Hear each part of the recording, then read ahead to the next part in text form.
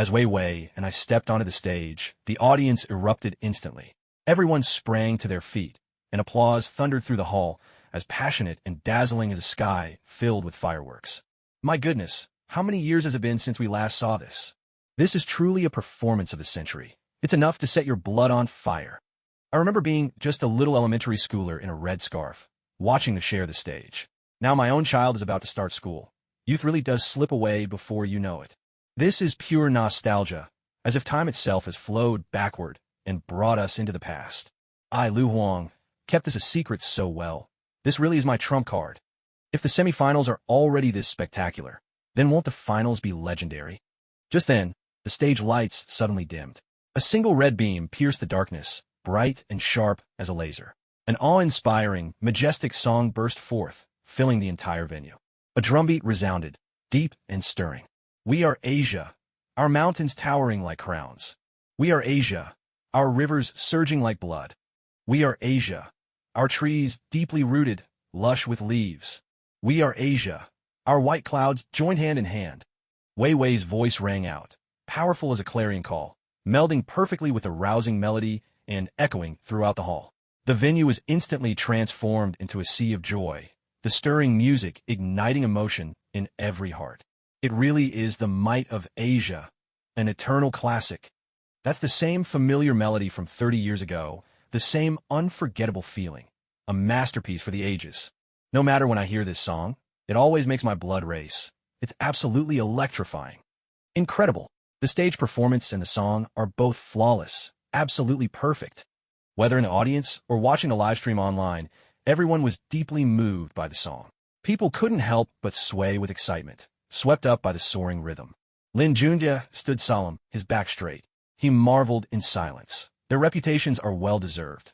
Wei Wei and I are both truly at the top of our game. This song goes straight to the soul. After years of hard work in the music industry, he had always been a leading figure. Yet now, he felt like a newcomer again, realizing how much more there was to learn. Han Hong, Han Lei, and Li Wen were all left wide-eyed in amazement, struggling to hide their shock. I've listened to this song countless times, and every time it feels as breathtaking as the first. Truly the sound of heaven. Han Lei exclaimed, "Liben nuda enthusiastically." Now this is what true artistry looks like. Compared to them, we're just here to warm up the crowd. She finished with a wry smile. Han Hong added, "Well, maybe not just the warm-up, but if I want to take on that young Qin Fei, I'll have to step onto the stage myself." The others nodded in agreement, acknowledging her words. In Qin Fei's dressing room, Reba and Yang Mi held each other's hands tightly, as if seeking comfort from one another. Though they weren't well-versed in music, the powerful impact of the earlier performance left them both struggling to regain their composure. "What are we going to do now? We're doomed," Reba said, her face clouded with worry. It's already come to this. What else can we do? I just feel like I'm out of the running," Yang Mi replied, her voice heavy with disappointment. Qin Fei gave a gentle laugh. "Don't be nervous, it's not that bad. As long as we make it into the top 2, we'll qualify for the finals. That's not so hard."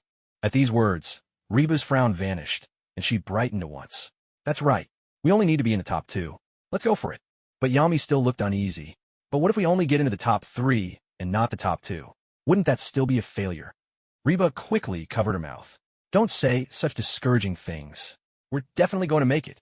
With renewed spirit, she raised her voice to rally the others. "We can do this. Let's go." "All right, I'm off to change. You two get ready as well. It's almost showtime," Qin Fei said with a smile, heading toward the dressing room. System detected host switching to traditional costume.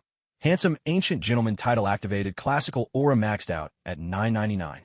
I changed into a pale blue round-collared robe, draped with a light, plain gauze overcoat.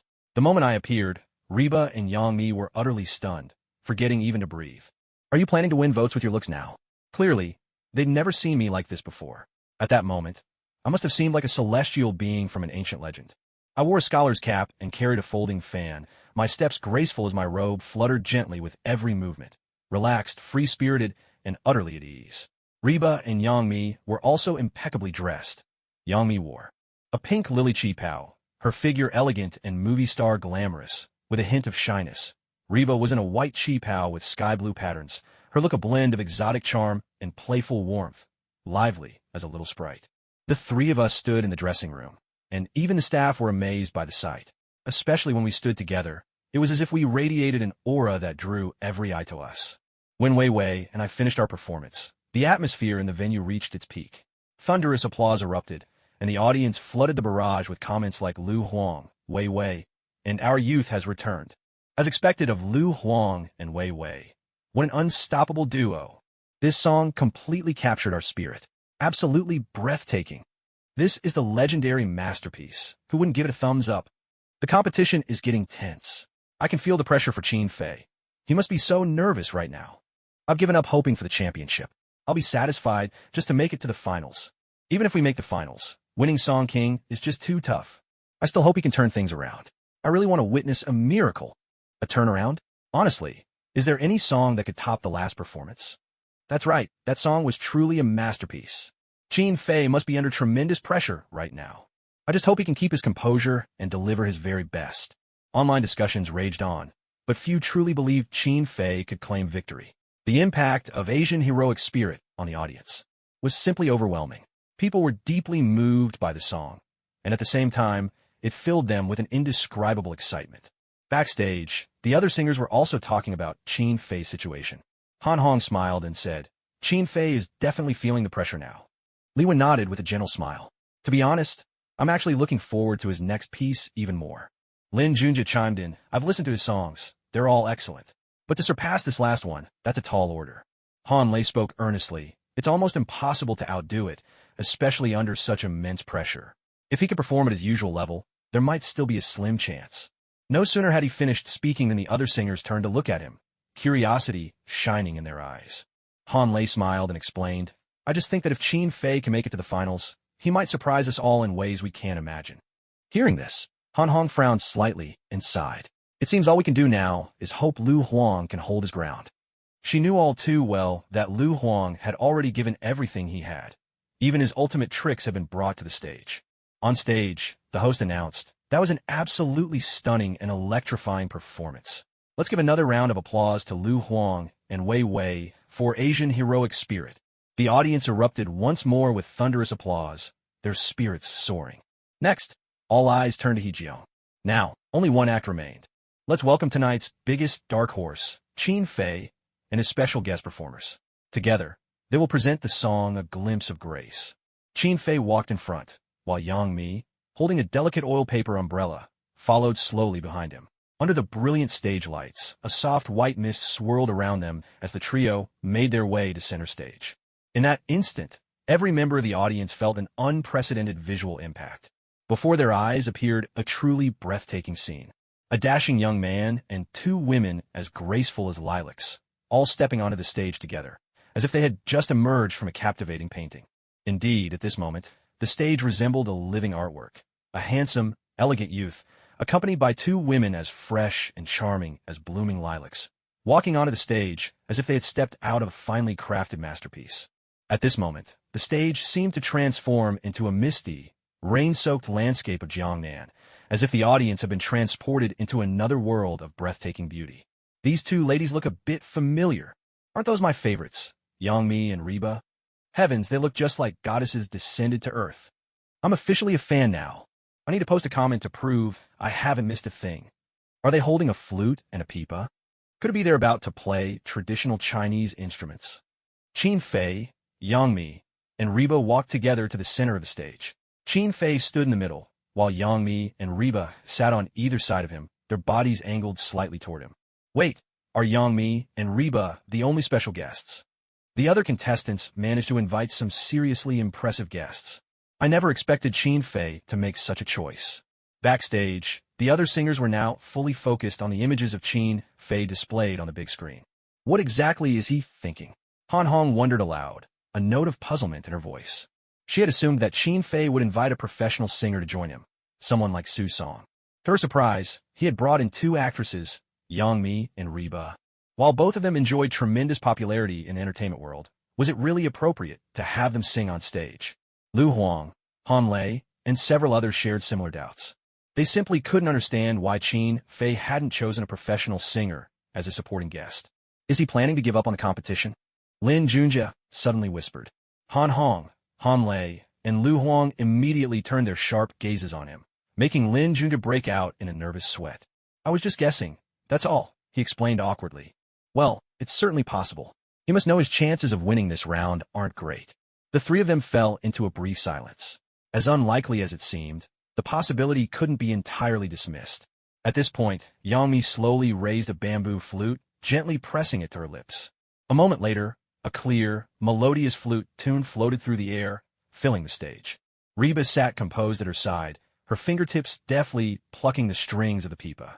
The music drifted like a gentle breeze across the water, or the soothing murmur of a mountain stream, its melody graceful and enchanting. This is heavenly. The music is exquisite. Reba's pipa playing is incredible. I had no idea Yangmi could play the flute. This combination is such a delightful surprise. A handsome young man paired with two elegant women. The scene is just stunning. One amazing opening, absolutely captivating. When will they start singing? Qin Fei, come on, let's hear you. Even though Reba and Yangmi delivered an impressive visual performance on stage, what the audience longed for most was still Qin Fei's voice. They were about to hear an original song, a glimpse of grace that no one had ever heard before. Suddenly, Qin Fei swept his hand across the guzheng before him, sending a burst of resonant notes shimmering through the air. If Qin Fei could make it to the finals, he still has a strong chance of claiming the crown as King of Singers. At this moment, both Han Hong and Han Lei's expressions grew serious. I didn't expect him to bring in another new song. Han Hong sighed, her tone tinged with a hint of resignation. We've already given it our all. From here on, we can only leave it to fate, Han Hong continued. Han Lei and Lu Huang nodded gently in agreement. Since the show began, Qin Fei, the so-called dark horse, has been growing at a staggering pace. Now that the competition has reached the King of Singers stage, even with Han Hong, Lu Huang, and Han Lei, three of the industry's top talents, joining forces to stop him, and even inviting heavyweight guest performers to lend a hand, none of it seems enough to halt Qin Fei's meteoric rise. A Glimpse of Grace is such a beautiful song. The lyrics are profound, and the melody is so moving. A paper fan hides clues, mysteries woven in verse. That line paints such a vivid picture. This is practically the perfect song for confession. The melody is just gorgeous. Would you really use this song to confess your love? If it works, let me know. I'd love to try it too. What moves me most is still Qin Fei's music, especially with the brilliant chemistry from the two guest artists. Honestly, I used to think Qin Fei was just too bold, but now I realize I underestimated him.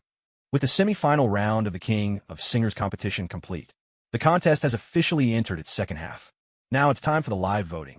After 4 rounds of performances, each audience judge has 2 ballots in hand.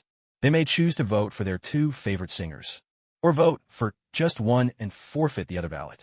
Each singer can receive only 1 vote per round from each audience member. The production team is committed to openness, fairness, and impartiality. Cameras are trained directly on the voting area, showcasing the transparency of the I Am a Singer stage from start to finish. He Jiong and Wang Han walked onto the stage together. To be honest, I'm feeling incredibly excited right now. Wang Han nodded in agreement beside him. That's right. I never imagined we'd be the ones to announce the results at such a critical moment. It's truly an honor. He Jiong smiled and said, Actually, there's no need for us to rush. Why don't we go grab a late-night snack first? After all, there's no way that throne will end up being ours. A wave of laughter rippled through the audience. He Jiong deliberately lightened the tense atmosphere with his joke. Backstage, all the singers waited quietly in their respective dressing rooms for the final results to be announced. Although everyone appeared relaxed, each singer was doing their best to maintain a smile. Are you nervous? Yangmi instinctively reached out and held Reba's hand, asking softly. Don't be nervous. It'll all be over soon. On the surface, she was comforting Reba. In truth, the most anxious person was her. Yangmi, try to relax. We have to believe in ourselves, and we must believe in Qin Fei too. Reba forced out a smile, though it looked more like she was about to cry. You're right, absolutely right. Still, Yangmi simply couldn't calm down. As for Qin Fei, a wave of unease was quietly rising in his own heart. The closer the moment of truth drew, the more he reminded himself to stay calm, not to let the nerves get the better of him. But the harder he tried, the more impossible it became to truly relax. Meanwhile, He Jiong and Wang Han deliberately slowed down the pace of their announcement. They began by revealing the votes for Han Lei and Li Wan. Mr. Han Lei received 432 votes in the semifinals. Congratulations to Mr. Han Lei. That wasn't a low score by any means. In any other competition without Qin Fei, this result would have easily secured the top prize. But today was the King of Singers contest. If Han Lei's score was enough to make it to the finals, they wouldn't have announced his ranking this early. 432 votes, and he's still out of the finals? I didn't expect such a high number. It's really the song choice and Lee Win's outstanding performance that gave Han Lei a significant boost. So, does that mean Mr. Han Lei is advancing? No way. Everyone knows that only Qin Fei and Lu Huang can make it to the grand finale. Sure enough, Han Hong ended up with 422 votes, placing fourth. Yet Han Hong's score was quickly forgotten, because next up were the results for Qin Fei and Lu Huang. Now, it was already certain that both Qin Fei and Lu Huang would advance to the finals. But the audience was still eager to know exactly how they fared in the semifinals. Mr. Lu Huang. Wang Han suddenly spoke up. Mr. Lu Huang received 490 votes in the semifinals. Congratulations to Mr. Lu Huang on taking first place. The whole place fell instantly silent. Back in the singers' lounge, Reba and Yang Mi, who had been ready to celebrate just a moment ago, suddenly felt all their energy drain away. So we're second? How could we be second? Yang Mi couldn't accept the result. She had always believed Qin Fei had what it took to take the top spot. They haven't announced my score yet. Why are you so sure about this? Qin Fei couldn't help but chuckle. It was obvious. None of the other singers could match him, but this was already the second time he'd lost to Lu Huang. If the same happened in the finals, Reba bit her lip in anxiety, her mind full of worry. Qin Fei only smiled gently, as if the result didn't trouble him in the least. There's no need to get hung up on rankings. Besides, even second place gets to compete in the King of Singers finale. Qin Fei looked completely at ease, as if he hadn't taken the semi-final result to heart at all. But his nonchalance only made Yang Mi and Reba even more anxious. At that very moment, on stage, He Jiong excitedly announced Qin Fei's vote count. Qin Fei received 490 points in the semifinals as well, tying with Lu Huang for first place. Yang Mi and Reba's eyes widened instantly, barely able to believe what they were hearing. Had they really heard it right? Qin Fei and Lu Huang tied for first place in the semifinals, both advancing smoothly to the final round. This result immediately sparked a lively discussion online. How could this happen? They actually ended in a tie. First place again, this is the second time already. Teacher Lu Huang truly lives up to his reputation. With the way things are going, it'll be incredibly tough for Qin Fei to win the Song King title. Tough is an understatement. I think he barely stands a chance. That's not entirely fair. After all, Lu Huang did have an edge in the semifinals. To be honest, when it comes to singing, Qin Fei is every bit as good as Lu Huang. The real key is the choice of guest performers. True, Asian Heroic Spirit is a song everyone knows well, and it's incredibly stirring. If Qin Fei's A Glimpse of the Phoenix had been scheduled for the 5th episode, maybe he wouldn't be stuck in second place. But actually, performing it now might be even better. At least this way, Qin Fei managed to save some face. Even if he's tied for first, he still isn't the Song King yet. Indeed, Qin Fei also secured first place in the semifinals and sailed into the finals. But from this point on, he would have to compete head-to-head with Lu Huang for the coveted Song King crown. For both of them, this would be no easy fight. As soon as the competition ended, Lu Huang returned to his dressing room alone, dismissed all the staff, and didn't discuss any strategies with the other singers. From time to time, only faint strains of music could be heard drifting out from his room. Han Hong heaved a sigh and offered a wry smile. I never thought that, after all our efforts to block him, he still made it into the Song King competition. There's nothing we could do. Qin Fei's A Glimpse of the Phoenix was simply too outstanding. We really couldn't match it, Han Lei added with a smile. As a veteran artist, his composure remained as impressive as ever. Han Hong turned to Han Lei. You really don't feel any regret at all? How could I not? Han Lei replied, a hint of reluctance lingering in his tone. After all these years, to lose to a youngster. But he quickly broke into a smile again. Still, doesn't that make things even more interesting? Seeing this, Han Hong couldn't help but laugh along. That's true. Newcomers will always challenge their seniors. But whether Qin Fei can truly become Song King still depends on whether teacher Lu Huang concedes. Looks like Qin Fei's challenge in the final won't be an easy one, Han Hong said with a smile. Han Lei nodded in agreement.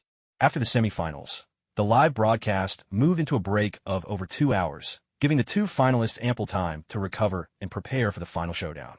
It wasn't until exactly 2 o'clock in the afternoon that the final round of the Singing King competition went live. I wonder how well Qin Fei is prepared right now. Judging by Mr. Lu Huang's demeanor, he's absolutely confident in his victory. Qin Fei is definitely going to be crowned the ultimate Singing King. Mr. Lu Huang is the most deserving candidate for Singing King. Mr. Lu Huang has already held the title. This time, he's defending it, while Qin Fei is the challenger. The final victory will surely belong to our brother Qin Fei. No way. Qin Fei's ability is certainly no match for Mr. Lu Huang's. As the live broadcast carried on, discussions online grew livelier by the minute. Gradually, the opinions of netizens split into three camps. Some staunchly supported Lu Huang, convinced that he would take home the Singing King title in the end. Others backed Qin Fei, believing he could rise to the occasion and defeat Lu Huang to win the honor. And there were those who remained neutral, simply enjoying the music or the lively spectacle of the competition. It's so thrilling. On stage, He Jiong and Wang Han were guiding the flow of the program. In just about half an hour, we'll witness the crowning of the Singing King for the third season of I Am a Singer on this dazzling stage. This season's competition is incredibly fierce, whether it's Mr. Lu Huang or Qin Fei. Both are under immense pressure right now. That's right. Why don't we check in backstage to see how our two singers are preparing? A staff member rolled out a display screen. The scene shifted to a split view. On the left, we saw Lu Huang's dressing room. He was making his final preparations, eyes fixed on the ceiling, not paying attention to anyone else in the room. Quietly, he lay on the sofa, lost in thought. On the right, the camera showed Qin Fei's dressing room. But Qin Fei was nowhere to be seen. Only Yang Mi and Rebo were there, their faces marked by a puzzled expression. Mr. Lu Huang is here, but where did Qin Fei go? He Jiong tried to lighten the slightly awkward air. Hearing the voices, Lu Huang, who had been deep in thought, finally snapped back to reality. He looked around the room with a trace of impatience. He had already told everyone not to disturb him before the competition began. It was only now that he noticed the monitor in front of him had switched to the main stage feed. On the screen, He Jiong and Wang Han were waving at him. Meanwhile, the right side still showed the empty seat in Qin Fei's dressing room. "Hello, Mr. Lu Huang." Reba and Yang Mi greeted him warmly. "Hello to you both." Though a bit embarrassed, Lu Huang replied politely. "So where did Qin Fei go?" Wang Han asked, a hint of confusion in his voice. "Ahem, he wanted to change his clothes. He probably won't make it for this interview," Yang Mi explained helpfully. He Jiong and Wang Han exchanged glances, looking a little resigned. Why choose this moment to change outfits? Yet, at that very instant, those watching the live stream or sitting in the audience had thoughts of their own. Qin Fei is going to change costumes again. Every time Qin Fei steps onto the stage in Hanfu, he never fails to astonish the crowd. Now, we've reached the final round of the Singer King competition.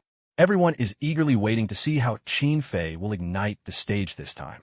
The last battle of the Singer King competition officially begins. Lu Huang chooses to go on stage first. In truth, at this point, the order of appearance no longer matters. In this final showdown, whoever goes first or last won't change the outcome. Lu Huang appears in a black suit, accented with a red scarf, and steps onto the stage. The moment he appears before the audience in this look, the crowd erupts into thunderous cheers. Wait, isn't this the outfit from back in the day? No way. Is he really going to sing that song? Oh my, I haven't heard him sing this live in ages. Are you serious?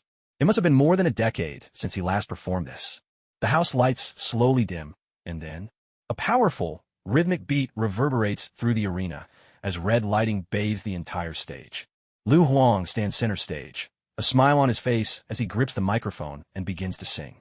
The great river flows eastward, and the stars in the sky follow the northern dipper. Awe, amazement, and delight ripple through the audience. The crowd joins in, singing along. Hey, hey, follow the northern dipper. This song is as familiar as an old friend to everyone here. Compared to Asian heroic spirit, at this moment, this song strikes an even deeper chord with the audience. It really is the song of the hero. I thought Mr. Lu Huang would sing You and Me. Who could have guessed it would be the song of the hero? And he's even recreated his classic look. Haha, just like the old days. Honestly, with this song as his opener, does Qin Fei even stand a chance? No way. If Qin Fei wins, I'll stream myself eating a pound of dung. You said it. I'm holding you to that promise. So what if it's just the song of the hero? Qin Fei will definitely bring something even better. That's right. Qin Fei hasn't even taken the stage yet. How can you say he's not as good as Lu Huang? With just the song of the hero, Lu Huang won the top 10 golden songs of the New Era International Award. This song is also hugely popular overseas, you know? Among Chinese people worldwide, whether they're 80 or 3, almost everyone knows this song. Anyone who speaks Chinese can probably hum a few bars of it. That's only because that song was released earlier. That's all. That's right. Everyone knows Qin Fei songs just as well. There's no doubt Qin Fei can do it. Come on, Qin Fei. You all are being a bit blindly confident, aren't you? By now, most of the online audience had started to side with Lu Huang. In this world, Although Water Margin had never been adapted into a TV drama, someone had still composed a song inspired by it. Over a decade ago, during the Spring Festival Gala, it was this very song that catapulted Lu Huang to fame, making it unforgettable for Chinese people around the world. When injustice appears, I shout out loud. When the time calls for action, I step forward without hesitation. With a fearless heart, I sweep across the land. Chorus echoes with a resounding, energetic rhythm. Li Wen smiled as she spoke. Mr. Lu Huang's live performance is as powerful as ever. Han Lei joined in, grinning. Everyone calls me the voice of kings, but I think Mr. Lu Huang is the real king. His presence on stage is simply unshakable. I actually thought he'd choose you and me, but in the end, he still went with this song. Li Wen laughed in response. Han Hong shook her head. Honestly, this song fits the stage even better. After all, so many of us grew up listening to it. Everyone present nodded in agreement. Judging by the audience's reaction, the performance of Song of the Hero was nothing short of electrifying. When you see injustice, raise your voice with courage. In an instant, the entire crowd joined Lu Huang in a thunderous chorus. When it counts, act without hesitation. No matter how tough the road, blaze your own trail across the land. The chorus rang out, vibrant and full of spirit. Inside Qin Fei's dressing room, both Reba and Yang Mi had sweaty palms from the tension. Seeing the overwhelming response from the audience, they were swept up in the emotion of the song. Almost everyone in the venue could sing along in perfect unison. What are we going to do now? At that moment, Yang Mi felt her mind go completely blank. It's the critical moment, and yet things have turned out like this? She even started to feel a flicker of despair. What Lu Huang brought to the stage was more than just pressure. It felt like an unstoppable force. Both Yang Mi and Reba felt utterly powerless and bewildered. They couldn't help but wonder, what kind of performance would Qin Fei need to deliver to surpass Lu Huang and claim the title of King of Singers? Host detected wearing traditional costume.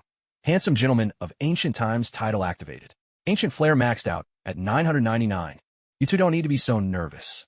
Just then, a voice laced with humor came from outside the door. Reba and Yang Mi both looked toward the entrance, and for a moment, they were stunned. There stood Qin Fei, dressed in pure white, appearing before them like a vision. Qin Fei's outfit radiated an extraordinary aura, with golden threads shimmering brilliantly under the lights. The distinct scale patterns on his clothes gave his entire look a sense of lively elegance. He appeared ethereal and exceptional, as if he carried an air of the divine wherever he went. Especially striking was the white jade coronet upon his head, transforming him so completely it seemed he had become someone else entirely. It was as though he had ascended to the heavens, achieved immortality, and then returned to the mortal world. Qin Fei Yu. Reba was so astonished she couldn't find words, unable to think of any expression that did justice to Qin Fei at this moment. It felt as if no words of praise in the world could truly capture his presence. Are you really Qin Fei? Of course. Who else could I be? Qin Fei replied with a bright smile. You look just like a celestial being come down to earth. Yang Mi smiled as well, but just a glance at Qin Fei set her heart racing. A flush crept across her cheeks, and she couldn't help but avert her gaze. All right, I'm off to compete now. Just wait for me to bring back the Singer King trophy. Qin Fei spoke with confident ease. His self-assurance left Reba and Yang Mi momentarily speechless. They watched him go, eyes filled with anticipation and a hint of worry. I can't believe it. I actually joined in singing with teacher Lu Huang just now. This song is just so infectious. To be honest, after hearing teacher Lu Huang perform, I'm even more worried for Qin Fei. Is there really any doubt left about who will be crowned Singer King? With a performance like Lu Huang's, can there be any suspense? But still, nothing's certain. Qin Fei hasn't sung yet, after all. If it were me, I wouldn't dare take the stage after Lu Huang's performance. That's why you're not on the show, but Qin Fei is.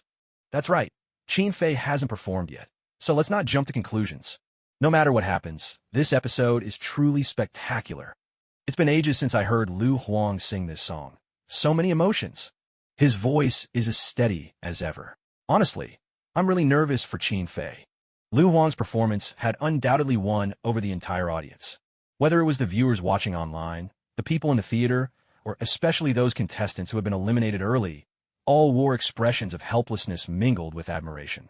A heartfelt thank you to teacher Lu Huang for bringing us the Song of the Hero. Your performance was absolutely magnificent, a masterful display rarely seen on the IM Singer stage. Host He Jiong could barely contain his excitement. and the audience could feel his enthusiasm. Now, let's welcome the final contestant of the third season of I Am a Singer, this season's greatest dark horse, Chin Fei. A thunderous wave of applause erupted from the audience. Across the livestream, the name Chin Fei filled every inch of the screen. Bathed in dazzling lights and framed by the spectacular stage set, Chin Fei stepped slowly out from backstage. He wore ornate attire, exuding the refined air of a nobleman, a young aristocrat come to life. A gentle haze of mist swirled around him, lending his entrance an otherworldly quality, as if he were an immortal untouched by earthly cares. In that moment, he left everyone utterly breathless with astonishment. Among the audience, a bespectacled girl stared in shock, her mouth agape. The intensity of the moment rendered her speechless. "He's so handsome." Another girl leaped to her feet, gazing at Chin Fei, her eyes brimming with tears she couldn't hold back. Beneath the glow of his exquisite costume, Chin Fei seemed to transcend the ordinary, taking on the aura of a celestial being removed from the mortal world. Cheers and screams erupted in waves, the entire studio bursting into a frenzy. "Chin Fei is unbelievably handsome. Oh my God, he's so stunning I can't help but cry." I heard rumors online that 3 audience members fainted from excitement and had to be sent to the hospital. Someone was caught watching the live stream at work by their boss and immediately quit their job on the spot. There's even a story about a negotiator in the middle of a crisis who got so obsessed with the I Am a Singer live show that he pulled the person he was counseling over to watch with him. And a bride refused to start her wedding ceremony until she'd finished watching the live broadcast of the singer, threatening to call off the marriage otherwise. What's gone into everyone? Where are all these stories coming from? Surely they're not all made up?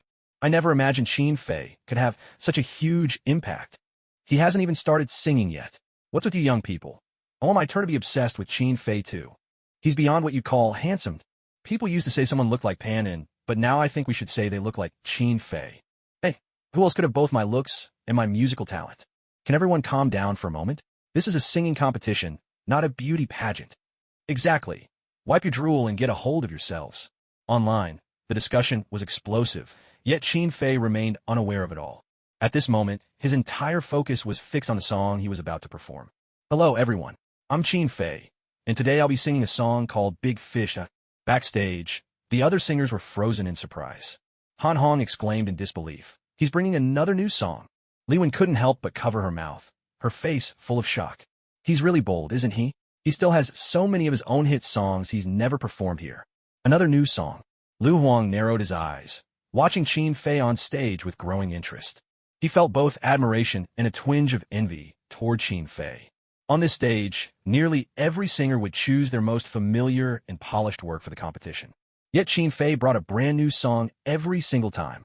And now, the contest had entered the final showdown for the King of Singers. As the music began, a deep and rich melody slowly unfurled. Chin Fei gently picked up the microphone. The silent waves quietly drowned the night, flowing over the farthest corner of the sky. The audience remained puzzled, for this song style was novel and unique, completely unlike anything Chin Fei had performed before. A great fish swims through the seams of dreams, gazing at your sleeping silhouette. His voice was ethereal and pure, stirring the souls of those who listened. Backstage, the other singers immediately turned their full attention to his performance. Just as everyone expected the melody to keep soaring, it suddenly dipped into a somber depth. The great fish's wings are far too vast. I release the tether of time. Afraid you'll fly too far, afraid you'll leave me. But most afraid you'll stay here forever. His powerful, emotional voice reverberated through the studio. Every member of the audience unconsciously sat up straight, feeling as if their eardrums were deeply shaken, not with pain, but with an exquisite sense of enjoyment. How wonderful! A girl in the crowd pressed her hands to her chest, tears silently streaming down her face. Beside her, a boy couldn't help but stand up. That voice, it's simply beautiful. More and more people found themselves rising to their feet, their faces not marked by shock or surprise, but by pure, heartfelt emotion, a sensation that reached the deepest part of their souls. For those singers with a deeper grasp of musical theory, this was not just moving, but astonishing. This song is incredibly difficult, not just to sing, but even to conceive. Lin Junja couldn't help but draw several deep breaths, struggling to calm his racing heart. He had only been here for a few hours, but the show had already delivered blow after blow of inspiration. Opening with low notes is definitely solid. I could do that too, but never with such flawless execution. Han Hong frowned. Though she was reluctant to admit it, she couldn't help but feel a surge of respect for Qin Fei's talent in this moment. To write such lyrics, to compose such a melody, Qin Fei truly astounds me. Lu Huang sighed in admiration, feeling a bit exhausted as he leaned back on the sofa and closed his eyes. Yet all his attention remained fixed on Qin Fei's voice. Every tear flows toward you, returning to the sea beneath the sky. The silent waves quietly drown the night, flowing over the farthest corner of the sky. Suddenly, a hauntingly ethereal chant rang out. In a flash, the entire audience erupted, and the online world exploded right along with them. Oh my God, this song is melting my ears. This kind of singing is simply breathtaking. I'm completely won over by Qin Fei. This is what a true king of song should be. No, actually, he's like a god of music descended to earth. This song is so beautiful, both in its mood and melody. It surpasses everything. But above all, it's Qin Fei's performance that's at the heart of it all. That's right. Does it feel like Qin Fei's voice has been kissed by angels? Kissed by angels? He doesn't need that. He is the god himself, the god of music walking among us. If Qin Fei isn't crowned king of song, I'll livestream myself eating a keyboard. Then you might as well stream with the guy who said he'd eat poop if Qin Fei wins king of song. This voice is just too sweet. Nothing else compares. To be honest, it doesn't matter what Qin Fei sings. As long as it's his voice, it's always perfect. Heavens, I'm so jealous of those at the live show, getting to hear music like this in person. The atmosphere in the venue was electric. When Qin Fei finished singing, everyone rose to their feet in thunderous applause. All the staff members turned their eyes, in perfect unison, to Qin Fei as he prepared to leave the stage. Backstage in the dressing room, Reba and Yang Mi clung to each other's hands, eyes brimming with tears. This Qin Fei, he never told us he had a song like this up his sleeve. Reba, who had been anxious before, finally let out a sigh of relief. Yang Mi felt the same. Once her nerves eased, her legs suddenly gave way, and she collapsed onto the sofa in excitement. Li Wen's mouth fell open in shock, her eyes wide as she stared at the beaming Qin Fei on the screen, unable to believe what she was seeing. In that moment, she couldn't utter a single word. Her mind was blank, as if everything that had just happened was nothing but a dream. Was that really Qin Fei singing just now? Han Hong's voice trembled as she spoke. She gave a gentle nudge to Lin Junjie, who was still in a daze. With just that touch, Lin Junjie seemed to lose all strength and plop down onto the floor. The pain jolted him back to his senses. Sis Hong, what did you say just now? I said it really was Qin Fei who just sang. That amazing voice came straight from his own throat. Han Hong raised her voice this time, nearly singing out her words as if she was still on stage. A genius. No, a prodigy. He's like a treasure chest, full of untold riches. Han Lei was so moved he couldn't hide his excitement. His hand trembled as he pointed at Qin Fei. He must have even more hidden potential we haven't discovered yet. How is his singing so flawless? Han Lei was almost beside himself with emotion. Yet, the other singers didn't seem all that surprised. If their own singing could move people and let them feel the emotional changes in a song, then Qin Fei's voice went straight to the soul, stirring the deepest emotions and leaving the audience utterly shaken. Anyone who has listened to this song seems to have felt the emotional impact brought by Qin Fei, especially that final, soaring high note, bright and resonant. Han Hong, do you think you could hit that last high note? Lu Huang looked at Han Hong, and everyone else turned to her as well. I've reached my limit already. I might just manage to reach that note, but there's no way I could do it with the same flawlessness he did. Han Hong gave a helpless smile and let out a sigh. There are few who can match her when it comes to tackling the high notes. Yet today, she found herself bested by a young newcomer. The final results aren't out yet. Anything is still possible. Wei Wei smiled as she spoke, glancing at Lu Huang. This young man is truly outstanding. It will be a real shame if he isn't properly nurtured. If the chance comes, bring him onto the national team. That's not my call to make. Lu Huang replied with a laugh.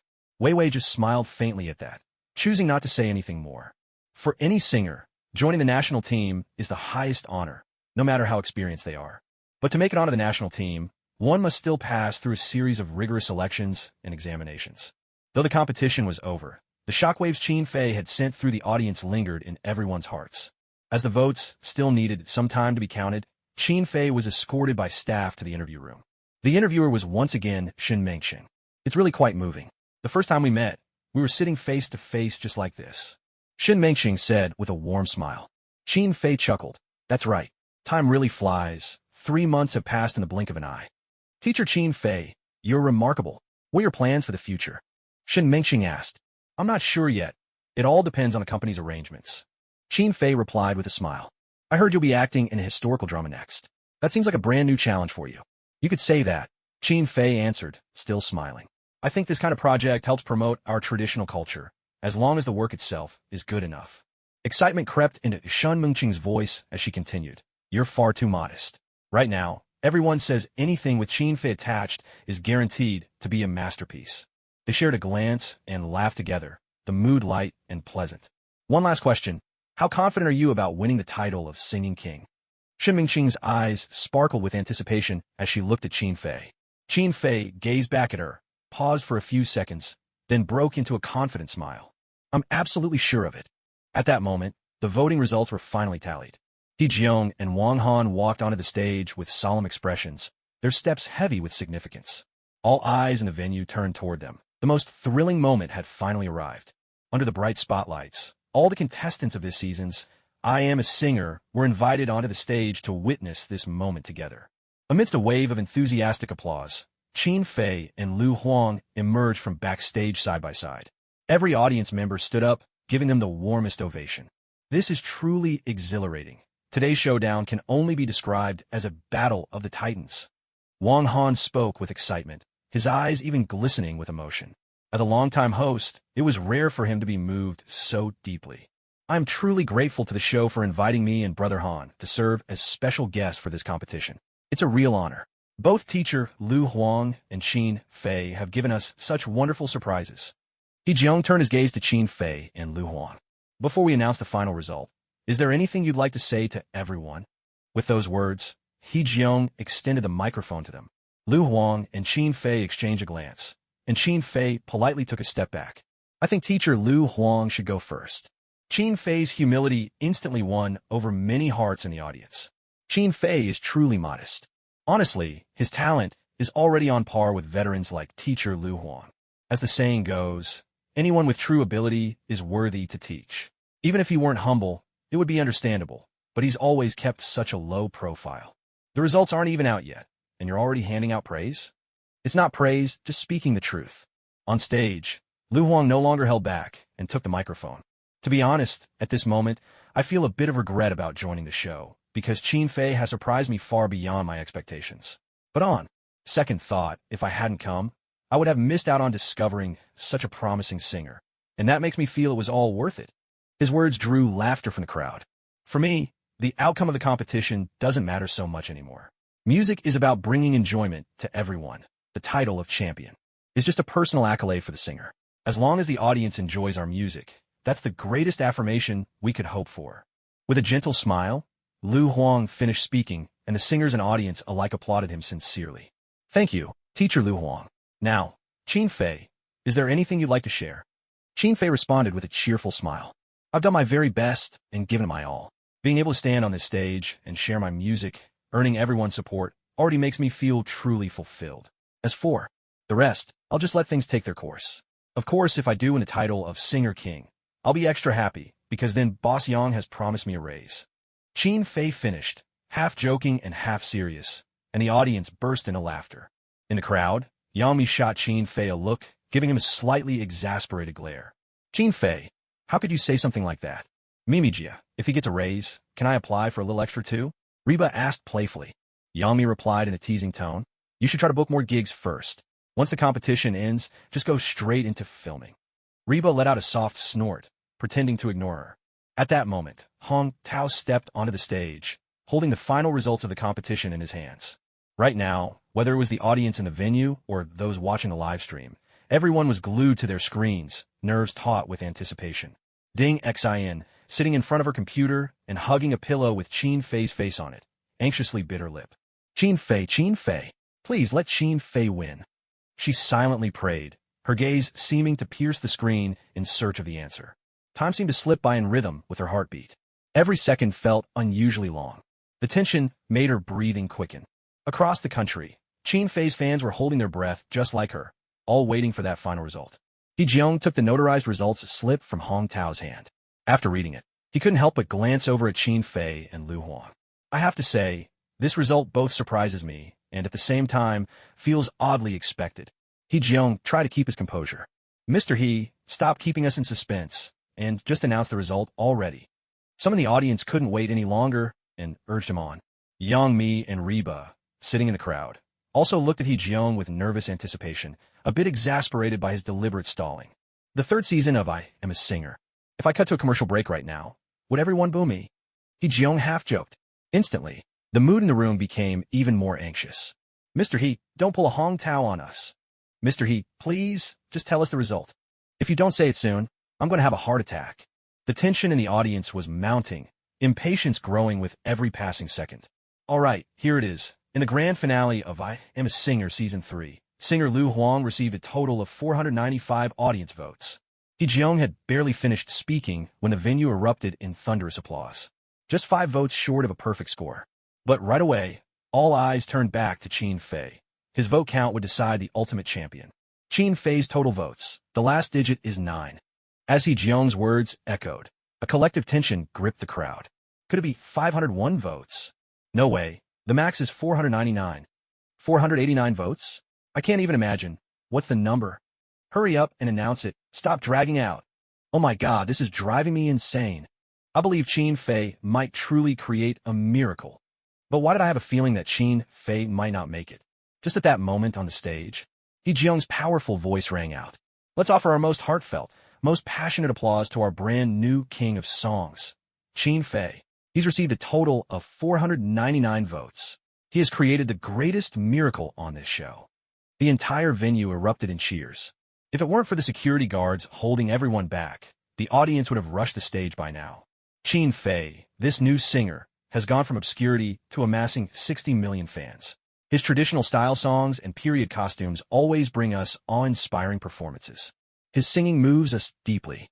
Throughout this journey, he has shouldered immense pressure, emerging as the strongest dark horse. Let's congratulate him together. Let's give it up for Chin Fei. Hee-jeong and Wang Han were brimming with excitement.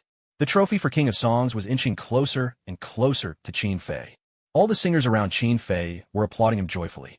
In this moment, he was like the moon surrounded by a sky full of stars. All the light was focused on him. Suddenly, a loud shout erupted from the audience. Then came a second and a third. Chin Fei got a song. Chin Fei got a song. The entire crowd couldn't help but burst into a frenzy of celebration. Meanwhile, in a live stream chat, everyone was flooding the screen with messages at the same time. This moment of glory, this dazzling spotlight, belonged to only one person. And that was Chin Fei. Hold me, I'm about to faint. Young-mi felt the world spinning before her eyes. It's just me, he did it. Chin Fei is really the king of songs. Reba jumped up in excitement, threw her arms around Young-mi, and tears of joy streamed down her face. With the trophy in hand, Chin Fei wore a gentle smile. Beside him, Lu Huang approached with a grin, and Chin Fei thought he was about to say something polite. To his surprise, Lu Huang pulled him into a bear hug. Congratulations, young man. You've made a miracle happen. That's right. This outcome is well-deserved after all your years of hard work. Congratulations. Han Han also walked over.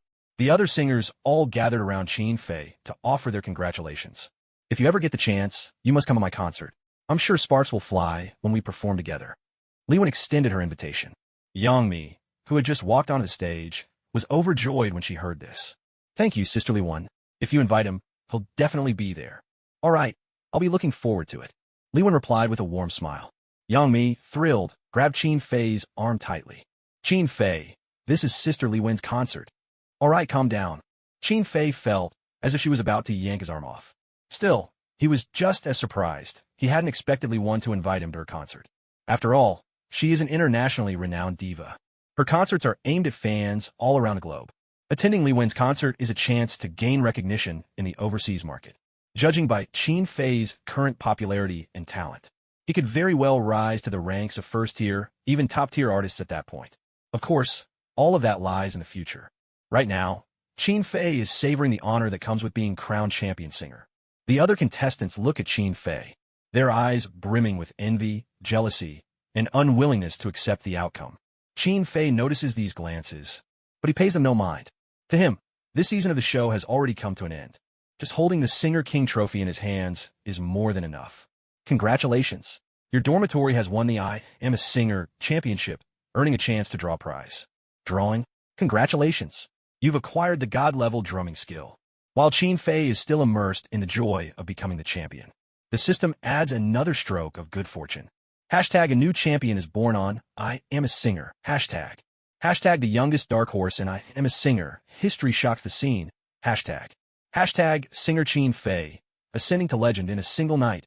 Hashtag I am a singer hits all-time peak viewership, surpassing 100 million. Hashtag big fish breaks 50 million plays within an hour. Hashtag Qin Fei really became the champion. I'm so moved. The moment I saw Qin Fei holding the trophy, I burst into tears. He is as elegant as jade, truly peerless among men. This is Qin Fei, our god of traditional music. My eyes are welling up. Today, we've all been touched by Qin Fei. Hey, those who said they'd eat a pound of crap if Qin Fei won, where are you now? Come out. I knew it. I just knew Qin Fei would take the crown. Oh, come on now. When Mr. Liu Huang sang Song of a Hero, didn't you all say there was no way Qin Fei would win? Enough with the arguing. Let's just bask in this moment of glory that belongs to us Qin fans. What's going on? Seriously, Qin Fei's fans are this extravagant. Wow, Starshine Entertainment is celebrating Qin Fei's victory by giving away gift packs worth 10,000 yuan. My goodness, is the whole internet about to explode? Let's go wild. Let's go wild for Qin Fei. We've waited for this moment for so long. The song Qin Fei performed in the finals was absolutely stunning. I found myself completely drawn in before I realized it. That final high note truly shattered all my preconceptions about music. It was a sound of unimaginable beauty. Honestly, I don't think even Vitas could reach that level. Maybe it's a controversial opinion, but that's what I genuinely believe. For several days in a row, the heated discussions sparked by the Singer King competition on I Am a Singer continued to sweep across the internet. Most threads on online forums, Baidu Tieba, and Weibo were abuzz with talk about Qin Fei winning the title of Singer King. Of all the people rejoicing, Yang Mi was undoubtedly the happiest. As both the owner of Jiaxing Entertainment and Qin Fei's manager, she decided to celebrate this momentous occasion. Yang Mi made a decision. The company would organize a team-building trip. All employees would travel to Sanya together and enjoy a grand seafood feast. Boss Yang is really generous. So impressive. Thank you, Boss Yang. But honestly, we should really be thanking Qin Fei. That's right. If he hadn't won the Singer King title, we wouldn't be enjoying these incredible perks. Everyone chimed in, agreeing they should properly thank Qin Fei for his achievement. Later, at a company dinner, Qin Fei, who never touched alcohol, ended up drinking a few glasses and promptly passed out. The next morning, when he woke up in a hotel room, he realized he was wearing only his underwear. It didn't seem like his own room. The air was filled with an enticing fragrance, the kind carried by the morning breeze mingled with a subtle, intoxicating scent of perfume. Qin Fei couldn't help but grow anxious, swallowing nervously. Just then, a faint sound came from the bathroom. He immediately turned his gaze in that direction and saw Yang Mi, wrapped in a bathrobe and toweling her damp hair, step into view. Her eyes shimmered like rippling water, her skin glowed with a dewy radiance, and as a delicate fragrance drifted over, her long, graceful legs, barely concealed, were dazzling to behold. Qin Fei felt his heart skip a beat. To be greeted by such a scene, a beautiful woman emerging from the bath, first thing in the morning was simply overwhelming for him. You're awake, Yang Mi said, smiling at him. Qin Fei couldn't help but shiver. Suddenly, his mind cleared, and looking at Yang Mi's enchanting smile, he cautiously asked, So, Mijia, we didn't do anything we shouldn't have last night, did we? Yang Mi slowly approached, her eyes full of playful allure. She parted her lips, her voice gentle and tender as she spoke. What do you think could have happened? Wouldn't it be something beautiful rather than something bad? Qin Fei had always thought he possessed strong self-control, but at this moment, he felt completely out of his depth. Just as he was drowning in embarrassment, Yang Mi suddenly burst out laughing. I'm just teasing you. I stayed in the room next door last night. I only came over to take a shower and left my luggage here. That's all. Hearing this, Qin Fei let out a long sigh of relief. Then, another thought flashed through his mind. Then, where are my clothes? Yang Mi gave him a mysterious smile. Take a guess. It had already been half a month since Qin Fei and Yang Mi returned to Beijing from Sanya. The buzz around the King of Singers competition was slowly fading online, yet discussions about Qin Fei and traditional Chinese style were causing a new wave of excitement on the internet. I just bought a gorgeous chi chest Ruchuan online. I can't wait to try it on. There are so many people wearing hanfu on the streets these days. I even convinced my boyfriend to get a set. Hanfu really looks ethereal, so much prettier than sailor uniforms. I bought a set for my boyfriend too, but somehow, it just doesn't have that special Qin Fei flair. You've got to be kidding. Wanted to look like Qin Fei in Hanfu? Impossible. Exactly. He's a superstar in the music world, after all.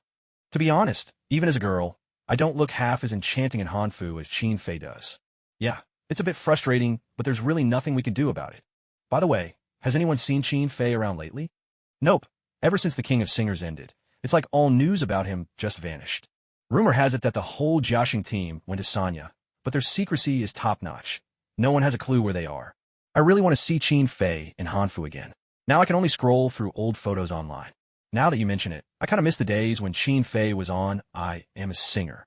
Yeah, at least back then we had something to look forward to. Now it feels like he's completely disappeared. What's y'all me thinking? Why isn't she giving Qin Fei more work while he's still trending? Fans flocked to the Jiaxing Entertainment and Qin Fei's social media pages, leaving comments and complaints about the lack of recent activities involving Qin Fei. There was barely any news about him online. In truth, Yami was just as helpless. She had planned to find some events for Qin Fei to attend, and there was no shortage of offers for endorsements and variety show appearances. But Qin Fei himself showed no interest in any of it. These events and variety shows are all low-tier and pointless. He dismissed them with a look of disdain. Taking part in these shows would only waste my momentum. It's not even worth considering. What could Yami say to that? All she could do was help Qin Fei turn down the invitations one by one. But you can't just keep doing nothing, she pressed. You're so popular right now. We should strike while the iron's hot. Maybe you could release a new single or something? Yami smiled as she asked Qin Fei. Qin Fei replied, a new song? I just don't feel inspired to write anything lately. Without a new task from the system, Qin Fei had lost the motivation to release new music. He couldn't help but reminisce about the days when competitions came with system rewards. Both Yangmi and Qin Fei found themselves at a bit of a loss. Yangmi's assistant hurried in. Mimi, Billy has sent us an invitation. They hope Qin Fei and Su Song can attend their Guofeng Gala. The assistant placed the invitation letter on Yangmi's desk. Guofeng Gala? Yangmi frowned slightly. How come I've never heard of this event before? Qin Fei raised an eyebrow. As far as he knew, in this world, Billy was mostly involved in anime and ACG culture, and had never ventured into the traditional Chinese-style scene. He hadn't expected them to hold something called a Guofeng Gala. Yangmi looked at Qin Fei with a smile. Would you like to meet their organizer?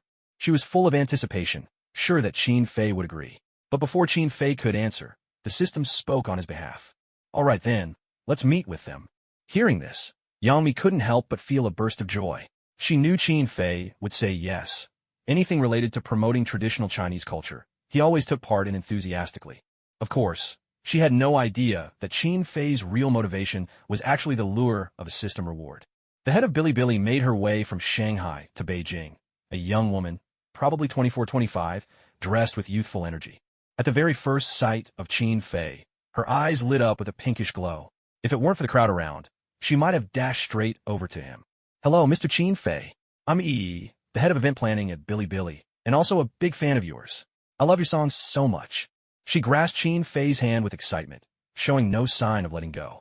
Standing just behind Qin Fei, Yangmi's smile turned to stone in an instant. She let out a soft, almost inaudible huff, and strode forward to grab Qin Fei's hand, try to pull him back by her side. Welcome to Jiaxing, everyone. Please, let's move to the lounge and get comfortable. Oh sure, thank you.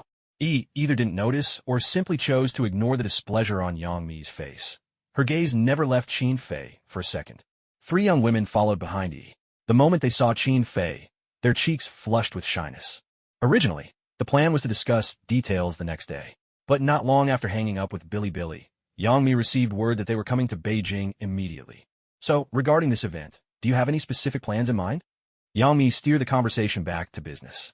But the organizer, seemed to pay no attention to Yangmi's question, instead turning directly to Qin Fei with a request. Brother Qin Fei, could you sign an autograph for us and take a photo together later? Qin Fei was momentarily speechless. He'd assumed the material was meant for him, but after hearing he realized that wasn't the case at all. Sure, no problem, but shouldn't we talk business first? Qin Fei could feel Yangmi's intense gaze burning into him. If he didn't get down to business soon, she might genuinely lose her patience. Spoke with great excitement. This year, because of you, a nationwide craze for traditional Chinese style has taken off. That's why we sincerely invite you to participate in the National Style Gala. As she spoke, she handed Qin Fei a folder. Qin Fei took it and glanced through the contents, noticing that most of it outlined the tentative arrangements for the event. If possible, could you sign it for me before you hand it back? Yi looked at Qin Fei with hopeful anticipation. At that moment, Yang Mi deliberately raised her voice. Qin Fei still has a full schedule ahead today. Shouldn't we try to keep things moving? Qin Fei quickly scrawled his signature on the document and returned it to Yi. Let's discuss the details of the event then. Yes, of course. Yi nodded obediently. She then got straight to the point, asking if Qin Fei would be willing to compose a new song for their event. The theme would be entirely up to him. She wanted to know what he thought. In addition, Yi revealed that the main goal of this year's event was to select a spokesperson for the national-style fashion brand Defenga. The annual endorsement fee reached an impressive 30 million. As long as Qin Fei could secure more than 60% support at the event, she was convinced he was the perfect fit. Of course, I'm sure your song will achieve that and more, she added with a smile, looking at Qin Fei. Qin Fei smiled back faintly. He was genuinely interested in this endorsement. After all, 30 million a year was no small sum. As for Yang Mi, she didn't need to say a word. She knew all about Defenga. The brand might be new, but it had formidable backing and a robust financial foundation. Rumor had it several major corporations had joined forces to launch it, sinking 200 million into the project from the very beginning. If Qin Fei could secure this endorsement, it would be nothing but beneficial for his future. Moreover, with an annual endorsement fee of 30 million, he'd be earning on par with top-tier celebrities. All right, I have no issues with composing the song. Qin Fei agreed readily. Seeing his straightforward acceptance, Yi squealed with delight. I knew you wouldn't let me down, Qin Fei. Her joyful outburst made Qin Fei a little embarrassed, and he awkwardly rubbed his nose. Also, regarding the outfit for the event, we hope you'll wear something created by our team. We've brought along our designers. They're all professionals from Defenga's in-house team. As she spoke, Yi gestured to her right. 3 little girls in Lolita dresses, eyes twinkling with laughter, waved at Qin Fei. You're not expecting me to wear something like that, are you? Yang Mi seemed to think of something and cracked a joke. Haha, I'm actually kind of looking forward to it, she laughed. Qin Fei could only smile wryly, rolling his eyes at her in mock exasperation. Of course not, he said. We'll take inspiration from her brother Qin Fei's Hanfu, then add some elements from anime culture. Once you put it on, you'll definitely dazzle everyone at the event. The 3 little girls immediately rushed over to show Qin Fei their designs. To be honest, Qin Fei was pleasantly surprised. Their designs blended subtle anime motifs into the classic structure of Hanfu, keeping its traditional charm while giving it a fresh, modern twist that spoke to fans of both styles. One outfit featured a striking black and white palette, another was done in soft ink wash white, and the last one showcased a gentle blue-green tone, all exuding a sense of elegance and freshness. All 3 outfits were truly outstanding. If you're happy with these, they said, we can start making them right away. Once they're finished, you can choose the one you want to wear for the event. And just like that, the clothing arrangements were settled. From there, details like activity schedules and logistics were left to Yang Mi and the event organizers to coordinate. Meanwhile, Qin Fei sat quietly in thought, carefully considering which songs would best suit the occasion. For such a large-scale event, the first priority was to select music that fit the theme perfectly. 2 hours later, the meeting finally came to an end. Reluctantly, the little girls gazed at Qin Fei, not wanting to part ways. Brother Qin Fei, I'll be waiting for you in Shanghai. Ahem, see you in Shanghai, Qin Fei replied, a little embarrassed, forcing a sheepish smile. What a sweet little girl, someone remarked. She really is, another agreed. Yang Mi gave a huff and turned away, leaving the room with a toss of her head. Qin Fei stood where he was, looking completely perplexed. What was that about? Why was Yang Mi so upset today? That night, Bilibili posted an announcement online.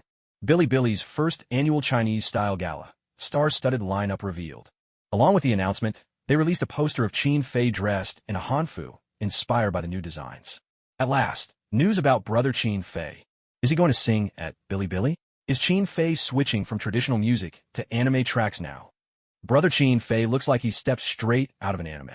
The event is all about Chinese style. Of course, he'll be singing traditional songs. If you don't understand, don't spread rumors. He looks amazing.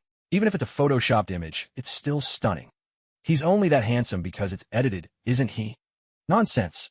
Our brother Qin Fei doesn't need Photoshop to look good. So, does this mean we'll be hearing a new song from him soon? In theory, yes. Although it's still unclear if he'll release something new. I really don't think that's possible. It's just an event, not some singing competition show. I doubt Qin Fei will perform a new song. Previously, everyone had been worried that this year's event, having changed from the original comic convention to a grand celebration of traditional culture, might end up losing a lot of attendees. Yet, to everyone's utter surprise, As soon as tickets went on sale online, they were all snapped up within a single minute. Whoa, you guys are lightning fast. They're already sold out? I was glued to my computer the whole time and still couldn't even click my mouse in time. I just turned away for a moment, and by the time I looked back, they told me it was sold out. Oh my god, I really wanted to see Chin Fei perform live. I heard Billy prepared 3 sets of Hanfu costumes just for Chin Fei.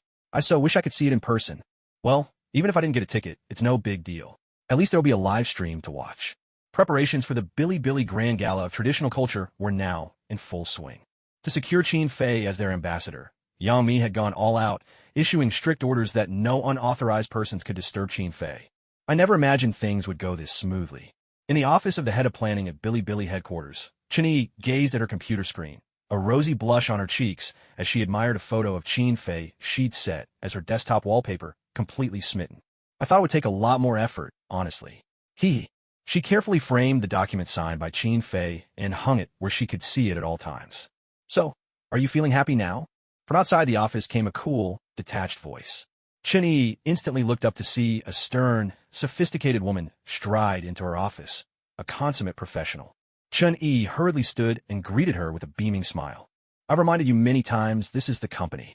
You should address me as president here. The speaker was none other than Chun Yu, the president of Billy. Sis, there's no one else here but us. Chen-Yi, still in a playful mood, clung to her older sister's arm. Sis, how do you think I did with this project? Her eyes sparkled with anticipation, clearly yearning for praise. Chen Yu raised her eyebrows slightly. Not bad, but you need to understand the importance of keeping work and personal matters separate. No special treatment for Chin Fei, understood? I haven't given him any special treatment. How could I?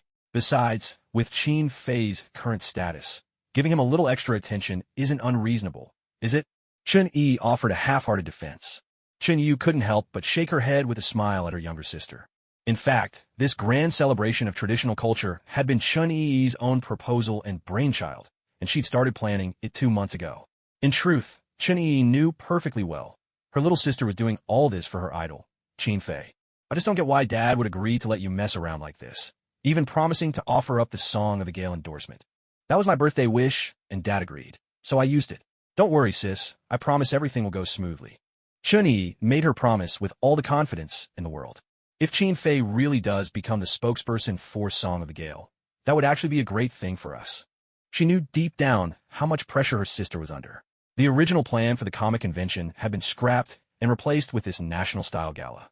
The online chatter and internal pressure were both intense, but her sister had still firmly agreed, which, of course, had a lot to do with their father's opinion. Just don't put all your hopes on Chin Fei. Remember, he's not the only guest we've invited this time. Don't worry, sis. The very first national-style gala hosted by Billy was bound to cause a stir in the entertainment world. For established singers, it might not matter much, but the new generation of pop idols watched closely, unable to look away. Why is it that all the good things keep landing in Chin Fei's lap? The lead singer of a certain boy band slammed his fist down on the sofa in frustration. It's always that Chin Fei. Where did it even come from? All the attention, all the trending topics that should have been ours, he ruined them all. When Chin Fei appeared on the first season of I Am a Singer, it happened to coincide with their group's official debut. A whole year of preparation, and their manager had lined up trending searches for the big day. No one could have predicted that Chin Fei would suddenly burst onto the scene. Their debut announcement vanished without a trace. They tried to make a comeback in other ways, but over the following 3 months of I Am a Singer, every spotlight was fixed on Chin Fei. The internet was so saturated with news about him, it was almost impossible to find room for anything else. They released an album. Chin Fei dropped a new single. They put out a new music video. Chin Fei's promo video would follow right after. It was a total, all-encompassing suppression from every angle. That's a 30 million yuan endorsement deal for the year. Are we really going to just hand it over to Chin Fei? Inan, we can't just let this go. We have to take part in this gala too. That's right. If Chin Fei can go, why can't we? He's just some low-tier guy who plays traditional instruments. He's nowhere near our level. One of the members let out a cold laugh. And there's nothing stopping us from dealing with him off stage, either. What do you mean by that? Aren't those die-hard fans obsessed with Anan? Just have your fans go block his way. I like to see how Chin Fei handles that. At the very least, we should make him embarrass himself for once. I think your idea is pretty good. So what if he can sing a few opera tunes?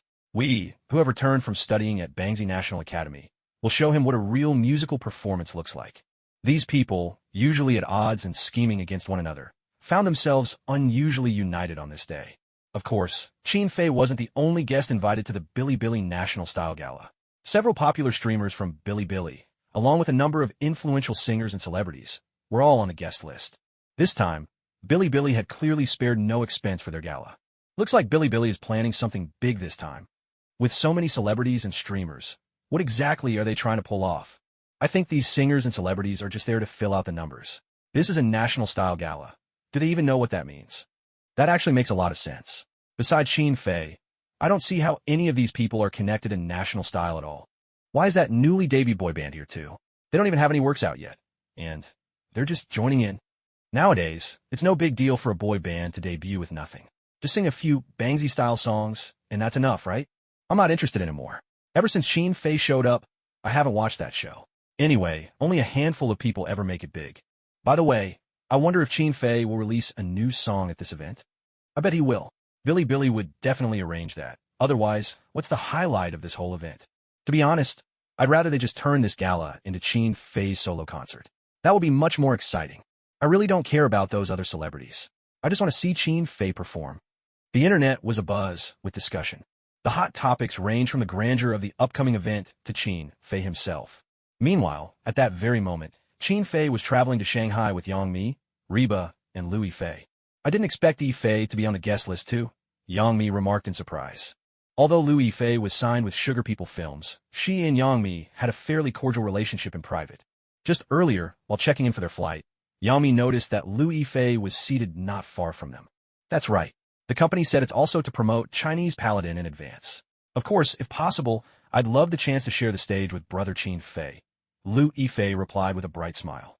The folks at Sugar People Films were hoping for a duet between Qin Fei and Liu Yifei of Kill the Wolf at the gala, and they were currently in talks with Bilibili about making it happen.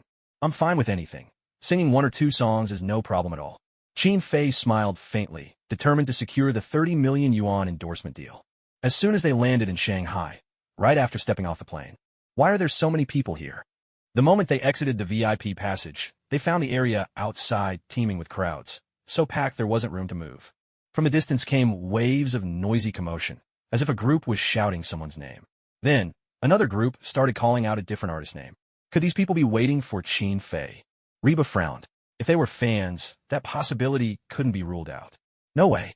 First of all, Qin Fei's schedule wasn't leaked, and I already told the fan club not to pick him up at the airport or gather in public, so it can't be them. It looks like they're fans of another celebrity. Liu Yifei pointed toward a man not far away, his greasy hair unmistakable, surrounded by a dozen bodyguards as he made his way out. Oh, it's him. He is a pretty popular newcomer lately, but this show of force is a bit much, isn't it? Yang Mi shook her head, chuckling softly. Qin Fei glanced that way, but the distance was too great to make out who it was. Judging by the outfit, it was most likely another fresh face from a boy band. The airport was thrown into chaos. Ironically, this gave Qin Fei, Yang Mi, Reba, and Liu Yifei the perfect cover to leave discreetly. No one noticed them, so their journey back to the hotel went smoothly. I checked the guest list. They've invited quite a few trending stars, some of whom are every bit as popular as you, Qin Fei. Yang Mi sounded a little worried. To be honest, if this were a normal competition, I wouldn't be concerned at all. But things are complicated right now. There's nothing to worry about. Honestly, no matter how fanatical some fans can get, they still have eyes and ears. They'll know what's good. Qin Fei replied with optimism. But Yang Mi, who had navigated the entertainment industry for years, thought otherwise. You don't understand. When those celebrity fans go crazy, there's nothing they won't do. I'm worried they might use underhanded tactics to interfere. Yang Mi said, frowning. She had just witnessed the scene at the airport. Fans, desperate for a glimpse of their idols, nearly barricaded the entire terminal. Even security and police couldn't control the situation. Their sole aim was to see their favorite star, stopping at nothing and ignoring everything else around them. The event organizers soon sent staff to escort Qin Fei, Yang Mi, Reba, and Liu Yifei from the hotel to the venue. Although the event would officially begin in the evening, they had to head over now to start preparing. While Qin Fei and his group were still on their way, Yang Mi announced Qin Fei's schedule on Weibo and in the fan chat groups. After all, this was a major event. No matter how much Qin Fei wanted to keep a low profile, he still needed his fans to show up and lend their support at such occasions. What Yang Mi didn't know at that moment was that chaos had already erupted outside the venue. Kun kun, kun kun. Zhou Jinkun, I love you. Kuin, you're so handsome. Kai Xuanan, I love you. Kai Xuanan, you're the most handsome. Kai Xuanan, you have the best voice. I'll always support you, Brother Nan. A crowd of devoted female fans waved their support signs and banners, shouting themselves hoarse in a frenzy. Yet, their idols had yet to appear. Even so, the fans kept shouting at the top of their lungs, undeterred by anything. Some even went so far as to occupy spaces that weren't meant for them, blocking the way for everyone else nearby. Not far away, another group of girls stood on the outskirts of the crowd, looking on in frustration. What do we do? Qin Fei and his team are already on their way, and that spot is supposed to be for his fans. But now we can't even get to it, one of them sighed. It's so infuriating. If only Qin Fei could be as high profile as that Zhou Jinkuan, we wouldn't be in such a passive situation, another complained. Exactly. When it comes to the number of fans, we're not behind them at all, but most of us are still on the road, someone else added. Qin Fei's schedule had always been kept strictly confidential. Yang Mi's sudden announcement meant that many of Qin Fei's fans weren't able to arrive in time to cheer for him. These fans had all rushed over at the last minute upon receiving the news. Every guest at the event had a designated area for their fans to show support. This was a hallmark of Bilibili events.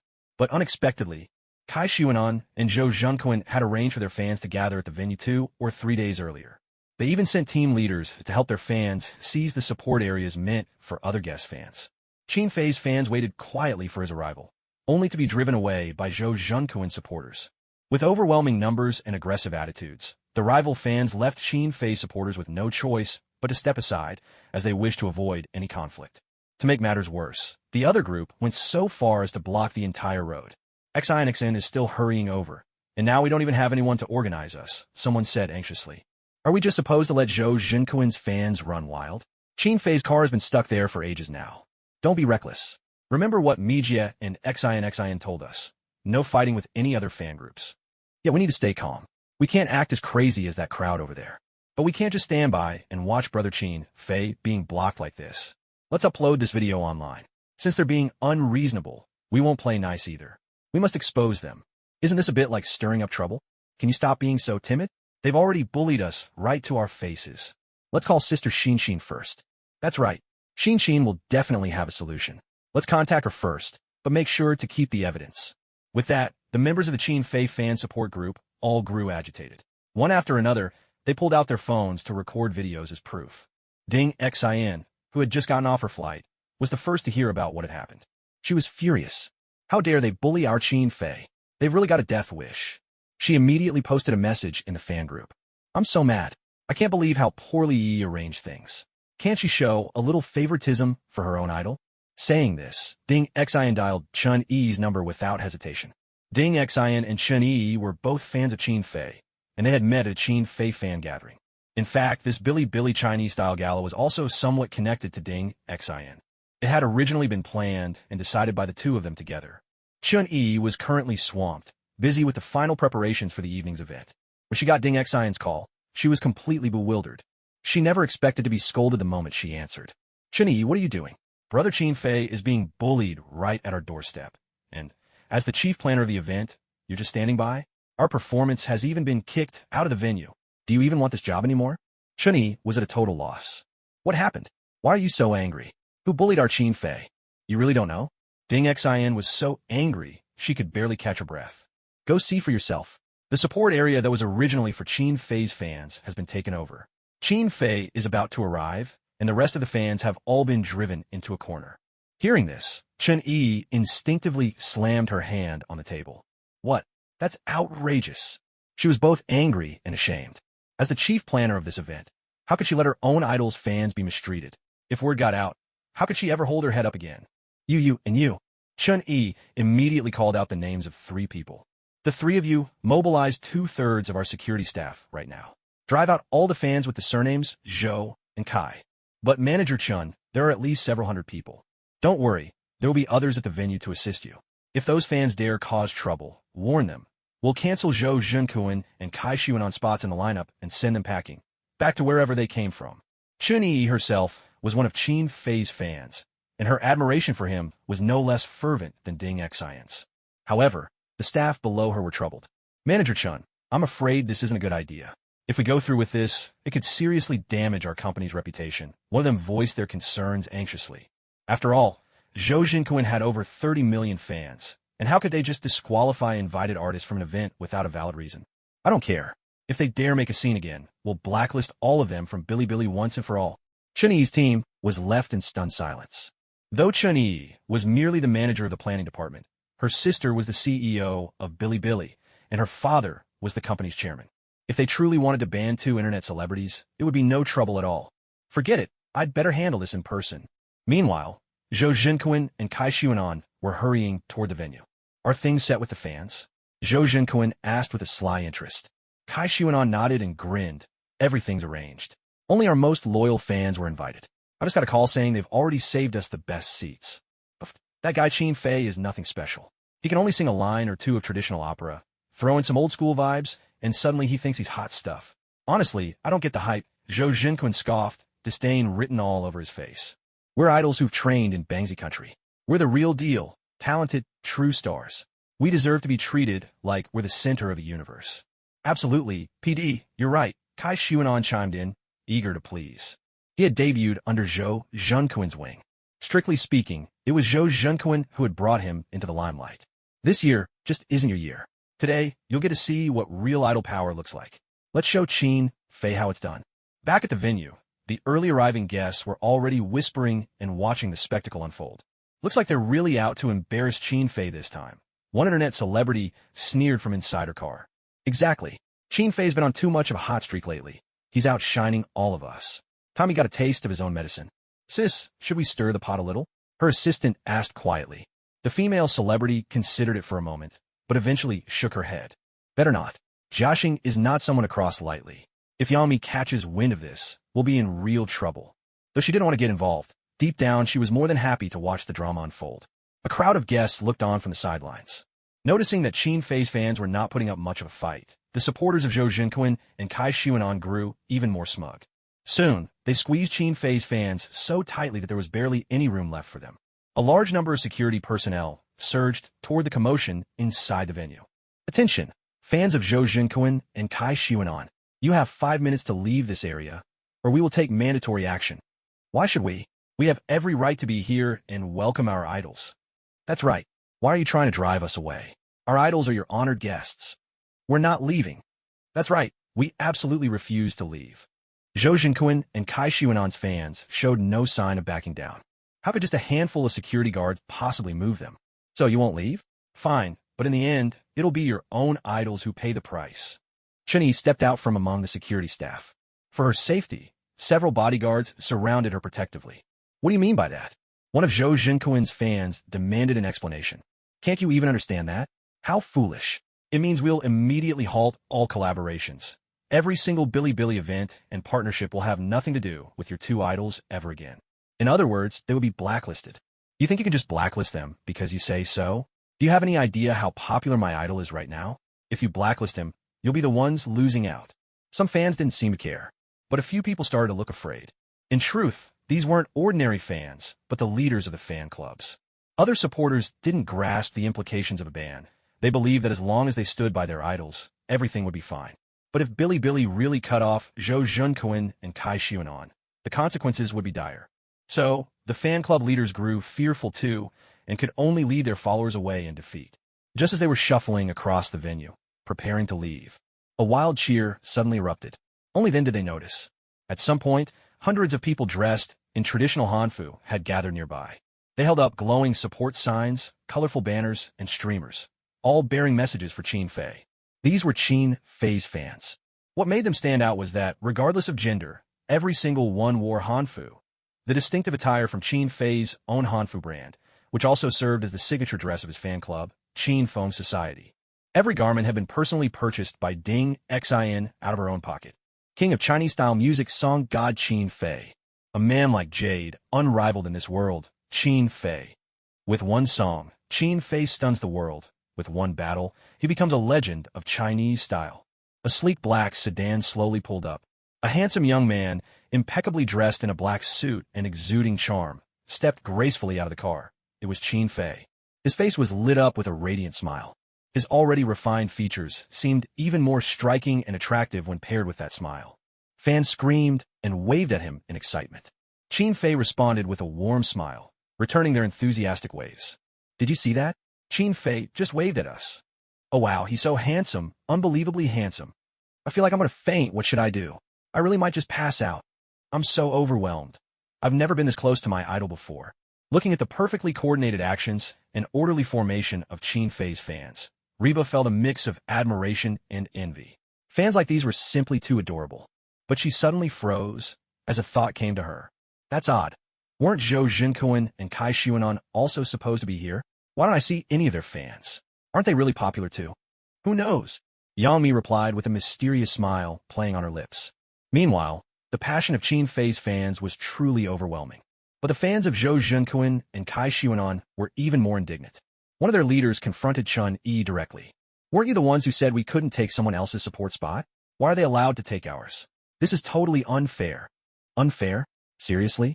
You were the ones who grabbed someone else's spot first, and now you're lecturing me about fairness? Where was your sense of fairness when you were hogging those spots earlier? You sure know how to play double standards. Chun Yi snorted, her face full of disdain. You. A few of Zhou Junquan's fans are so angry they could barely stand still. How dare you? I'm going to file a complaint and post your name online, so every supporter of Junquan will see what you're really like. Expose me? Go ahead. If you want your idol to disappear from the entertainment industry for good, I'll help you out. My name is Chun Yi, and just one phone call from me can make your so-called idol vanish overnight. Do you believe me? Chun Yi shot back, leaving Zhou Junquan's fans speechless and intimidated. Though Chun Yi appeared young, the respect shown to her by the security team and bodyguards at her side was obvious. With just a word, she could decide it. Artist fate. Someone with such power on the Bilibili platform clearly had some serious backing that made them think twice about challenging her any further.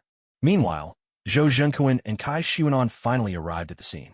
They looked out over the bustling square, their eyes lighting up at the sight of fans holding support banners not far ahead. Zhou Junquan, especially, lived for the cheers of his devoted fans. Always brimming with self-confidence, Zhou Junquan never doubted his irresistible charm. He saw, in the distance, a group of girls dressed in traditional Hanfu, their excitement palpable as though they were waiting for some significant moment to arrive. He cast a glance at Kai Xuanan, who stood by his side. Let's go and give the fans a little surprise, he suggested. All right, let's do it, Kai Xuanan replied with a bright smile. Hello, everyone. Zhou Junquan waved warmly at the group of girls, greeting them with enthusiasm. Whoa, who's that? Someone muttered. No idea. In a public place, shouting like that. Don't they have any manners? Another complained. In an instant, the cheerful smiles on Zhou Junquan and Kai Xuanan's faces froze. What was happening? Weren't these people their fans? But would their own fans really insult their idols in public, calling them crazy? Wait, aren't you my fans? Zhou Junquan asked in confusion. Who are you? Do I even know you? Why would I be your fan? One of the girls replied, giving the two a look usually reserved for someone out of their mind. I'm Zhou Junquan, he stammered. Oh right, Zhou Junquan. You should know your fans have already been kicked out of the venue, the girl responded bluntly. Kicked out. Both Zhou Junquan and Kai Xuanan were taken aback. Turning around, they saw that their fans had indeed been herded outside the square, looking listless and dejected. The moment the fans spotted their idols, they rushed over. Brother, you have to stand up for us. That's right. They were so unfair. They snatched our support spots and wouldn't even let us in. Brother, you can't let them get away with this. Zhou Junquan and Kai Xuanan were instantly filled with fury. They had come here with plans to set Qin Fei up, but unexpectedly, it was Qin Fei who had outmaneuvered them. What's the meaning of this? Zhou Junquan stormed up to the entrance and confronted the security guard blocking his fans' way. These are orders from higher up. Fans of Zhou Junquan and Kai Xuanan aren't allowed to enter, the security guard explained, eyeing the well-groomed young man before him and assuming he was just another fan. Zhou Junquan frowned slightly. He wasn't foolish. He quickly realized that Bilibili's management had stepped in to back up Qin Fei. Zhou Junquan, who had always brimmed with self-confidence, believed his charm was irresistible. He walked up to the security guard. You know who I am, don't you? The guard shook his head. He had no idea. For a moment, Zhou Junquan was at a complete loss. Ever since his debut, he had always been in the spotlight. Never before had anyone asked, and you are? Our idol is Zhou Junquan, you know, protested one of his fans. He debuted as the center and champion of the very first season of Idol Producer. If you've never heard of him, you're just out of touch. Do you have any idea how hard our idol works? You must be an anti-fan, deliberately trying to embarrass him like this, another fan accused. How can you say something like that? The more they spoke, the more agitated Zhou Junquan's fans became. Other security guards quickly gathered around.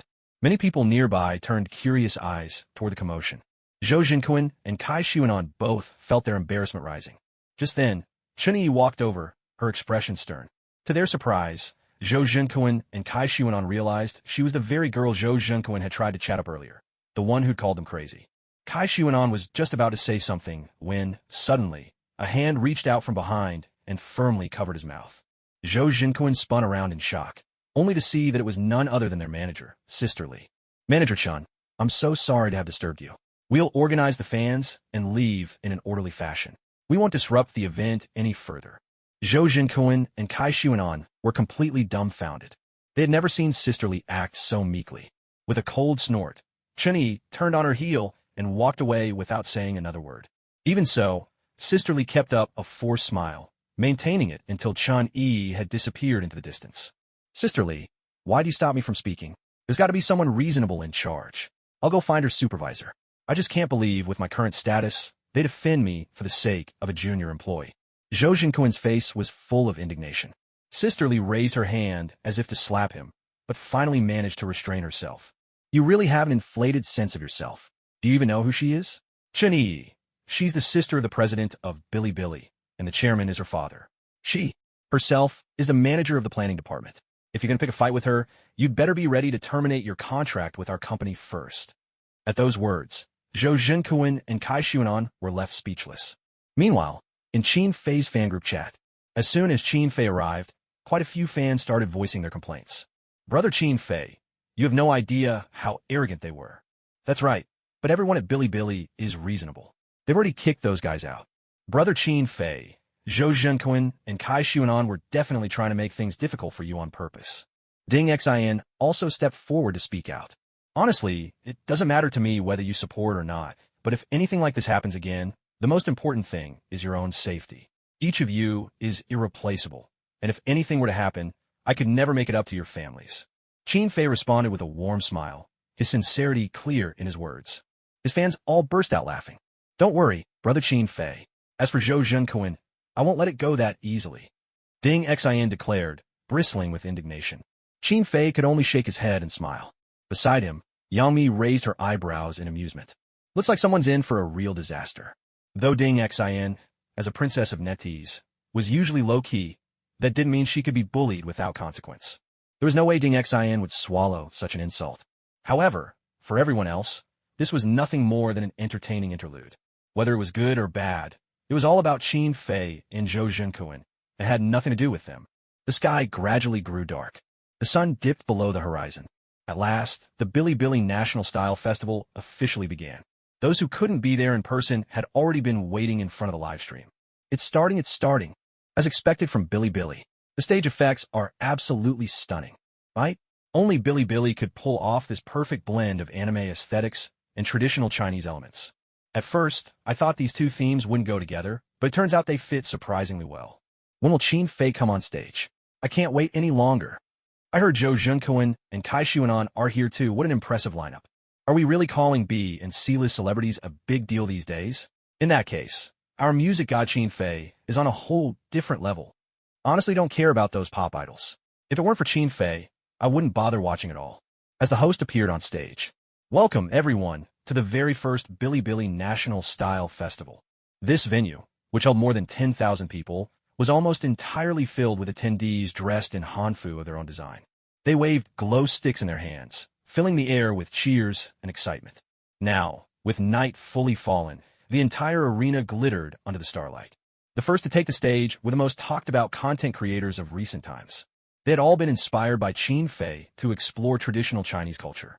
Some of them were already students of traditional instruments. On stage, the sound of zither and lutes filled the air, and many traditional instruments, once only heard but rarely seen by the audience, were now shining in the spotlight. These folk instruments are just so beautiful.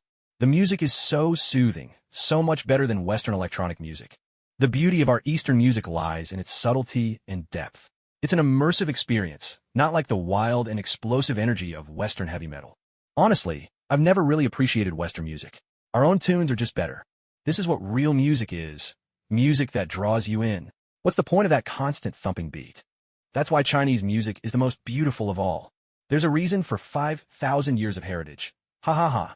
I've already made up my mind. When I go to college, I want to learn a traditional instrument too. I bet it'll be a huge trend. Exactly. We need to share our music with the world. Let's show those foreigners what truly wonderful music sounds like.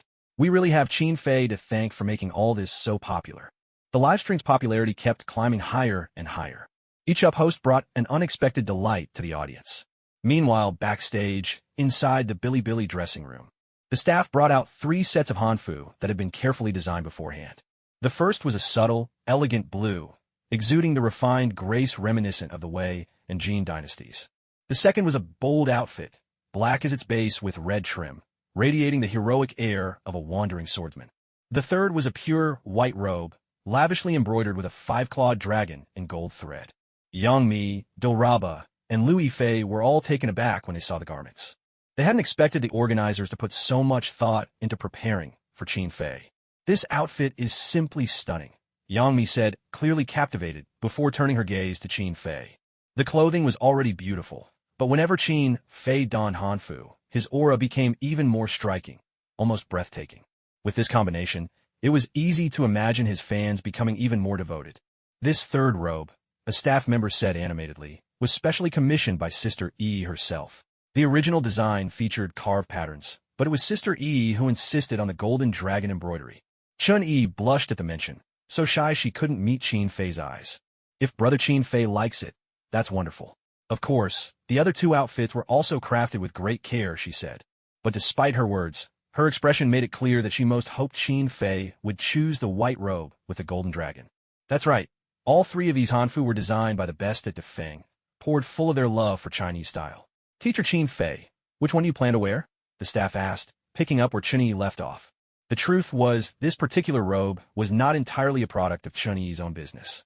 Qin Fei smiled, then turned his gaze to the third set, the white robe infused with the spirit of the Wei and Jin era. I'll go with this one. It matches the song I'll be performing perfectly. Really? That's fantastic. Chun Yi jumped with excitement, overjoyed that her favorite garment happened to fit Qin Fei's chosen song so well. For her, it was a perfect match. The hanfu Qin Fei chose was no lightweight, either. Though it looked like a simple white robe, it was adorned with intricate accessories and embellishments, requiring at least 3 people to help him dress properly. As Qin Fei changed in the dressing room, Chun Yi, Yang Mi, Doraba, Louis Fei, and a group of young girls gathered outside, waiting eagerly, their eyes fixed on the door with anticipation. They stared intently, each imagining just how extraordinary the refined young man stepping forth would be. After more than 10 minutes, the door finally opened. All those waiting outside instantly turned their attention toward it, their gazes converging in a moment of breathless wonder. In an instant, they seemed to be engulfed by a surge of dazzling light, and for a fleeting moment, everything felt like an illusion. The backstage area, empty just moments before, was now shrouded in mist, transformed into a scene straight out of fairyland. A burst of rosy light flashed across the stage. Emerging from the makeup room was Qin Fei, draped in a flowing white robe. He carried an ethereal aura, as though he belonged to the heavens themselves. Qin Fei, am I seeing things? Is that really Brother Qin Fei? He looks just like an immortal. Chun Yi pressed a hand to her chest, her cheeks flushed with excitement. She felt as if her heart might leap right out her chest. If not for a staff member gently nudging her, this young girl might have remained lost in that magical moment. She glanced at the time and quickly urged, "It's almost time, Brother Qin Fei. We should get ready to go on stage." With eager anticipation in her eyes, Chun Yi guided Qin Fei herself, leading him toward the backstage entrance. Behind the scenes, the staff bustled about, making final preparations. Meanwhile, Han Hong sat at home, eyes fixed on the live broadcast of the Guofeng Gala. Ever since the end of the Song King competition, Han Hong had been studying Qin Fei's musical style. The recent surge in popularity for traditional Chinese songs only deepened her curiosity and insights. So, she began to closely follow Qin Fei's every move. Yet for a while, Qin Fei had seemingly vanished from the public eye, disappearing from the internet without a trace. It wasn't until recently that news broke of Qin Fei's participation in the Guofeng Gala. Han Hong immediately tuned in. With the event underway, she watched the live stream intently from her computer. I have to admit, Qin Fei has brought about such a remarkable change. These traditional instruments used to be completely overlooked, but now they've become all the rage. Han Hong couldn't help but marvel. Most singers are experts at catering to the crowd's tastes. Those who dare to chart their own course often struggle to find their place and end up just scraping by. Very few artists are capable of changing the audience's perceptions, and those rare few almost always become legends. As Han Hong gazed at the screen before her, a conviction suddenly took root in her heart. Perhaps the next legendary figure would be Qin Fei. Chun Yixuan, who almost never invited guests to his home, had made an exception today, gathering a few close friends from the music industry under his roof. His only reason for doing so was to watch the Guofeng Gala together. Speaking of Qin Fei, I've been studying his songs lately. What a remarkable young man. His voice was simply made for singing, one friend remarked. Chun Yixuan listened, smiling warmly at his guest. To receive such praise from you, if word got out, it would cause quite a stir. Jackie Chung laughed and shook his head. I actually think I'm the lucky one. Oh, and why is that? Chun Yixuan looked on, puzzled. What he means is, if Qin Fei had been born in our time, I'm afraid the rest of us would have been completely outshined.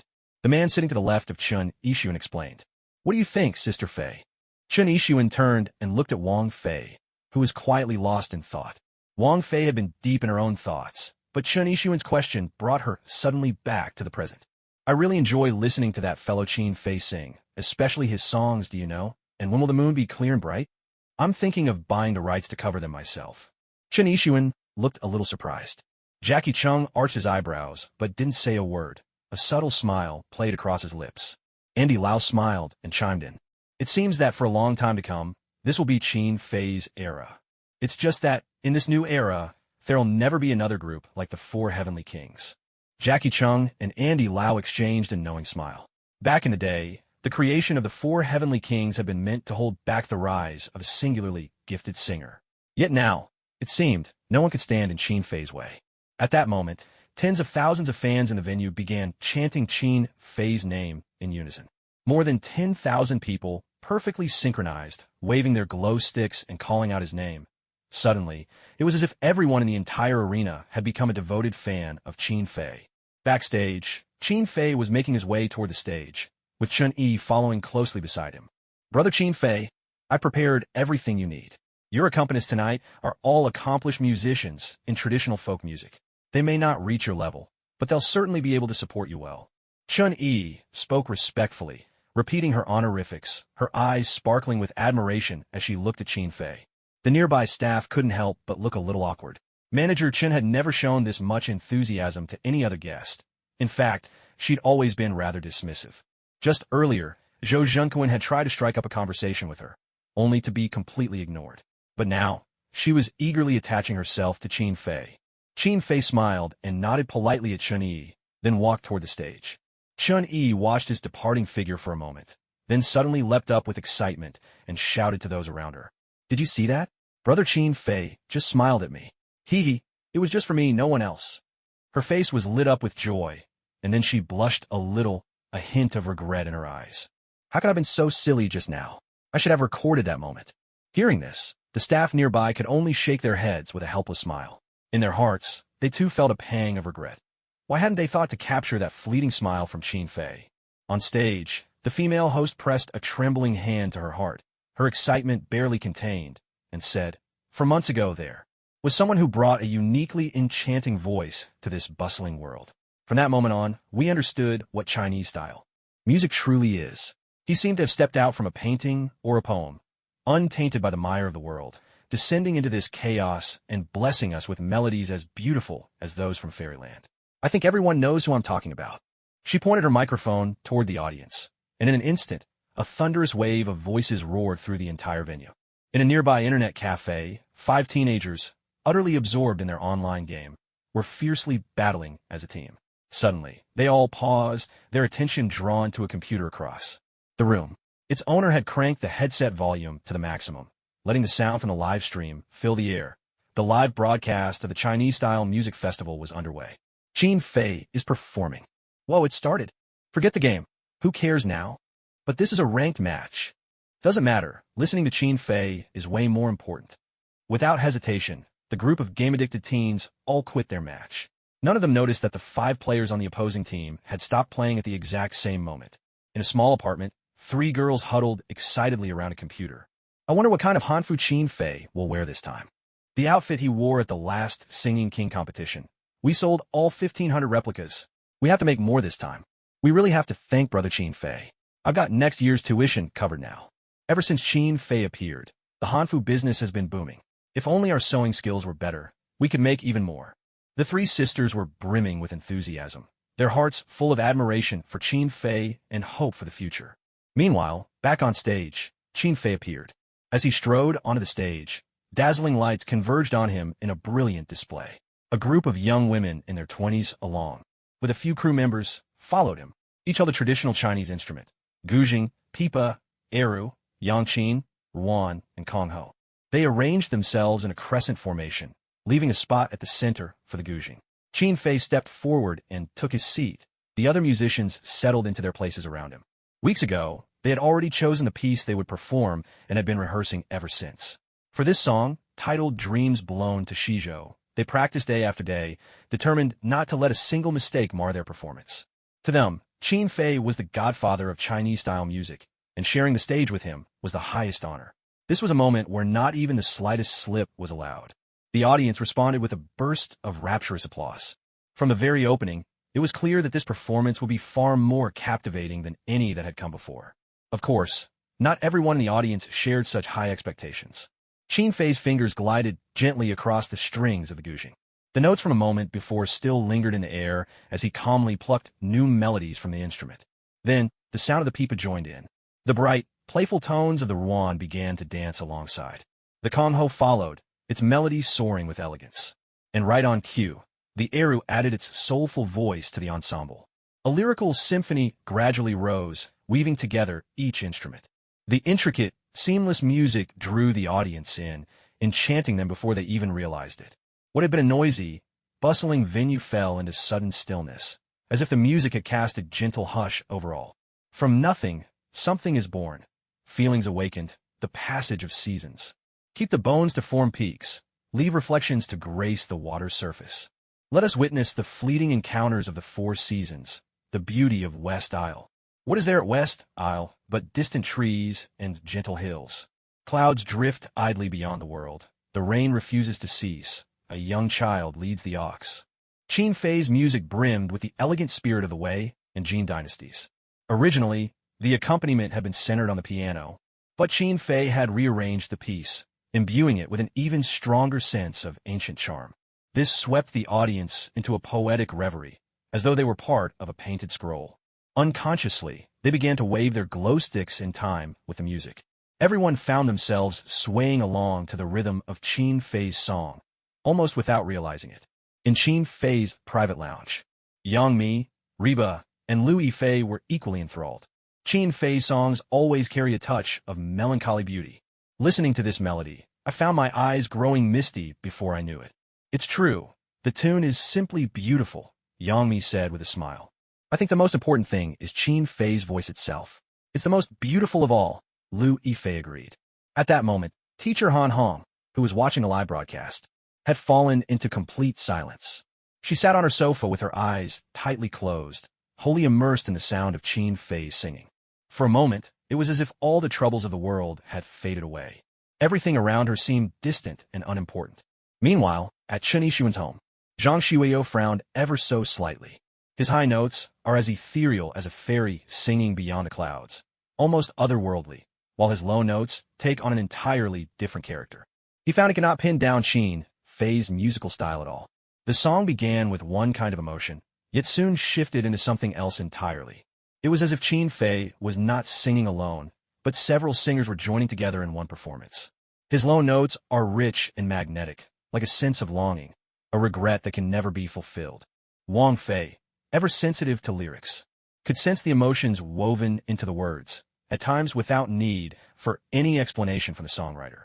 She simply understood their meaning. The queen of the music world gazed at Qin Fei on stage, her admiration for him deepening with every moment. What an intriguing singer he is.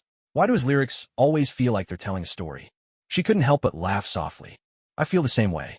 It's as if he's communicating directly with us, confiding something to everyone listening to his music, Andy Lau remarked with a gentle smile. Nearby, Eason Chan awkwardly pinched his nose in embarrassment. Qin Fei poured his entire soul into the song. Now, the performance was drawing to a close. Qin Fei sang out with all his heart. The world falls silent. Propped on my hand, I listen as autumn waters question the mayfly. The vast cosmos eludes the northern stars. Yet who would believe that longing is the gentlest of all? Bound by rainbow wings and crimson threads, the earth and sky entwine. Where love leads, my heart wanders free and unbound. Every instrument joined in, swelling together in a harmonious crescendo. Each note seemed to tug at the heartstrings of everyone present, as well as the countless viewers watching the live broadcast. One content creator sighed helplessly, "What was I thinking, trying to compete with Qin Fei? He's a true king of song." A seasoned, third-tier singer shook his head with a wry smile. For a single song to resonate with an entire audience, what kind of magic is that? A popular idol on the rise gazed at Qin Fei on stage, brimming with envy. "I'm sorry, but I don't think I can go on stage anymore. I'll return my appearance fee in full." "I truly apologize," a second-tier singer said gloomily as he bid farewell to Chun Yi. After watching Qin Fei's performance, he felt far too embarrassed to compete. It would only make his own shortcomings stand out even more. But Chun Yi paid him no mind at all. At this moment, her thoughts and emotions were completely occupied by Qin Fei. Tears welled up in her eyes. This song is simply marvelous. Even without any dramatic vocal theatrics, it's stunningly beautiful. I used to think those traditional style songs were nice, but compared to Qin Fei, they're simply in a different league. Why are Qin Fei songs always so hauntingly beautiful? They sound so lovely, yet every time I listen, I feel like crying. I think I genuinely understand the story hidden in this song. Longing for what you can never have. Just what kind of goddess could make Qin Fei yearn so deeply? What do you mean? This song is about yearning, admiration, and hope. I honestly can't even imagine what kind of girl could inspire such feelings in Qin Fei. Hey, I think you guys are overthinking it. Maybe it's just something Qin Fei dreamed up himself. Exactly. The songwriter doesn't have to experience everything firsthand. It might just be inspiration from a story he once heard. True or not, this song is absolutely incredible. The lyrics are pure and original, brimming with romantic imagination. I doubt anyone but Qin Fei could write a song like this. The viewers in the live stream showered him with praise, their admiration filling the comments section without restraint. Meanwhile, the fans present at the venue were even more exhilarated. The entire hall echoed with chants of Qin Fei's name. Qin Fei, god of song, as Qin Fei's fingers brushed over the final note. That's Qin Fei for you. In the special guest section below the stage, a young man watched the center of the stage with excitement sparkling in his eyes, his gaze fixed unwaveringly on Qin Fei. Yet, that fire in his eyes quickly faded, giving way to a trace of disappointment. "Brother Wang, why don't we try inviting Qin Fei?" Someone next to him suggested eagerly. Wang Xian shot him a glance, and immediately shook his head. "Are you out of your mind? Can we even afford Qin Fei?" "True, but the Outcast is about to launch, and we still haven't settled on a theme song. Based on your standards, honestly, no one but Qin Fei could really pull it off." Hearing this, Wang Xian let out a helpless sigh. This time, he had brought his project, The Outcast, to the Bilibili event, mainly to find a singer capable of creating a song for the anime. But now, it seemed that apart from Qin Fei, there really was no one else. The problem was, their funds were truly limited. Chinese animation had long been in a slump, and in an era dominated by Japanese anime, they had poured everything they had into this project. If we can't afford Qin Fei, then let's see if we can find someone else suitable. Wang Xian had just been bursting with excitement, convinced that Qin Fei could write a song that would satisfy him. But now, reality set in. His wallet simply wouldn't allow it. Just then, a Bilibili staff member suddenly walked over and called out to Wang Xian. "What is it?" "Sister Chunyi asked me to find you. She wants to talk about your project." Wang Xian was surprised. As far as he knew, Chunyi wasn't in charge of anime affairs. Still, since she had reached out herself, he couldn't just turn her away. As Qin Fei stepped down from the stage, Chunyi approached him with a radiant smile. "Brother Qin Fei, you must be tired." He smiled back and asked, "So, what did you think of my performance just now?" "It was more than just satisfying, Brother Qin Fei. You moved me to tears. I used up half a box of tissues." Though her words were exaggerated, they left no doubt about her affection for Qin Fei. "So what about my endorsement?" Qin Fei grinned, his dazzling gaze making Chun Yi's heart race. "Well, Brother Qin Fei, even though I'm the show's producer, endorsements still have to be awarded fairly. But I believe you'll definitely become our spokesperson." 703-216-220 Novel Group. In fact, Chun Yi had once considered giving Qin Fei some extra coaching on the side. But after thinking it over, she decided it wasn't necessary. She had complete faith in Qin Fei's abilities. Just kidding. Now that the performance is over, I'll take my leave, Qin Fei said with a smile. The venue was buzzing with excitement, and with the event still going on, Qin Fei planned to make his exit before things wrapped up. Otherwise, once it ended, the entire arena would be swarmed by enthusiastic fans, making it nearly impossible to get out. Wait, hold on. Seeing that Qin Fei was about to leave, Chun-Yi hurriedly called after him. Brother Qin Fei, there's something I'm not sure you'd be interested in. Qin Fei looked at her with curiosity and replied, if it's about future events, you'd better talk to Sister Me. She's my manager. When it came to business deals, Qin Fei really preferred not to get involved. Chun-Yi hesitated, looking a bit troubled. If she really went to Yang Mi about this, it probably wouldn't be easy to work out. After all, they simply didn't have enough money. Brother Qin Fei, there's an upcoming Chinese animation on Bilibili. They're hoping to use a traditional style song as the theme. You know as well as I do, in today's market, no one but you could pull this off. Still, Chun-Yi decided it was worth a try. Qin Fei, who had been about to leave, stopped in his tracks. From what he knew, domestic animation in this world had fallen on hard times for all sorts of reasons. Most so-called anime on the market were little more than cartoons aimed at children, and most of those were for the youngest viewers. As for teens, all the popular anime came from Japan. Even on Bilibili, over 90% of the animation content was Japanese. It truly surprised Qin Fei that Chun-Yi would show such interest in a homegrown Chinese animation. When Chun-Yi saw Qin Fei's interest, she couldn't help but feel a surge of excitement. Yes, it's a Chinese animation called The Outcast. I've already seen some of their preview footage. It's honestly pretty good. The Outcast? Qin Fei was even more surprised now. That's right, Brother Qin Fei. You've read the comic before, haven't you? That makes this perfect. Chun-Yi said with delight. In reality, whether in his previous life or in this world, Qin Fei had only ever heard of it. He knew there was a hugely popular comic that had later been adapted into an animation. He remembered that the first season's theme song, The Outsider, and the second season's Endless, were both excellent. There were even a few songs in regional dialects. As Qin Fei mulled this over, he and Chun-Yi had already wandered into the conference room without realizing it. Yang Mi followed them in. I heard there's an animation that wants you to compose music. Yang Mi asked, her face full of questions. Qin Fei nodded. That's right, it's a Chinese animation, a rather innovative one, actually. But does Chinese animation even have a market these days? Besides, it seems like everyone working in that field is pretty strapped for cash. Yang Mi lowered her voice for the last part, aware that there were others present. What she meant was that the animation studio hiring Qin Fei for the music probably couldn't afford his fee. Hearing this, Qin Fei smiled faintly but said nothing in response. At that moment, a cough sounded from the doorway of the meeting room. A young man stood there, looking rather embarrassed. He was none other than Wang Xian, who had rushed over in a hurry. He'd clearly heard every word Yang Mi had just said. In truth, what shocked Wang Xian even more was running into Qin Fei in a place like this. Brother Qin Fei, let me introduce you. This is Wang Xian, the director of the Chinese animation under one person. Chun-Yi turned towards Wang Xian, pointed at Qin Fei, and introduced them with a beaming smile. And as for this gentleman, I think he needs no introduction. No need, Mr. Qin Fei, it's an honor. I'm Wang Xian. Wang Xian stepped forward excitedly and shook Qin Fei's hand. He never imagined that Bilibili would actually make it possible for them to collaborate with Qin Fei. Hello, Director Wang. Qin Fei replied with a calm smile. I truly didn't expect we'd meet. I'm so glad you could spare the time to see me. Wang Xian was brimming with excitement, but his enthusiasm quickly ebbed. It's just, I have to admit, as much as I'd love to use your traditional style music, our studio is really strapped for funds. We've poured everything into the production. There's nothing left. Wang Xian confessed, his face full of embarrassment. Saying something like that in this setting left him feeling extremely awkward. I can write you a song for free. Consider it as my investment in your project. In return, I'd like a 30% share of the animation's profits. Is that acceptable? Of course, absolutely. Wang Xian was so excited he nearly jumped out of his seat. Never in his wildest dreams did he expect an outcome like this. You're really just deciding like that? Yang Mi stared at Qin Fei in disbelief. She was actually a little upset. Don't you realize how much just one of your songs is worth right now? After all, she just got a call from Princess Wang, who offered 2 million to buy the adaptation rights for, do you know, and When Will the Moon Be Clear and Bright? And yet here was Qin Fei offering to write someone a song for free.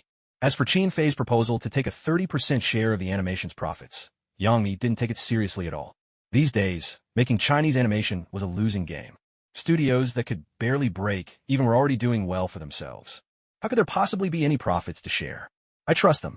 Qin Fei answered with a gentle smile. Wang Xin grew even more emotional. At that moment, he felt he'd truly found a kindred spirit. Chun-Yi looked at Qin Fei with even greater admiration in her eyes. Mr. Qin Fei. He was so moved that tears welled up in his eyes. Please rest assured, our studio will not let you down. I trust you all, Qin Fei replied with a warm smile, then turned to Yang Mi and continued. If possible, you could consider letting Jiaxing invest in your studio. Of course, that still needs President Yang's approval. Yang Mi was momentarily stunned, then looked at Qin Fei in astonishment. Qin Fei gave her a gentle smile. She sighed with a helpless grin and said, all right. If you think it'll work, then I'm sure it will. I'll invest. Qin Fei was taken aback, looking at Yang Mi with a hint of surprise. Mijie agreed that easily. Because I trust you. If you say it's possible, then it is. And if, by some chance, we really lose money, then you'll just have to make it up to me yourself. Won't you? Ha! She smiled at Qin Fei, her complete and unreserved trust moving him deeply. Chun-Yi was dumbfounded. The way things were unfolding was nothing like she had imagined. Chun-Yi immediately chimed in. Qin Fei-ji, my sister has already decided to invest. Besides, we were already planning to buy your song ourselves. Wang Xin, hearing this, was overjoyed. Only now did he realize that even Billy wanted to invest in their studio. Yang Mi, on the other hand, wasn't about to let it go so easily. She had already promised Qin Fei. I'll invest 2 million in your studio. It might turn out to be a bottomless pit, but I'm willing to take that risk. Yang Mi's attitude was firm, her words leaving no room for doubt. But Qin Yu refused to back down. Mijie, this isn't something that can be decided with just a word from you. Even though it was Qin Feiji's idea, we can't just agree to this lightly. Just because you want it for free doesn't mean we'll give in. But this time, for your sake, I'll let it go. Still, when it comes to investing in our studio, we won't give up so easily. Chun-Yi admired Qin Fei deeply. And, truth be told, she had long felt jealous of Yang Mi always being at his side. Now, seeing Yang Mi trying to muscle in on their business, she couldn't possibly agree. Yang Mi, for her part, was not someone who gave up easily. At that moment, words could no longer express Wang Xin's joy. Just that morning, he'd been worrying about a few thousand yuan.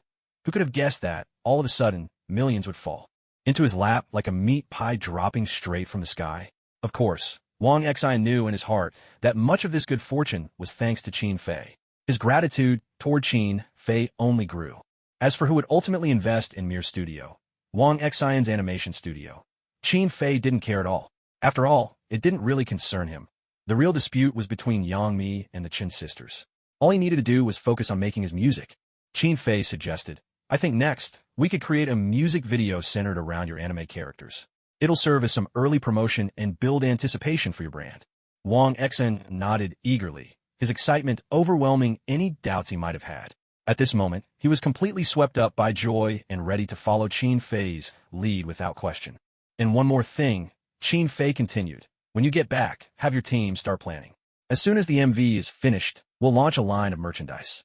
Trust me, this strategy is guaranteed to be a huge success for both of us. Yes, Teacher Qin Fei, thank you so much. You're like a second father to me. Wang Xin was so overjoyed, he could barely get the words out.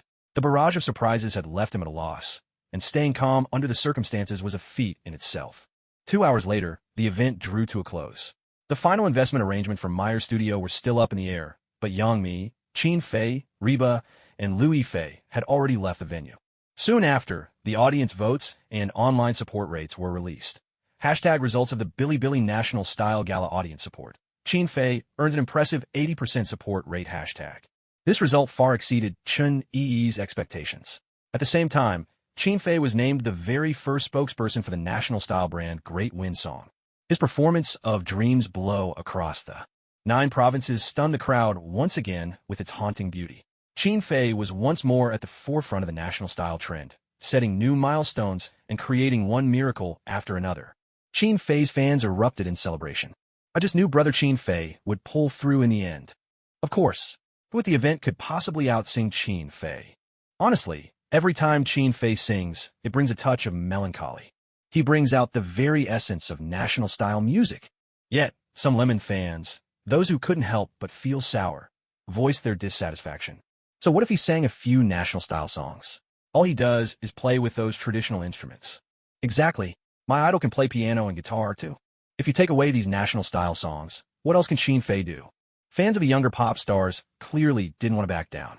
But it wasn't long before Ding Xan rallied the Qin Fei support group and fired back. You have no right to comment if you haven't done your research. It's not that Qin Fei can't show off. He just doesn't care to. What do you even know? Listen to those trashy songs you idolize, and you still have the nerve to talk down to Qin Fei? We're talking about a music legend here, you know? The internet buzzed with heated debate. Meanwhile, Qin Fei sat quietly in his car, eyes closed, taking a moment to rest. Suddenly, he heard a notification sound. Congratulations, host. You have completed your mission objective and earned a chance to spin the prize wheel. Spinning. Congratulations. You have obtained the God-level guitar performance ability. Qin Fei's eyes snapped open, a surge of surprise flickering through him. This was the first time he had ever gained the ability to play an instrument outside of traditional Chinese music. It came at the perfect moment, too. He was about to need some serious guitar skills. The theme song for the second season of The Outcast, Boundless, had already taken shape in his mind. He decided to skip over the first season's theme and dive right into composing Boundless. After the National Style Gala, the Great Wind song, Brand wasted no time in sending over an endorsement contract. Drawing inspiration from Qin Fei's style, they designed a total of 6 sets of hanfu, 2 for men and 4 for women. The men's hanfu embraced the elegance of the Wei and Jin dynasties, capturing the grace of a refined gentleman. The women's hanfu spanned both Tang and Wei Jin styles. One radiated alluring charm, another exuded dignified elegance, and a third brimmed with playful cuteness. To complete the look, they prepared a variety of accessories, ensuring everyone could showcase their own unique flair. As soon as the concept art for the 6 designs was released, it caused an instant sensation. The first batch of 6,000 pre-orders sold out in just 2 hours. Those who missed out could only wait anxiously for the next round. When Yangmi heard the news, she was so excited she didn't sleep a wink all night. All 6,000 sets from the first pre-sale are gone. Every last one. Just the commission from this round alone has earned us millions. With Qin Fei as the face of the brand, everything became even more thrilling. And it wasn't just the annual endorsement fee of 30 million. On top of that, Qin Fei would receive a 30% commission for every hanfu sold. As the top national style brand in the country, even the most affordable finished hanfu among these 6 designs cost over 10,000 yuan. Yet, despite the steep price, demand still far exceeded supply. Naturally, Yangmi was beyond ecstatic. Qin Fei gave his nose a gentle rub, outwardly keeping his composure, but inside he was just as elated. At this rate, by the end of the year, his earnings would easily reach tens of millions. It was a windfall by any measure. When it came time to handle the follow-up negotiations for the Great Wind song endorsement, Qin Fei and Yangmi actually handed over the responsibility to Reba. The two of them, meanwhile, threw themselves into producing the theme song Boundless for The Outcast. Do you want me to play the female lead? Yangmi pointed to herself in disbelief. She was delighted that Qin Fei had chosen her, but she also felt a bit nervous. After all, she wasn't familiar with this anime. And, what's more, she'd have to stand right beside Qin Fei. Which character are you supposed to play? Yami asket, curiosity piquet.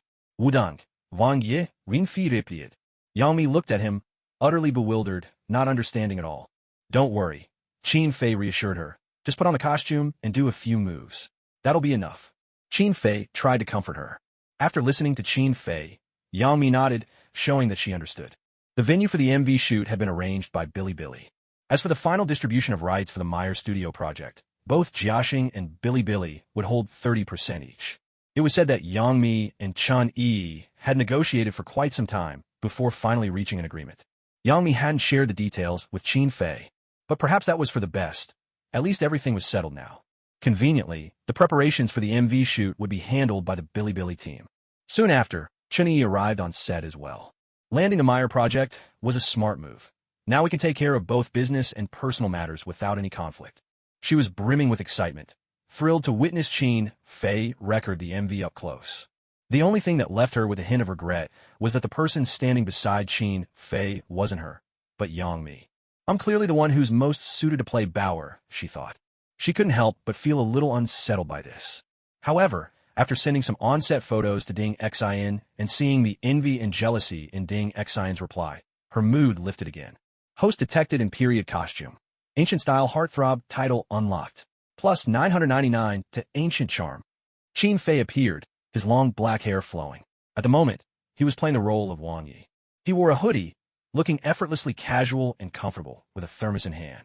On the surface, he seemed rather listless, as if he hadn't fully woken up. Behind the camera, Wang Xin and the production crew of The Outcast all gasped in astonishment. This is just like the real Wang Yi. It's uncanny. Honestly, we should redo our character modeling. Just use Qin Fei as the reference. I actually think that's a great suggestion. One by one, the staff chimed in with their ideas. Hey, easy for you all to say. You think designing Wang Yi was easy for me. The artist responsible for Wang Yi's appearance was nearly in tears.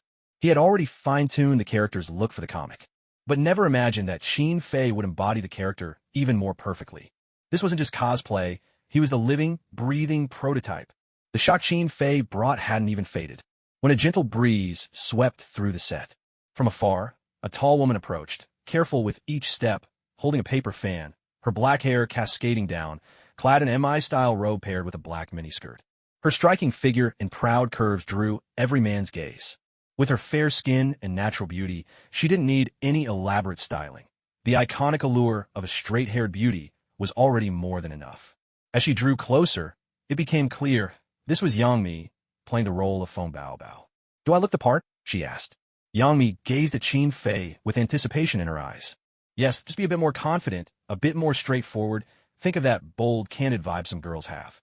Qin Fei offered her words of encouragement. With his support, Yang Mi's confidence grew even stronger. All the men present couldn't help but swallow nervously. Although it wouldn't be fair to say Yang Mi was a perfect match for the animated character Sister Bao, she had already captured 70 or 80% of her essence. Especially her figure. It was almost an uncanny recreation of the original. With all preparations in place, the recording of the music video commenced. Perfect. That was absolutely perfect. As soon as the performance ended, Wang Xin burst out, unable to contain his admiration.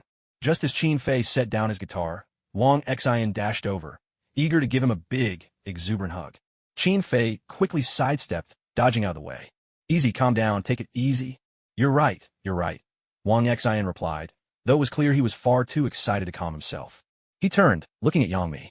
Yang Mi, thinking he was about to hug her instead, squealed and darted behind Qin Fei to hide. Seeing this, Wang Xin could only stand there, embarrassed.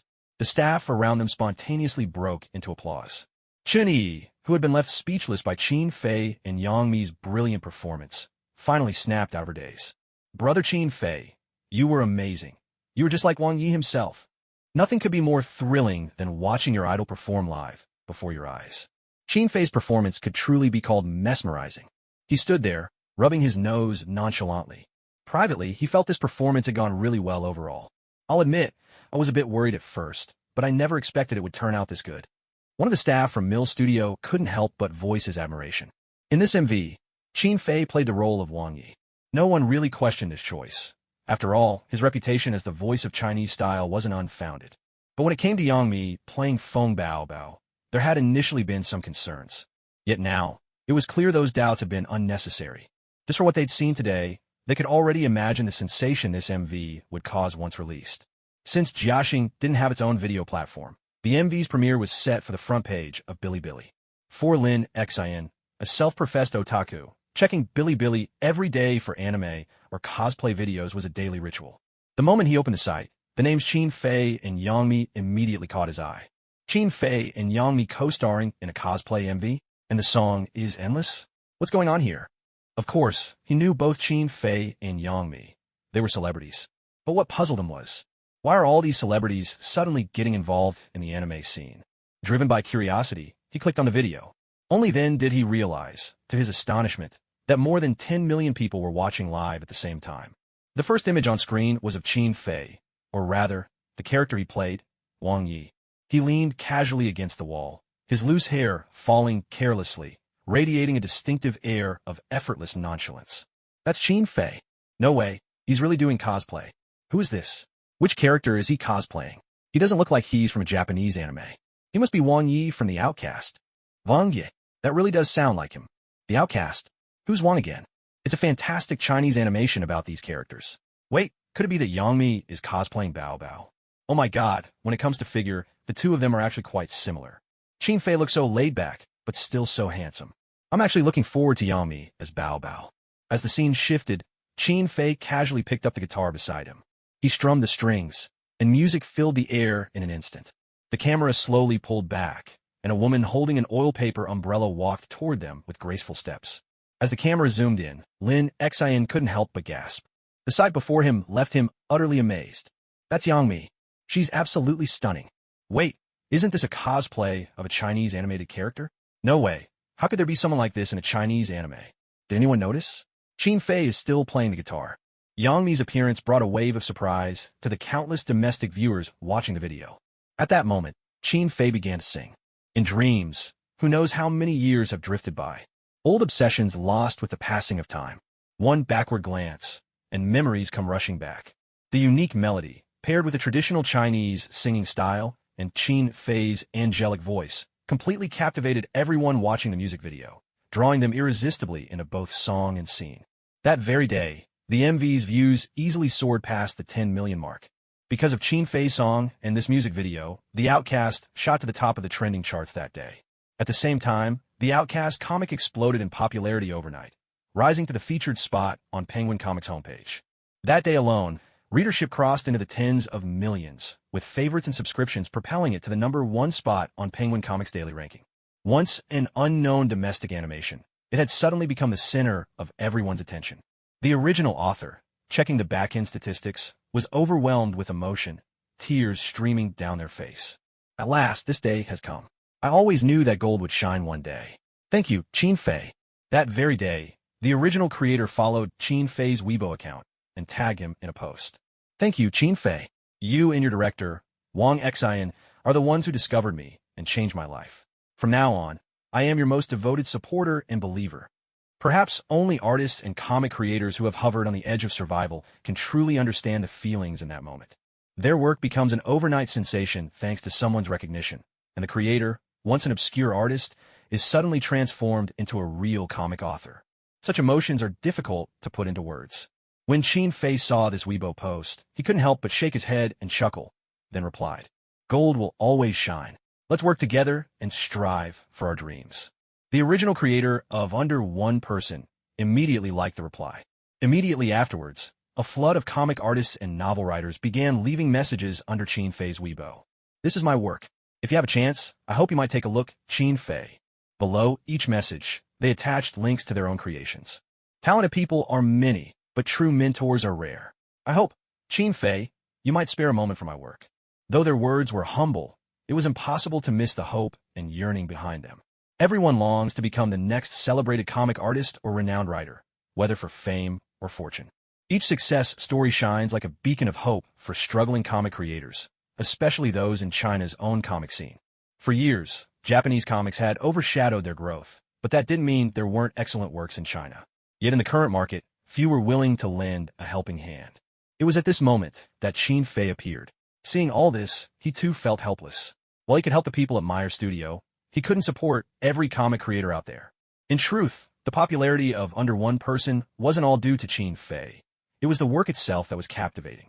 Before this, though, most people hadn't paid attention to or been willing to support domestic comics.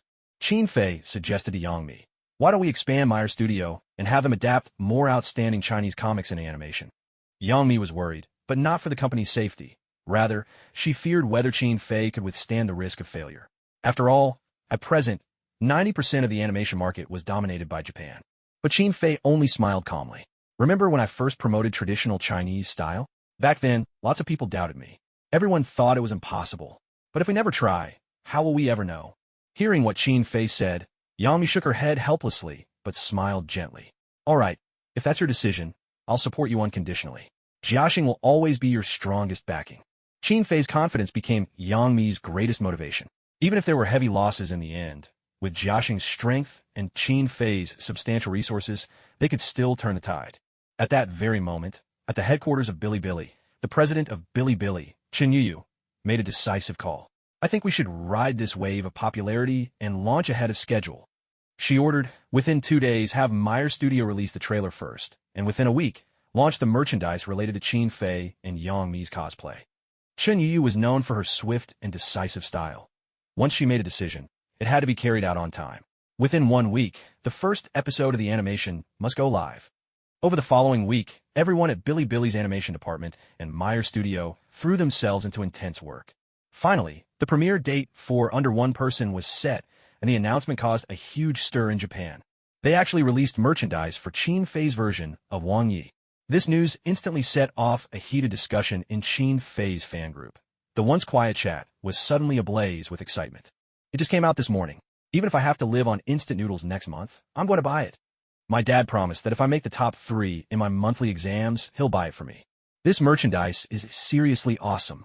I've already pre-ordered mine. I think Yang Mi's version looks even cooler. I'm suddenly shipping this CP so hard. But aren't these two characters not officially a couple in the story? Doesn't matter, I'm buying both.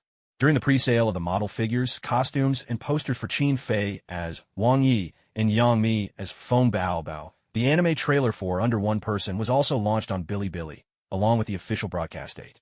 In an instant, cries of the rise of Chinese animation echoed across the internet.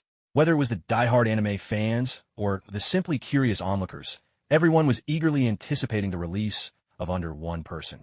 Meanwhile, during this period, Lilia Ozawa and several of her friends were invited to participate in Bilibili's events held in both Huaxia and Japan. Within the anime and cosplay communities of both countries, they were all renowned. Cosplayers. In previous years, Bilibili's anime conventions always invited prominent figures from Japan's cosplay scene. And even though there was no convention this year, these cosplayers were still invited to attend the events. Qin Fei. Is he the star who wore those gorgeous costumes at the event, sang so movingly, and looked really handsome? I didn't expect him to be in a cosplay too, Lilia said, surprised by the news. That's right. Look at this. It's a clip of him cosplaying in an MV. It's all over the internet right now. Lilia's friend picked up her phone and showed her the video. It was a music video for Boundless. That's really impressive. He's so handsome, and the character he plays is just awesome. I never thought a celebrity could cosplay an anime character so well. It's like he just stepped out of a two-dimensional world. I don't know what he's singing about, but his voice sounds amazing. After watching the MV, Lilia and her friends were buzzing with excitement, each of them declaring that they were now fans of Qin Fei. I think he's even more handsome than Aguri-shun or Suda Masaki. When Feng Bao, portrayed by Yang Mi, appeared on the screen, the girls could hardly contain their excitement. She's so beautiful. That cosplay is stunning. I think I have a crush on her. So cute. Little Ozawa Lilia decided to post the video on her Instagram account. At first, she simply thought Qin Fei's song was catchy, and the video was interesting, a perfect clip to save and share with her friends in Japan. But she had no idea that this video would spark a sensation in both China and Japan, and that the name Qin Fei would soon skyrocket in overseas popularity.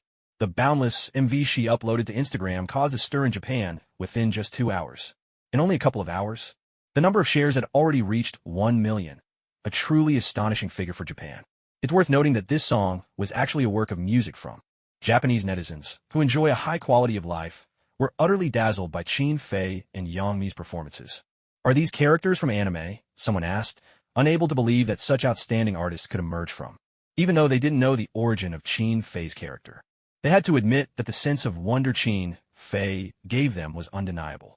It's hard to imagine such charismatic characters appearing in anime. That's right, both the actor and the actress are stunning, and it looks like they're barely wearing any makeup. Shouldn't we be surprised by how much anime has changed? No, what surprises me more is the woman in the video. Her figure is just incredible. The moment Japanese otakus laid eyes on Yang Mi, they were instantly captivated. She's adorable. Is that a traditional costume? It's gorgeous.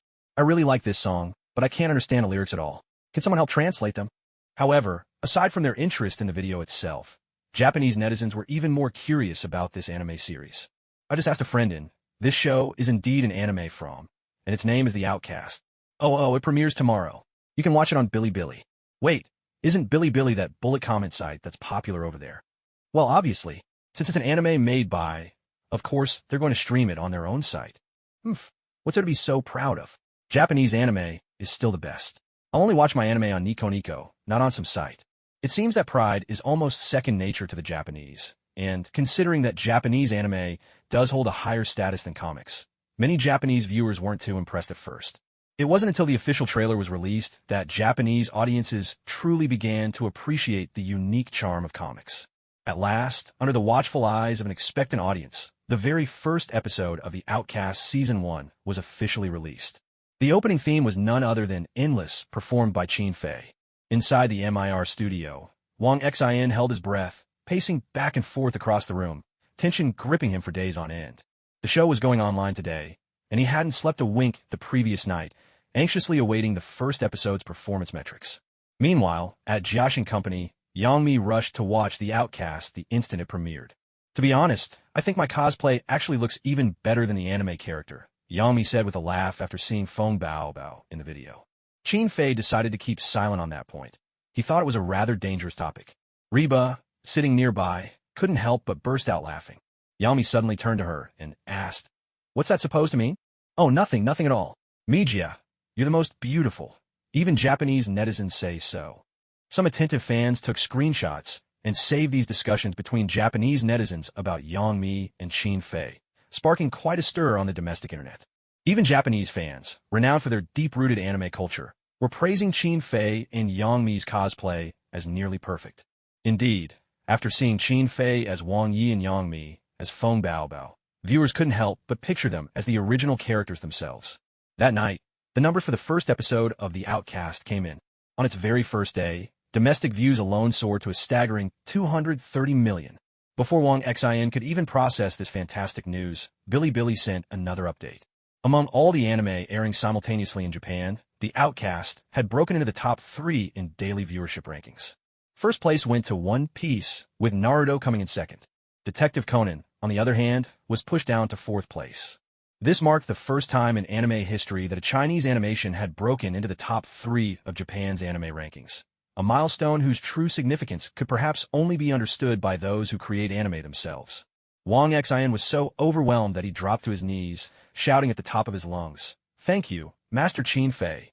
All the employees in the studio were moved to tears, their voices rising in unison. "Thank you, Master Qin Fei." Inhuman quickly became a sensational hit both in China and Japan, catching even Bilibili's president, Chen Yuyu, by surprise. To promote the 4 events being held in Japan, Chen Yuyu enlisted several well-known Japanese voice actors, planning to produce a Japanese-language version of Inhuman. She spared no expense, personally inviting Kana Hanazawa to voice the character Feng Bao. As it happened, when Bilibili's invitation arrived, Kana Hanazawa was watching the music video for Boundless. When she heard the news, she could hardly believe it herself and turned to her assistant, her voice full of excitement. "Is this for real?" After her assistant's affirmative reply, Kana Hanazawa finally realized that this was all actually happening. If I'm not mistaken, this should be the very first time a Japanese voice actor has been invited to dub for a Chinese anime, right? Kana Hanazawa felt a sense of wonder. She had long been active in various international markets. Fans from these places had sent her letters and gifts. But because anime and otaku culture weren't much valued in those regions, she never had the chance to participate in any events there. Now, being chosen to voice a character in Inhuman was undoubtedly opening a new door for her. Music drifted through the headphones on her ear. She suddenly turned her head, eyes landing on the screen where a stylish young man in cosplay was playing guitar. "In that case, will I get to meet him?" Kana Hanazawa asked with hopeful anticipation. Perhaps she was asking herself, or maybe her assistant. Qin Fei is already a famous singer in Japan, even though he wrote this song for the anime. Unfortunately, we most likely won't get the chance to meet him.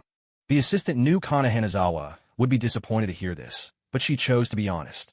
Ever since the Boundless music video had gone viral in Japan, Kana Hanazawa had found herself deeply captivated by Qin Fei. Whenever she had a spare moment, she would listen to his songs. Even though she couldn't understand the lyrics, she would look up translations online, line by line. This opportunity to voice a character in Inhuman made her most excited by the possibility of traveling to Japan. Perhaps, just perhaps, she might meet Qin Fei. But all of this, it seemed, was merely wishful thinking. "What a shame," she sighed. Hua Xiansai reached out her hand, as if to touch Qin Fei's face through the screen. If only he could hold a fan meeting in Japan, then maybe I'd have a chance to see him in person. She sounded a little downcast. To me, he's like someone who's really stepped out of an anime world. I've watched a lot of anime, but honestly, I never found the kings in them very appealing. Qin Fei-san, though, he's by far the coolest. As she spoke, an involuntary smile curled at the corners of her lips. Just then, her assistant seemed to remember something and let out an excited exclamation. "Oh, that's right. Qin Fei-san is about to hold a fan meeting in Tokyo. I think it's called Qin Wind Arrives, or something like that." At this, Hua Xiansai leapt from her chair in delight, grabbing the assistant's arm. "Really? Qin Fei-san is really going to have a fan meeting?" "Absolutely, and it's happening right when we'll be in Japan." "Wow, that's amazing. This is just perfect. Let's get ready to go right away." She could hardly contain her excitement as she dashed off to her bedroom. The assistant glanced over and couldn't help but give her forehead a gentle smack. Hua Xiangsai was already busy packing her suitcase. Meanwhile, the news was causing a huge stir back home online. Qin Fei's going to have a fan meeting. Good luck, good luck. Please, I need a ticket. I have to get one this time, no matter what. Qin Fei is such a superstar. He's only debuted for about half a year, and now he's holding a fan meeting in a stadium that fits tens of thousands. Thank goodness it's in a big stadium, more seats, maybe a better shot at getting a ticket. You say that like you'll actually get one. Qin Fei's got over 70 million fans now. Even with that many seats, it won't be easy. It wasn't until the news appeared online that Qin Fei himself realized. A fan meeting? He suddenly pressed Yang Mi down into his office chair. From a moment Qin Fei stepped into the room to the instant he firmly seated her, Yang Mi finally processed what was happening. A blush bloomed across her delicate face. She answered him softly. Why didn't you tell me about this before? Qin Fei sounded a bit annoyed. It was only when Ding Xian had just messaged him to ask for a ticket that he'd even heard about it. I was going to tell you in a bit. Maybe surprise you? Yang Mi replied with a playful smile. Qin Fei stood up and shot her a reproachful look. Surprise, sure, but I wouldn't call it a pleasant surprise. What made you think I should hold a fan meeting anyway? The National Style Festival had just ended a few days ago. He was hoping to take a break, enjoy the money he'd earned, and finally have some time to kick back. Or, well, just relax for a while. The timing is perfect. You're on fire right now. If you hold a fan meeting and fan the flames a bit more, you might just break into the A-list this year. Whether I make it to the A-list or not doesn't really matter to me. Qin Fei seemed indifferent, but Yang Mi saw things very differently. Well, I care. In less than half a year, the Golden Melody Awards will be here. With your talent, you're absolutely going to get a nomination. This is the moment we need to go all out in promoting you. When it came to work, Yang Mi never gave in to Qin Fei. Seeing how serious she was, Qin Fei could only agree in the end. Besides, the news had already spread all over the internet. He had no choice but to bite the bullet and go along with it. As soon as Qin Fei agreed, Yang Mi immediately came over, eager to please. Don't worry, there's still half a month to go. All you need to do is focus on preparing your songs. Leave everything else to me. In this respect, Yang Mi had never let Qin Fei down. From I Am a Singer to the recent National Style Gala, she'd managed everything flawlessly. News of Qin Fei's upcoming fan meeting had more than just the fans excited. Li Wen, who had been about to return to the U.S., was already at the airport, ready to board when she heard the news. Can you get in touch with anyone from Jiaxing? I want to volunteer as a guest at Qin Fei's fan meeting, even if I don't get paid. Li Wen's manager was stunned. She glanced at the luggage that had already passed through security. Hey, Li Wen, we're about to board the plane. Cancel the flight and book a hotel. I'll go talk to Yang Mi myself. With that, Li Wen strode straight toward the airport exit. Her manager quickly handed off the rest of the work to her assistant and hurried after her. Shuyo-ji, you're not joking with me, are you? Zhang Shuyo's assistant nearly jumped out of his seat, staring in disbelief at Zhang Shuyo, who was smiling back at him. You want to attend a newcomer's fan meeting? This isn't exactly a big concert. Zhang Shuyo looked calmly at his wildly excited assistant. What's wrong with being a newcomer? Is it inappropriate for me to go? The assistant's mouth twitched as he stared at Zhang Shuyo in shock. Seeing his reaction, Zhang Shuyo laughed. I'm just teasing you. But don't dismiss Qin Fei as just a newcomer. I have a hunch he's going to make a mark at this year's Golden Melody Awards. But he's still a newcomer, after all. You're a music legend. If he invited you, that'd be one thing, but to offer yourself, aren't you giving him too much face? Zhang Shuyo's assistant was also a devoted fan of many years. To him, Zhang Shuyo was nothing short of God. And now this God wanted to support a newcomer. It was a reality he simply couldn't accept. Zhang Shuyo took a deep breath and slowly stood up. He gazed at the brightly lit street not far away. Perhaps I'm a newcomer too. I really want to learn from his songs and his musical style. His assistant was utterly stunned. To think there was something even the king of songs felt he needed to learn. After hearing the news, people like Lu Huang, Han Hong, and Chen Yixuan all promptly instructed their managers or assistants to get in touch with Yang Mi, or to reach out to Jiaxing through other channels. Inside Jiaxing Entertainment, Yang Mi and a few of her staff were busy preparing for the upcoming fan meeting. Mijia, have we still not finalized the guest list? We need to settle the event schedule, and there's still some rehearsing to do. For 3 days, they have been discussing possible names for the guest lineup. After all, this was Qin Fei's meet and greet. In theory, he should be the sole star of the show. But if no heavyweight seniors came to lend their support, the event might feel a little too plain. Yet finding the right guest to stand by him was no easy task. Who told our Qin Fei to join that competition and end up offending half the music industry? Yang Mi shook her head helplessly, a wry smile tugging at her lips. She didn't even dare consider inviting singers who had appeared on I Am a Singer. Those folks had already been steamrolled by Qin Fei once in the competition. She couldn't possibly ask them to suffer another defeat on his own turf. So, what should we do about the guest list? If it really doesn't work out, maybe let Qin Fei perform solo. After all, everyone's coming just to see him. One of the girls offered a suggestion. The other women all nodded in agreement, their excitement bubbling ever since they'd learned about Qin Fei's fan meeting. The chance to meet their idol up close was finally here. By the way, we need to get ready to launch the pre-sale tickets. We've already negotiated with the stadium. They'll build a full 360-degree stage, so the whole venue can be filled. The current maximum capacity is estimated at 120,000. 120,000? Can't we go any higher? Yami sounded a little dissatisfied. She wanted as many as possible. Of course, having every one of Qin Fei's fans attend would be ideal, but clearly, that was just wishful thinking. The staff member shook his head. Even when the Big Brother held a concert here, it never topped 90,000. Wang Lihong's event only reached 100,000, so they believe 120,000 is already enough. Being able to hold a fan meeting in a stadium was testament to Qin Fei's influence. And so this plan was set. Yang Mi turned to Qin Fei. Who would you like to invite as guests? No matter who you name, as long as you ask, I'll make sure they're there. Yang Mi's words were not an empty boast. Given Jiaxing's current standing, she certainly had every reason to say so with confidence. Of course, none of these achievements would have been possible without Qin Fei's efforts. Qin Fei stifled a yawn. After such a long discussion, he was starting to feel a little drowsy. He thought for a moment, and, to be honest, realized he didn't really have any friends in the music industry. So it didn't seem to matter who was invited as a guest. Suddenly, there was a knock at the door outside the meeting room. Yang Mi's assistant burst in, flustered. Mijia, Li Wen's agent just called. Li Wen is willing to attend Qin Fei's fan meet for free, as long as she gets the chance. Yang Mi gripped the back of her chair to keep herself from leaping up with excitement. Just then, another young woman hurried into the room. After Ingjia left, the artist department received another call. Teacher Han Hong wants to come to Mr. Qin Fei's fan meeting as well. Yang Mi was momentarily at a loss for words. She then turned to Qin Fei. Did you invite them? Qin Fei waved his hand with a blank expression and shot back. Do you think that's possible?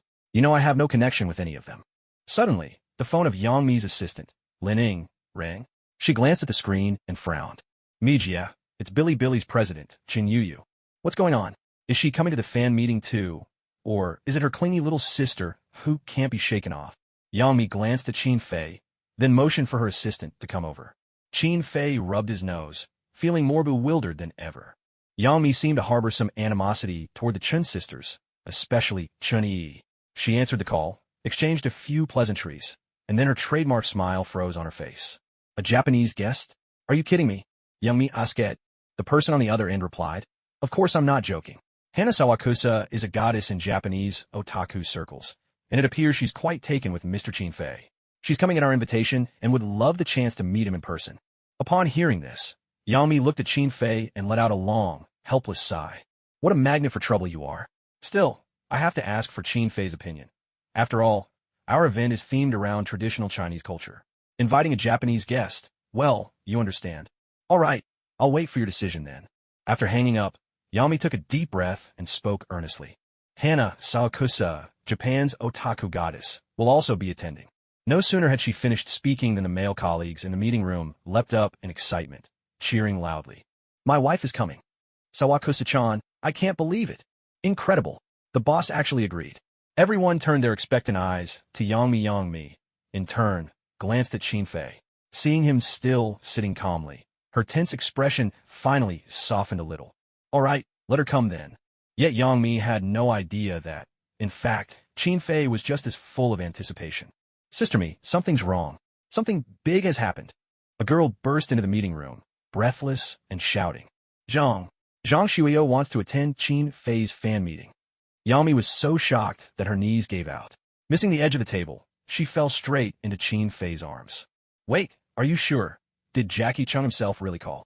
Yang Mi pressed for confirmation again and again. The young girl opened her mouth, hesitating, as if there was more she wanted to say. Qin Fei noticed her unease and smiled gently. Is there something else you haven't said yet? Go ahead and tell us everything. The girl wavered for a moment, then looked at Yang Mi and spoke slowly. Sister Mi, please don't get too excited. Miss Princess Wang also wants to come to the concert. She said she doesn't need to appear on stage. She just hopes there'll be a seat reserved for her. Yang Mi's mind spun even faster at this. After all, this was a superstar, a diva. Not long ago, she paid $2 million for 2 of Qin Fei's songs. Tickets for Qin Fei's Gentle Qin Wind concert had gone on sale online, with a total of 110,000 seats. Originally, there were 120,000 tickets, but after Yang Mi and Qin Fei surveyed the venue in person, they realized some spots were far too remote for a good view, so the number was reduced to 110,000. The thrilling moment has arrived. Time to put everyone's click speed to the test. You can only buy 2 tickets per account? That's way too few. It's to stop scalpers. Yang Mi really thought this through. True enough, most people either go alone or as a couple. Who needs to buy so many tickets anyway? I'm skipping class today just for this. Please, please, don't let the internet crash. Ticket sales start in 10 minutes. Everything's ready. Meanwhile, inside a villa in Hong Kong, a little girl sat at a computer, visibly nervous, her eyes fixed on the screen. Behind her, a handsome middle-aged man held a coffee cup, equally still, caught up in her anxious mood. As the seconds ticked by, both of their faces grew more and more tense. I think I finally get how fans feel scrambling for tickets before a concert starts. There's no need to be so nervous. Just wait and act in the final minute. He patted the little girl's shoulder softly and smiled. Brother Hua, maybe we should just reach out to someone from Jiaxing directly and try to trade your concert tickets for theirs. What do you think? The little girl looked up at him, her face full of pleading innocence. Luda Hua took a sip of coffee and couldn't help but chuckle. I really wanted to keep things low-key this time, not draw any attention. So, just focus on helping me get those tickets, all right? Hearing this, the girl could only reply with a soft, okay, then threw herself wholeheartedly into the fierce ticket rush. Luda Hua smiled and added, if I could handle the payment interface myself, I'd have done it on my own already. But you like Qin Fei too, don't you? So, buy 2 tickets, let's go in together. The girl was overjoyed, nodding repeatedly in gratitude. Really, Brother Hua? Thank you so much. Luda Hua smiled quietly and sat beside her, watching as she worked the computer. In this moment, it's hard to imagine. A superstar of his stature, taking ticket grabbing so seriously, all for Qin Fei's concert. Meanwhile, in the Magic City, a concert with 30,000 attendees had just concluded. Mr. Chung, you've worked hard. The manager approached, motioning for the assistant to help Aaron Kwok wipe away his sweat. Nearby, the makeup artist carefully began to remove his stage makeup. How's the task I signed? Aaron asked. The manager forced a smile, answering cautiously. I've sent people already, but... She hesitated, and Aaron suddenly looked up at her. What is it? Is there a problem? Qin Fei has a huge fan base. Even though I sent 6 people to buy tickets, there's no guarantee we'll get any. The manager seemed a little anxious. Usually, Aaron Kwok presented a warm and friendly image to the media, but backstage, his temper wasn't quite so easy, especially when it came to personal matters. Sure enough, Aaron frowned and said sternly, Are you telling me he has more fans than I do? The manager didn't dare respond. Aaron let out a dissatisfied hum, then said, Forget it. Just do your best. If we really can't get tickets, reach out to someone at Jiaxing. I'm sure they'll do me that favor. Relieved by these words, the manager finally exhaled. It wasn't easy for their team, being a manager to such a legendary star, after all these years, often felt more like being a servant. At last, the moment everyone had been waiting for arrived. The ticket sale began its final 10-second countdown. 3, 2, 1. The confirm purchase button on the ticketing site lit up, and in that instant, countless people across the country clicked their mouse or tapped their screens at once. At Jiaxing Entertainment, Yang Mi waited anxiously for the outcome. She knew there was no real need to be nervous, yet the pressure was immense. The tickets would surely sell out in a flash, but exactly how long would it take? 5 minutes or 10? That detail would shape the public conversation around the concert. What she hoped for most, of course, was to sell out all the tickets within 5 minutes. That way, she could hype up Qin Fei's concert once again. Mijia F 56 seconds. Her assistant shouted excitedly. What? 56 seconds? Yang Mi hadn't quite processed it yet. It was actually Qin Fei, who had been sitting there leisurely, feeling this didn't concern him, who spoke up to clarify. Does that mean all the tickets sold out in 56 seconds? Yes, it's 56 seconds. Every single concert ticket is gone. The assistant cried out, barely able to contain her excitement. Yang Mi drew in a sharp breath, stunned. Did I hear that right? She never imagined all the tickets would sell out in just 56 seconds. Meanwhile, in a villa in Hong Kong, a teary-eyed girl looked at Andy Lau. I'm so sorry, Brother Hua. I never thought it would be that quick. The little girl hadn't managed to get a ticket. By the time she clicked her mouse, the page already said sold out. Andy Lau smiled and reassured her. It's all right. Looks like we'll have to get in touch with the people at Jiaxing. Let's hope they'll do me this favor. That was what Andy Lau said. The little girl couldn't help but giggle. In the entertainment industry, who would dare turn down Andy Lau? Got one. Suddenly, someone online posted a screenshot showing they'd snatched up a ticket, instantly drawing a flood of envy and jealousy from those who hadn't been so lucky. 3,000 yuan for a Qin Fei concert ticket. Hope it's one of the front rows. Anyone selling their tickets? I'll pay 8,000 for a spot in the first 3 rows. You're still picky about seats? I'll give 10,000. Any seat will do. 20,000. I want 3 tickets in the first 5 rows. As the internet buzzed with heated discussion, Yang Mi was left utterly speechless. Big names from all walks of life began calling her, each asking for tickets. Hashtag Qin Fei fan meeting _ tickets impossible to get. Hashtag Jiaxing adds 1,000 more seats, but tickets for the fan meeting are still as rare as gold. Hashtag. This was exactly what Yang Mi had predicted, though she hadn't expected things to escalate so quickly. And this was just the demand from everyday people outside the industry. In the 2 days leading up to the fan meeting, she received call after call. Most of the callers were barely acquaintances, but now they were all eager to cozy up. Mimi, it's Uncle Lee. Listen, Qin Fei's fan meeting. Could you help me get a few people in? Little me, long time no see. About that fan meeting of yours. Could you maybe hook me up with a few tickets? Mimi, remember that cooperation we discussed? Well, I have a few friends who'd love to join your fan meeting. Think you could arrange something? As for that collaboration, we can talk more about it later. If it were just an ordinary minor celebrity, or even a top-tier star calling, Yang Mi could have handled it with ease. But what she hadn't expected was that these celebrities would play by their own rules, going so far as to pull strings with their own powerful backers for help. Many of Jiaxing's business ventures that had previously been blocked by various obstacles suddenly opened up without a hitch. Yang Mi understood perfectly well what was behind all this. Qin Fei's fan meet and greet had become a national sensation, shaking the entire country. Those stars and artists had all taken their seats in the audience early. Their attendance alone was enough to boost their own popularity. This fan event was so grand that even a music legend like Jackie Chung was willing to appear as a guest without charge. The level of hype was comparable to a televised New Year's Eve concert. Yang Mi felt as if her heart were brimming with honey. Her smile never faded from her face. Outside the stadium, a dense sea of people surged and jostled. The crowd stretched out for several kilometers. Beijing's traffic had ground to a halt because of it. Such a scene had only ever been matched by the Centennial celebration back in 2008. Outside the arena, fans held either glowing light sticks or banners emblazoned with Qin Fei. Excitement and anticipation lit up every face, everyone eager for what was to come. At last, it's about to start. All those nights of hard work were worth it. Just to be here, I lost 30 whole pounds.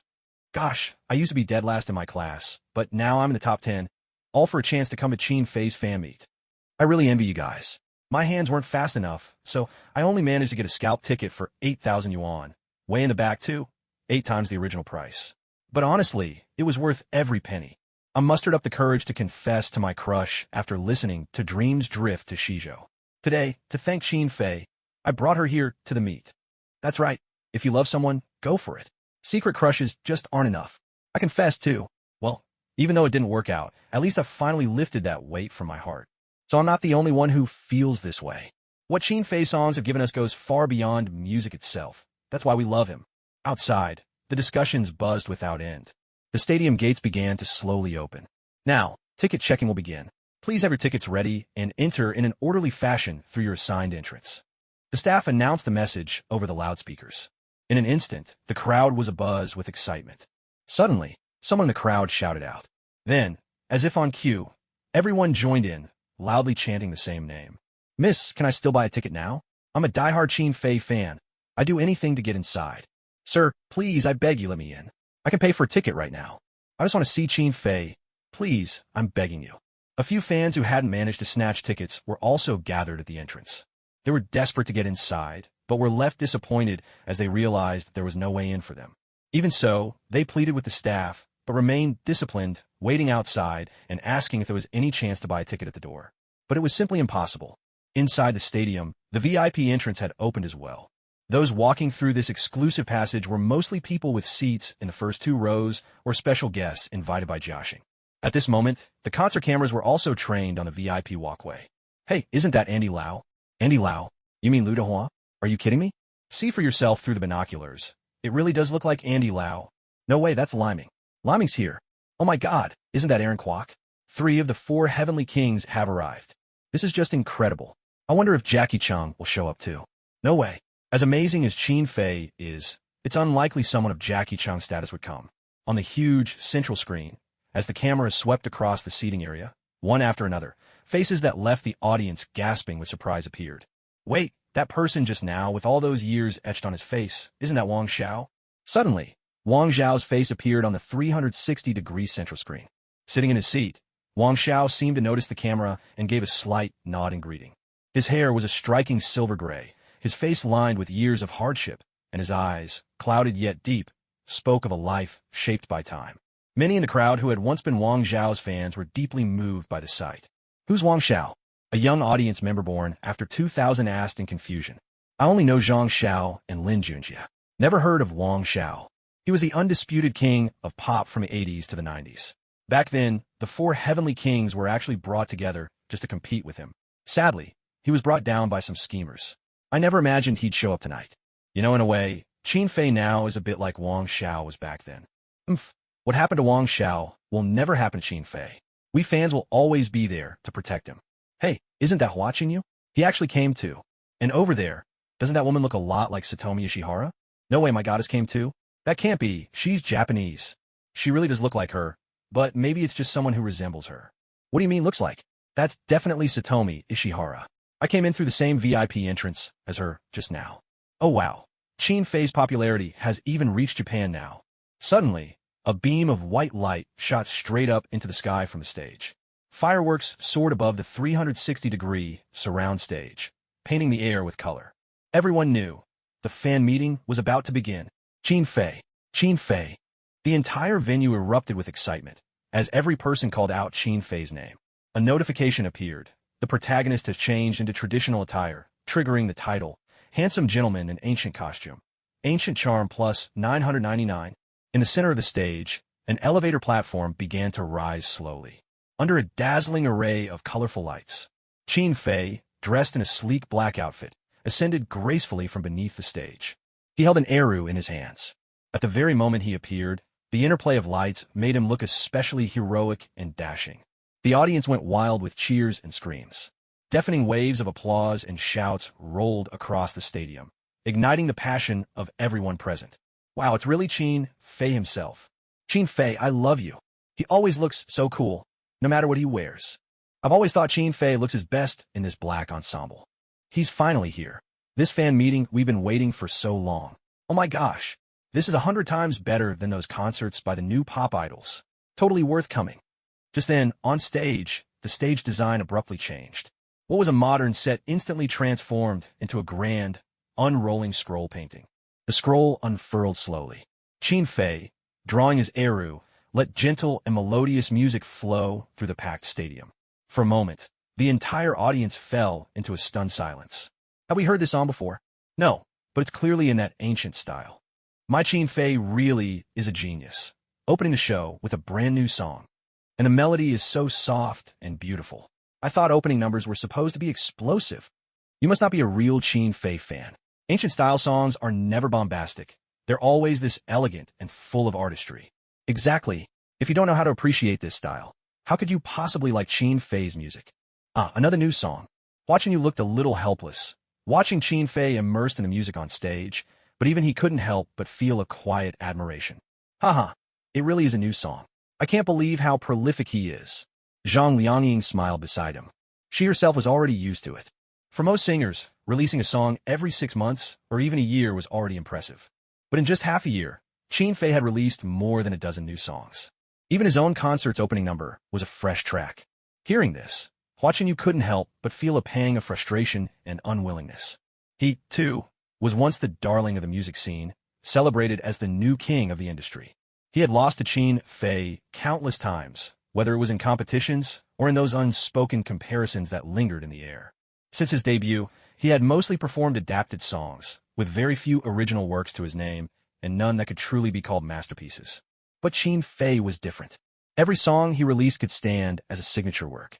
As the prelude faded, Qin Fei set down the eru and strode to the center of the stage. On the giant screen behind him, a scroll unfurled completely. A breathtaking landscape painting came into view, with 4 bold characters inscribed across the top, magnificent rivers and mountains. With a surge of confidence, he swept his sleeve and rolled up his long cuffs. The dance troupe stepped onto the stage from both sides. Qin Fei began to sing. Lately, I've been in this sub-healthy state. Sitting too long makes my legs go numb. Staring at a computer for hours, my neck aches too. The digital age seems to move life faster. But it's also made people sluggish, forever busy. So busy that, in the end, you don't even know what it's all about. The world keeps spinning with or without us. The song style was plain spoken, but the emotion in Qin Fei's voice always managed to surprise the audience. Especially when he started to dance in time with the music, shouts of excitement erupted from the crowd. Qin Fei's actually dancing. Wow, look at him, singing and dancing on stage. Is that Tai Chi? So suave and so graceful. But isn't this song a bit too mellow for an opening act? The audience watched, thoroughly entertained. But the professional singers in the crowd saw something more. This song is actually fantastic. I've heard his songs before, and if I were to rank them, this one would definitely make the top 5. Lu Dehua spoke with admiration. These days, audiences love those explosive, high-energy songs. I've been singing Love You Endlessly for decades now. It's still my go-to opener. Guo Fuqing said with a laugh. Beside him, Li Ming adjusted his glasses thoughtfully. Suddenly, the music shifted, becoming powerful and tight. Amei Lushan, Huangshan, Songzhan. Take your parents out for a weekend trip. Beijing's An, Luoyang, Kaifeng, Anyang, Nanjing, Hangzhou. Feel the charm of ancient capitals. When you're in good spirits, step outside. Let the sea breeze and blue skies lift you up. The country is beautiful. Get out there and see it. Don't just lounge at home all day. The first part was still sung in the original style. But then, the tempo picked up. The entire song instantly became lively and infectious. Ah, that's the familiar magic. I knew Brother Qin Fei would never let us down. As the song drew to a close, Qin Fei shifted the musical style yet again. When you're in good spirits, step outside. Let the sea breeze and blue skies lift you up. The country is beautiful. Get out there and see it, because the country is beautiful. In the VIP section, Lu Dehua suddenly turned to look at Zhang Xueyou. To tell you the truth, I really didn't expect you to show up. Zhang Xueyou looked rather surprised. Since the camera was focused on the stage, the audience hadn't yet realized what was happening. However, the VIP guests in the designated area noticed immediately. Their faces were filled with astonishment. Yet, Zhang Xueyou responded with perfect composure and a calm smile. In fact, I've long been curious to meet this young man, and I'll be taking the stage myself in a moment. As he spoke, the corners of his mouth lifted slightly in a subtle smile. Andy Lau, Leon Lai, and Aaron Kwok were all momentarily stunned. So, Zhang Xueyou was going to perform as well. Ignoring their shocked expressions, Zhang Xueyou turned to Wang Xiao, who was seated beside him. It's been a long time since we last met. Wang Xiao nodded softly in response. What do you think of this young man's performance? There was no sign of rivalry between Zhang Xueyou and Wang Xiao, even after so many years apart. On the contrary, they seemed more like old friends. He sang wonderfully. The blend of rap and pop was such a surprise. I never imagined singing could be done this way. Absolutely brilliant. This kid is something else. I mean it, after hearing his song, I just want to go traveling. Wang Xiao offered his praise without the slightest reservation, while Zhang Xueyou simply smiled in quiet appreciation. Although he was called the god of songs, he knew deep down that the man sitting beside him was the true legend. Whether in singing, composing, or writing lyrics, Wang Xiao had once been at the very top of the music world. As Qin Fei finished his song, he took a deep breath, clutching the microphone in one hand and waving to the audience with the other. Hello everyone, I'm Qin Fei, he shouted out with energy. In that instant, the entire audience erupted in a tidal wave of cheers and applause. Every single person waved their light sticks and called out Qin Fei's name at the top of their lungs. Moments ago, many had been moved to tears by his performance. At first listen, the splendid rivers and mountains might sound like it's overly adorned with flowery lyrics, but upon closer reflection, one can sense the profound meaning hidden within. Every song Qin Fei performed seemed to carry a hint of sorrow or longing. Listeners often found themselves sighing with emotion. What had Qin Fei been through? Why did his music always leave such a lingering sadness? He's so young, yet his voice carries the weight of ages. Princess Wang couldn't help but sigh, her heart filled with both admiration and confusion. Han Hong shook her head and replied with a smile. I've heard so many love songs, songs that deliberately tug at your heartstrings, songs meant to make you resonate. But Qin Fei's music is different. His style is subtle and restrained.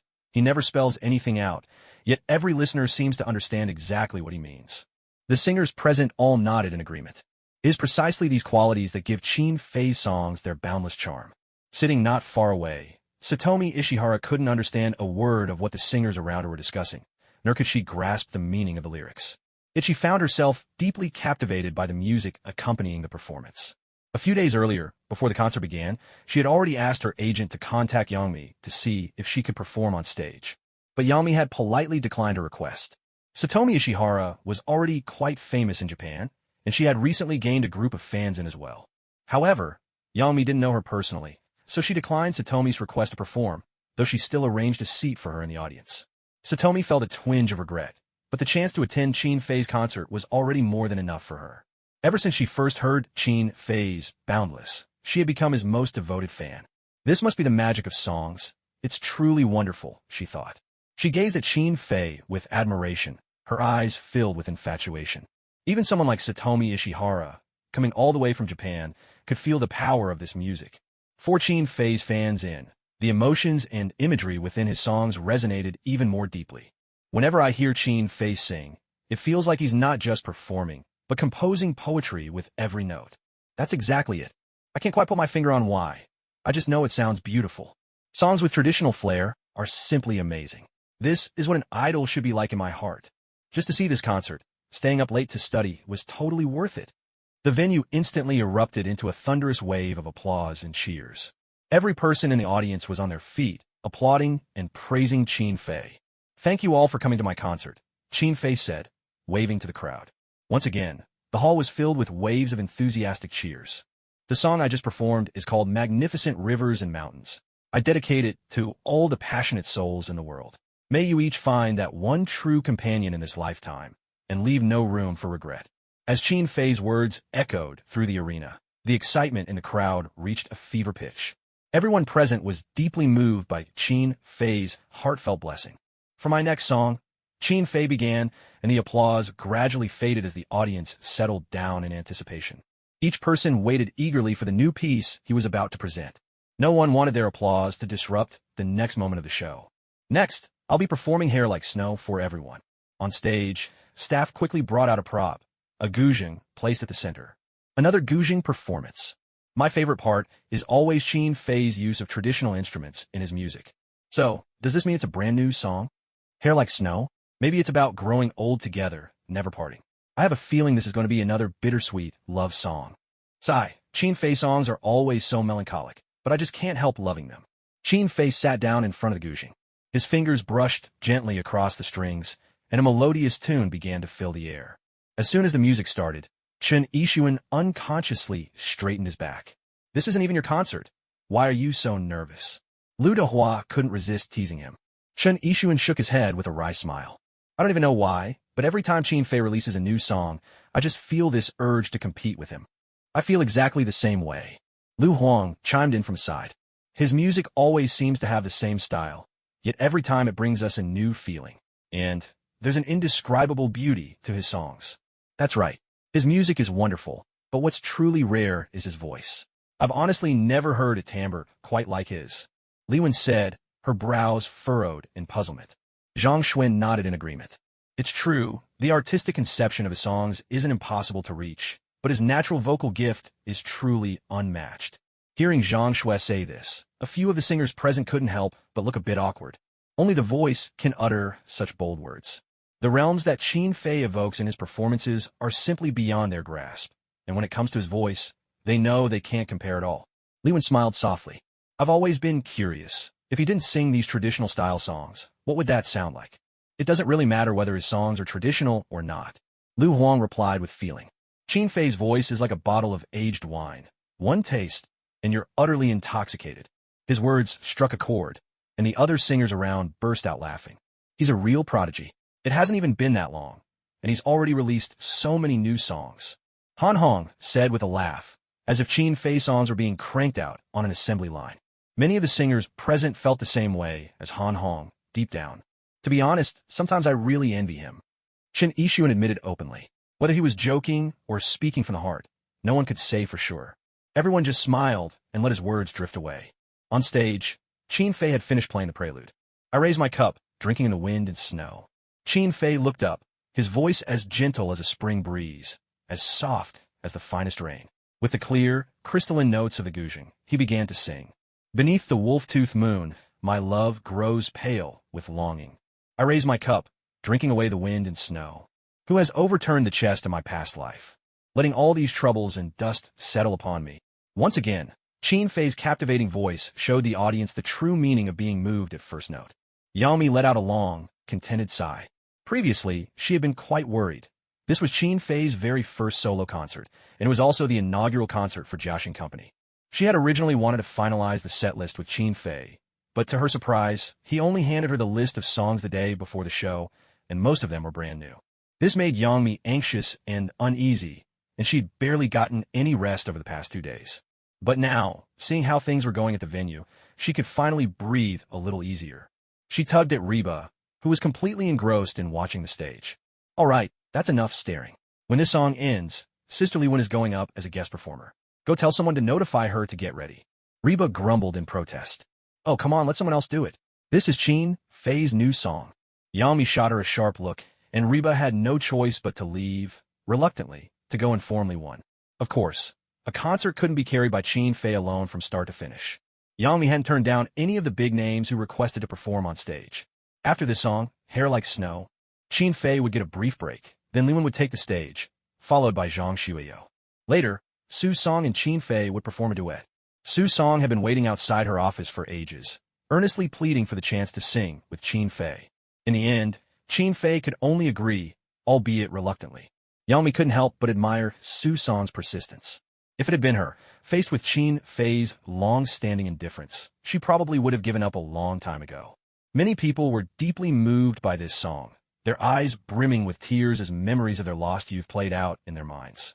Perhaps only those who have truly experienced it can understand such feelings. Your hair, beautiful as snow, marks the sorrowful farewell. Who is touched by the incense I burn? I invite the moon, letting memories shine bright. And love, bathed in moonlight, becomes perfect.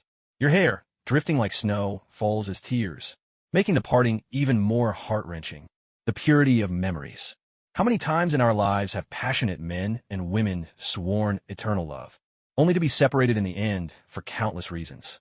This song reveals the ever-changing tides of fate and love, the entanglements of men and women who never quite transcend the bonds of the mortal world. At this moment, who knows how many people are shedding tears for this? They wave their glow sticks under the night sky, completely immersed in the enchanting music. Tears shimmer in their eyes. At this very moment, not a single clap is heard in the venue. Yet this silence is more moving than any sound. This is just the first act, and already the audience is deeply touched. Many are weeping openly. In the VIP section, those superstar singers and celebrities, usually so talkative and lively, have all fallen silent. They gazed at the stage with expressionless faces, their attention utterly focused.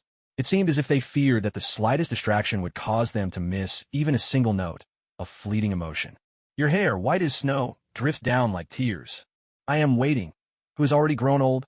In the red dust, intoxication lingers, and time gently warms the heart.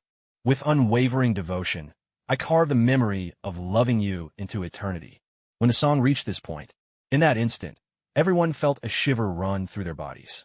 The deeply moving lyrics, combined with Qin Fei's sorrowful and plaintive voice, pierced straight to the depths of every listener's soul. Qin Fei plucked the zither strings as he sang. With the nimble dance of his fingers, the guzheng's melody surged and slowed, and the beautiful music flooded the entire Bird's Nest Stadium like waves. Many students and professors of traditional music, drawn by his reputation, squeezed into the audience. It was precisely because of Qin Fei's mastery of traditional music that they had come to recognize and support this idol. Until now, they had only watched Qin Fei's performances through videos. But the experience of today's live concert was something entirely different. It was truly worth coming all this way. This level of artistry rivals that of any master I have ever known. But, teacher, Qin Fei is barely in his 20s. How could he possibly? All I can say is that he's a genius, one who appears once in 100 years, perhaps even rarer. He may even surpass the legendary Kai Yong. The students were all astonished, never expecting their teacher to shower Qin Fei with such high praise, something that had never happened before. Suddenly on stage, Qin Fei stood up. The platform beneath his feet began to sink slowly. The audience was puzzled and confused. Even the superstar singers were full of questions, just as they had been utterly entranced by the musical feast Qin Fei had created. He unexpectedly brought the music to a halt, snapping them out of their dreamlike reverie. At that very moment, la la la la la la la la la la, Qin Fei's voice rang out, followed by rich harmonies. Everyone's eyes lit up, and even the most celebrated performers gasped in awe. They had always thought that Qin Fei's songs were meant for him alone, that even at concerts, there was seldom a chance for the audience to join in. But now, as Qin Fei sang, he waved to the crowd and held his microphone toward them. Even though this was a song no one had ever heard before, the audience couldn't hold back their excitement and joined in, singing together. La la la la la la la la la la, waving their glow sticks. Tears glistened in their eyes. At this moment, within the Bird's Nest Stadium, it felt as though there was only one voice echoing through the air. A bronze mirror reflects innocence, and a ponytail is tied up high. If you wish to throw caution to the wind and live recklessly, then in this life, I will gladly share strong wine with you. La la la la la la la la la la la. Qin Fei guided the crowd from the side, while the entire audience immersed themselves in the joy of this communal singing. On every face was a curious mixture of emotion. Tears glistened alongside radiant smiles. Within the hauntingly beautiful atmosphere of the music, a sudden happiness would arise. In short, their feelings were complex, yet they relished every moment. This, indeed, was the unique allure of Qin Fei's music. As the music gradually faded, thunderous applause surged forth like an unstoppable tide. The entire audience erupted with excitement, for through this song, they had become a part of something greater. During the final harmonies, they felt themselves woven into the very story told by the song. They were moved by Qin Fei's singing, and equally touched to be part of this musical experience. In this moment, their cheers and joy reached a fever pitch. Qin Fei stood upon the stage, raising his microphone high, basking in the outpouring of joy from the audience. Right now, inside the entire Bird's Nest Stadium, everyone was cheering with abandon for Qin Fei's song. Thank you, everyone. Thank you so much. Qin Fei called out loudly. The applause continued to roll on without pause. Thank you all for coming to my concert tonight, and it is truly an honor to welcome a legend of the music world. Let's give a warm round of applause for the diva, Li Wen. Qin Fei, stepping into the role of host, took charge. From the backstage lift, Li Wen ascended slowly, dressed in a striking red ensemble. Welcome, Sister Li Wen. Qin Fei walked over to greet her. Li Wen waved to the crowd, her face beaming with joy. Thank you, everyone. Thank you all. And my heartfelt thanks to Qin Fei for giving me this chance to perform on his stage. Haha, I should be the one thanking you. Thank you, Sister Li Wen, for honoring us with your presence. Qin Fei stepped forward and embraced Li Wen in a courteous hug. When we competed in the singer contest, we were rivals. Today, I am truly delighted to share a song with Qin Fei. Li Wen's voice trembled with excitement. The audience was taken aback. They had never heard this before. So Qin Fei and Li Wen would be performing a duet. Li Wen's music leaned heavily toward Western styles, especially English songs blended with some Chinese elements. But her overall style was Western-heavy. Metal rock. Her image was bold and sensual. The audience could hardly imagine what kind of song would emerge from a collaboration between Qin Fei and Li Wen. Originally, Li Wen intended to perform one of her English songs at the concert, but Qin Fei had suddenly vetoed the idea, to Li Wen's great surprise. Yet, just 3 days before the show, Qin Fei presented her with a brand new song he had written. With microphone in hand, Qin Fei turned to the crowd and announced, "Tonight marks Sister Li Wen's very first performance of an ancient-style ballad. Are you all looking forward to it?" The audience responded with a thunderous cheer, their excitement crashing like waves. Li Wen joked, "Haha, hearing you say that makes me so nervous. After all, this is your concert. Aren't you afraid I'll mess it up?" Qin Fei smiled and replied, "How could that happen? Everyone knows how talented you are, Sister Li Wen. I believe everyone here is looking forward to this performance, aren't you?" The crowd answered in unison, yes. Although Li Wen was new to traditional Chinese-style songs, she absolutely loved the piece Qin Fei had given her, and she was filled with anticipation. More importantly, she knew that with this song, Qin Fei was about to completely break away from his usual style and vocal approach. She could hardly wait to see the stunned expressions on the faces of both the audience and their fellow performers. Qin Fei then announced, "Next up, please enjoy the song Diamondin, performed by me and Sister Li Wen." As soon as his words fell, the entire venue erupted into thunderous applause once again. Meanwhile, backstage, Yang Mi couldn't help but swallow nervously, a wave of concern washing over her. She worried that Qin Fei's sudden leap into new territory might make the audience uncomfortable. After all, Qin Fei had never sung on stage before, let alone tried rapping with traditional Chinese flair. Would a wider audience accept this? Yami had already read the lyrics and knew the song was indeed outstanding. Still, at this moment, she couldn't help but feel anxious and uneasy about Qin Fei's performance. On stage, the music began with a dramatic overture, echoing the spirited clang of stage percussion reminiscent of traditional opera, setting the perfect mood for the Diomedon's entrance. On both sides of the stage, peaking opera, performers in bold makeup appeared, their singing instantly evoking the classic style. Suddenly, Qin Fei broke into an operatic excerpt from Farewell, My Concubine, his voice soaring in the distinctive theatrical tone. One of the peaking opera actors tossed a decorated spear to Qin Fei, who stepped forward and caught it with practiced ease. At that very moment, the music quickened, and Qin Fei, along with the professional opera performers, brandished their spears and began a dazzling display of stage combat. The audience was utterly astonished. Oh my God, Qin Fei knows martial arts too. He looks just as skilled as the professionals. Is there anything Qin Fei can't do? That's not just for show. He really knows how to handle those moves. What an incredible surprise. I thought Qin Fei might sing opera, but I never imagined he could actually play a martial role. No one had expected Qin Fei to deliver such a jaw-dropping surprise.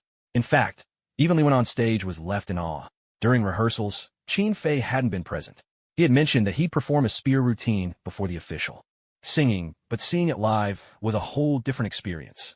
Fortunately, Li Wen's extensive stage experience allowed her to quickly regain her composure and transition smoothly into her part of the performance, despite her astonishment. When Li Wen appeared in her flowing red gauze dress and began to sing, "Just this morning I was still in Hong Kong, sipping soup at a Kowloon tea house. How did I suddenly skip to Xi'an?" Standing by the mode embankment on the ancient, mysterious city wall, the moonlight sways and shimmers. Her graceful presence and enchanting voice sent waves of excitement through the audience. In the VIP section, several superstar singers and celebrities were equally astonished. I never expected Qin Fei to not only write songs that suit his own style, but to craft something so perfectly tailored for Li Wen as well. Li Ming exclaimed with genuine admiration. I always thought he was just a maestro of traditional tunes, but who could have guessed he'd blend peaking opera and modern music so seamlessly? Andy Lau's respect for Qin Fei deepened at that moment. Before tonight, he'd simply thought Qin Fei was a prodigy, a rising star with the potential to lead the future of music. But now, he realized that Qin Fei had reached such heights that even they could only look up to him. The legendary reunion of the Four Heavenly Kings. The legendary reunion of the Four Heavenly Kings. Although Li Wen had only rehearsed The Sable Warrior once before, she found herself completely at one with the song and performance, much to her own surprise. She and Qin Fei had barely exchanged more than a few words, yet somehow he'd written a song that fit her like a glove. The thought left Li Wen both amazed and perplexed. With a soaring, powerful note, Li Wen's voice thundered across the entire venue. At that moment, Qin Fei stepped forward from behind her, walking slowly into the spotlight. As the chorus arrived, the two began to sing together. Spin the spear, flip and tumble, waist twisting with the movement, horse stance steady and firm. Spin the spear, unmatched by anyone's flair. Now comes the next verse, the tale of Yu and the Overlord. At this line, the audience finally understood the purpose of the lyrics at the beginning of the song. It had all been a carefully laid foundation leading up to this moment. The rhythm pulsed, energizing the crowd, and every listener cheered with passionate excitement for the song. Spin the spear, outshining them all, the warrior's poise captivates the entire hall. Li Wen truly lived up to her status as a diva. That soaring high note made the whole audience feel the true meaning of awe. Her powerful voice left everyone in stunned admiration. Yet, even before the audience could recover from the shock of Li Wen's high note, something wholly unexpected happened on stage. One mouthful of grain, a bed to sleep on, one wall, one window. I scatter moonlight across the earth, and a field of sorghum is sown. In the northern wilderness alone, one bowl of hot soup warms me through the night. A solitary wolf, braving wind and rain, traverses the Silk Road and returns home. No one could believe what they were seeing. All eyes turned toward the center of the stage, where a man was gripping the microphone and rapping. It was, without question, a groundbreaking first. They never imagined that one day they would get to hear Qin Fei perform rap on stage. At this moment, the audience was at a loss for words to express their excitement. Is this for real? Am I seeing things? Oh my gosh, Qin Fei is actually rapping. He truly deserves the title god of Chinese-style music. Even his rap is infused with that unique traditional flavor. Just for this rap alone, tonight's show is worth every penny and more. I have to share this online, so those who couldn't be here will be absolutely green with envy. In VIP seat number 2, Ding Xion's mouth dropped open, so wide you could almost fit an egg inside. I've never heard before that Brother Chin Fei could rap. I thought I was hearing things too. Chun Yi's face was a picture of pure astonishment. I really want to hear more. Why was it just a brief snippet? Ding Xion felt a lingering sense of longing. Chun Yi nodded vigorously in agreement. They said it was a duet, but it felt like only Li Wen was singing. Brother Chin Fei just had that one rap segment sigh. Well, the concert lasts for several hours. They can't have Brother Chin Fei performing non-stop. He needs to rest too. That's true. In fact, the thoughts of Chun Yi and Ding Xion were exactly what many fans in the audience wanted to express at that moment. They all wished Chin Fei's performance could go on, never ending. But deep down, they knew that was an impossible dream. On stage, the song came to an end. Li Wen and Chin Fei exchanged a polite handshake and said their goodbyes. Chin Fei smiled as he watched Li Wen leave the stage. He took a deep breath, wiped the sweat from his forehead, and beamed at the audience. How did everyone like that last song? Warrior Woman? Chin Fei was clearly asking a rhetorical question, but it also helped lighten the mood in the hall. The fans erupted in cheers in response, so loud that they'd probably wake up hoarse the next morning. After performing 3 songs in a row, Chin Fei needed a break. Of course, the concert wouldn't pause because of that. Everyone's energy tonight is through the roof. Thank you all so much for your support. So, our boss Mr. Yang has prepared a huge surprise for you. Please give a warm welcome to the 4 Heavenly Kings, Jackie Chung, Andy Lau, Aaron Kwok, and Leon Lai. With this announcement, Chin Fei instantly sent the crowd into a frenzy. Oh my gosh, it's really the 4 Heavenly Kings. We just saw them on the screen. I can't believe they're actually coming on stage. This is a legendary moment. How many years has it been since all 4 shared a stage? I never expected to witness a 4 Heavenly Kings reunion here tonight. Wow, this is just too thrilling. He was my idol when I was young. I never imagined I'd share the same stage with my daughter's favorite idol now. Dad, didn't I tell you coming to Chin Fei's concert was the right choice? Some parents who had come just to accompany their children to the concert now found themselves swept up in a wave of excitement. When Jackie Chung, Andy Lau, Leon Lai, and Aaron Kwok stepped onto the stage one after another, the whole stadium erupted in screams. The atmosphere inside the bird's nest soared to a fever pitch once again.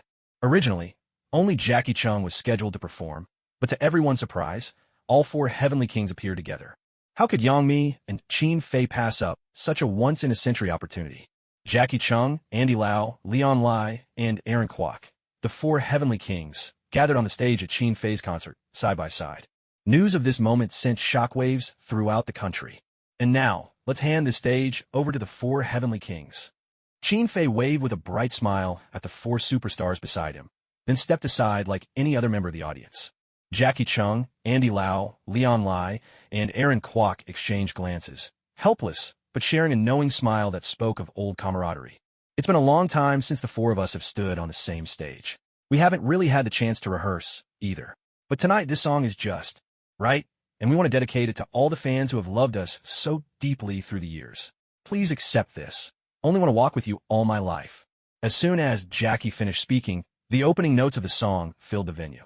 Though it had been years since the 4 Heavenly Kings last performed together, their old chemistry was still alive and well.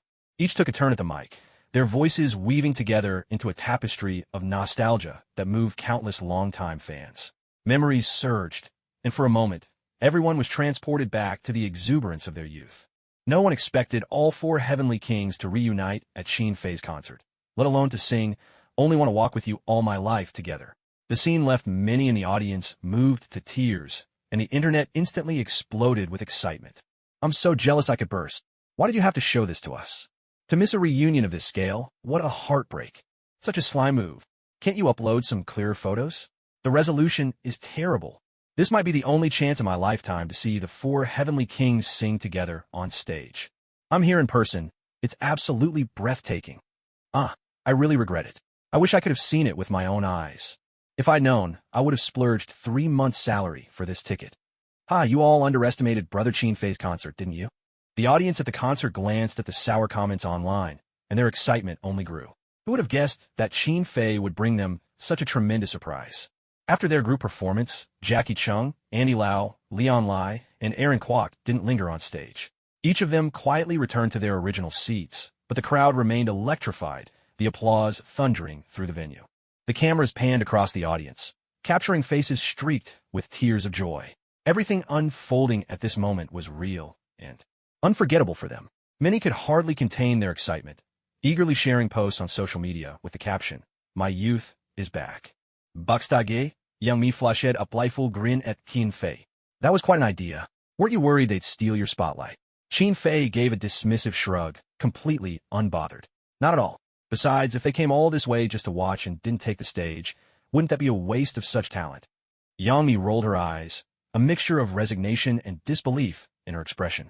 I just don't get you. Most people would be over the moon to have even one superstar at their concert, and you casually invite four, then talk like it's no big deal. Qin Fei remained unfazed, standing up calmly to prepare for the next act. I never begged them to come, you know. In fact, they reached out to me. If they want to see what I'm capable of, it's only fair they pay a little price for it. Qin Fei wasn't wrong. The real reason these legendary stars showed up at his concert was to see for themselves what Qin Fei could do live. Even though he'd already claimed the title of King of Singers in the eyes of these veterans, he was still a newcomer. And the best way to measure a singer's true ability is through a live concert. Maintaining a top-level performance for hours on end, that's the mark of real greatness. Next, Qin Fei took to the stage once again, starting with Bo Who Speaks, followed by a stirring rendition of Kill Bill Wolf. By the end of these two songs, the crowd's enthusiasm was at a fever pitch. Suddenly, the atmosphere shifted. The audience stared wide-eyed at the center of the stage. Isn't that Kana Hanazawa? Oh my god, the goddess of the otaku world has arrived. Am I dreaming right now? At that moment, Kana Hanazawa, dressed in a pink skirt and a crisp white blouse, ascended gracefully on a lift. Qin Fei stepped forward and took her hand with gentlemanly poise. Blushing furiously, Kana Hanazawa whispered her thanks to Qin Fei. Backstage, Yang Mi pursed her lips in mild annoyance. If it weren't for Billy wanting to promote the outcast, I'd never have let her on stage. Having a Japanese star at a traditional Chinese music concert just feels off. Reba, who stood nearby, teased with a laugh. Who broke the vinegar jar? It's so sour in here. You seem to have plenty of free time, huh? Yang Mi shot Reba a glare, and Reba quickly ducked her head, grinning apologetically. Hey, it was me. I knocked over the vinegar. I really am jealous. If I'd known, I would have asked Qin Fei to arrange a show for me too. On stage, the prelude of Boundless began to play, and only then did the audience catch on. Kana Hanazawa's appearance was actually to promote the outcast. Qin Fei sang in Mandarin, while Kana Hanazawa took care of the Japanese parts. Wow, I have to admit, they make such a great pair on stage. Kana Hanazawa's voice is so adorable, it just melts your heart. I feel like there's so much affection in the way she looks at Qin Fei. Oh, come on, it can't be that serious. Maybe Kana Hanazawa's actually a fan of Qin Fei herself. Of all the people in the audience, Ishihara Satomi looked the most stunned. They were both Japanese artists, so why was Kana Hanazawa able to perform alongside Qin Fei? A wave of jealousy instantly washed over her. I really wish I could perform by Qin Fei's side too, she whispered. Her manager immediately covered her mouth. Miss Ishihara, this is a public event. What's there to worry about? They probably can't understand what I'm saying anyway. Still, I'm just so envious. She pressed her hands together over her chest, her eyes fixed on everything happening on stage with obvious longing. The audience was utterly captivated. Whether in Mandarin or Japanese, the performance felt completely seamless. Qin Fei's voice was beautiful as always, while Kana Hanazawa's sweet, animated tone drove the men in the crowd wild, drawing cheers and shouts. Even the kings and queens of pop seemed to be entranced. Smiles lit up every face, and before anyone realized it, arms were swaying to the music. A beautiful melody has a way of touching every listener. At first, Qin Fei and Kana Hanazawa each stood at opposite ends of the stage as they sang. Then, suddenly, Kana Hanazawa flashed a mysterious smile. Taking advantage of a moment when Qin Fei was distracted, she boldly took his hand. Qin Fei only snapped back to reality when he felt the soft, delicate touch in his palm. He looked at her in surprise. But Kana Hanazawa acted as if nothing had happened, holding tightly to Qin Fei's hand and continuing to sing with a smile. That moment was perfectly captured by the cameras. In VIP seat number 2, Ding Xian and Chun Yi leapt to their feet in excitement, pointing at the stage, so surprised they were speechless. The crowd erupted with playful cheers. Qin Fei's female fans were all green with envy. They couldn't help but sigh. They really do look perfect together. When the bilingual rendition of Boundless came to an end, Kana Hanazawa stepped shyly down from the stage. As the lift slowly descended, she gazed at Qin Fei with deep affection. The camera captured this moment perfectly, focusing right on it. The audience joined in, cheering and creating a lively atmosphere. Qin Fei, pretending not to notice, turned his head away. It's my turn. My turn at last. Backstage, Su Song had been watching the clock intently. He had been waiting for this moment for so long. Finally, he had the chance to perform a duet with Qin Fei on the same stage.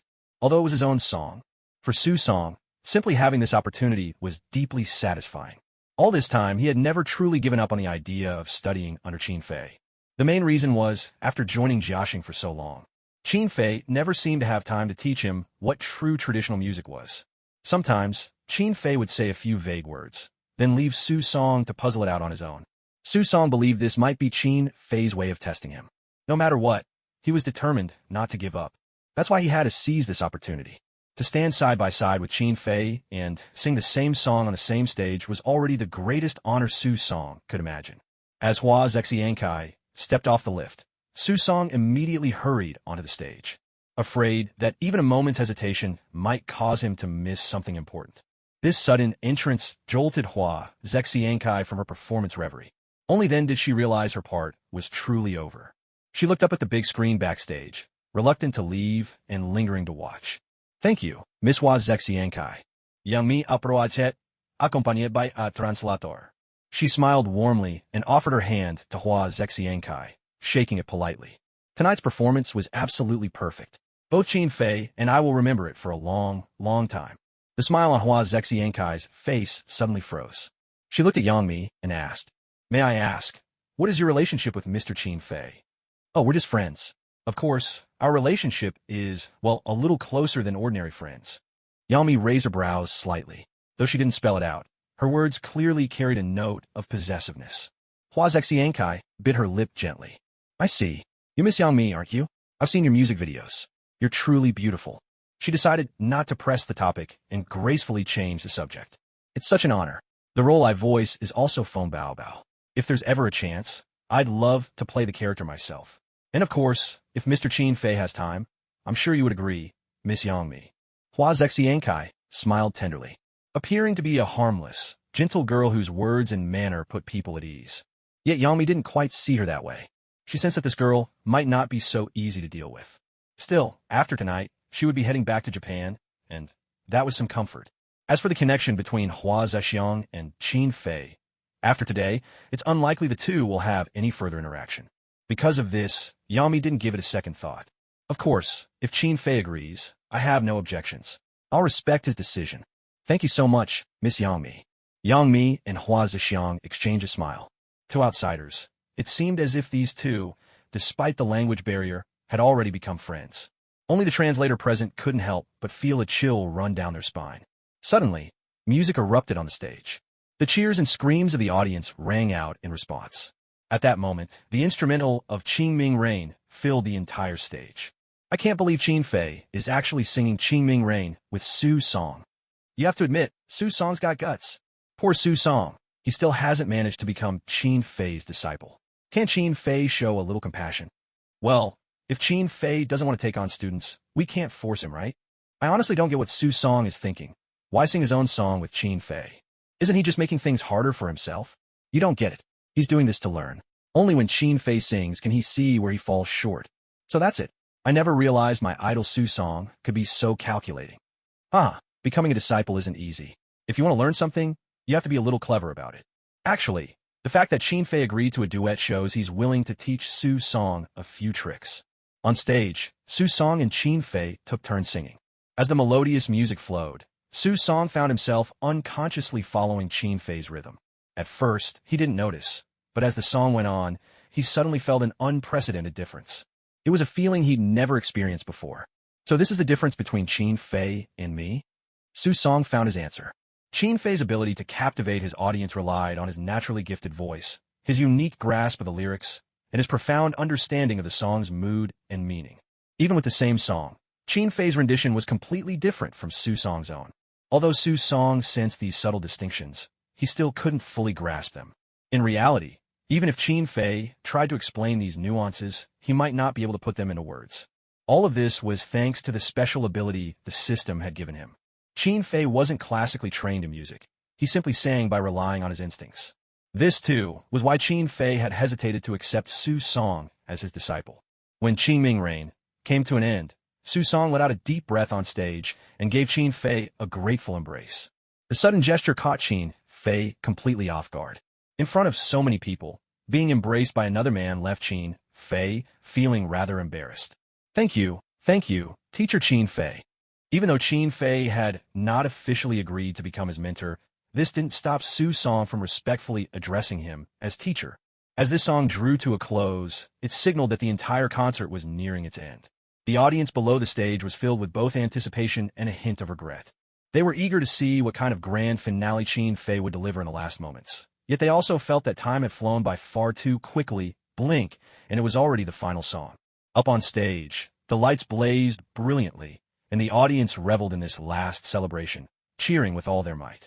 The love of a lifetime, a beautiful misunderstanding. Hashtag the four heavenly kings appear together at Qin Fei's concert. Hashtag Diva Liwen joins Qin Fei for a new song, Warrior Songstress. Hashtag Japanese voice actress Kana Hanazawa and Qin Fei perform Endless in both Chinese and Japanese. Hashtag all the kings and queens of pop gather as special guests at Qin Fei's concert. The concert had not even concluded, yet a flood of explosive news was already making waves that night. The top 10 trending topics were all about Qin Fei's concert. Those lucky enough to be there in person couldn't wait to show off their experience on social media. This was hands down the best concert I've ever seen. Every penny was worth it to hear Qin Fei live. Wow, so many superstars on one stage. I can't believe my luck. Thank you, Qin Fei. I never imagined I'd see Kana Hanazawa in person. My goddess. Of course I had to post about seeing the goddess with my own eyes, huh? Hey, with all these people around, could you keep it together and not be so creepy? The buzz on social media and online only made those who couldn't attend feel even more left out. Already resigned to missing the concert, their hearts ached as they scrolled through post after post from friends showing off their unforgettable night, their envy growing by the minute. At this moment, the concert entered its final act. On stage, Qin Fei held the microphone, his gaze sweeping across the sea of passionate fans. Did everyone have a good time tonight? He called out loudly. The answer, of course, was obvious. All 110,000 people in the audience responded like a tidal wave, roaring their approval. But all good things must come to an end, Qin Fei said with a touch of regret in his voice. Still, I think we've all had an amazing time tonight. There were so many surprises, even I was caught off guard. The crowd couldn't help but burst into laughter at his words. So now, I'd like to offer you all one last song. This is my gift to everyone who loves and supports traditional music. Tonight marks my very first attempt at singing in Cantonese. The song is The Love of a Lifetime, and it's for all of you. The moment Qin Fei finished speaking, the audience in the venue and the superstars in the VIP seats were all stunned. Qin Fei had never sung a Cantonese song before. My goodness, now this is what I call a real surprise. Mandarin songs are one thing, but Qin Fei actually wants to master Cantonese songs too. Is it even possible to bring a sense of ancient elegance to a song in Cantonese? Of course it is. Cantonese is actually a form of classical Chinese. Many poems sound even more evocative when read in Cantonese. I've been waiting for this moment for so long. Coming here today was truly worth it, no matter how long it takes. In the VIP section, all the superstars unconsciously sat up straighter. Earlier, Qin Fei's performance of traditional style songs in Mandarin had already left them amazed. Now, what kind of auditory experience would his Cantonese song bring? On stage, the accompanying band began to ready their instruments. The eru, pipa, ruan, bamboo flute, and shao. Suddenly, the prelude to a lifetime of love began.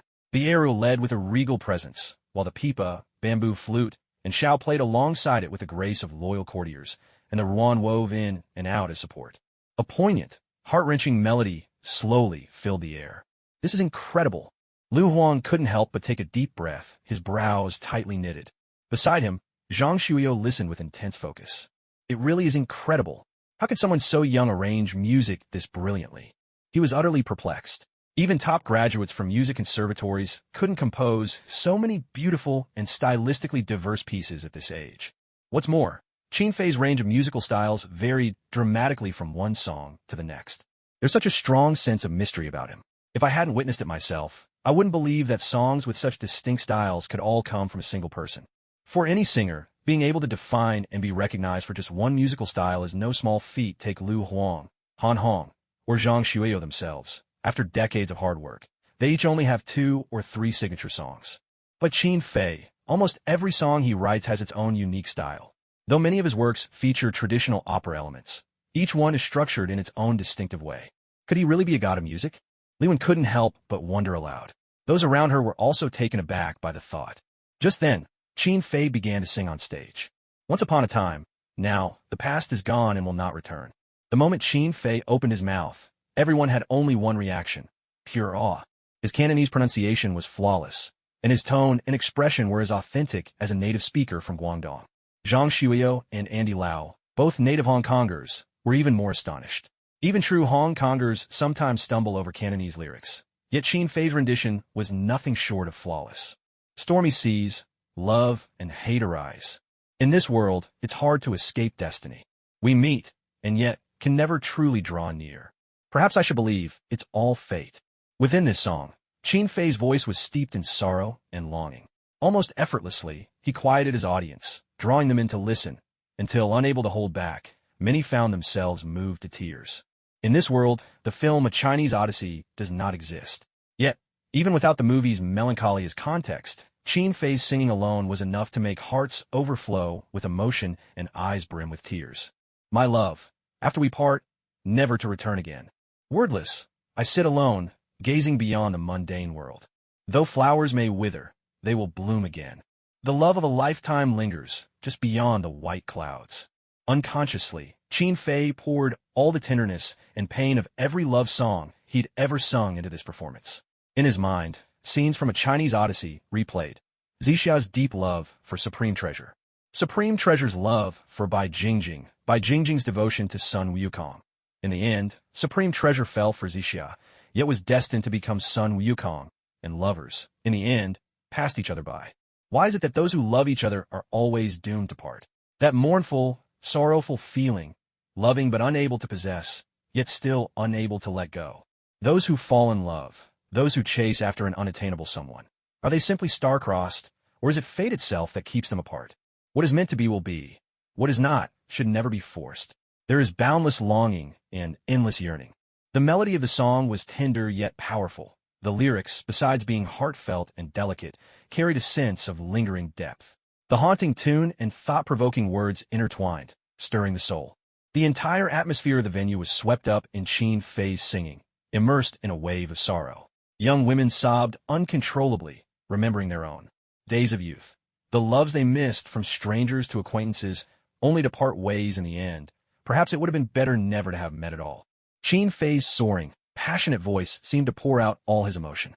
Love and hate arise. In this world, it's hard to escape destiny. Backstage, Yami watched Qin Fei, tears streaming down her cheeks. She was deeply moved by the emotion in the song, and even more so because she did not know what Qin Fei had been through in his past. What kind of heartless woman, she wondered, could bear to hurt such a flawless man? As love of a lifetime came to an end, the audience was shrouded in the sorrowful atmosphere, which only seemed to highlight the moment of impending farewell. Tears welled up in the eyes of the audience. Everyone felt that coming here had been worth it. No matter how long the evening lasted, it was more than worth the price. On stage, Qin Fei was just about to wave goodbye to the crowd. Suddenly, someone in the audience shouted out at the top of their lungs, "We don't want to leave. Sing one more song. Brother Qin Fei, how about one more? Don't end it so soon." That one cry was like a stone cast into a still lake, sending ripples surging in every direction. The whole arena instantly erupted into chaos. 10 people, 100, 1,000. Everyone was calling out loudly. None of them wanted this concert to end just yet. They were reluctant to let this lively, magnificent celebration come to a close. Standing center stage, Qin Fei froze in place. Backstage, Yami was just as stunned. The fans' passion soared, and if things really ended here, there might be a real problem on their hands. "Sister Me, what should we do?" a staff member asked anxiously. Yami felt the headache too. According to the planned schedule, it was indeed supposed to be over. But the crowd's voices only grew louder and more insistent. Nearly every person was shouting Qin Fei's name. A chorus of 110,000 voices thundered like a tidal wave, shaking the arena to its core. Qin Fei, facing the audience from the stage, was deeply moved. He knew he had many fans, but he had never experienced such fervor before. "Everyone, please quiet down for a moment," Qin Fei called out, gripping the microphone. His voice rang out with powerful clarity. Gradually, the audience settled, turning their expectant gazes toward the stage. Qin Fei bowed deeply to the crowd. "Thank you, everyone. Thank you for loving me so much. This is my greatest honor. But, as every gathering must end, so too must this one. Still, even when the music stops, we don't have to say goodbye forever. I believe we'll meet again someday." Qin Fei's words left the audience with a bittersweet feeling. At last, this gathering was drawing to a close. The music legends present at the scene couldn't help but feel a surge of emotion. "How many years has it been since we've seen such a grand fan meeting?" Zhang Shuiyo asked with a smile. "Yes, it's been a very long time," came the reply. In recent years, the music industry had seen a decline in fresh talent. Few among the younger generation were able to carry the torch. It was always up to the seasoned veterans like them to hold the stage. Yet even so, they couldn't stop the uneven quality of songs flooding the industry. Many people these days prefer to watch live streams or short videos, getting hooked on catchy but forgettable tunes. Some plagiarized songs could even become overnight sensations. For these singers, who had once risen to fame in a golden age of fierce competition, all this was truly bittersweet. After so many years, it was incredible to witness a fan gathering like this once again. The name, shouted in unison by 110,000 fans, seemed to freeze this moment in time. "Let me dedicate the final song to everyone, Bo Who Speaks." Qin Fei signaled the backstage crew to play the music. The prelude of Bo Who Speaks began to flow through the arena. Though he hadn't prepared for it in advance, Qin Fei had nothing to worry about. In the audience, the listeners gradually began to settle down. Everyone knew this would be the last song of the concert, and that once it ended, tonight's event would officially draw to a close. But they still chose to cherish every remaining second. As Qin Fei sang, the stage lights slowly dimmed. Except for the sound technicians, the rest of the crew started to leave one by one. At last, Qin Fei stood on the lift platform, descending gently as the stage elevator lowered him. The stage was shrouded in darkness, leaving only Qin Fei's voice lingering in the air. When the song ended, his voice echoed across the quiet stage. "Thank you all. Until we meet again." By the time the audience snapped back to reality, Qin Fei had vanished without a trace. But after a brief hush, the entire venue erupted in thunderous applause. That was incredible. Both the new songs and the classics were equally moving. "I can't believe it's over. I wish this night could go on forever. Can't wait for Qin Fei's next concert. I just can't get enough. I wish he could perform one more song. That Love of a Lifetime song was so touching. No song has ever made me feel such aching sorrow." Exactly. I wonder what Qin Fei was feeling when he wrote that song. You couldn't write something like that unless you'd been deeply hurt. Was it Sister Me who broke up with Qin Fei? Don't say that. There's no way. He probably went through something tough before he became famous. I really want to know, who could be so heartless as to give up on someone as wonderful as Qin Fei? Must have been a gold digger. Before Qin Fei became famous, he had neither money nor fame. She must regret it now. Who cares who he wrote it for? I just know I'll never get tired of listening to it. Can't wait for Qin Fei's album. Then I can play his songs on repeat every day. The fans and audience who witnessed Qin Fei's concert in person were reluctant to leave. But, in truth, they were the lucky ones. Many others had no choice but to wait outside. And some, for various reasons, couldn't make it to the venue at all. "Can you guys quiet down? We'd love to go in and hear the concert, too." "Yeah, we couldn't even get in. We're the ones who are really heartbroken. When will Qin Fei hold another fan meeting? Next time, I swear I'll get a ticket." Who knows? All I can say is, this time I was truly disappointed. I heard that Qin Fei has released a lot of new songs recently. One of my friends actually recorded a video just for me, and the music was simply incredible. After listening, my friend was so stunned that she forgot all about recording the video for me in the first place. Someone asked if there could be another show tomorrow. How could that be possible? No matter how talented Qin Fei is, he still needs to rest, and there just aren't enough venues available. All over the internet and in friends' social media feeds, everyone is talking about the Qin Fei fan meetup. Whether they attended or not, everyone's conversations are revolving around this event. Outside the venue, fans and audience members were waiting, their faces full of confusion. Inside, the hall suddenly fell silent. Just a moment ago, music was still echoing. What happened? A female streamer, puzzled, turned to her live camera and said, "Dear viewers, it looks like the fan meeting is over. I'm currently at the spot where Qin Fei is supposed to leave. Let's wait right here and see if we can catch a glimpse of him as he comes out." A large group of fans gathered around her. All of them had received some so-called insider information. But what they didn't know was that Qin Fei had already slipped away into the crowd with Yang Mi. Though the concert had come to an end, the wave of excitement stirred up by Qin Fei's fan meeting showed no signs of fading. #Penguin Entertainment, an unprecedented event. Qin Fei truly lives up to his title as the new king of pop. #Daily Entertainment, an unforgettable musical feast. Qin Fei delivered not just surprises, but pure brilliance. #NetEase Entertainment, the true god of ancient-style music. No one will surpass him in the next 10 years. #Weibo Headlines, the most memorable musical gala in the past 20 years. The music may be over, but the crowd lingers, eagerly awaiting Qin Fei's next spectacular performance. #Xinlong Entertainment, this year's dark horse and the strongest contender for Best New Artist at the Golden Melody Awards, Qin Fei. #Baidu Entertainment, the ancient-style music wave is surging. This genre is now officially the hottest new trend.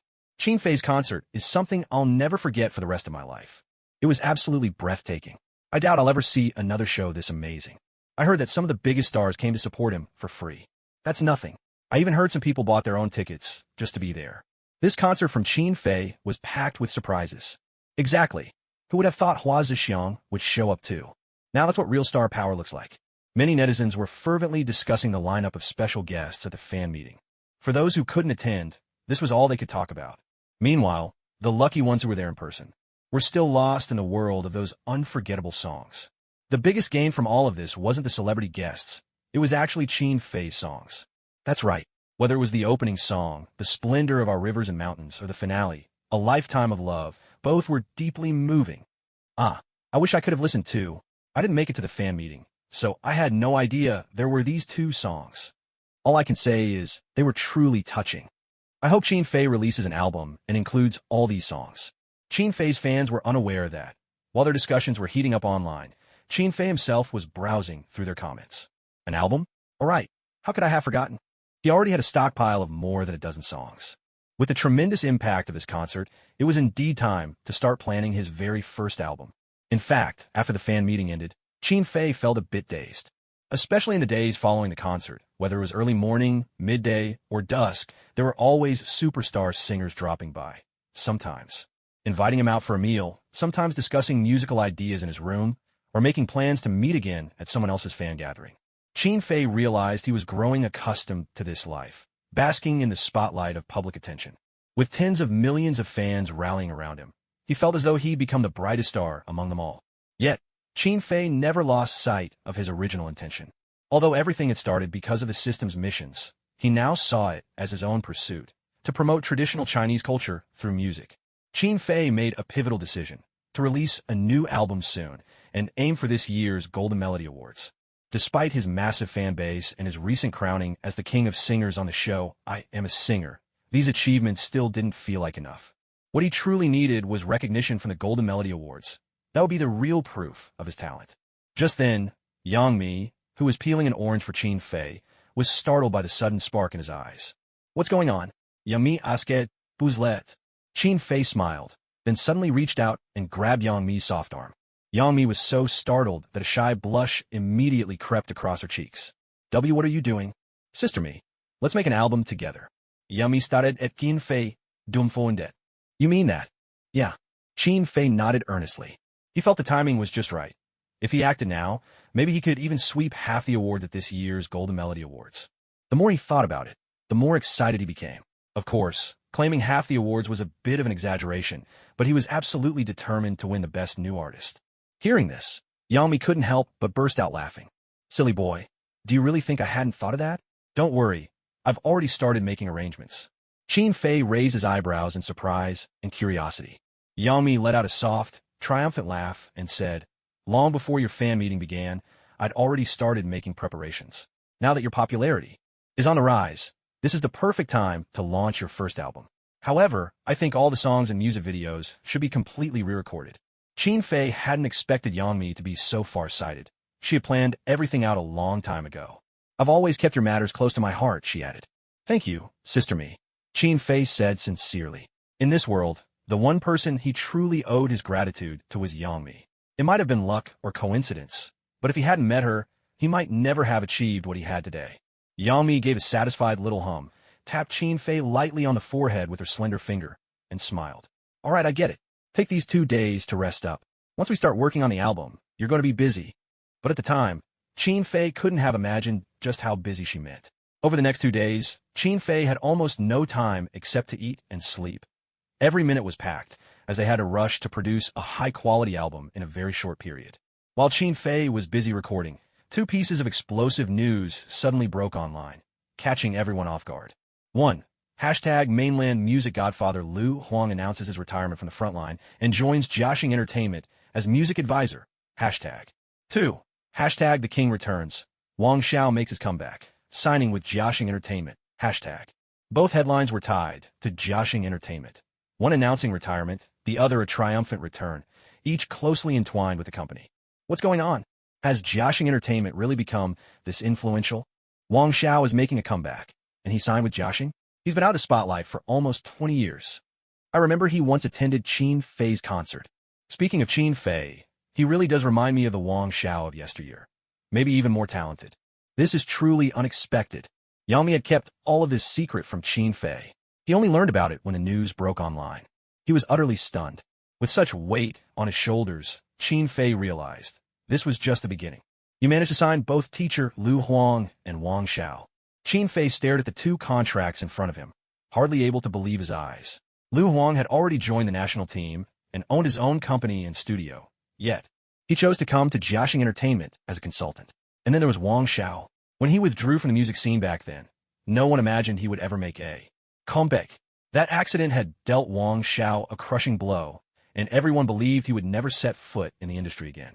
Who could have predicted that, 20 years later, at the end of Qin Fei's concert, Wang Xiao would announce his return, and not only that, but also sign with Jiaxing Entertainment, a company that had only just been established? Yang Mi stuck out her tongue playfully and gazed at Qin Fei with a mischievous glint in her eyes. It's all because of you, you know. Both of these masters came here for your sake. I promised them each a song written by you. Wang Xiao's comeback piece is in your hands. Qin Fei was left speechless. Are you trying to sell me off? Oh, come on, don't say that. This is all for the growth of Jiaxing and to pave the way for your future. Lu Huang's connections in the mainland entertainment industry and across various fields were simply invaluable. As for Wang Xiao, though he had been retired for years, his reputation and experience were still unmatched by most. Now, even though Qin Fei's popularity was on the rise and many saw him as a star with limitless potential, he still lacked the networks and credentials of these veterans. It was clear that Yang Mi was thinking of Qin Fei's best interests. Oh, and there's another piece of good news. Yang Mi pulled out a file from under her desk. Guess what it is? She put on a mysterious air. Qin Fei caught her proud smile and replied casually, if I'm not mistaken, it's probably about an endorsement deal for me, right? Yang Mi was caught off guard. How did you know? The file had been delivered by Defeng, and Yang Mi hadn't told a soul about it. How on earth did Qin Fei figure it out? Qin Fei didn't find it odd at all. All the hanfu I wore at the concert was from Defeng's brand. Of course, the company would want to ride the wave and promote their clothes. It's an easy guess. That's uncanny. Do you have some kind of fortune-telling power? Young Mite said. She had actually wanted to give him a surprise, and it really was a big one. When Qin Fei saw the numbers in the file, he was just as astonished. A notification popped up on the screen. Ding. System data upload successful. More than a quarter of the people have become fans of traditional style, earning the host a chance at a lucky draw. Such sudden good fortune made his heart race. The draw results appeared. Congratulations to the host for acquiring the Divine Grade Chime Bells conducting and performance skill. This new ability took him completely by surprise, filling him with joy and excitement. Speaking of the chime bells, these instruments are now truly on the verge of extinction. Not to mention their numbers, most of the chime bells that still exist today are already rare antiques of great value. People who can actually play the chime bells are even scarcer, as rare as phoenix feathers and unicorn horns. What are you thinking about? Noticing that Qin Fei was lost in thought, Yang Mi gave him a gentle nudge. Only then did Qin Fei snap back to reality. He smiled and shook his head. It's nothing, really. I just think these numbers are a bit unbelievable. What's so unbelievable about it? I think you just haven't been out much lately. Yang Mi replied with a laugh. What do you mean? Qin Fei asked, confused. Yang Mi smiled and explained. Because, you see, wearing hanfu has become a real trend now. There are so many people wearing hanfu on the street that it's practically a part of everyday life. Her tone was filled with pride. For many years, the onslaught of Western culture had nearly driven our native traditions to the brink of disappearance. But with Qin Fei's arrival, Chinese culture was once again brought into the spotlight for the world to see. This made Yang Mi swell with pride. Immersed in her joy, she suddenly noticed that Qin Fei showed little sign of excitement on his face, which made her frown in puzzlement. She had thought he would share her enthusiasm upon hearing the news. "You don't look very happy, do you?" "No, I'm actually really happy," Qin Fei replied. He had already learned all of this from the system's notification. It's just that the task ahead is daunting, and there's still a long road to travel. To truly weave traditional culture into the fabric of everyone's daily life, that journey was far from over. At present, only about a quarter of the population is passionate about traditional styles. Even though that's already a considerable number, Qin Fei's ambitions were far greater still. Yang Mi couldn't help but laugh at his words. "You really have quite the appetite, don't you? So what kind of goal do you have in mind? Do you actually want to spread traditional culture throughout the whole world?" "Why not?" Qin Fei shot back with a rhetorical question. Yang Mi was momentarily stunned, her face showing a look of disbelief. "You're not joking with me, are you?" Qin Fei remained calm and replied, "If heavy metal, so-called modern music, and rap from the West can become trends here, why can't the traditional culture I promote become something they chase after too?" That was something Yang Mi had never considered before. For so long, there have been so few figures from the East who became global superstars, let alone someone from our own country. Even well-known musicians like Liu Huang and Li Wen had tailored their music to fit Western tastes. Yang Mi swallowed hard, her gaze fixed on Qin Fei, her heart swirling with conflicting emotions. Qin Fei, however, spoke lightly. "Well, that's a matter for the future. For now, let's just focus on making a great album." Although Qin Fei said this, Yang Mi still seemed unable to shake off the shock from earlier. "By the way, I want to add a few more songs to the album. Could you help me get in touch and ask the museum if we can borrow their set of chime bells for recording?" "Chime bells? Are you planning to use them as accompaniment?" The cultural gap was so severe that many people didn't even know what chime bells were, and Yang Mi was one of them. Qin Fei tapped his forehead with a sigh. It's hard to explain to you. Why don't you just go ask them yourself?" "What's with that? You make me sound like I'm completely clueless. How about you come over to my place tonight and explain it to me slowly?" Yang Mi's eyes sparkled with a seductive playfulness, her gaze enchanting. Qin Fei couldn't help but shiver. "Maybe next time." "Yes, next time." Yang Mi snorted, shooting Qin Fei a wounded glare, her eyes filled with reproach. "That's exactly what you said last time." Originally, Qin Fei's debut album was planned to include 8 songs, all of which had already been completed. At the last minute, Qin Fei decided to add a song, Kamen Jasmine Orange. Yang Mi made a special trip to the museum. The authentic chime bells, of course, were absolutely not available for loan. Just when Yang Mi thought she'd have to return empty-handed, the museum produced a replica of the Marquis E of Zheng's chime bells. Standing before this colossal instrument, Yang Mi was utterly at a loss. She simply couldn't imagine how Qin Fei intended to play such a thing. In fact, the museum staff were even more puzzled than Yang Mi. In this day and age, where on earth had Qin Fei learned the skills to play the chime bells? After all, even the most prestigious conservatories didn't offer courses on this ancient instrument. Those who could master the chime bells and truly understand their music were few and far between. They had all learned from ancient texts. Each one of them had a profound background in archaeology and the musicology of antiquity. Borrowing them is fine, but we hope to be present for the session. Even though it's only a replica, it's still of extraordinary value. This was the museum staff's only request. Naturally, Yang Mi had no reason to refuse in order to secure this set of chime bells. When Yang Mi told Qin Fei about this, Qin Fei didn't seem the least bit surprised. In fact, he had already anticipated this outcome. Still, hearing that these seasoned professors would be present in person, Qin Fei took the matter very seriously. Originally, the intro to Kamen Jasmine Orange was played on handbells, but Qin Fei felt the chime bells would be a better fit. And with his god-tier arranging skills and mastery of the chime bells, it didn't take him long to adapt the song, to ensure the most moving and flawless performance of the melody.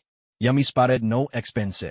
To meet Qin Fei's requests, she hired the country's top traditional ensemble at great cost. "I can't believe I get to perform with Qin Fei. My goodness, this is the greatest surprise I've had since I started composing traditional music. Who needs payment? I joined for free without a second thought." A few young girls in the orchestra were so excited they danced with joy. Ever since Qin Fei appeared, their eyes had been fixed on him. I'd heard that Mr. Qin Fei was a master of traditional music, but I never imagined his knowledge of the chime bells ran so deep. All the teachers in the orchestra couldn't help but marvel. Even for those who had studied traditional music for over a decade, their understanding of the chime bells was only superficial, let alone being able to play them. Thank you all very much for coming. Though this is our first collaboration, I hope we can build a harmonious partnership together. Qin Fei personally expressed his gratitude to the orchestra members. To be honest, this was a delightful surprise for him as well. And at the same time, he was filled with anticipation. With the addition of these professionals, the accompaniment for this piece was sure to be even more brilliant. The orchestra teacher responded modestly, "Oh, it's nothing, really. We're just honored to be here." In truth, he was already a fan of Qin Fei, and everyone in the orchestra loved Qin Fei's music. In the past, their pursuit of traditional music was often met with scorn. Many people had even bluntly said that their passion was old-fashioned. Especially among classmates who studied Western instruments at the same school, there was even more disdain. They believed that traditional musicians would end up performing on the streets after graduation, while Western instruments represented high art, worthy of grand halls and formal performances. But then Qin Fei arrived. Through his works, people experienced the beauty of Chinese style. Through his music, people rediscovered the charm of traditional instruments. Chinese music is by no means mere folk music. Our musical history stretches back further, and our artistic spirit is unmatched. The orchestra teacher gripped Qin Fei's hand tightly, so moved that he forgot to let go. The other orchestra members were equally thrilled, their eyes filled with admiration as they gazed at Qin Fei. Today, we'll be performing a piece called Kamen Jasmine Orange. I'll personally play the opening section on the chime bells, then we'll move into the strings. Here are the scores. Don't worry, let's just practice a bit more together. Yes, thank you, Teacher Qin, for giving us this opportunity. We'll give it our all to work with you. The orchestra teacher responded with genuine excitement. The other members of the orchestra felt even greater respect for Qin Fei. Teacher Qin Fei can really play the chime bells. I've only ever seen them in textbooks. Who'd have thought I'd get to hear them live today? Teacher Qin Fei is truly remarkable. Our teachers only talk about music. They can't play like him. No wonder he's my idol and inspiration. This is so touching. If I could shake Qin Fei's hand, I'd never want to wash my hand again. Though everyone was thrilled, their professionalism remained unwavering. Before the performance began, they all swiftly settled into their roles. 7 Mile Fragrance was originally a love song rich with Chinese poetic charm. Listening to it in summer, one could almost feel a refreshing coolness. The melody was free and fresh, carrying a nostalgic air shaped by the passage of time, and also hinting at a sense of fulfillment. Through Qin Fei's arrangement, the opening of the piece was infused with a touch of historical resonance. Yet it never felt heavy. Instead, it brought a gentle comfort that seemed to radiate from within. The opening chime of the bianzhong rang out like bright, crisp bells, instantly awakening the senses. Then the strings followed, drawing the audience into a state of blissful immersion. Qin Fei played the bianzhong alone, and the experts, scholars, and professors of traditional music in the audience were all taken aback with surprise. It's so rare, such profound knowledge at such a young age. A history expert sighed in admiration. At first, I thought he could only manage a few simple strikes, but I never expected him to evoke such depth and grandeur. A 70-year-old professor of traditional music, incredulous, put on his glasses, his gaze sharpening with focus. It seems we need to rethink our understanding of Teacher Qin Fei.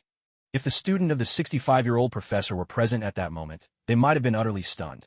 To think that these top national performers of traditional music would address Qin Fei as teacher. Haha, in the pursuit of knowledge, age matters little. Each field has its masters. In this area, we truly should call him teacher. The 70-year-old professor chuckled softly. At this moment, Qin Fei's performance blended seamlessly with the traditional ensemble. The unique voice of the bianzhong standing out without overshadowing the other instruments. This perfect integration drawing waves of praise from the professors in the audience. You absolutely must come to our traditional music academy and give us some guidance. The elderly professor, brimming with excitement, grasped Qin Fei's hand, showing no concern for the difference in age or status, even addressing Qin Fei in a tone of respect.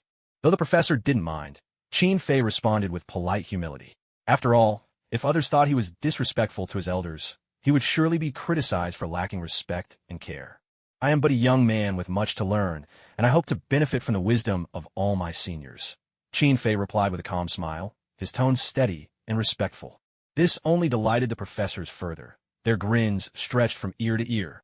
Foreigners often say our music is too rustic, but how could their so-called civilized nations begin to fathom the elegance of our sound? Still, we hope our music will travel across the world. The elderly professor patted Qin Fei on the shoulder with deep meaning, his expression earnest and sincere. Qin Fei gazed solemnly at the elderly professor before him, nodding with a deep sense of respect. His thoughts aligned perfectly with those of the professor, carrying forward the same legacy. When a music video for Jasmine at 7 Miles was completed, Qin Fei's debut album was also entering its final stages. The next step was to choose a title for the album. Qin Fei personally took up a brush and wrote the 2 characters for Han Wind. Hashtag Qin Fei's debut album, Han Wind, opens for first pre-orders. Hashtag Qin Fei releases new song, Jasmine at 7 Miles. Hashtag astonishing. The ancient chime bells, lost for millennium, are brought back to life in Qin Fei's hands. Hashtag Qin Fei, the leading figure of Chinese-style music, creates another legend. Top domestic folk music professors are left in awe. Hashtag Qin Fei's album, Han Wind, becomes recommended teaching material at the Conservatory of Folk Music. Hashtag Han Wind fuses 18 traditional instruments, earning its place as a modern masterpiece of Chinese music. On the very first day of pre-sales, Qin Fei's name once again soared to the top 10 trending topics. Determined to make his debut album a grand spectacle, Qin Fei left nothing to chance. Yangmi even divided the album into 3 tiers. The rarest was the collector's edition, with only 10 copies available. Each one featured Qin Fei's handwritten signature, plus a unique photo of him in traditional Han attire. No 2 photos alike. Next came the commemorative edition, limited to 100 copies. Each included a signed photograph of Qin Fei, all with the same image. Finally, there was the standard audio edition, with an initial release of 1 million copies, a number chosen with Qin Fei's massive fanbase in mind. Times have changed. Now, the standard edition is essentially a digital music bundle, including the album's tracks and several high-definition, signed digital photos of Qin Fei. The price was remarkably affordable, just 10 yuan for the standard edition, which included 9 music videos. That worked out to just over 1 yuan per song, practically a giveaway. Yet even at such a low price, sales of the standard edition broke 40 million within just half a day of pre-sales. 40 million! Yami was so shocked she nearly slipped from her chair, only to be caught just in time by Reba, who was quick to react. Careful, sister me. My goodness, that's 400 million yuan. Yangmi exclaimed, her eyes wide in disbelief. After deducting costs and taxes, this revenue was still the company's largest pure profit since its founding. And the numbers are still climbing. We're noticing that overseas sales might even exceed our expectations, she added.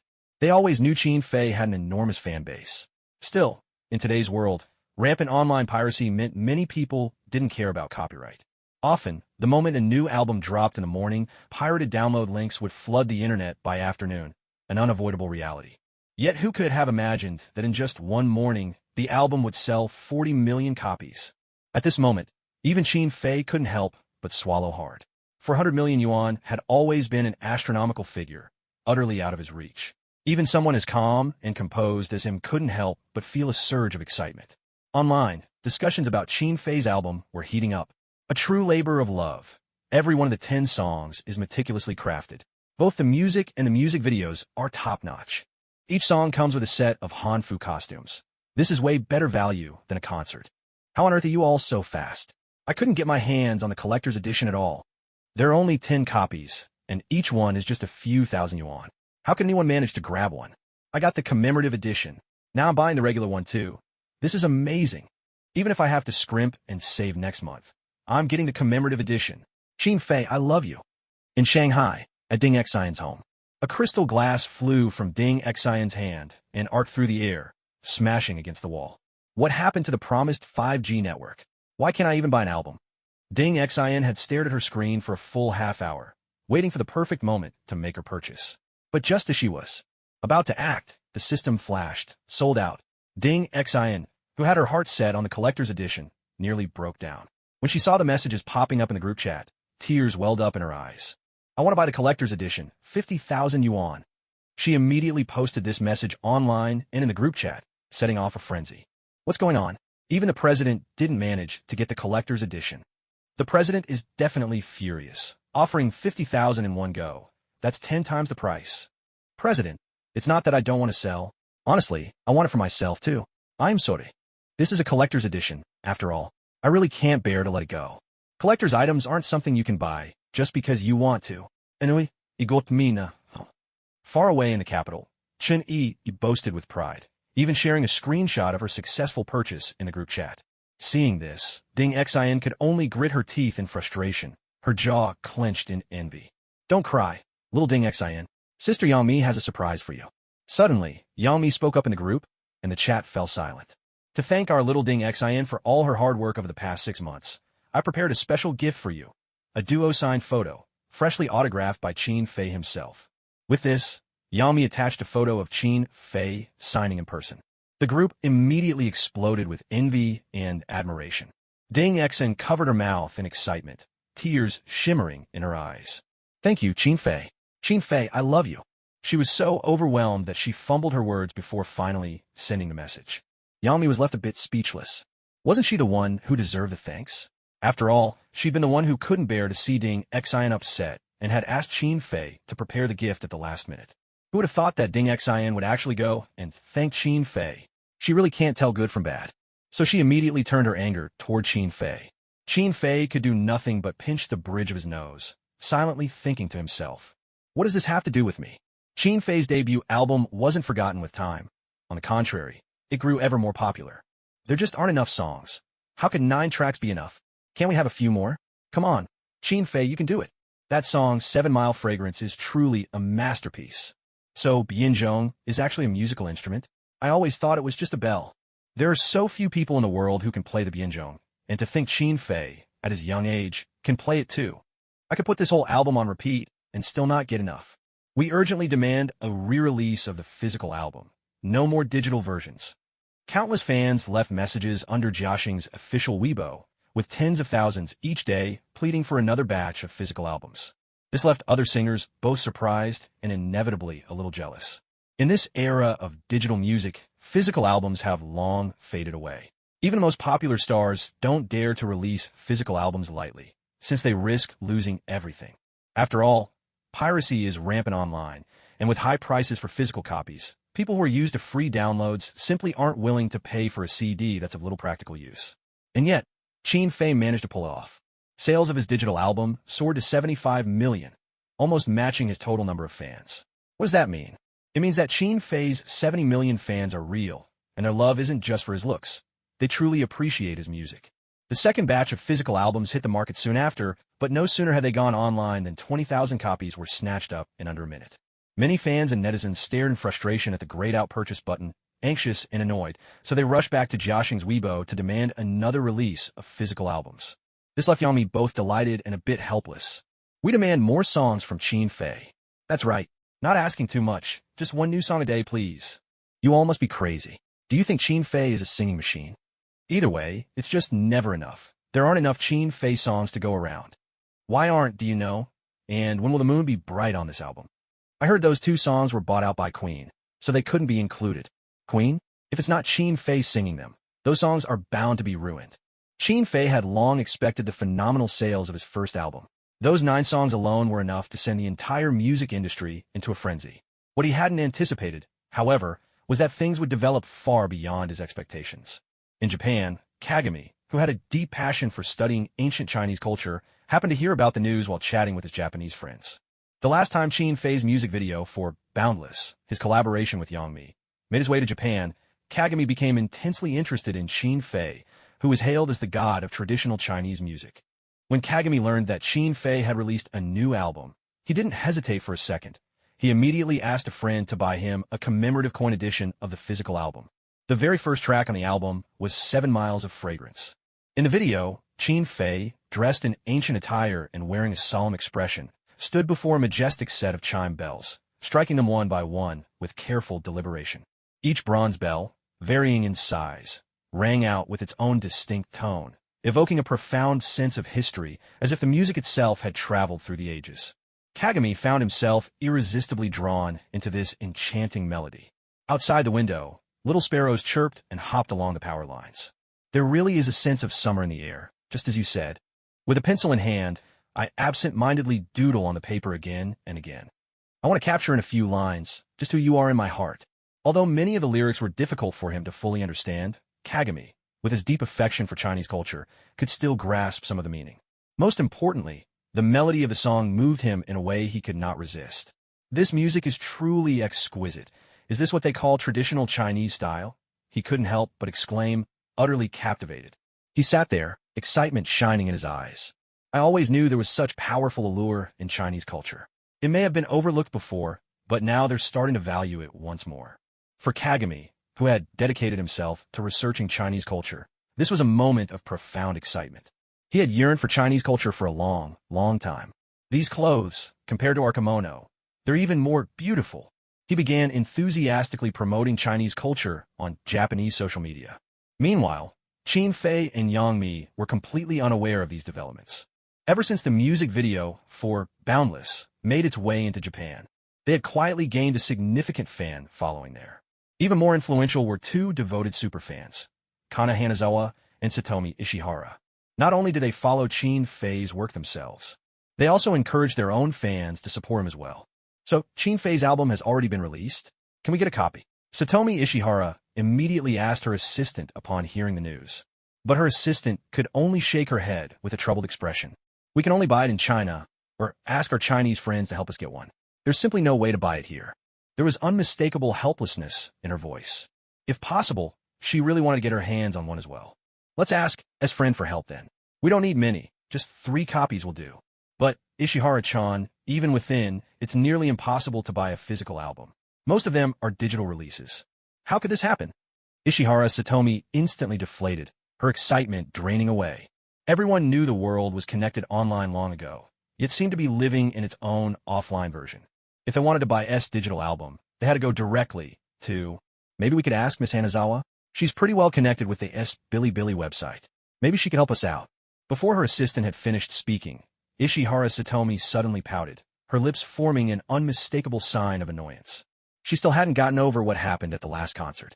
Then, out of nowhere, news about Kagami exploded across Japanese social media. Music superstar Qin Fei's first physical album. Only 1 copy exists, to be sold to the highest bidder. In an instant, the internet in Japan went wild. Hashtag breaking news. Qin Fei's physical album soars to astronomical prices in Japan, finally selling for $1,000,000 yen. Hashtag Qin Fei's ancient-style music sales across the seas. Hashtag Qin Fei takes Japan by storm. Qin phoned to establish a Japanese branch, with Hanazawa Kana as the director. Wow, that's impressive. The buzz from the last trending topic hadn't even faded. And now, 3 more pieces of news about Qin Fei were dominating the trending charts.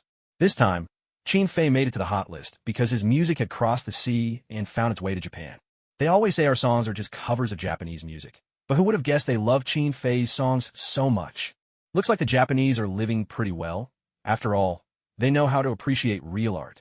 $1,000,000 yen? How much is that in our money? Seems it's over 60,000 yuan. What can they do?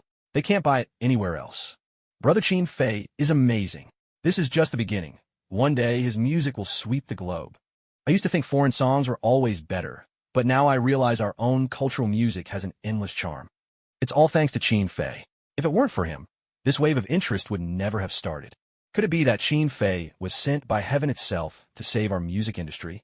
Right now, it's only Japan. What's the big deal? Their entire market isn't even as big as one of our provinces. Who's this person popping up now? Are they just asking to get flamed? What do you know? Do you think it's easy to break into the Japanese music scene? There are barely any Chinese singers who've ever been recognized there. Well, that's only part of the story. Our great nation hardly needs validation from a small country, but maybe this is just the springboard for Qin Fei to step onto the world stage. There's some real truth in that. Back in the day when Polydor collaborated with Taiwan, it sent shockwaves across all of Southeast Asia. Now, though, its glory days are long gone. At Qin Fei's home, he was still deeply asleep, unaware of the world. Early in the morning, Yang Mi burst into his house. Qin Fei's villa happened to be right next door to Yang Mi's. Thanks to the sales success of his previous album and the Hanfu brand Defeng, Qin Fei's pockets were overflowing. He no longer wished to squeeze into his tiny old apartment. He was seriously considering buying a place of his own. When Yang Mi heard about this, she enthusiastically offered to lend him her own villa, but Qin Fei politely declined. He was wary that this tomboy might pull some prank on him while he was fast asleep. The last trip to Sanya was still vivid in his memory. So, Yang Mi went ahead and bought a villa next door and gifted it to him. But when Qin Fei moved in, he had no idea about any of this. It wasn't until one evening, Yang Mi appeared at her window in a striking red evening gown, and only then did Qin Fei realize what had happened. In that instant, he felt his nose start to burn, and then a nosebleed trickled down, Her dress left so little to the imagination that it might as well not have been there at all. And her window faced directly into Qin Fei's bedroom. By the time he regretted it, it was already too late. Ever since he moved in, Qin Fei felt the place was more like Yang Mi's home than his own. When she bought the house, Yang Mi had made sure to leave him a spare key, which meant she could come and go as she pleased. At dawn, while Qin Fei was still fast asleep, Yang Mi was already standing at his bedroom door. She said, "Hey, didn't you tell me to take it easy and get some rest for a while?" Yawning, Qin Fei finally had a break after nonstop work since finishing his album. Yet on the very first day of his break, Yang Mi showed up at his door. Hearing her words, Yang Mi smiled calmly and replied, "Don't worry, I'm not here to talk about work. Did you hear your album has become a hit in Japan?" Qin Fei nodded, indicating he'd already heard. There had already been reports online, and plenty of fans had left comments on his Weibo. It was impossible not to know. "Right, here's the thing," Yang Mi continued. "There's an event in Japan that wants to invite you to attend." "An event in Japan? Is it possible to turn it down?" "I'm really not a fan of that place," Qin Fei replied. He wasn't exactly a nationalist, but he truly didn't like that country. Yang Mi was surprised by his answer. "But this event is pretty important. It's Japan's famous Red and White Song Festival. Plus, you've gained quite a few fans there now. Going could really help your future career." But Qin Fei said with a serious expression, "Let's just forget it. I honestly don't have any goodwill toward that country. Whether it's as a Chinese artist or as an idol, I believe I should have my own principles." Yang Mi knew well how earnest Qin Fei was, having spent so much time with him. Seeing how resolute he was, she didn't press the issue. "All right then, just think it over carefully." But Qin Fei frowned and replied, "There's really nothing to think about. Besides, with a year-end concert coming up, are you worried nobody's going to invite me?" Seeing his attitude, Yang Mi dare not say more. Even though she was Qin Fei's boss and agent, handling all his appearances since his debut, everything had always been done with his agreement. Now, in this situation, she certainly wouldn't go against his wishes. "Okay, I get it. You're a big star now. If you don't want to go, then so be it. Let's just wait for the Golden Melody Awards, and then it'll be the New Year's Eve concert." Yang Mi shifted the subject, unwilling to let such a minor issue stir up any unpleasantness between them. "Oh, by the way, even if you're not willing to go to Japan, can we still sell the album there?" Yang Mi asked. "Sure, but the price should be several times higher than in China. And only as digital audio. No physical albums," Qin Fei replied. Hearing this, Yang Mi couldn't help but laugh. Suddenly, she found the side of Qin Fei even more endearing. A few days later, Qin Fei's album went on sale in Japan, but at 5 times the price of the domestic release, and only in digital format. No physical copies. This left his Japanese fans both frustrated and helpless. Once the overseas market opened up, things quickly got out of hand. Not long after Qin Fei's music arrived in Japan, his songs began to surface in the neighboring country as well. However, as soon as Qin Fei's music reached that country, a wave of arrogant voices erupted. "That's not Hanfu. It's obviously our glorious hanbok. You're copying us. This Qin Fei is a plagiarist. The Chinese have no shame. These instruments and this music are all part of our great culture. These are clearly our instruments. How can they suddenly become Chinese? Boycott Qin Fei. He's a fraud.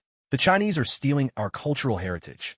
As usual, self-important and ever claiming everything as their own invention, they were stirring up fresh controversy. "We should apply to have these instruments recognized as cultural heritage. These things all belong to us. China is just plagiarizing. All of this originated here. Our country has a history of 300,000 years. China's culture today was all spread by us. Our nation is the greatest in the world. Your countries were once all our vassal states." No one expected the Koreans to be so utterly shameless this time. Not only did they spread these claims on their own domestic networks, but they even took these absurd statements to international forums, acting as if they were presenting some grave truth and collectively criticizing Qin Fei. At this moment, Qin Fei was truly caught off guard, an innocent man suddenly embroiled in controversy out of nowhere. He never imagined that someone could be so brazen, not just an individual, but an entire country. "This is outrageous. Have you lost your minds, Koreans? What on earth is wrong with you?"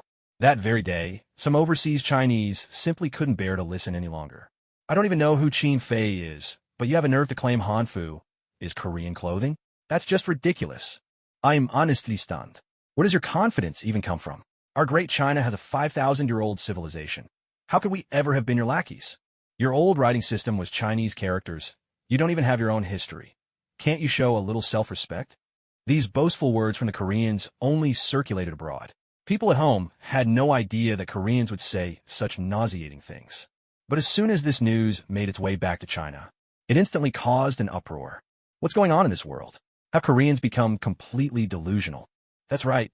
You're absolutely right. By your logic, even the universe was built by Korea, and we were all created by you. How shameless can you get to say something like this? Brother Chin Fei, how can you let them slander you like this? Aren't you going to fight back? Koreans just won't listen to anything. They don't even dare face their own history. If we'd known it would come to this, we should never have let that country exist. Old Lee must be turning in his grave with regret. Let's make it clear again. Goguryeo has nothing to do with them at all. In fact, Korea was created by America. 70 years ago, if we hadn't been short on supplies, Korea would already be a thing of the past. This is unbearable. They dare slander our Chin Fei. Sisters, let's fight back together. And so, an online war erupted. Chin Fei's nearly 80 million followers were first to join the battle. Many passionate young people, who weren't even Chin Fei's fans but couldn't stand to see their culture insulted, quickly joined the fray as well. The Koreans' thick skin rivaled the Great Wall itself. No matter how much criticism rained down on them, they remained completely unaffected, refusing to listen to anything from the outside world. Say whatever you want, it doesn't matter. All of this belongs to us anyway.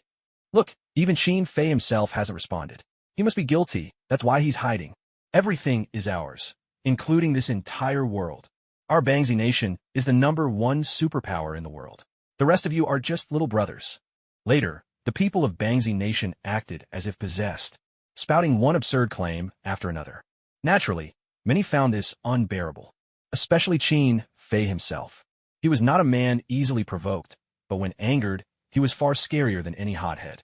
The first thing Chin Fei did was register and verify an account on an international social media platform. His very first post told the story of the founding war 70 years ago. When our tanks rolled into their capital, those cowards never dared to act arrogant again. He followed this with a series of old photographs from that era. No one expected Chin Fei to come out swinging so fiercely. He began laying out historical facts. From the days when ancient Goryeo paid tribute to China, to the period when they adopted Chinese culture.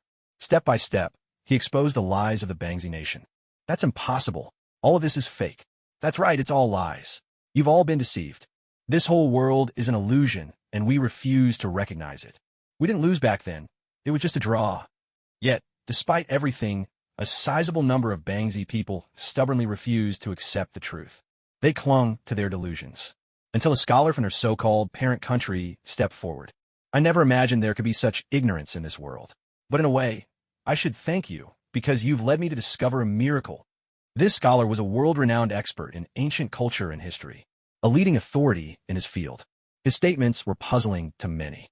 While everyone wondered what miracle he was referring to, he posted another message. I am well aware that mysterious Eastern kingdom possesses an unparalleled depth of mystery.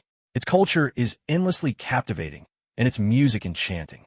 There was a time I thought the people of that ancient land had abandoned these treasures, but I could never have guessed a messenger sent by the gods would revive them. His words were still enigmatic. But Chin Fei's fans were instantly thrilled. Is it just me, or is he talking about Chin Fei? Yeah, I think that's exactly what he means. Could it really be Chin Fei? Oh my God, has even the West become obsessed with Chin Fei because of all this? Indeed, the scholar was referring to none other than Chin Fei. Chin, your music is simply beautiful, and your presence has given me a glimpse into the allure of the East. Chin, I truly thank you from the bottom of my heart. Even the people from Bangzi country hadn't expected that. While suffering humiliation, their ignorant behavior would inadvertently introduce Chin Fei to the entire world. Oh my God, is this music really from the East? So this is the immortal the Easterners speak of. This man is absolutely breathtaking. I heard there's a debate between the Bangzi people and people, so I checked out this Eastern man, and what a delightful surprise I found. I looked him up. His name is Chin Fei. He's known as the god of songs in. Heavens, this music is truly otherworldly. His dolphin notes are even more impressive than Vita's. My wife is from, and just a month ago we went to his concert. The music absolutely swept me away. Oh wow, who would have thought Eastern music could be so captivating? It's truly wonderful. Have you seen his performance with Coco? That was the embodiment of perfection. Although there are issues of racial prejudice in the West, their appreciation for beauty is remarkably open-minded, even though most people can't understand the lyrics. And much of the deeper meaning is lost in translation. The power of the music moves them deeply, touching their hearts beyond words. Justin Bieber tagged Qin Fei directly on Twitter. I love your music. You've shown me the true beauty of the East. If possible, I'd love to learn Eastern music from you. Charming Eastern star, I love your style. Hope you can come to America. I'd be honored to invite you to my concert. Madonna also left a message for Qin Fei on Twitter, sparking a wave of heated discussion. She, too, had fallen under Qin Fei's spell. Britney was even more straightforward. Qin, can I ask you out? I'm completely enchanted by you. If possible, I hope you'll become my third husband, or at least my fourth boyfriend. It has to be said, American celebrities really are direct and uninhibited with their words. Even Americans themselves hadn't expected that their own pop stars would become devoted fans of Qin Fei. Taylor Swift, Beyoncé, and Selena all tagged Qin Fei on their own Twitter accounts, each expressing their hope for a chance to collaborate with this mysterious singer from the East. I've made up my mind. I'm going to start learning Chinese. Not understanding the lyrics is just too frustrating. That's right. My Eastern friends keep telling me about him, and I feel so ignorant not knowing what the lyrics mean. Now, all my friends envy me for being able to speak Chinese. Huh. Those who once laughed at me must be regretting it now. I have to go to. It's so mysterious. I simply must visit that enchanting land in the East. If only I had known Qin earlier. If I'd realized there was such a superstar in the music world, I never would have missed my chance to be an exchange student in. Oh my God, as much as I love my own country, I'm so jealous of the people in. Why should a godlike talent descend upon their land? I used to look down on, but now I realize how wrong I was. Great God of song, please forgive my ignorance. And it wasn't just in America. Celine Dion from Canada also expressed her admiration for Qin Fei. To Chinese audiences, she's a familiar singer, having once shared the stage with Song Zhuiying at the Spring Festival Gala. I've sung Jasmine Flower in, so I know well the allure of this Eastern land. If given a chance, I would love to share the stage with you, Qin, and sing our hearts out. What a dream that would be. Neither Qin Fei's fans at home, nor Qin Fei himself, could have predicted that this commotion stirred up by the Bangzi would actually draw the world's attention to Qin Fei and his music rooted in ancient Chinese style. Qin Fei showed the world the true charm of the East. However, Yami didn't seem entirely pleased. Or rather, she was quite happy, but after seeing all those American female pop stars fawning over Qin Fei, her expression visibly soured. Don't they understand what it means to be subtle? Yami complained indignantly. Reba could only shake her head helplessly at her side. Lately, whenever it came to Qin Fei, Yangmi was especially emotional, even showing this odd flash of jealousy over the smallest things. She figured it might have something to do with a certain time of the month. Why are you looking at me like that? Your gaze is so strange. Yami suddenly glared at Reba, who quickly looked away. It's nothing really. You're imagining things, absolutely imagining it. A collaboration isn't really appropriate right now. Let's hold off for the time being. Qin Fei interjected. How is it not appropriate? Isn't this the perfect opportunity? Your Twitter followers are skyrocketing. Reba asked, puzzled. In just 3 short days, Qin Fei's Twitter followers had soared to an astonishing 1.5 billion. Granted, the majority of that was thanks to support from fans. But it was undeniable proof that Qin Fei had made a meteoric leap onto the international stage. To be honest, I never imagined one of Qin Fei's albums would cause such a sensation. Yami couldn't help but sigh. At that moment, Reba let out a soft huff. Well, we have the Bangzi country to thank for that, don't we? Hearing this, Yami couldn't help but burst out laughing. Then, as if suddenly remembering something, she turned to Qin Fei and said, Since you're not interested in these partnership offers right now, let's not rush to reply. There are plenty of things waiting for you back home. With that, Yami pulled out a few files from beneath her desk. This is about a TV series called The Story of Minglan. They want to buy the rights to Do You Know as the theme song, and they're hoping you'll do a new rendition with ECU. And then there's this. Which TV series are you talking about? Qin Fei asked again. The Story of Minglan. It's based on an ancient romance novel, and I really think your song fits the mood perfectly. Qin Fei was puzzled. Was that truly the name of the series? Perhaps it went by another title. And also, the filming for The Legend of Sword and Fairy is about to begin. Once the Golden Melody Awards are over, you'll need to report directly to the set, Yangmi informed him. It was only then that Qin Fei realized he had almost forgotten about that entirely. On top of that, both Tomato TV and Mango TV have invited you to their New Year's Eve concerts this year. You can choose where you want to perform. Both are offering about the same fee. Qin Fei nodded. After all, there was still time, no need to rush a decision. But most importantly, this, Yangmi teased, holding an invitation letter playfully in her hands. Seeing how excited she was, Qin Fei thought for a moment, then hesitantly asked, What kind of invitation could make someone like you so thrilled? Could it be this year's Spring Festival Gala? Young Mia smiled froze instantly. If you don't go into fortune-telling, you're really wasting your talent, Reba exclaimed, staring at Qin Fei in amazement. Qin Fei pinched his nose and shook his head with a smile. In truth, it wasn't that difficult to guess. These days, no show or event invitation in the country could truly surprise Yang Mi anymore. Qin Fei's fame had reached a point where every major program and event was vying for a spot on his calendar. Except, of course, for the Spring Festival Gala. Nothing else could bring out this level of excitement from Yang Mi. I've been in the entertainment industry for so many years, but I've never performed at the Spring Festival Gala, Yang Mi admitted, unable to hide a trace of envy. At that moment, Reba raised her hand. I've been on it before. Yang Mi immediately shot her a glare. So what if you've been on the gala? But in truth, it was quite an accomplishment. I have a feeling the gala might make you this year's headline act, Yang Mi analyzed. After all, in recent years, the show's reputation had been on the decline. They'd brought in many renowned directors, but none had managed to turn things around. Yet on New Year's Eve, the only show truly worth watching was the Spring Festival Gala. Now, with Qin Fei joining the lineup, the production team certainly wouldn't miss out on such a perfect opportunity for publicity. After all, Qin Fei now stood as a legendary singer with 150 million fans behind him. In recent years, Chinese singers who could shine on the international stage were few and far between. What's more, Qin Fei was still so young. Qin Fei nodded gently, as if he had already sensed this day would come, just not so soon. No matter what, being able to stand on the stage of the Spring Festival Gala was undeniably an official stamp of recognition.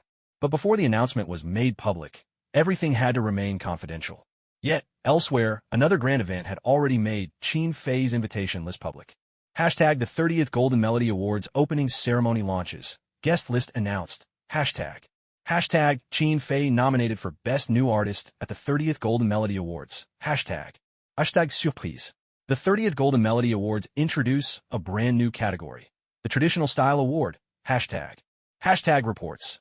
Qin Fei receives a total of 6 nominations at the 30th Golden Melody Awards, emerging as this year's biggest dark horse. Hashtag.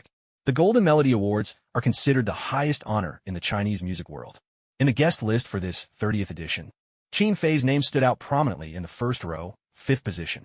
First was Tan Yonglin, second was George Lam, third was Jonathan Lee, fourth was Lo Taiyu, and astonishingly, 5th was Qin Fei. Even the names of Jackie Chung and Yi Sun-chan were placed after Qin Fei. Although the list stated names are in no particular order, anyone with a discerning eye could see at a glance that the Golden Melody Awards placed tremendous importance on Qin Fei. What's more, this year, not only did Jonathan Lee and Lo Taiyu, 2 iconic figures long absent from the ceremony, decide to attend, but even Tan Yonglin, the legendary Principal Tan, and George Lam, both mythic Hall of Fame artists, appeared on the list.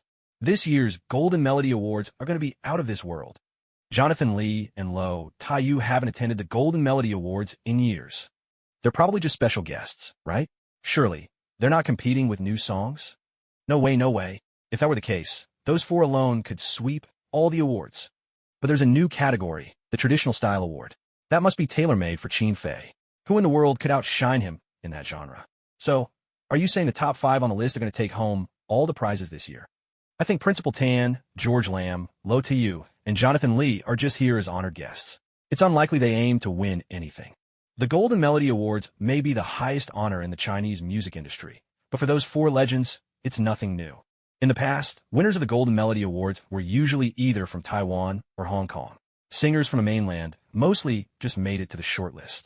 Singers like Han Hong, Lu Huang, and Han Lei, who are part of the national team, probably don't mind. As for the others, it's true that none of them have ever won an award.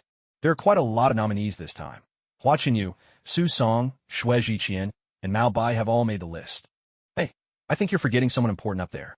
Qin Fei isn't just a nominee. He's there to receive an award. Every category he's been nominated for, he absolutely deserves. That's right. Besides those 4, who else could possibly stand in his way? Online, the discussion among netizens was buzzing with excitement. Even so, people were still a bit anxious about whether Qin Fei could actually take home the awards he was up for. After all, the organizers of the Golden Melody Awards never made it clear whether Tan Yonglin, George Lam, Jonathan Lee, and Lo Taiyu were attending just to observe and learn, or if they were there to collect trophies themselves. Even though Qin Fei's fans were brimming with confidence in him. When faced with these 4 legends, icons of the Chinese music scene, there was still a sense of unease. Upon seeing the list, Yangmi grew increasingly downcast over the next few days. What on earth are the Golden Melody organizers thinking? In previous years, the stiffest competition was just Shuyoji. Why is it suddenly so much harder this time? She suspected that the Golden Melody Awards were doing this on purpose. After all, Tan Yonglin, George Lam, Jonathan Lee, and Lo Tayu all hail from either Hong Kong or Taiwan. In past years, these awards would likely have gone to singers from Hong Kong or Taiwan. At best, singers from the mainland could only hope to make the shortlist. But now, with Qin Fei in the picture, his emergence was a direct challenge to every established singer in the Chinese music world. That's why Yang Mi believed this was all a calculated move by the organizers. There's no need to get anxious. In the end, it all comes down to the judges and the public. The organizers don't actually control the outcome. That's one of the key reasons the Golden Melody Awards hold such authority. It's not that the organizers lack power, it's that they dare not use it. Because if they ever tried, the reputation of the Golden Melody Awards would be ruined overnight. But Tan Yonglin, George Lam, Jonathan Lee, and Lo Tayu are still the top-tier figures of the Chinese music scene today. That was what worried Yang Mi the most. Qin Fei, however, didn't seem bothered in the slightest. But they haven't released any new songs in ages, have they? All their classic hits have already won every award they could. So there's really nothing to worry about. Qin Fei's words made a lot of sense. These four legends were already half retired. No matter how talented they were, they belonged more to people's memories than to the present. It's not like they could enter the competition with songs from over a decade ago, doing that would have truly embarrassed our esteemed seniors. With this thought, Yang Mi finally felt a bit more at ease. Yet, even up to the very last moment, she remained on edge. The day before the Golden Melody Awards opening ceremony arrived, Qin Fei and Yang Mi received their invitations and set out together for Taiwan. Departing from the capital, they arrived at Taoyuan Airport. News of Qin Fei's participation in the Golden Melody Awards spread quickly. Anyone else heading to Taiwan? You're only asking now? I've been here for a week already. It's the Golden Melody Awards. Of course we have to show up for Qin Fei. Who wouldn't prepare ahead of time? Qin Fei's released so many songs this year. I wonder how many of them will win awards. I think, no matter how fair the judges are, it's impossible they'd pick only him. What about the other artists? Exactly. They can't just let Qin Fei sweep every award this year. Don't get too optimistic. Apart from Qin Fei, there are Tan Yonglin, Lam Tsc Chung, Jonathan Lee, and Lo Tayu in the running. I doubt those four veterans would actually compete. That would be beneath them. Who knows? Maybe they're here just to make sure Qin Fei doesn't take every single award. That can't be. If that's really the case, I won't follow the Golden Melody Awards ever again.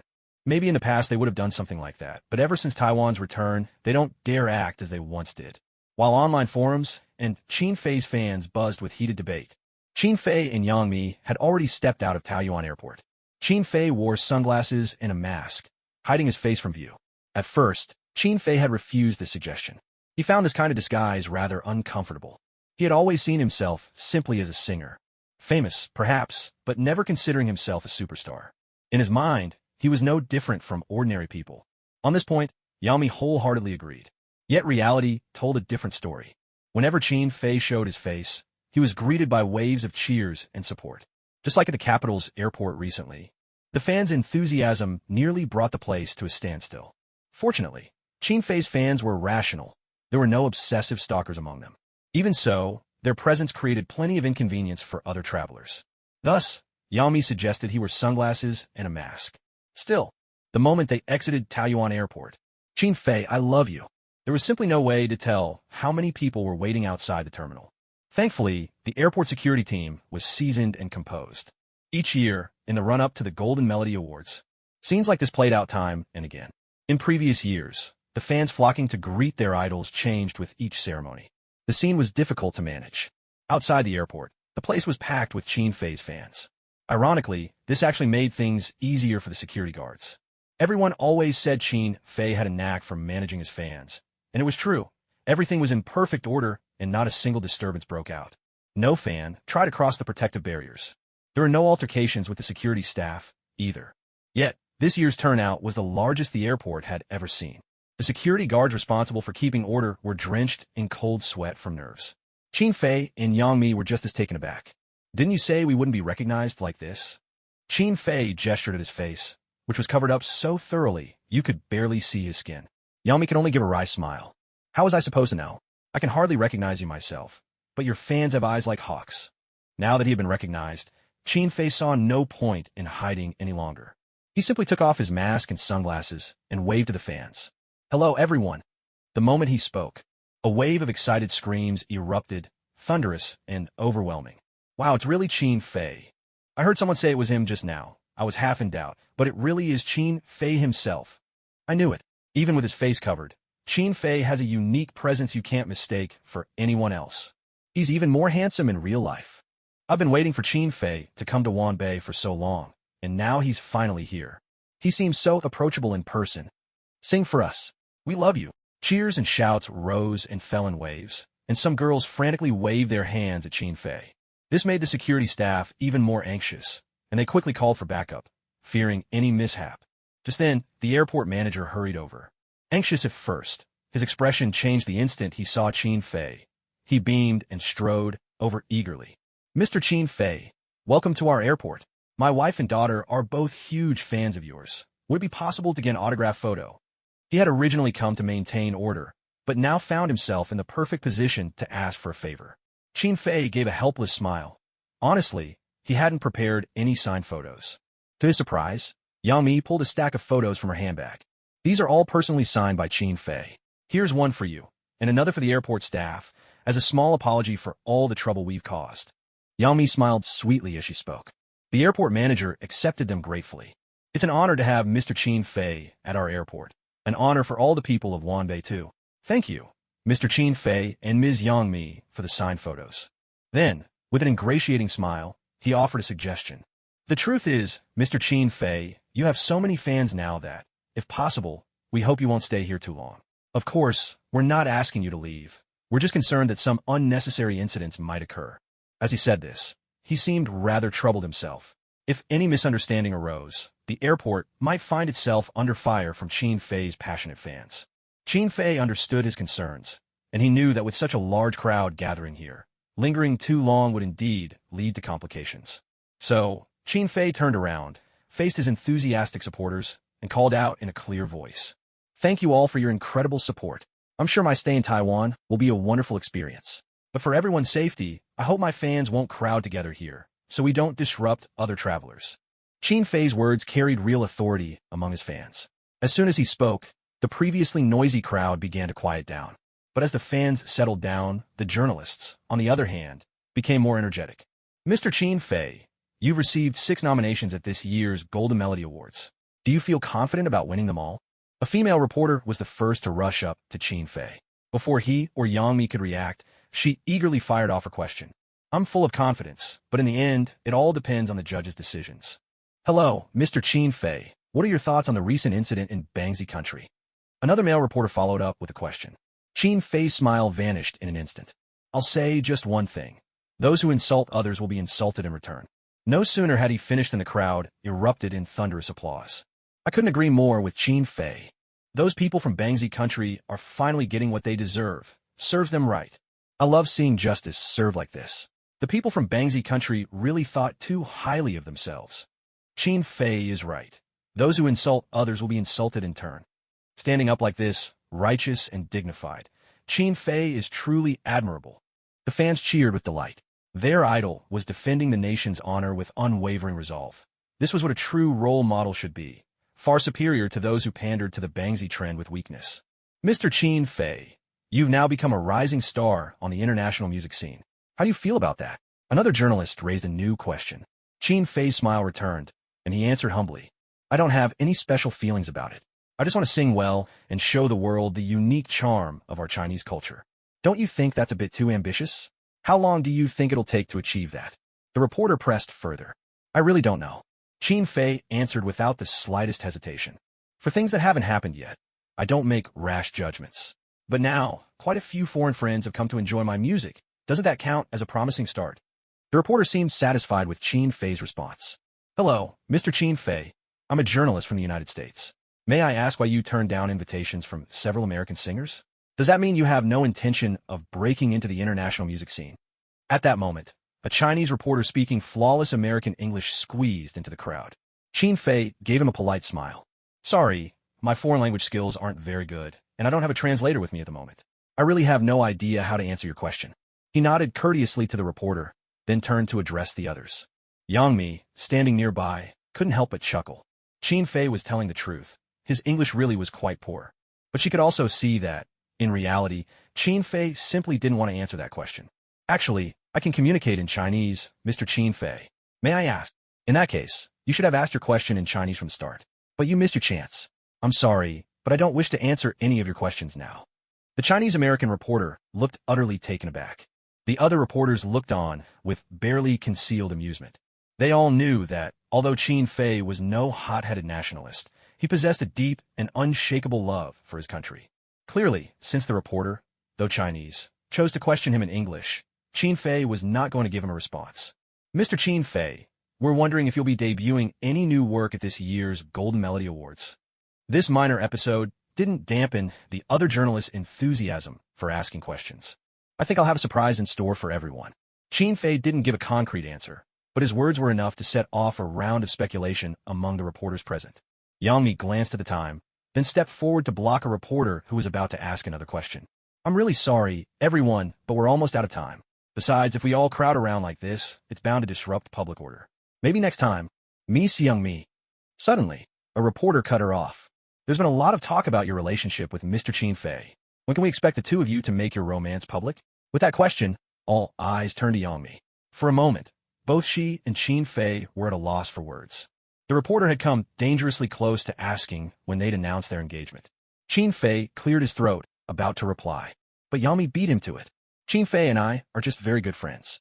As for what the future holds, I don't know yet. But right now, our relationship isn't what you all seem to imagine.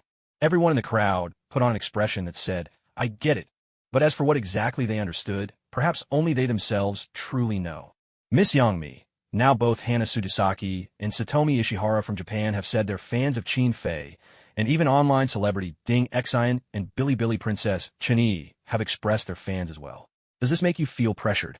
Yang Mi's face was full of helplessness. Clearly, the person in front of her was no ordinary entertainment reporter, as his questions were especially sharp.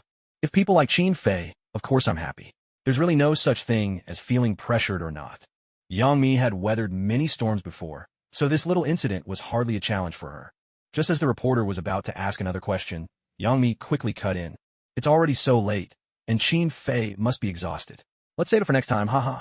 Everyone, please bring your questions next time. With that, she tugged Qin Fei along towards the business van. The reporters who had planned to surround them suddenly found themselves blocked by a group of bodyguards in black suits who had appeared from nowhere. Yang Mi and Qin Fei made it onto the business van without trouble. As the vehicle pulled away from the airport, Qin Fei couldn't help but let out a long sigh of relief. These reporters are really relentless. Even just leaving the airport is such a hassle. This was the first time Qin Fei had experienced such a spectacle. Yang Mi, on the other hand, simply smiled, calm and unruffled. She'd long since grown used to scenes like these. She said to Qin Fei with a laugh, "This is only the beginning. You're the king of songs now, and you're just a step away from making it big on the international stage." But Qin Fei didn't seem to care much about any of that. Titles like King of Songs are just empty words. No matter where you are, what really matters is staying true to yourself. Yang Mi looked at Qin Fei, and once again, she couldn't help but be moved by him. Yes, Qin Fei was still the same as ever. That original intention. Others might find it hard to hold on to, but she truly believed Qin Fei could do it. The scene of Qin Fei arriving at the Taiwan airport quickly sparked heated discussion online. No matter where my dear Qin Fei goes, he's always greeted with such enthusiasm. What was that reporter even trying to ask? My favorite part was when Qin Fei talked back to that Chinese-American reporter. Qin Fei is still so impressive. He's always held a grudge about what happened with Korea. After this news broke, every entertainment company in China stopped working with Korea. At a time like this, anyone who brings up that topic is just asking for trouble. All that's in the past. The most important thing right now is winning the Golden Melody Awards.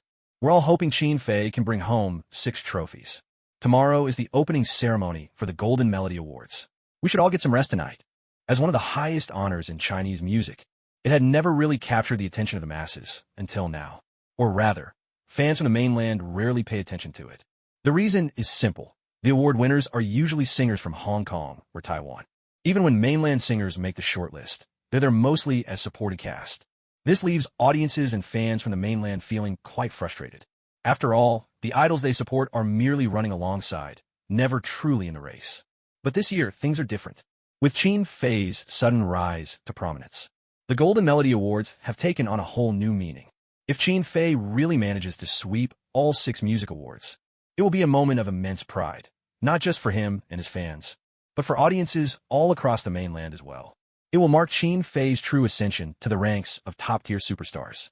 The internet trolls and paid haters will finally have nothing left to say.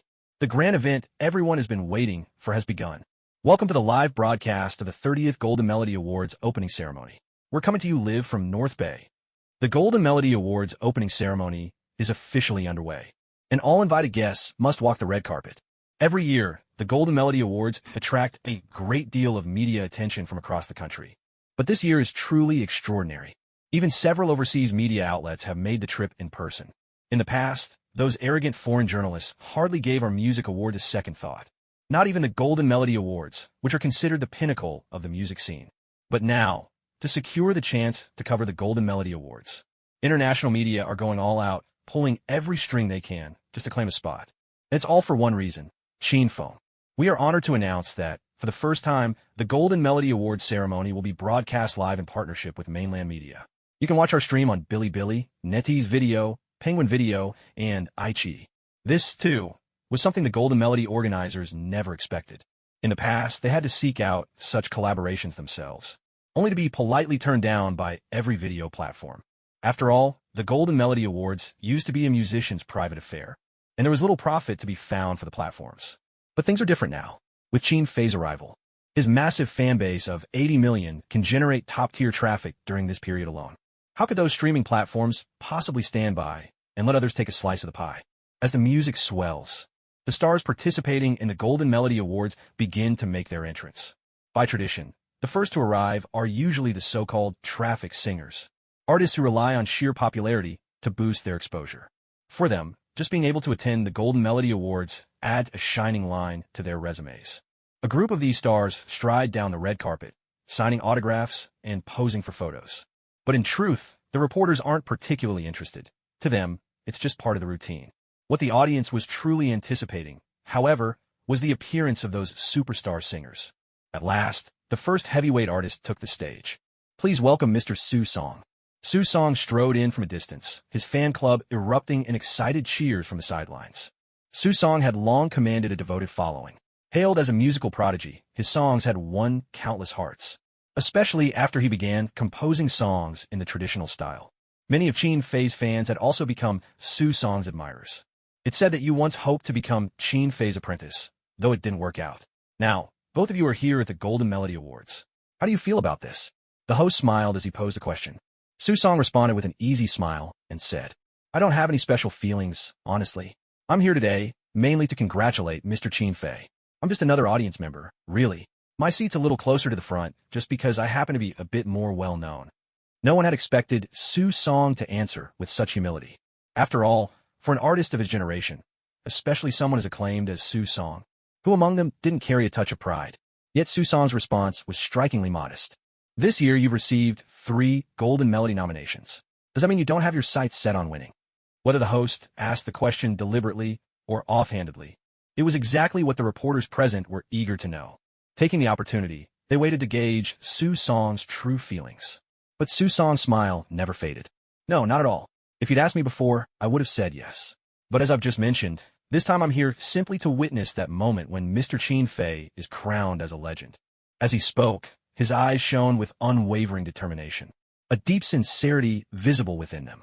With a gentle nod and a warm smile, he walked over to the signature board, signed his name with gentlemanly grace, then made a dashing exit, leaving the host and a crowd of astonished reporters in his wake. Su Song had just given Qin Fei the highest praise imaginable, and without the slightest hesitation, he'd openly admitted he was here just to be a supporting player. It was almost unbelievable. What kind of magic did Qin Fei possess to win the wholehearted admiration of a musical genius like Su Song? Next up was the Golden Melody Awards red carpet ceremony. Following Su Song, a procession of well-known young singers, Lin Junjie, Li Jian, Xiao Jinting, Tao Zhe, Chao Gu, and others, took the stage, each renowned across the mainland, Taiwan, Hong Kong, and Macau. All of these artists were under 40, yet each wielded considerable influence in their respective regions. Even in previous years, the Golden Melody Awards had rarely managed to gather so many of them together in one place. Next, a new generation of female singers began to make their appearances one after another. Among them Sun Yanzi, Huang Lia, Tian, Fujin, GM, Jane Zhang, and Su Jiaying. In contrast, the male singers approached the red carpet with a more relaxed attitude. Some of them had only made the slightest effort with their outfits. Aside from those who carried themselves with full superstar flair, these women dazzled as they arrived, each one like a blossoming flower, competing to outshine the others in beauty and grace. When Jane Zhang stepped onto the red carpet, the host seized a moment to ask her about Qin Fei. We know that not long ago, Ms. Zhang shared the stage with Mr. Qin Fei. Could you tell us your impression of him? It was clear that the host was hoping to stir up some excitement. These words immediately put the reporters on high alert. After all, the true highlights of the evening often unfolded on the red carpet. Jane Zhang answered graciously. I really admire his music, and I love his classical style. I bought every Hanfu outfit from the brand he endorses. If you say I'm a fan of Qin Fei, that's absolutely true. Even some famous international artists are his fans, so why shouldn't I be? If I ever get the chance, I'd love to have him write a song for me. The host could only shrug helplessly, realizing that there would be no juicy gossip to uncover here. With the new generation of singers introduced, it was time for the heavyweights to take the stage. Wang Fei appeared on the red carpet in a flowing gown of watery blue, and the crowd erupted in applause. The pale blue dress, adorned with wave-like patterns, seemed to set gentle ripples swirling around her. Elegance came naturally to her. She smiled and waved to the media and her fans, acknowledging their enthusiasm. In front of such an esteemed guest, the host became noticeably more deferential. Welcome, Sister Wang Fei. It's been a long time since you've graced the Golden Melody Awards. I'm curious, why didn't you bring any new works to compete this year? Wang Fei replied with a pleasant smile. I just don't think it would be appropriate. My two most recent songs were both written by Qin Fei. If I brought his songs to compete against his work, wouldn't that be a little pointless? The surrounding journalists couldn't help but frown, wondering where they'd found this host, who was laying it on a bit thick with the flattery. Asking Wang Fei to compete with Qin Fei songs seemed like a slight against both the Golden Melody Awards and Wang Fei herself. At these words, a flicker of displeasure crossed Wang Fei's face. With her level of fame, she had every right to assert herself, and besides, she was never known for her patience. Oh, those compliments are just pleasantries. I've heard true music from the heavens. That real genius will be making an appearance shortly. The host tried to press further, but Wang Fei cut him off with a dismissive sound. It's getting late. I'll head in first. With that, she didn't even pause to let the photographers get a few shots. The host stood frozen for quite some time before coming back to his senses, only to realize that the media reporters present were all casting disapproving glances his way. Meanwhile, in the live broadcast studio, viewers erupted in outrage at the host's performance. This year's Golden Melody Awards host is just getting worse and worse.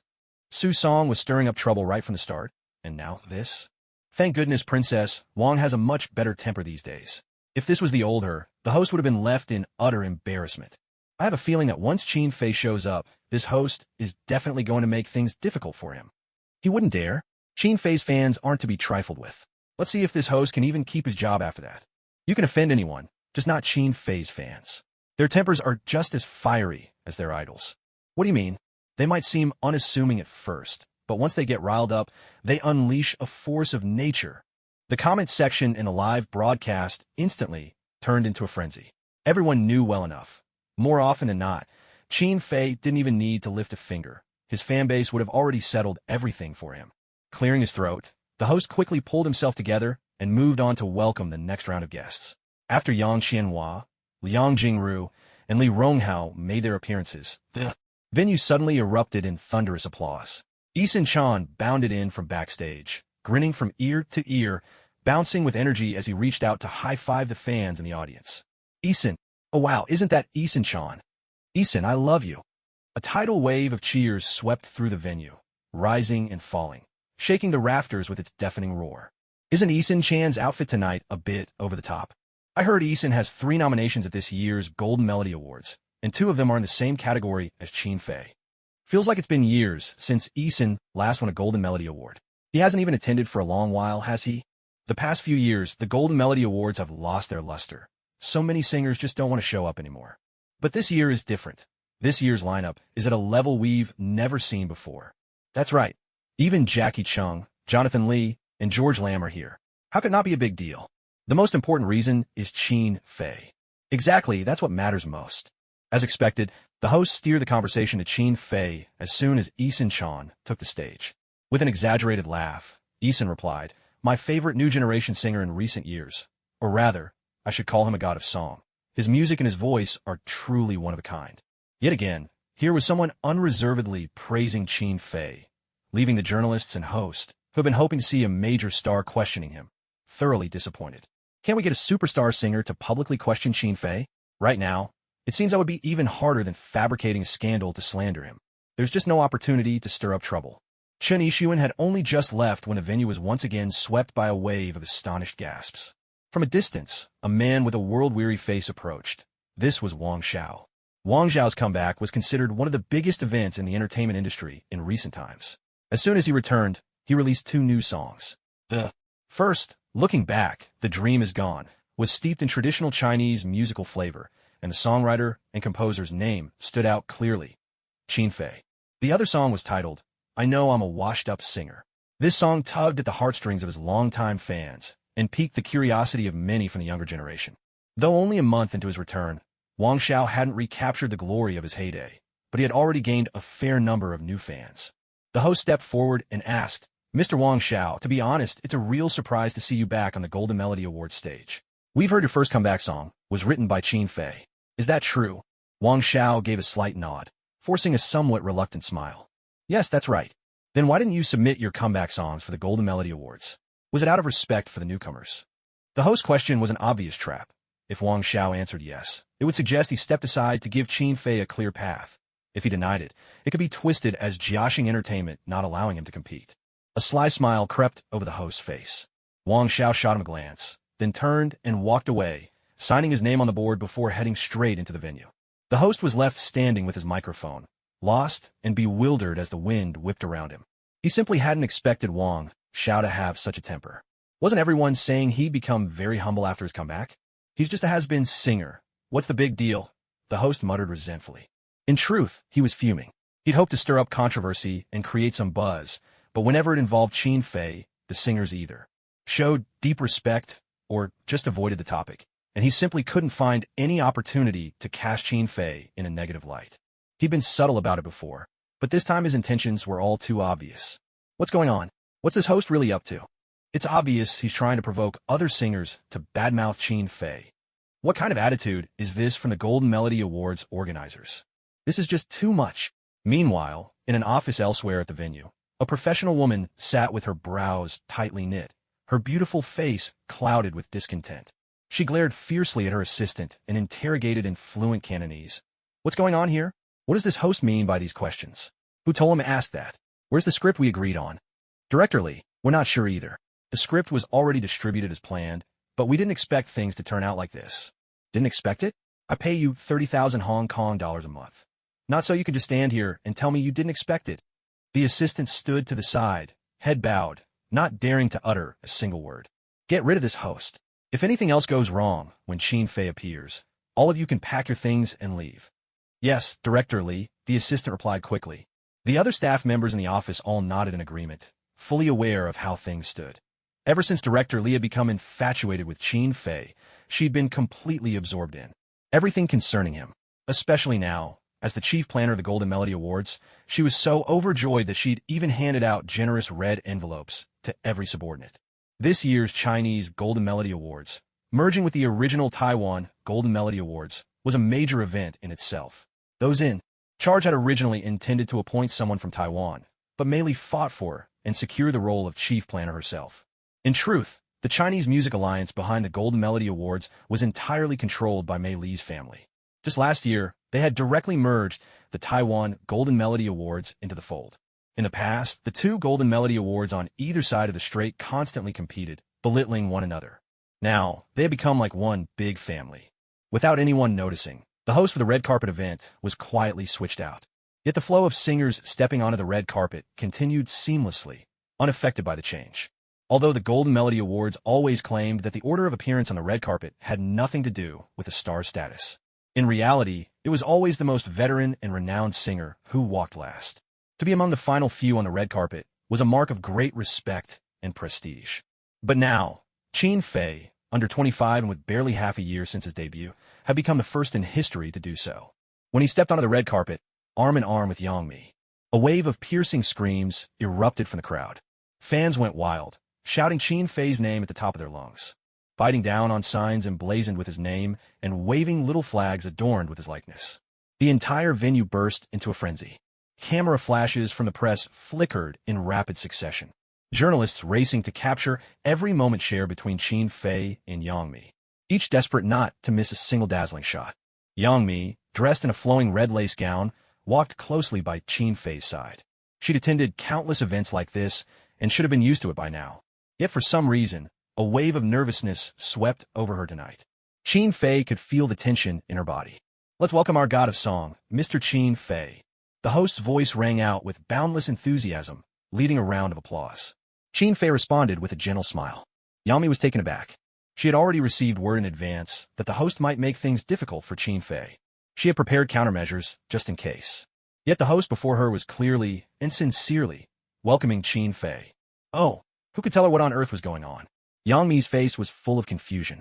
At that moment, the host began to ask Qin Fei questions. With a smile, the host said, "Mr. Qin Fei, this is your first time on the Golden Melody Awards stage. How do you feel personally?" Qin Fei replied with a smile, "It's an honor. The venue is grand, quite impressive." The host paused, a little taken aback. Was that even an answer? Wasn't that just stating the obvious? How could the Golden Melody Awards not be grand? And what did quite impressive even mean here? If it were any other singer, they would surely offer some polite or flattering remarks for such an occasion. Qin Fei, on the other hand, was remarkably straightforward. Well then, do you have confidence in winning this time? The host quickly shifted the topic. Qin Fei nodded with a smile. Of course. This time, I'm determined to win. Qin Fei's answer left the host even more astonished. Wasn't everyone saying that Qin Fei was a humble man? Wasn't this a bit too much confidence? After all, this year's Golden Melody Awards had drawn in over 100 singers, including legendary figures like Jonathan Lee, George Lamb, and Alan Tam. Qin Fei's words seemed rather bold. But Qin Fei's confidence didn't come out of thin air.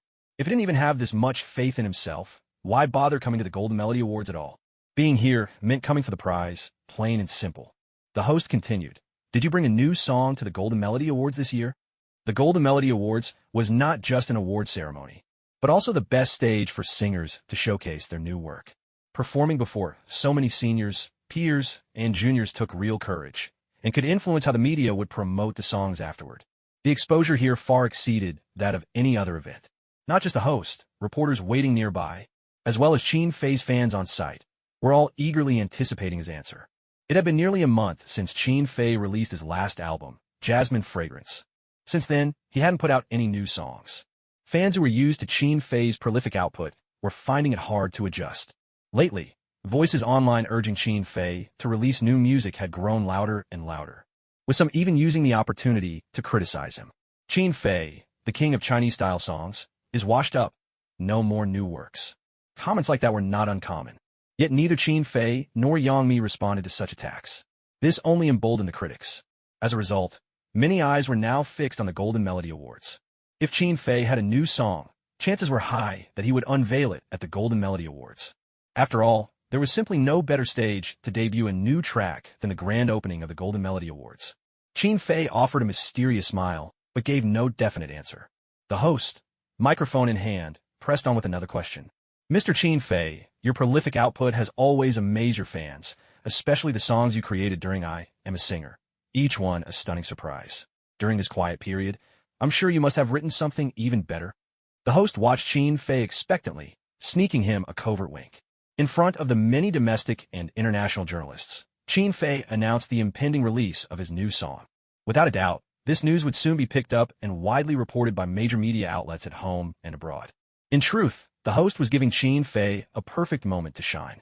Yet Qin Fei seemed not to catch on to the host's intentions. He simply smiled, calm and unhurried. "I think that's about all for now. Let's wrap up today's interview here." With that, he left the venue with Yang by his side.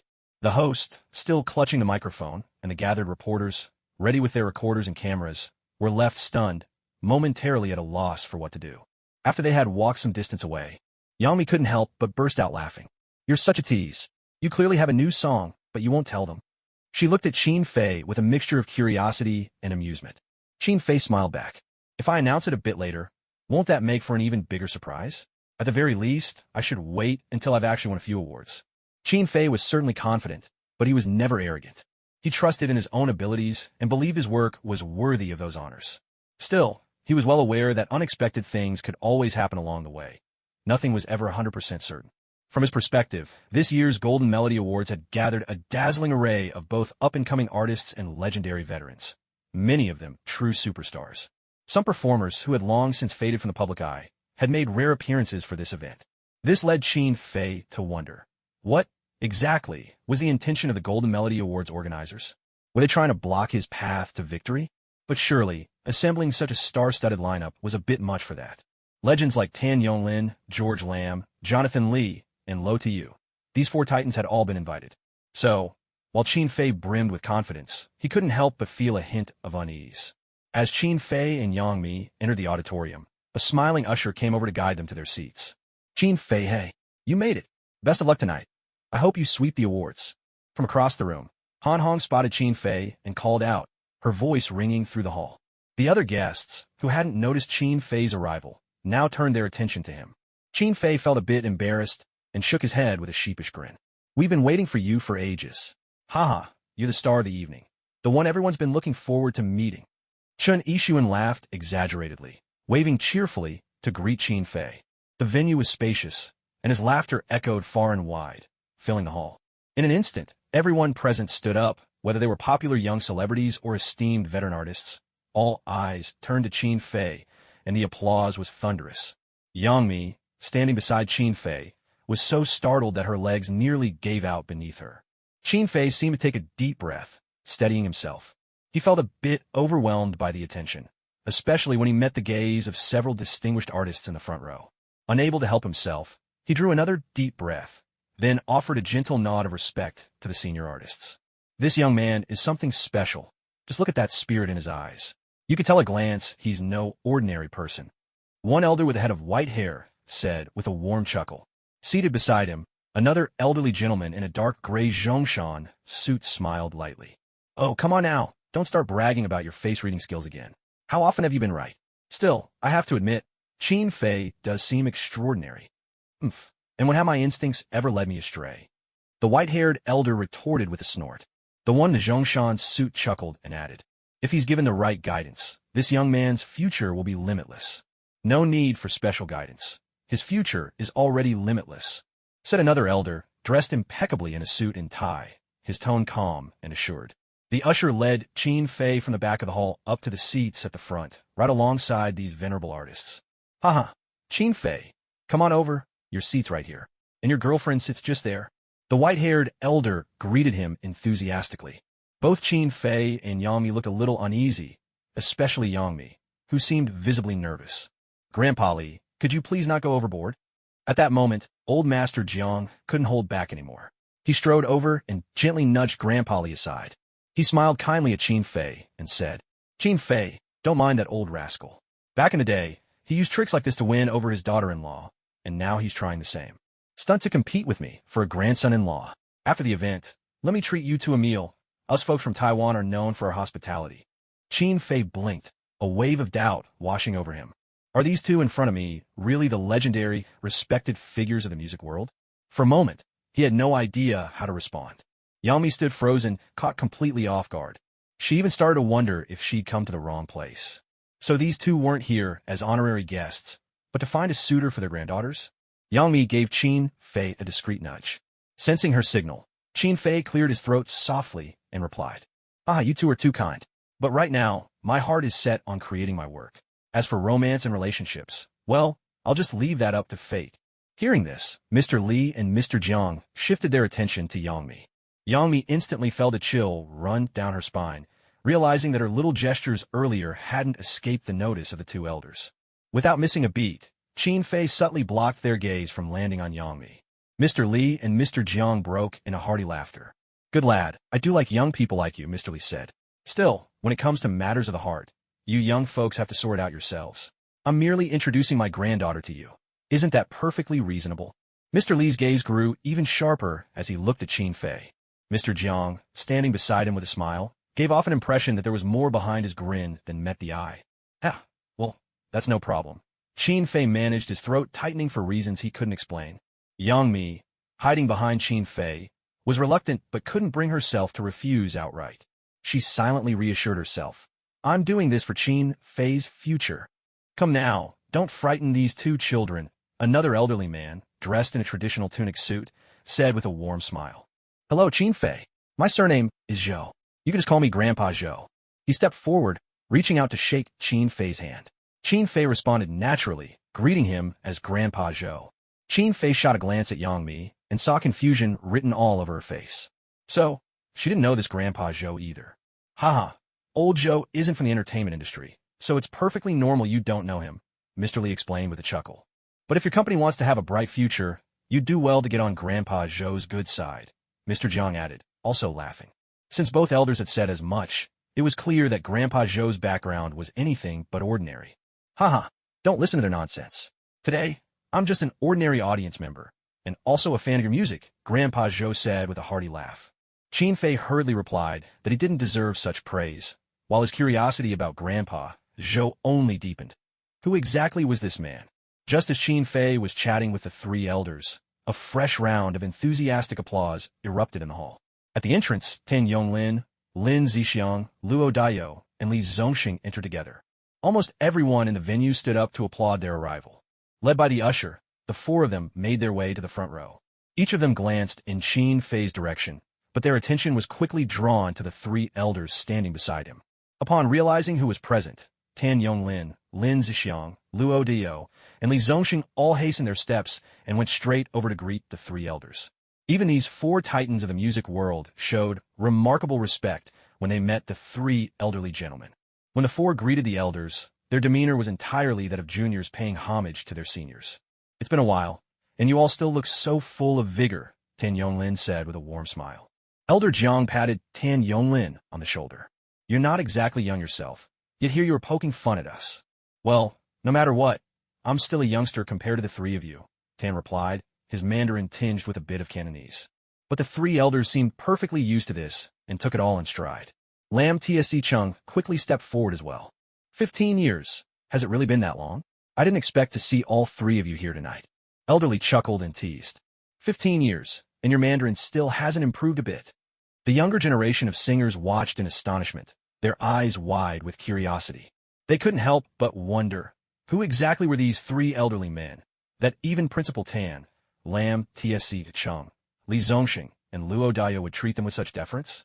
Having exchanged greetings with the three veteran artists, Tan Yonglin, Lam Tsc Chung, Luo Daiyou, and Li Zongxing finally noticed Qin Fei and Yang Mi standing to the side.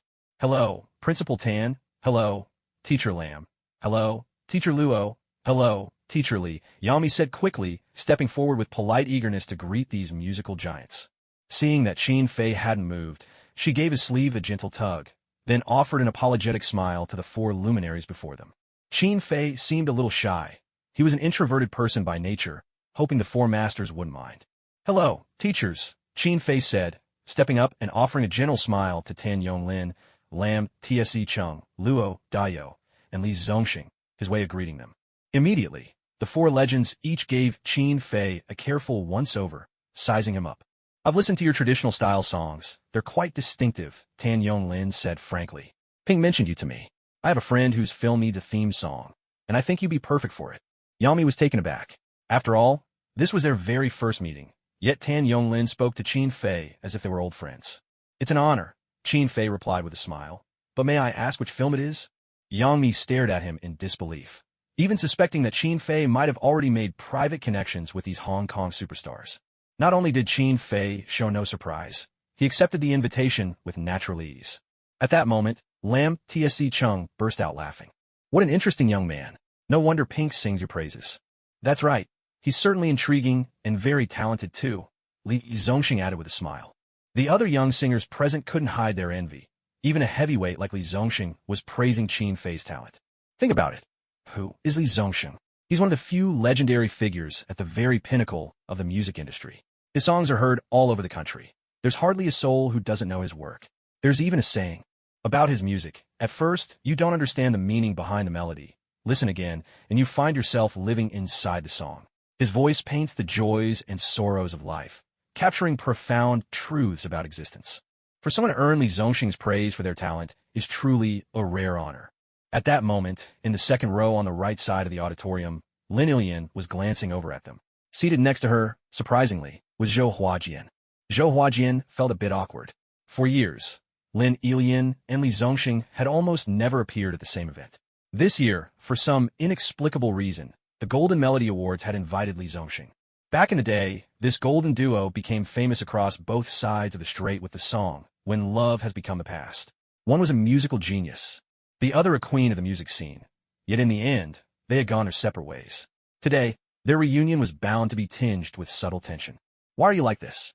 I've already let it go. What are you still embarrassed about? Lin Ilian said, with characteristic candor. Most people would steer clear of such situations, but she didn't seem to mind at all. I've heard a few of Qin Fei's songs. His style is really unique. I wonder if he'd be willing to write a song for me. Lin Ilian mused aloud. Zhou Huajian paused in surprise, then replied with a wry smile, that I'm not sure about. Lu Huang mentioned him, said he's a songwriting prodigy.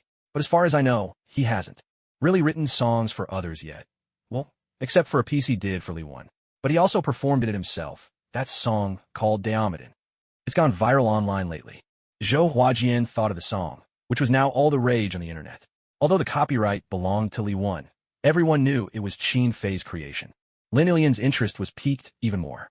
Up front, while Li Zongxing was chatting with Qin Fei, he couldn't shake the feeling that someone was watching him.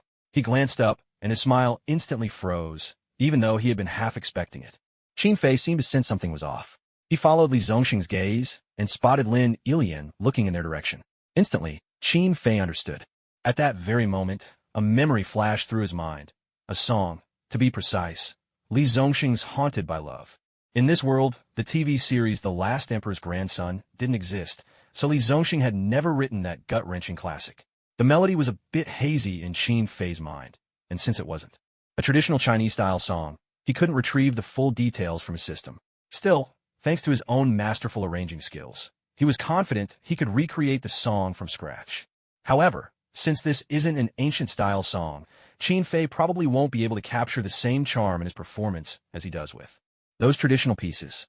Given that, he thought, why not just hand this song over to Li Zongxing, let it return to its rightful owner? A faint smile appeared on Qin Fei's lips. This subtle moment was keenly observed by Luo Daiyou. Hey, Qin Fei, what's got you smiling all of a sudden? I just had a sudden flash of inspiration. I'd like to try composing a song right here on the spot. At these words, Tan Yonglin, Lin Zixiang, and Luo Daiyou were all momentarily stunned, while the three veteran artists, Old Li, Old Jiang, and Old Zhou, turned toward Qin Fei, their interest clearly piqued. Li Zongxing, who had been deep in thought, snapped back to reality and stared at Qin Fei in disbelief. What did you just say?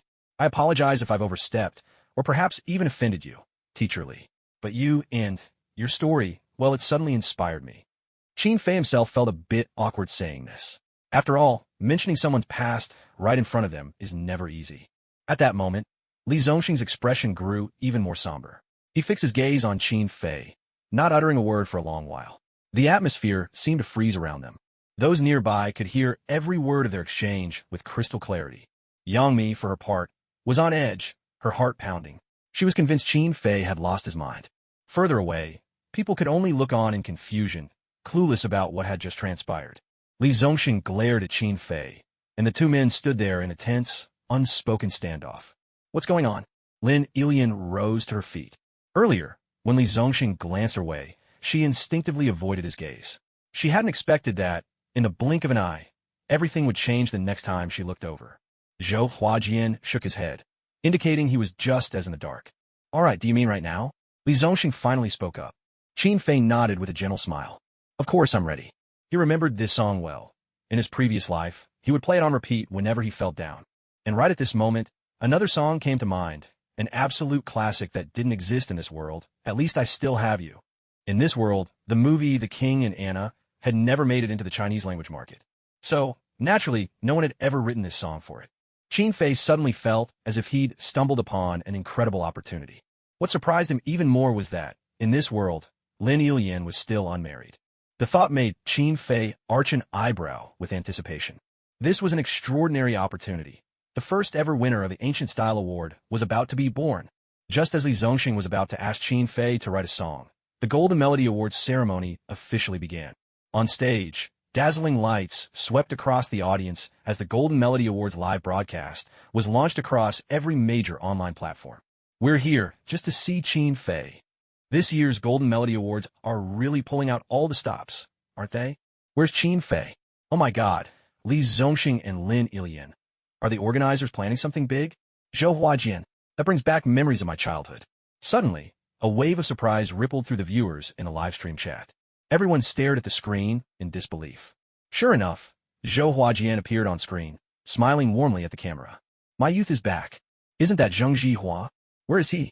It's really Zheng Zhihua, wow. I can't believe he's come to the Golden Melody Awards too. Is that Pingguan? The guy sitting next to Zhou Huajian, isn't that Pingguan? Li Zongxing, Zhou Huajian, and Pingguan. I wonder if the three of them will perform recently. I'm a bit annoyed together. This year's Golden Melody Awards are packed with surprises. You bet. Even though it's the 30th Golden Melody Awards, this is actually the first time it's being co-hosted across both sides of the strait. I see him. Qin Fei's right in the front row. Hey, the camera's on him. It's on him. What is Qin Fei writing? That's odd. Oh, the camera moved away so fast.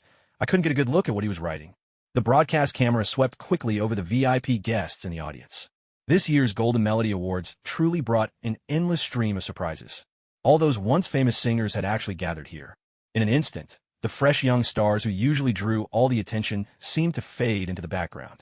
Instead, it was these singers, who once filled the youth of the 80s and 90s, who now rekindled those memories for viewers watching at home. The four hosts took the stage, one after another. They were Sa Baining, Dong Qing, Kai Kongyong, and Aya. These were truly leading figures in hosting across both sides of the strait. Welcome to the 30th Golden Melody Awards ceremony. I'm your host. Each of the four hosts introduced themselves in turn and delivered their opening remarks, following the program. They will be the hosts for tonight's award ceremony. There were also other media reporters present at the venue. Wang Bingbing. Hey, my wife is here too. Did CCTV really pull out all the stops this time? Suddenly, a pure and innocent face appeared on the screen. She held a microphone and was making her way from the side of the stage toward the front row of the guest seats. Dong Qing was introducing the three senior artists seated next to Qin Fei. It was only at this moment that viewers in the livestream realized. The three understated elders sitting beside Qin Fei actually held such lofty status. The camera then cut to Qin Fei. After Dong Qing finished introducing the three senior artists, they walked straight over to Qin Fei. Wang Bingbing looked a bit shy, her clear and bright eyes fixed intently on Qin Fei. If you ask what has been the most astonishing event in the music world this year, I believe that everyone present would, without hesitation, think of one particular person. Before he stepped into the public eye, we thought we already understood what Chinese music truly was. On stage, Sa Baining grew increasingly passionate as he spoke. At that moment, the live broadcast camera zoomed in on Qin Fei. Before we present any other awards, please allow me, on behalf of the Golden Melody Awards, to announce that the very first recipient of the Ancient Style Award is none other than the singer Qin Fei. No one could have anticipated this. The Golden Melody Awards had barely begun. Less than 5 minutes had passed, and an award was already being presented. Even more unexpected, the very first award turned out to be the Ancient Style Award. And, without any nominees or shortlist, the organizers and judging panel had directly bestowed this honor upon Qin Fei. Not even Qin Fei or Yang Mi had seen this coming. Qin Fei had known beforehand that he was the only name on the shortlist for the Ancient Style Award. After all, in this era, no one else could surpass him in the realm of ancient style music. Qin Fei set down the pen and paper in his hands and rose to his feet. He faced the blazing spotlight at the center of the stage, welcoming the thunderous applause from the audience, even though he couldn't be sure whether this applause was sincere or merely polite. In this moment, he was truly savoring his glory. To inspire jealousy in others, surely, that was the highest form of praise. Wang Bingbing maintained her poised composure as she led the way for Qin Fei at the front. She felt as if she was even more nervous than Qin Fei himself. Indeed, in the presence of her idol, especially at the very height of his radiant brilliance, how could she not feel excited? The host announced, "Now, may I invite Mr. Zhou and Ms. Li Mei, president of the Chinese Music Alliance, to come on stage and present the award to Qin Fei." A woman in a black business suit, arm in arm with Mr. Zhou, made her way onto the stage. Sa Baining did not say much more, as if no one had even noticed her presence. There had not even been time to introduce her earlier. For those unfamiliar with the Chinese Music Alliance, it might not seem particularly impressive. But those in the know could not hide their surprise. Since its founding, the Chinese Music Alliance had become the overseer of all Chinese-language musicians.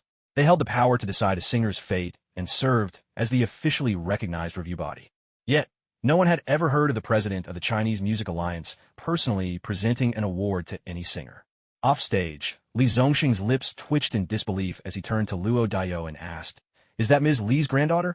Luo Dayo nodded softly, taking a deep breath before replying. "Looks like things are about to change. Who would have thought that Qin Fei is not only a great singer, but his charm is equally remarkable?" George Lamb smiled and chimed in, "Congratulations, Qin Fei." Hearing this, the other three joined in with laughter. On stage, Li Mei personally handed the trophy to Qin Fei. Qin Fei gave her a gentle smile, then turned to the audience, raising the crystal trophy in his hand to wave in acknowledgement. He had no idea who Li Mei was, nor did he care whether she was the president of some music alliance. After all, their paths would never cross again. Li Mei couldn't help but let out a wry smile as she looked at the young man before her, shaking her head slightly. So many ambitious young talents scrambled to curry favor with her. Yet Qin Fei, she couldn't decide whether to call him naive or simply someone with a pure and undistracted heart. In the audience, Yang Mi watched Qin Fei with sparkling excitement, especially when she saw how indifferent he was toward Li Mei. Suddenly, she thought to herself, "Wow, Qin Fei really is so genuine, so unpretentious." Her admiration for the shining man on stage grew even stronger. At this moment, "Do you have anything you'd like to say?" Wang Bingbing stood beside Qin Fei, her voice soft as she asked the question. Unconsciously, she licked her dry lips, her eyes filled with pure admiration as she gazed at Qin Fei. "Thank you to the Golden Melody Award organizers for establishing this category, and thank you all for supporting traditional style music. Although I am the recipient of the Traditional Song Award, I know I am not the only artist capable of winning this honor. In the near future, I believe many more will take this stage and receive this award at the Golden Melody Awards." Qin Fei's words were bold and full of ambition, prompting many young singers in the audience to stand and applaud him with enthusiasm. Su Song, Hua Qinyu, and Lin Junji among them. In terms of seniority, they had debuted well before Qin Fei, yet in the realm of traditional style music, they were all still newcomers. At this moment, Qin Fei, surrounded by a constellation of stars on stage, had become their inspiration and their goal to chase. "I will teach her. I will be the next singer to win the Traditional Song Award." Su Song made a silent vow, firmly determined to bring that trophy home, so long as Qin Fei's name wasn't on the winner's list in the future. Otherwise, the person standing on that stage with the trophy would still be Qin Fei. On stage, Wang Bingbing, standing beside Qin Fei, was even more excited than he was. Though she tried her best to restrain her emotions, her face had already betrayed the joy in her heart. "Oh no, my goddess has fallen for someone else. Come on, she doesn't even know you exist." Beauty adores talent. Our Qin Fei is both gifted and handsome. Who wouldn't like him? I know that look all too well. It's exactly how I look whenever I see Qin Fei on stage. Qin Fei, trophy in hand, looks absolutely stunning. Meanwhile, at Jiaxing Entertainment, Reba, Liu Yifei, and a group of colleagues were crowded around a computer, watching the live broadcast. The moment Qin Fei's name was announced as the winner of the Traditional Song Award, everyone erupted in cheers and excitement. Although this award going to Qin Fei had been a foregone conclusion, with no possibility of any surprises, the thrill in the air was still undeniable. Nevertheless, when the news broke, no one could contain their excitement. "I knew it. I just knew it." Reba covered her mouth and nose, tears of joy streaming down her cheeks. From this moment on, Qin Fei is no longer a rookie finding his footing. He has truly become the revered god of traditional music in everyone's hearts.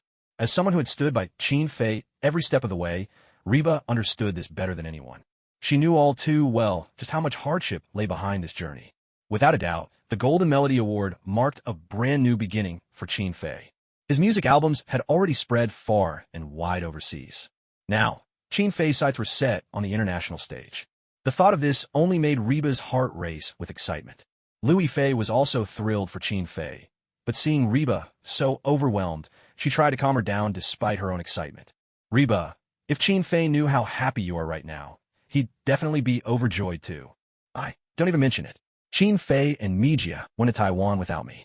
I really wish I could have given him a big, warm hug back then."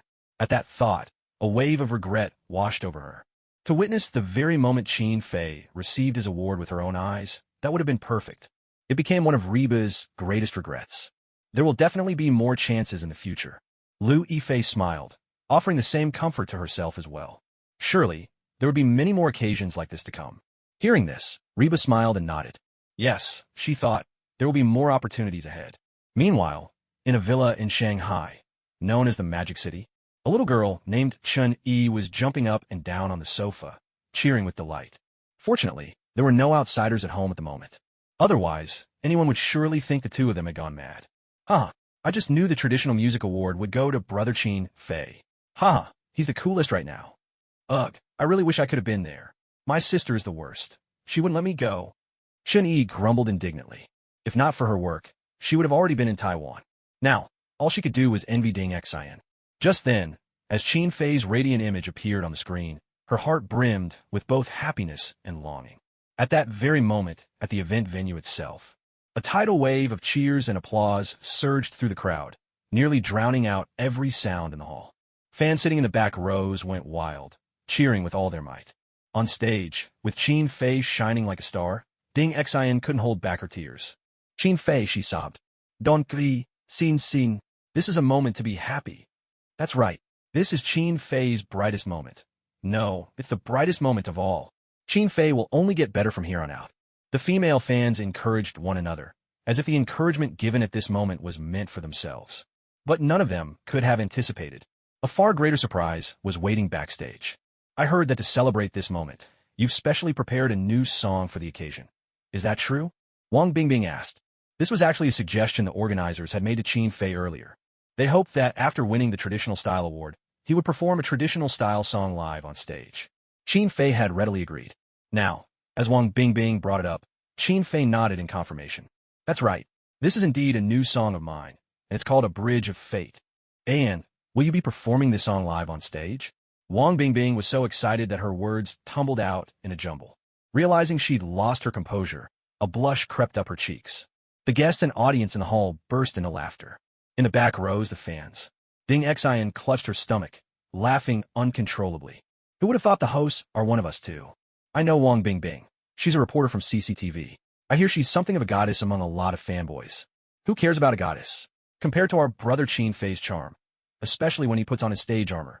No contest at all, A new song. Finally, we get to hear a brand new song from Qin Fei. This is amazing. No one could rival the fans' excitement. With a nervous excitement, Wang Bingbing stepped down from the stage, leaving it to Qin Fei. And now on stage, all the singers unconsciously straightened their backs, holding their breath in anticipation. They too were eager to know. After more than a month without releasing anything new, what kind of fresh creation would Qin Fei bring to this much-anticipated stage? Meanwhile, in a bustling metropolis, Natasha looked across the table at Ling Guo, hoping he would stand by her in this critical moment. She was about to face a grilling from someone both temperamental and formidable, the legendary scientist, Dr. Banner himself. Don't look at me like that. You're making me feel a ton of pressure. I told you from the start, my job is to make sure you're safe. As for convincing him, that's your business, Ling. Gu replied firmly, making it clear where his responsibility ended. He could guarantee her safety, but taking over and solving her problems was definitely not in the job description. Even so, Ling Ji's words made it clear, Natasha's visit to Dr. Banner wasn't driven by military directives. Dr. Banner understood the implication and was grateful for Ling Ji's strength. Though, in their last battle against Abomination, Ling Ji's power didn't quite measure up to the Hulk. It was clear his combat skills were not to be underestimated. But Dr. Banner, let me give you a friendly reminder. Agents' words can be trustworthy, but also questionable. Whether you choose to believe them or not, that's up to your own judgment. Banner shrugged, his tone helpless. Miss, may I have your name? Natasha Romanoff. You could just call me Natasha. In fact, I'm here on behalf of S.H.I.E.L.D. to seek your assistance. I see, Natasha. Before I agree to anything, could you tell me exactly what it is you need me to do? I don't think that's too much to ask. Of course not. That's something I should explain to you. Natasha unlocked her smart device, revealing a photograph of the Tesseract on the screen. To further confirm her identity and intentions, Natasha immediately contacted the guards outside, informing them that there was no immediate danger. Dr. Banner spread his hands with a resigned smile and asked, May I know your name, miss? Natasha Romanoff. You can call me Natasha. I'm here as SHELD's representative because we need your help. All right, Natasha. But before I go anywhere, you'll have to tell me what's expected of me. That's only fair. Natasha displayed the photograph of the Tesseract, maintaining a cautious distance from Banner, ready to make a quick exit if necessary. This object, known as the Tesseract, possesses enough power to destroy the entire Earth. Banner examined the image, then cracked a wry smile. Is Nick Fury hoping I'll eat it? Natasha laughed. Doctor, you have quite a sense of humor. There are only 5 of these in the whole universe. They're precious treasures. Even if you wanted to, I doubt Nick Fury would ever give you the chance. So you know what the Tesseract is? Detective Ling Ge, can you tell me more about it? Natasha's voice was tinged with surprise. S.H.I.E.L.D. only knew it was a potent energy source, but the details were a mystery. Sounds like S.H.I.E.L.D. is pretty bold, messing with something you don't fully understand. Aren't you worried about the trouble it could bring? You should know, treasures like this attract a lot of attention across the universe. Just imagine what would happen if word got out. Armies from every corner of the galaxy might descend on Earth. That'd be quite the spectacle. Ling Ge replied with a smile, his words edged with irony. Detective Ling Ge, are you serious?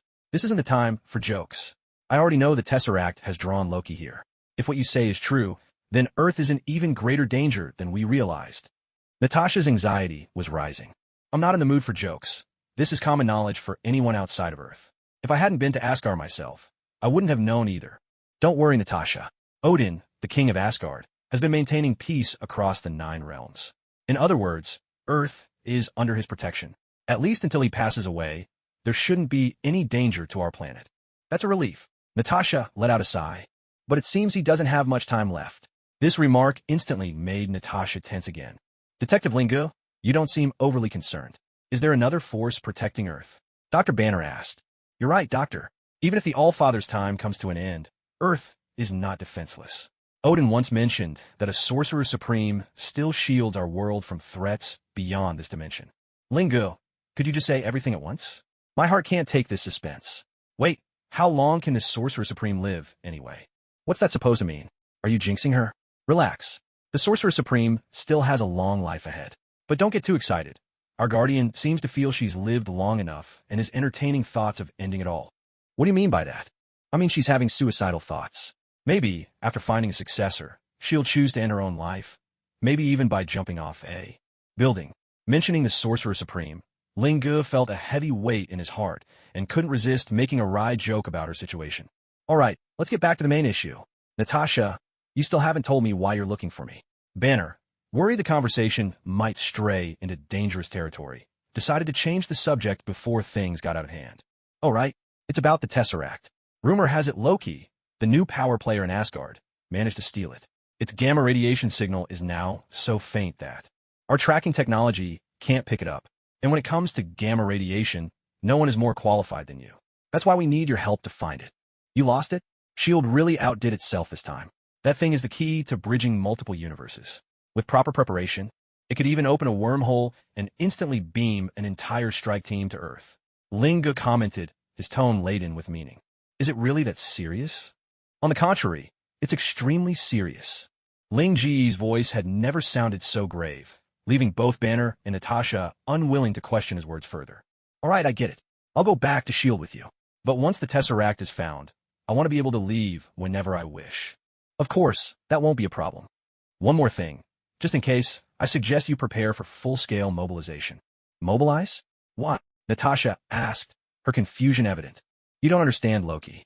If he doesn't want to be found, you won't even catch a glimpse of him. And if you do manage to find him, it's likely you've already walked into a trap. He's set. Besides, I have a feeling that stealing the Tesseract wasn't just a random act. He must have a deeper motive. What if he really does bring an army with him? What then?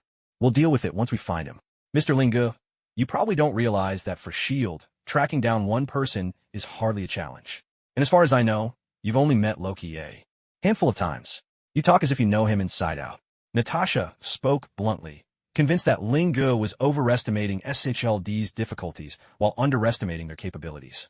Was she just talking about me? Banner walked over to Ling Ge and asked quietly. Be confident. She was definitely using you as an example. These agents always think too highly of themselves, and it often ends up costing them dearly. Ling Ge paid Natasha no mind, thinking to himself that, soon enough, reality would teach her what it meant to ignore Ling Ge's advice and suffer the consequences. Understood. It wasn't until the next day that they were brought aboard SHLD's flagship, the helicarrier. Well, that means my job here is done. Everyone goodbye. And Dr. Banner, once this is over, you should leave as soon as you can. After all, no matter who's in charge of S.H.I.E.L.D., even Nick Fury himself, if you stick around too long, sooner or later someone's going to get some bad ideas about you. And by that time, even Fury might not be able to protect you. Thank you for the warning, Detective. I understand.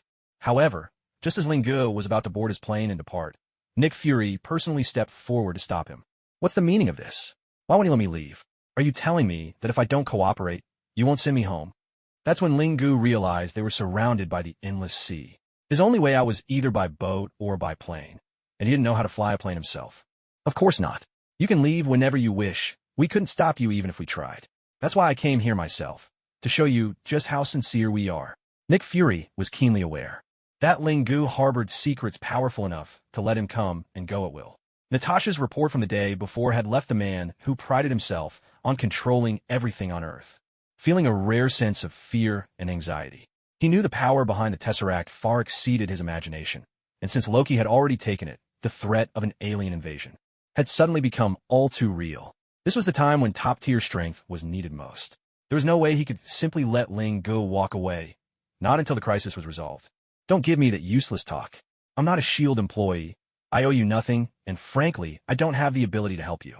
The real expert is right here.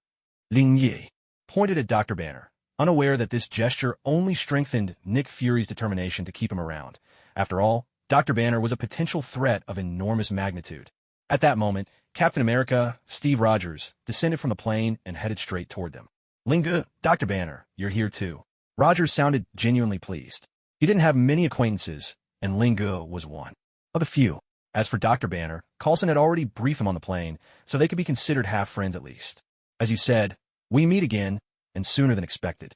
Ling Gu faced Rogers with an impassive look, making it clear that his mood was far from cheerful. 104, Helicarrier, the negotiation. What's going on? Steve picked up on the tense atmosphere and asked cautiously. Oh, nothing much. Just some people trying to rope me into their plans again, wanting me to work for them. Ling Yi replied coolly. Again, Steve shot a glance at Nick Fury, as if suddenly everything made sense. As a soldier, Steve understood his position well. He wasn't about to question decisions made by his superiors. He also didn't see anything wrong with their approach, even if it felt a little like forcing someone's hand. This mission could not afford any mistakes. Let's take this inside. It's about to get hard to breathe out here. Natasha chimed in at just the right moment, breaking the awkward silence. Nick Fury silently gave Natasha his approval. She truly was an outstanding agent. With just a few words, she created the opportunity they needed to keep Ling Gu on board. As long as Ling Gu set foot on the helicarrier, there would be room for negotiation. Even in the worst-case scenario, they might still persuade him to help. Ling Gu knew full well that until Loki was found, Nick Fury would never let go of such a powerful asset.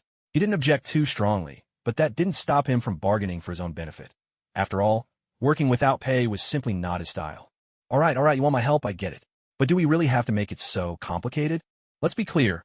You have no right to force me to do anything I don't want to do. And while I'm on this ship, I expect a certain degree of freedom of movement. I don't think that's too much to ask. Of course, that's perfectly reasonable. Nick Fury replied with a smile, his words carrying a sense of relief, as if a weight had been lifted from his shoulders.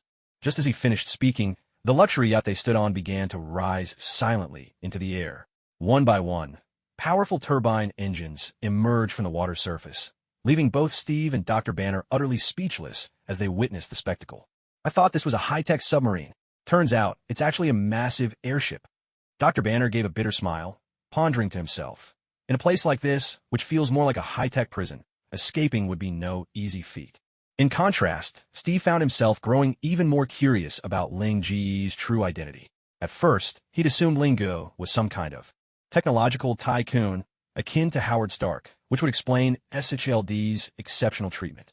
But now he realized he might have been mistaken. Ling Gu seemed more like a warrior, perhaps even stronger than himself, which could well be why an organization like S.H.I.E.L.D. regarded him with such wariness. Indeed, the powerful always enjoy special privileges, and their pride makes them difficult to command. Steve resolved that, when the opportunity arose, he'd ask Coulson for the full story about Ling Gu. After entering the airborne flagship, the group, led by Nick Fury and Natasha, walked into a space that resembled a command center. The place was bustling. Everywhere you looked, computer screens flickered and precision instruments gleamed, with staff at every workstation busily engaged with their tasks. It was clear that keeping such a massive vessel afloat above the cloud demanded a vast amount of data and coordination, so the frenetic pace of the crew made perfect sense. Ling, however, showed not the slightest trace of surprise. Ever since he'd been forced into this world brimming with extraordinary phenomena, nothing seemed capable of rattling his nerves anymore.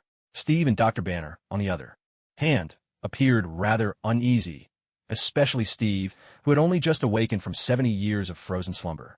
The scene before him was overwhelming, and he couldn't help but scrutinize every detail around him, trying to take it all in. As the operator's tense, orderly reports echoed through the room, Nick Fury issued a resolute command: activate stealth mode. In an instant, the colossal airship seemed to vanish, dissolving into the sky itself. From the outside, there was no sign of its existence at all. "Mr. Rogers, how are you feeling?" Lingo asked, watching Steve as he wandered the cabin. "I thought I was ready, but these changes are just too much. It's a whole new world compared to 70 years ago. I suppose I have to admit defeat this time," Steve replied, a trace of resignation in his voice. "Admit defeat?" Lingo raised an eyebrow. Just then, Steve walked over to Nick Fury and handed him a $10 bill. In that moment, Lingo understood.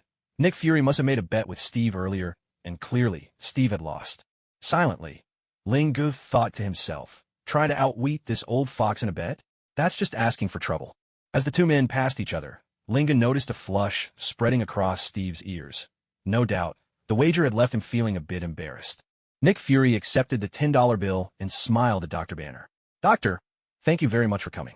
"Thank you for your warm invitation," Banner replied politely. To him, S.H.I.E.L.D. hadn't used the typical coercive tactics of the military. Instead, they'd sent a stunning female agent and a formidable outsider to invite him. Perhaps there was still some pressure implied, but at least they'd shown a certain sincerity. "So, how long do you intend for me to stay here?" "Once we find the Tesseract, you'll be free to go," Fury replied. Hearing this, Dr. Banner was moved. Even if he wasn't sure how true S.H.I.E.L.D.'s promise was, at least this gave him a reason to stay and continue working with them. Dr. Banner knew all too well that trust was in short supply in S.H.I.E.L.D.'s world. For him, the sooner he could leave, the safer he would be. Still, after listening to Coulson explain S.H.I.E.L.D.'s methods for searching for the Tesseract, he'd offered a few suggestions to help narrow their search. "Please provide me with a space where I can work," he requested. Natasha then led Dr. Banner to a fully equipped laboratory. "So, I'm the only one left, right?" Lingo turned to Nick Fury and asked. "No need to be so formal, Detective. As I promised, you have free reign aboard the helicarrier. Still, I'd advise you not to wander too far. After all, we're 10,000 meters above ground. If something were to happen, we might not be able to rescue you in time." Nick Fury felt it necessary to remind him. If Lingo stumbled upon any sensitive information during his wanderings, that would be on his head. "You don't need to worry. Even if I jumped off this place right now, I'd land safe and sound." Besides, the two of them had known each other for years. There was no need for pretense. Nick Fury's efforts to keep him here certainly weren't just for hospitality's sake. "All right, as you say, we do need your help right now." Though a little caught off guard by Ling Ji's directness, Nick Fury didn't mind. In fact, he thought this straightforwardness could spare them a lot of diplomatic small talk. "Help? You already have Dr. Banner. What do you need me for?" "Oh, I get it.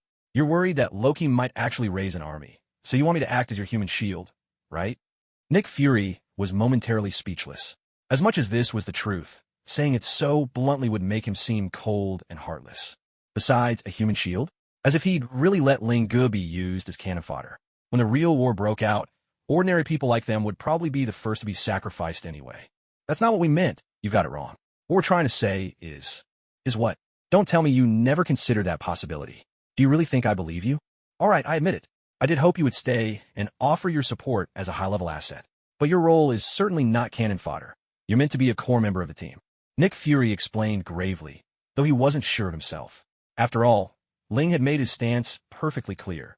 He had no intention of getting involved in the city's tangled disputes. "So, what price are you willing to pay to have me, the core player, join your operation?"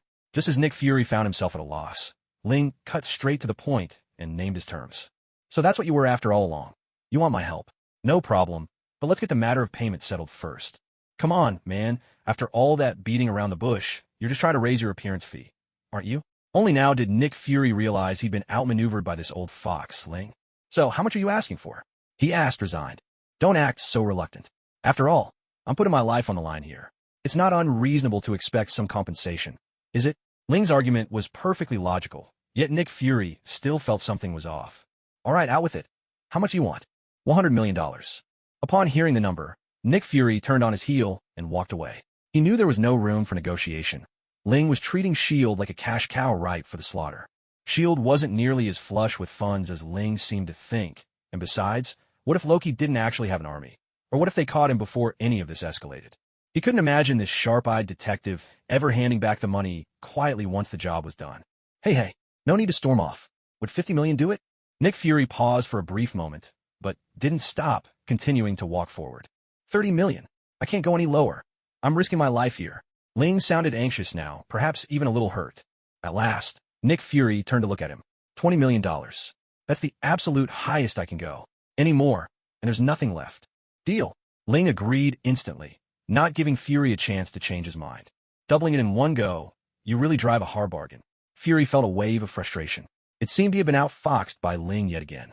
He'd just been congratulating himself for slashing the price from $100 million to $20 million, only to realize in the next breath that he'd actually raised it from $10 million to $20. The loss this time was heavy indeed. This won't do. I can't just waste this money for nothing. I have to squeeze every bit of value out of Ling. Nick Fury calculated silently in his heart. As the king of agents, he quickly shook off the frustration of a failed negotiation, already thinking of how to maximize his return. Chapter 105. Loki found arrangements for the captain. So, where's my room? You're not really planning to keep me in this place, are you? Even if I'm only helping out temporarily, I still deserve some proper treatment. While I'm working for you, you're at least responsible for my room and board, right? Nick Fury's face grew darker, and the thoughts that had just come to him were forcibly suppressed. Dealing with such a cunning little fox was going to take a bit more finesse. Agent Sitwell, please take our esteemed Detective Ling to his room and prepare a lavish lunch for him. Sitwell, busy at his computer, was momentarily stunned. He had already heard from Pierce that this detective was also a member of Hydra. In other words, a colleague, and apparently a rather important one. Should he go and introduce himself first, just to get acquainted? Of course, revealing his identity was out of the question, but at least some initial contact wouldn't hurt. Who knows, maybe a promotion and a raise down the line would depend on today's good impression. With that in mind, Sitwell stood up with a smile, ready to provide thorough service to this future big shot, even if it meant spending a bit out of his own pocket. Wait a minute, can we switch? I don't like that guy, and I can't stand bald people either. Nick Fury turned his head and glared at him. What's that supposed to mean? Did a bald guy offend you or something? Besides, do you think anyone chooses to go bald? Back in the day, I had a full head of glorious hair, you know? Of course, Director Fury, I didn't mean you. I just really don't like that particular person. Ugh, what I meant was, could you send a woman instead? At least it would lift my mood a little. Ling explained with some embarrassment, swearing that he had meant no offense. He was simply speaking his mind. Sitwell, halfway up from his seat, now didn't know whether he should stand up all the way or just sit back down. Despite feeling awkward and even a bit humiliated, Sitwell still hoped Director Fury would stand up for his fellow bald men, if only to protect his own chances for advancement. All right, Sitwell, just stay put and get back to work, Nick Fury said, forcing down his anger and issuing the order. Right now, they needed something from Ling. No point losing his temper over something so trivial. Agent Hill, this task is yours. Do as I just instructed. Sigh. All right, sir. Hill replied, her voice tinged with displeasure. That's something I can accept. Please, gorgeous, I'm counting on you. Right this way, please. The moment she heard the word gorgeous, Hill's tense expression softened a little, and her tone became noticeably more polite. In her mind, she thought, this detective may be headstrong, even acting as if S.H.I.E.L.D. doesn't exist, but he does have his merits. At the very least, his taste is impeccable. Agent Sitwell, don't take it to heart. Special people always have their own peculiar habits. After the two of them left, Nick Fury walked over to Sitwell, trying to console him after the earlier incident. After all, Sitwell was a veteran agent. He couldn't afford to let his people lose morale. It's fine, I'm not bothered. Compared to the responsibilities I'm carrying right now, this is nothing, Sitwell replied with a strained smile, fighting back his tears. Nick Fury realized he might have been overthinking things. This Sitwell was exactly the extraordinary subordinate he'd always hoped for. Not only was he resilient and diligent, but, more importantly, he was willing to shoulder burdens for his leader. His mind made up, Fury decided that once their grand plan succeeded, he would grant Sitwell a promotion. As for salary, well, with SLD's budget stretched thin ever since Ling Gu appeared, perhaps for now, a promotion in title would have to do. However, according to SHLD's ancient code of advancement, promotions were based strictly on merit. Looking at it that way, even a title bump might be out of reach for Sitwell at the moment. For now, he'd have to bear with it, but Fury resolved to assign him more tasks that would allow him to build up his record. Well done. You haven't let me down. Keep it up, Nick Fury said with a smile, his praise clear to Sitwell even without further explanation. Yes, Director. Sitwell answered with renewed confidence. He had never expected fate to take such a turn, though he'd missed the chance to become a rising star in Hydra. Before S.H.I.E.L.D. reached its golden age, there was still a brilliant chapter of his own waiting to unfold. Barton, what did you see? Loki asked softly, a hint of amusement in his voice. Barton was his most trusted elite warrior, firmly under his control from the very beginning, a fact that filled Loki with pride. My next target. What do you need? A decoy, and a spy in deep cover. A decoy? What could be more valuable than himself, the enemy's own leader?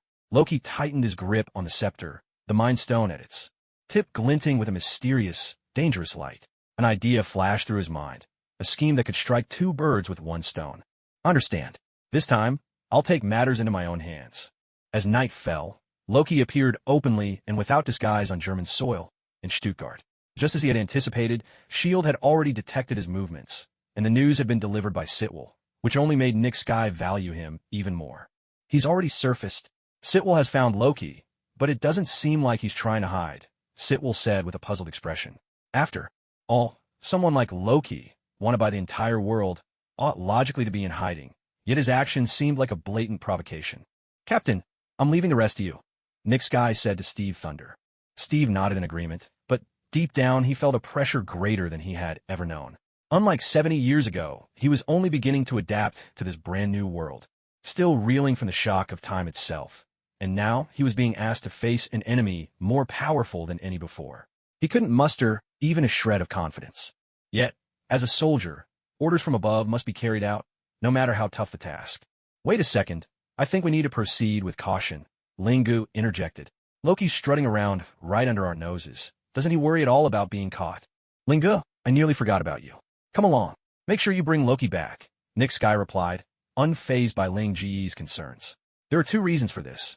First, after being tripped up so many times before, he'd learned that ignoring Ling Ji's remarks was the best way to avoid falling into a trap. Second, at this point, he had no other options. Even knowing Loki had set a snare, he had no choice but to walk straight into it. Besides, he firmly believed Ling Gu underestimated SHLD's strength. Nick Sky was convinced that as long as they could capture Loki, even if the trickster grew wings, he wouldn't escape the web S.H.I.E.L.D. had woven.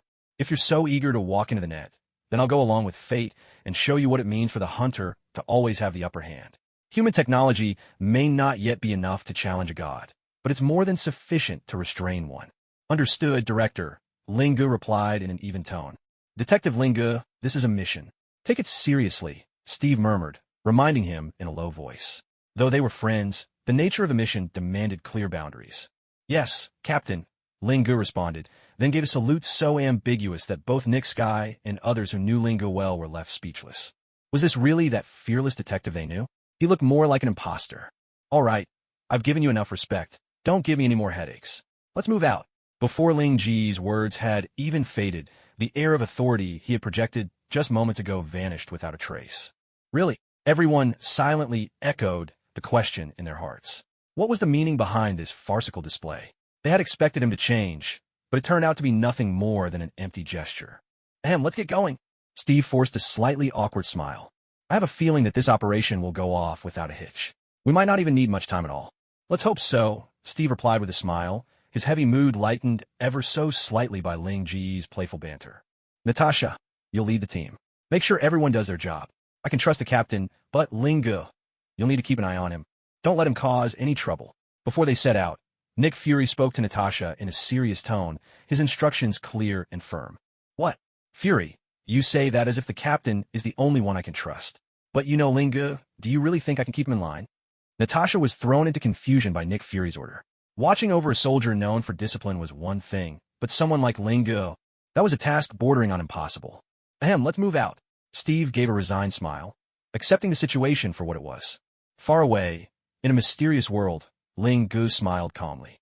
The Black Widow understood his abilities well, but precisely because of this, she also recognized the severity of the challenge ahead.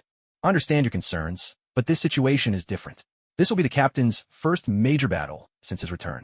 He hasn't fought in a long time, and he's not yet at his best. But right now, we don't have the luxury of giving him time to adjust. We have to help him reclaim his old confidence, to restore that invincible spirit that once led him through any challenge. Do you see what I mean? Nick Fury explained earnestly, making it clear that he had already noticed Steve was not at his peak. I understand. I'll do everything I can to manage every detail, and I'll make sure this mission goes off without a hitch, Natasha replied. She knew how important the captain was. He was their guiding light.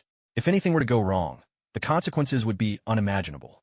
Natasha tensed, determined to keep a close watch on Ling Gu throughout the mission. If Steve could defeat Loki, all would go well. If not, Ling Gu would have to step in at just the right moment. No matter what, she would do whatever it took to ensure that this strategist followed orders for once. When they arrived on the scene, Loki was delivering a grand speech, laying out his vision for domination and threatening death to force everyone present into submission. The crowd had no choice but to obey. No one dared to risk their lives on defiance. Loki basked in his moment of power. Though this was no grand hall of Asgard, and these followers were not gods, the feeling of control fed his vanity, if only for a fleeting moment. Immediately after, Loki began his sermon, exposing the weaknesses of human nature one by one, and finally declared, "In the end, you will all kneel before a great ruler." Even in a place as absurd as this, I have to admit that he does possess some insight, Ling Gu remarked, perched atop the high-altitude aircraft. Casting a glance at the self-satisfied false god below, he offered his opinion to the two companions beside him. "So which side are you really on?" Natasha demanded bluntly. "Of course, I'm on your side.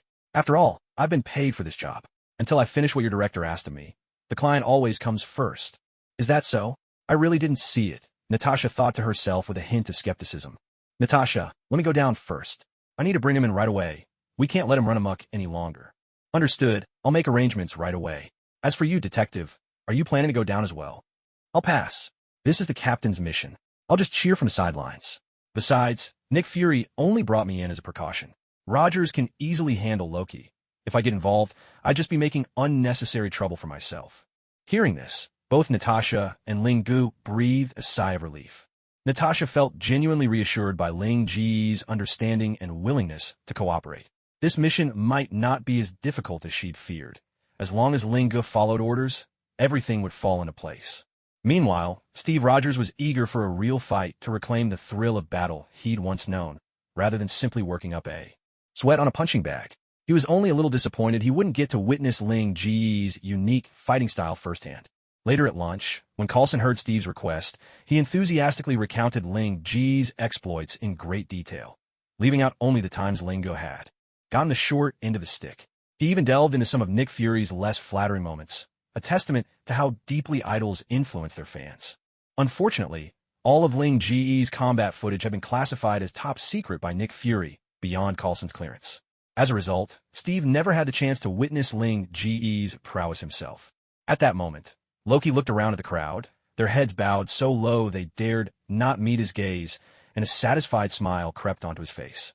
Just as he was reveling in the heights of his own power, an elderly figure quietly stood up. With no background and no special abilities, he was simply an ordinary old man. "If that day ever comes, the one we choose to kneel before will never be you," the old man replied coldly. "Well now, that old fellow's got some real backbone," Ling Gu said admiringly. "He's got more spirit than the rest of them put together." "Truly admirable," Natasha chimed in, having just dropped Steve into position. "However, people like that rarely live long," Ling Gu remarked candidly, though the timing was a bit off.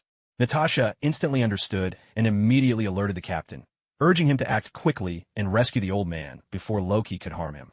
"I see him already. I'm heading there now," Rogers replied.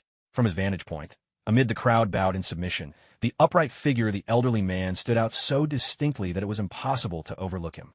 Meanwhile, Loki himself was utterly baffled. Even now, someone dared to resist? Did this man not know the meaning of fear?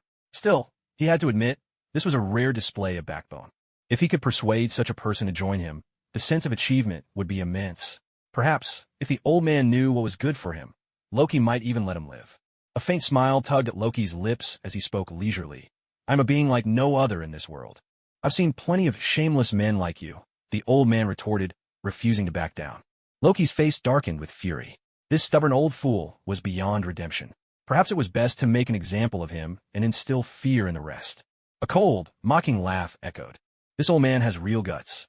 I'm determined to protect him," Ling Gu said, noticing the stormy look on Loki's face, which betrayed just how foul his mood had become. Ahem. Detective, you're still on the plane. How exactly do you plan to protect him? Natasha reminded him. When I say I'll protect him, I don't mean personally. My pet is already on the scene. It'll act in time to save him. Your pet? You mean that little dragon called Fong? Of course not. Fong is dedicated to guarding me. But who said I only have one pet? Never mind. You'll see for yourself soon enough. Just remember what it looks like. And here's a friendly warning. If S.H.I.E.L.D. wants to avoid unnecessary casualties, they'd best not mess with my pet. In this mysterious alternate world, Natasha's surprise was unmistakable.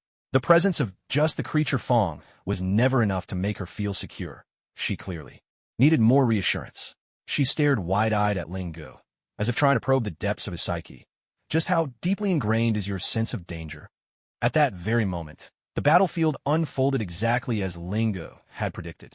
Loki gripped the thunderous scepter tightly, pointing it directly at the ancient sage. Observe this venerable elder closely. Is the very embodiment of the strength you all seek, he declared.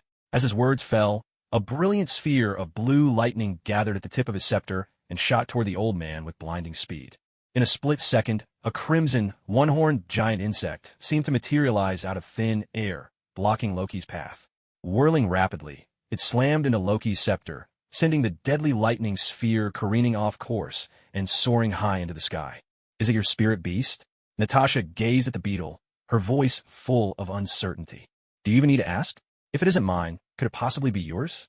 Ling Gu shot back with a hint of sarcasm. It does seem rather out of the ordinary, but if it were to become mine, I wouldn't exactly refuse, Natasha replied with a soft, enchanting smile. Her eyes sparkled with a subtle allure that Ling Gu found nearly impossible to resist. Ahem. Ling Gu cleared his throat awkwardly, signaling his response. Really? Natasha's eyes brimmed with anticipation. Of course not. What are you thinking? Do you know how much time and effort it took to raise such a spirit beast? Did you really believe a simple smile will let you claim it for free? Honestly, you're far too naive. Ling Gu shook his head with a wry smile, mercilessly exposing Natasha's wishful thinking. What a miser, Natasha grumbled under her breath, clearly dissatisfied. Miserly? That's right, I am. But compared to your director Nick Fury, I'm practically a saint. He asked for my help without the slightest hint of sincerity, expecting me to work for nothing. If I hadn't brought up compensation myself, I bet he would have played dumb all the way until the job was done. Ling Gu spoke with a serious expression, showing not the slightest trace of embarrassment. Meanwhile, inside the helicarrier soaring beneath a cloudless sky, Nick Fury couldn't help but wince at the conversation. He even bit his lip in frustration. Fortunately, he managed to stop short of coughing up blood from sheer indignation. Coulson, do you think I made a mistake from the start? I should never have expected anything from Ling Gu. Director, please calm down. You know exactly what kind of person Ling Gu is. He's made a habit of taking advantage of S.H.I.E.L.D. But, ironically, that just shows he's running out of options, Coulson explained cautiously, only to be met with a frosty glare from Nick Fury. What I mean is, everything he says gets twisted by others, but Natasha isn't an outsider. Everything you do is for S.H.I.E.L.D., Director. Coulson, at least you understand me. When I asked for his help, he demanded 1 billion gold coins right off the bat. It took endless haggling just to bring him down to 200 million. If I'd paid his original price, I wouldn't even have enough left to cover next month's payroll for the agents, Nick Fury grumbled, though he kept this little misstep to himself, preferring to muddy the waters for now. Director, you don't need to say more, I understand. Loki is already being kept busy by the captain, so we'd better hurry, Coulson realized, a wave of good intentions rising within him. Yet he was still unacquainted with the pressure that comes from listening to a superior vent his frustrations. Beyond the battlefield, Captain America and Loki were locked in a fierce struggle. Yet the captain was clearly at a disadvantage. Coulson, a diehard fan of the captain, silently cheered him on, but worry gnawed at his heart. The captain had yet to return to his peak condition, and this time, his opponent was no mere mortal, but a powerful being from the divine realm of Asgard. The gap in strength between them was nothing short of astronomical. Ling Gu, tell me honestly, just how many of these spirit beasts do you have? Natasha pressed him. For now, just 3. Well, to be exact, 4 if you count the one with ultimate strength, the memory core. 4? That's the current count. Natasha was stunned. What's wrong with that? Is it a problem? All 3 of them, or 4, to be precise, take care of themselves. When I'm in a good mood, I can take them out for a stroll. When I'm feeling down, they stay faithfully by my side to keep me safe. They're the ultimate pets, no doubt about it. As he spoke, pride flickered in Ling Ji's eyes. I just want to know, Could your spirit beasts ever lose control, like that rampaging abomination? How could that happen? Lingu dismissed the idea without hesitation. That's a relief. Natasha let out a breath. She still hadn't forgotten the chaos from the last time Fangs lost control and turned into abomination. One was already more than enough to handle.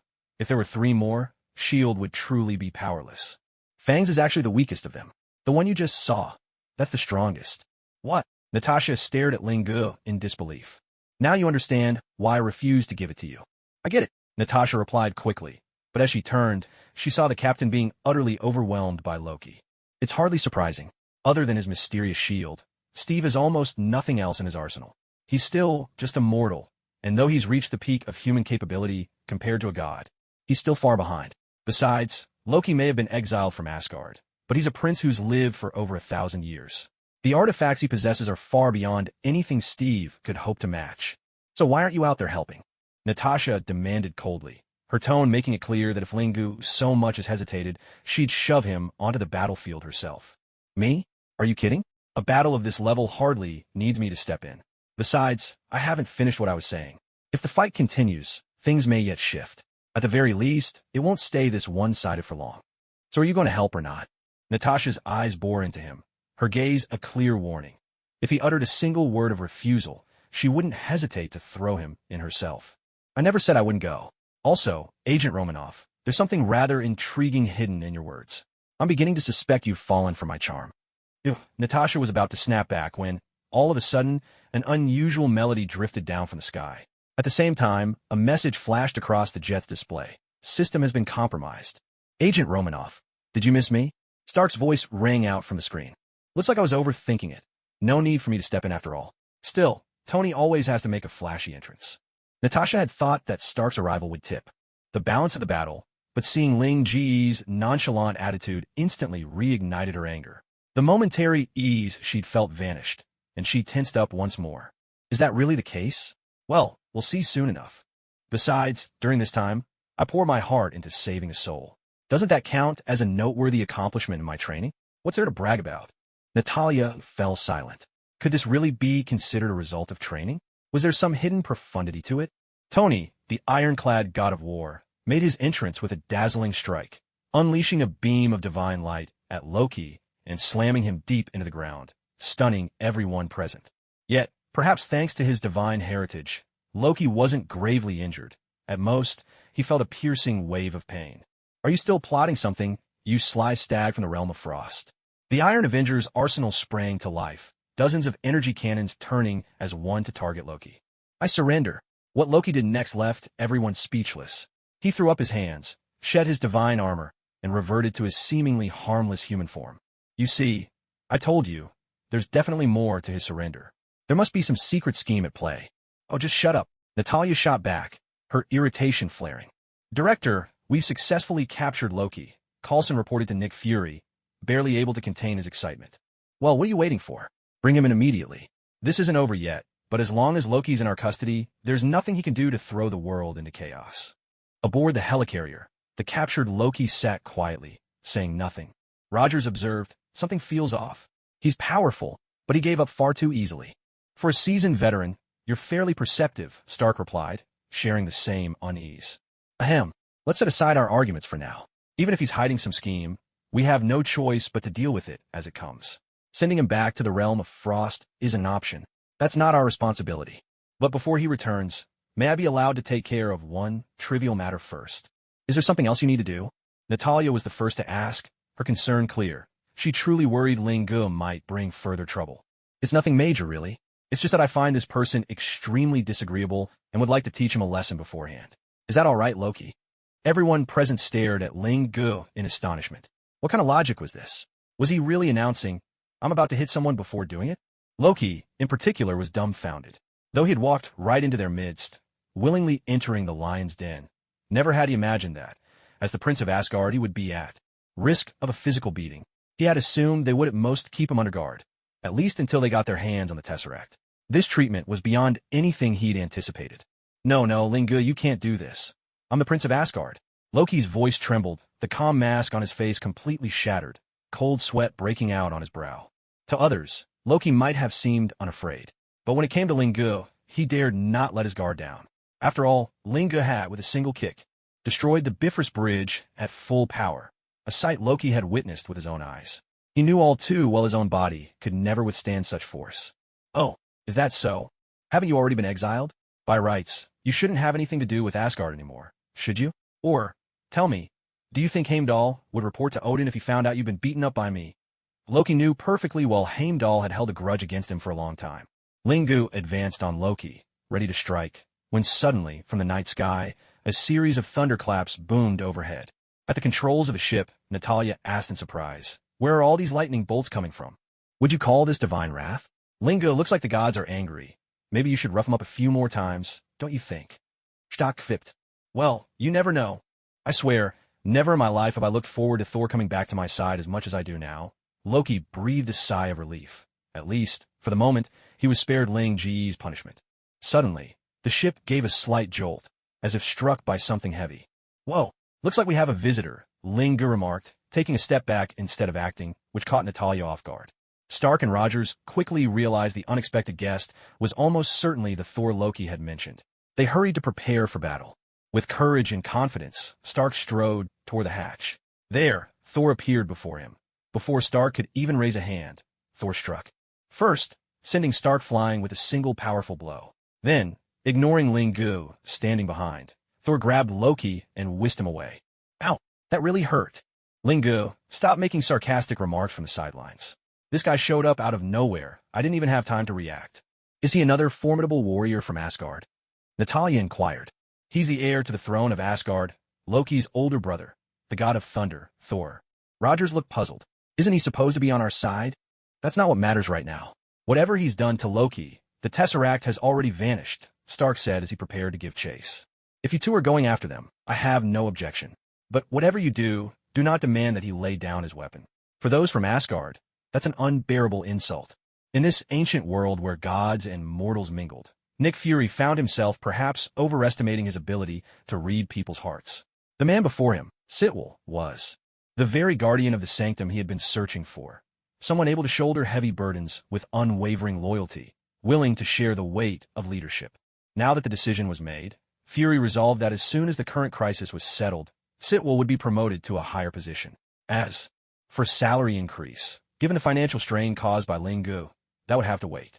Yet, SHELD's promotion system dictated that advancement must be earned through merit, which meant that even a simple promotion couldn't be promised lightly. For now, it seemed Sitwell would have to endure a while longer. Fury would just have to assign him more missions that could build up his record in the future as compensation. Well done. You didn't let me down. Keep up the good work, Nick Fury said, a mysterious smile on his face, his words carrying a sense of deep appreciation for Sitwell. At your command, sir. Sitwell responded with quiet confidence. He hadn't expected that. Even though he failed to climb the ranks of the ever-ambitious Hydra, he'd still get to stand in the light for a while before S.H.I.E.L.D. inevitably crumbled. Meanwhile, Loki gripped the Tesseract, brimming with cosmic power, and used the Mind Stone to control both Hawkeye and Dr. Eric Selvig. He had also gathered a band of warriors who bore deep grudges against S.H.I.E.L.D. At this moment, Loki was surrounded by loyal ministers and fierce generals. Once he opened the portal linking to another world, Earth would herald the dawn of Loki's new era. The thought of what was about to unfold sent a surge of excitement, even through Loki's cold heart. Yet there were crucial obstacles that needed clearing. He had to pave the way forward and make sure his final goal was achieved. Dr. Selvig was working with every ounce of his strength, while Barton did everything he could to meet the doctor's every need. Barton, what do you see? Loki asked with a sly smile. Barton was his most devoted follower, under his control from the very start, a fact that filled Loki with pride. My next target. Tell me, what do you need? A decoy, and a pair of eyes that see through everything. A decoy? What could be more valuable than himself, the enemy's own ruler? Loki glanced at the scepter in his hand, its Mind Stone glittering atop it. In that instant, a plan that could kill two birds with one stone flashed through his mind. I understand. This time, I will take matters into my own hands. As night fell, Loki appeared openly in the city of Stuttgart, Germany. Just as he had anticipated, S.H.I.E.L.D. quickly picked up his trail, and the agent who spotted him was none other than Sitwell. This earned Sitwell even more trust from Nick Fury. I found him. I found Loki. But it seems he isn't trying to hide at all, Sitwell reported, clearly puzzled. By all logic, someone, like Loki, hunted across the globe, should be cowering in some dark corner. Instead, His actions felt like a public provocation. "Captain, it's your turn," Nick Fury said to Steve Rogers. Steve nodded, accepting the call, but his heart was heavy. Unlike the past, his confidence in himself was no longer unshakable. This was no longer the world of 70 years ago. He had only just begun to adjust to this new era, and before he could truly find his footing, he was already facing an enemy unlike any he had ever known. Deep down, he felt uncertain. Yet a soldier's duty is to obey orders, and even when the mission seems daunting, he must see it through with unwavering resolve. Wait, I think we need to approach this with caution. Loki is showing himself so brazenly. Could it be he doesn't realize we notice him? Ling Ye Ku Huned. Ling Gu, you've been sidelined for far too long. This time, you're coming along. Make sure you help us bring him in, Nick Fury replied, ignoring Ling Ji's suggestion. Partly, it was because he'd learned the hard way that sometimes it was safer to disregard Ling Ji's warnings, which could themselves be traps. But more than that, he had no other choice left. Even knowing Loki was setting a snare, he had to grit his teeth and walk into it. But Loki underestimated the strength of S.H.I.E.L.D. Nick Fury was convinced that as long as they could get their hands on Loki, no matter how cunning or powerful he was, SHLD's net was inescapable. If you want to walk into the trap, then I'll play along and show you just how humans can rise to meet the gods. Even if mankind's technology still can't match the gods, capturing one isn't beyond SHLD's reach. Got it, Ling Gu replied offhandedly. Detective Ling Gu, this is an official mission. Take it seriously, Steve quietly reminded him, his tone gentle but firm. Friend or not, he understood the gravity of the situation. Yes, Captain, Ling Gu answered immediately, snapping off a salute that was just barely passable. This unexpected gesture left Nick Fury and everyone else who knew Ling Gu completely stunned. Is this really the same free-spirited detective as before? Maybe he's just an imposter. All right, I've already given you enough face. Don't make things difficult for me. Let's go. As Ling Gu spoke, the formidable aura he had displayed earlier vanished without a trace. Seriously, everyone grumbled inwardly. Was this little performance supposed to be entertaining? We actually thought you had turned over a new leaf. Ahem, let's get going, Steve said with an awkward chuckle. I have a feeling our arrest will go very smoothly. We might not even need much time at all. Well, I hope you're right, Steve replied with a smile. Ling Ji's words had lightened the heavy mood, if only a little. Natasha, you lead the others and keep watch on them. I trust the captain, but, Ling Gu, I need you to keep an eye on him for me. Don't let him get us into trouble, Nick Fury instructed Natasha seriously just before they set out. Ah, Fury, you say you can relax with the captain, but as for Ling Gu, you know what he's like, don't you? Do you really think I could keep him in line? Natasha sounded genuinely anxious about this order. Supervising a disciplined soldier was one thing, but dealing with someone like Ling Gu, she wasn't at all confident. All right, let's move out, Steve said, forcing a smile. On the ancient continent of Tianyin, Ling Gu gave a soft laugh. The night assassin, Black Widow, was fully aware of her own strengths, but that only made her more cautious than ever. I know this is a huge challenge for you, the High Counselor of Light, Nick Fury, said with heartfelt gravity. But this is no ordinary mission. It's the captain's first battle since the awakening of the Dawn Sovereign. He's been dormant for so long that the affairs of the present world are strange and overwhelming to him. But the situation now leaves no room for a slow adjustment. We need him to rebuild his confidence and reclaim his unrivaled might as quickly as possible. Do you understand? I understand. I'll do everything in my power to manage every step and make sure this mission succeeds, Natasha replied, fully aware of how crucial the captain was. He was their spiritual guide, and nothing could be allowed to happen to him. Right then, Natasha's heart felt heavy. She resolved to keep a close eye on Ling Gu. If Steve could subdue the evil god Loki, she would leave it to him. If not, Ling Gu would have to step in at the critical moment. One way or another, she was determined to use every trick she knew to make this enigmatic detective follow orders, just this once. When they arrived on the battlefield, Loki was already brandishing his dark powers, threatening everyone with death if they did not. Kneel and submit. The crowd, helpless in the face of such a threat, had no choice but to obey. For who among them wished to taste death? Loki reveled in the intoxicating sensation of supreme power. Although the land before him was not Asgard, nor were the kneeling masses of divine lineage, this fleeting taste of dominion still satisfied a sliver of his vanity. He then launched into a speech laced with scorn and intimidation, dissecting the frailties of humankind one by one, before delivering his final judgment. In the end, you will all kneel before a great ruler. Though this place is chaos incarnate, there's a grain of truth in what he says, Ling Gu commented from the spaceship, gazing down at the self-satisfied false god below and sharing his thoughts with his two companions. So whose side are you actually on? Natasha retorted with a cold huff. Of course I'm on your side, Ling Gu replied with a smile. After all, I've accepted your director's commission. Until I fulfill his request, my client's interests come first. Is that so? Funny, I never would have guessed, Natasha muttered under her breath. Natasha, prepare for landing. I want to go down there and apprehend him myself. We can't allow him to run amok any longer. Yes, I'll make arrangements right away. Detective, will you be joining us down there? I'll stay put. This is the captain's mission, and I'm content to cheer you on from here. Besides, Nick Fury only brought me in to make sure. Nothing unexpected happens. Rogers is more than capable of handling Loki. If I step in now, I'd just be making trouble out of nothing. At these words, both Natasha and the captain let out a quiet sigh of relief. Natasha was glad to see that Linga knew how to keep his distance. It seemed that this mission might not be as difficult as she'd feared. As long as Linga cooperated, everything should go smoothly. As for Steve, he yearned for a real, exhilarating battle to reclaim that feeling of charging fearlessly across the battlefield. Something he couldn't find in pounding away at a punching bag. He did regret, however, that he wouldn't get to see Ling Gu fight in person.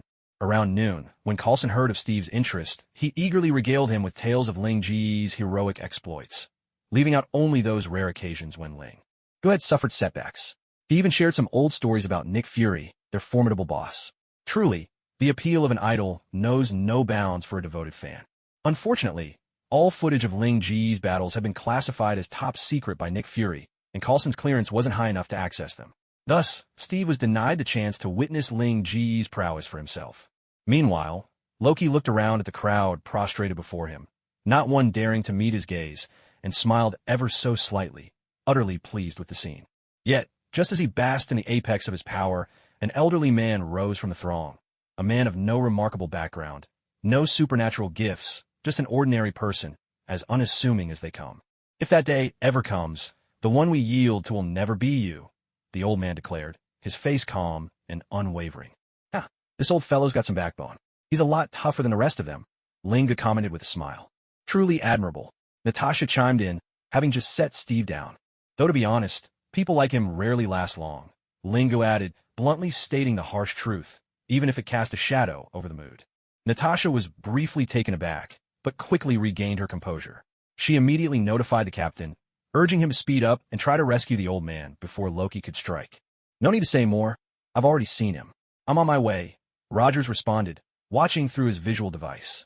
Amidst the sea of kneeling people, the solitary figure of the old man stood tall and unbowed, as striking as a crane among chickens. Impossible to ignore.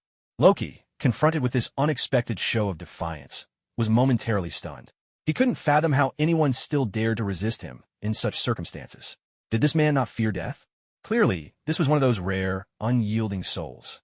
If he could win him over, it would be quite the accomplishment. If the old man had any sense, perhaps he could even spare his life. With a mocking grin, Loki declared, I am a being like no other in this world. I've seen plenty of shameless men like you before, the old man retorted without hesitation. Loki's face twisted with fury. If this stubbornness could not be broken, then he would make an example of him.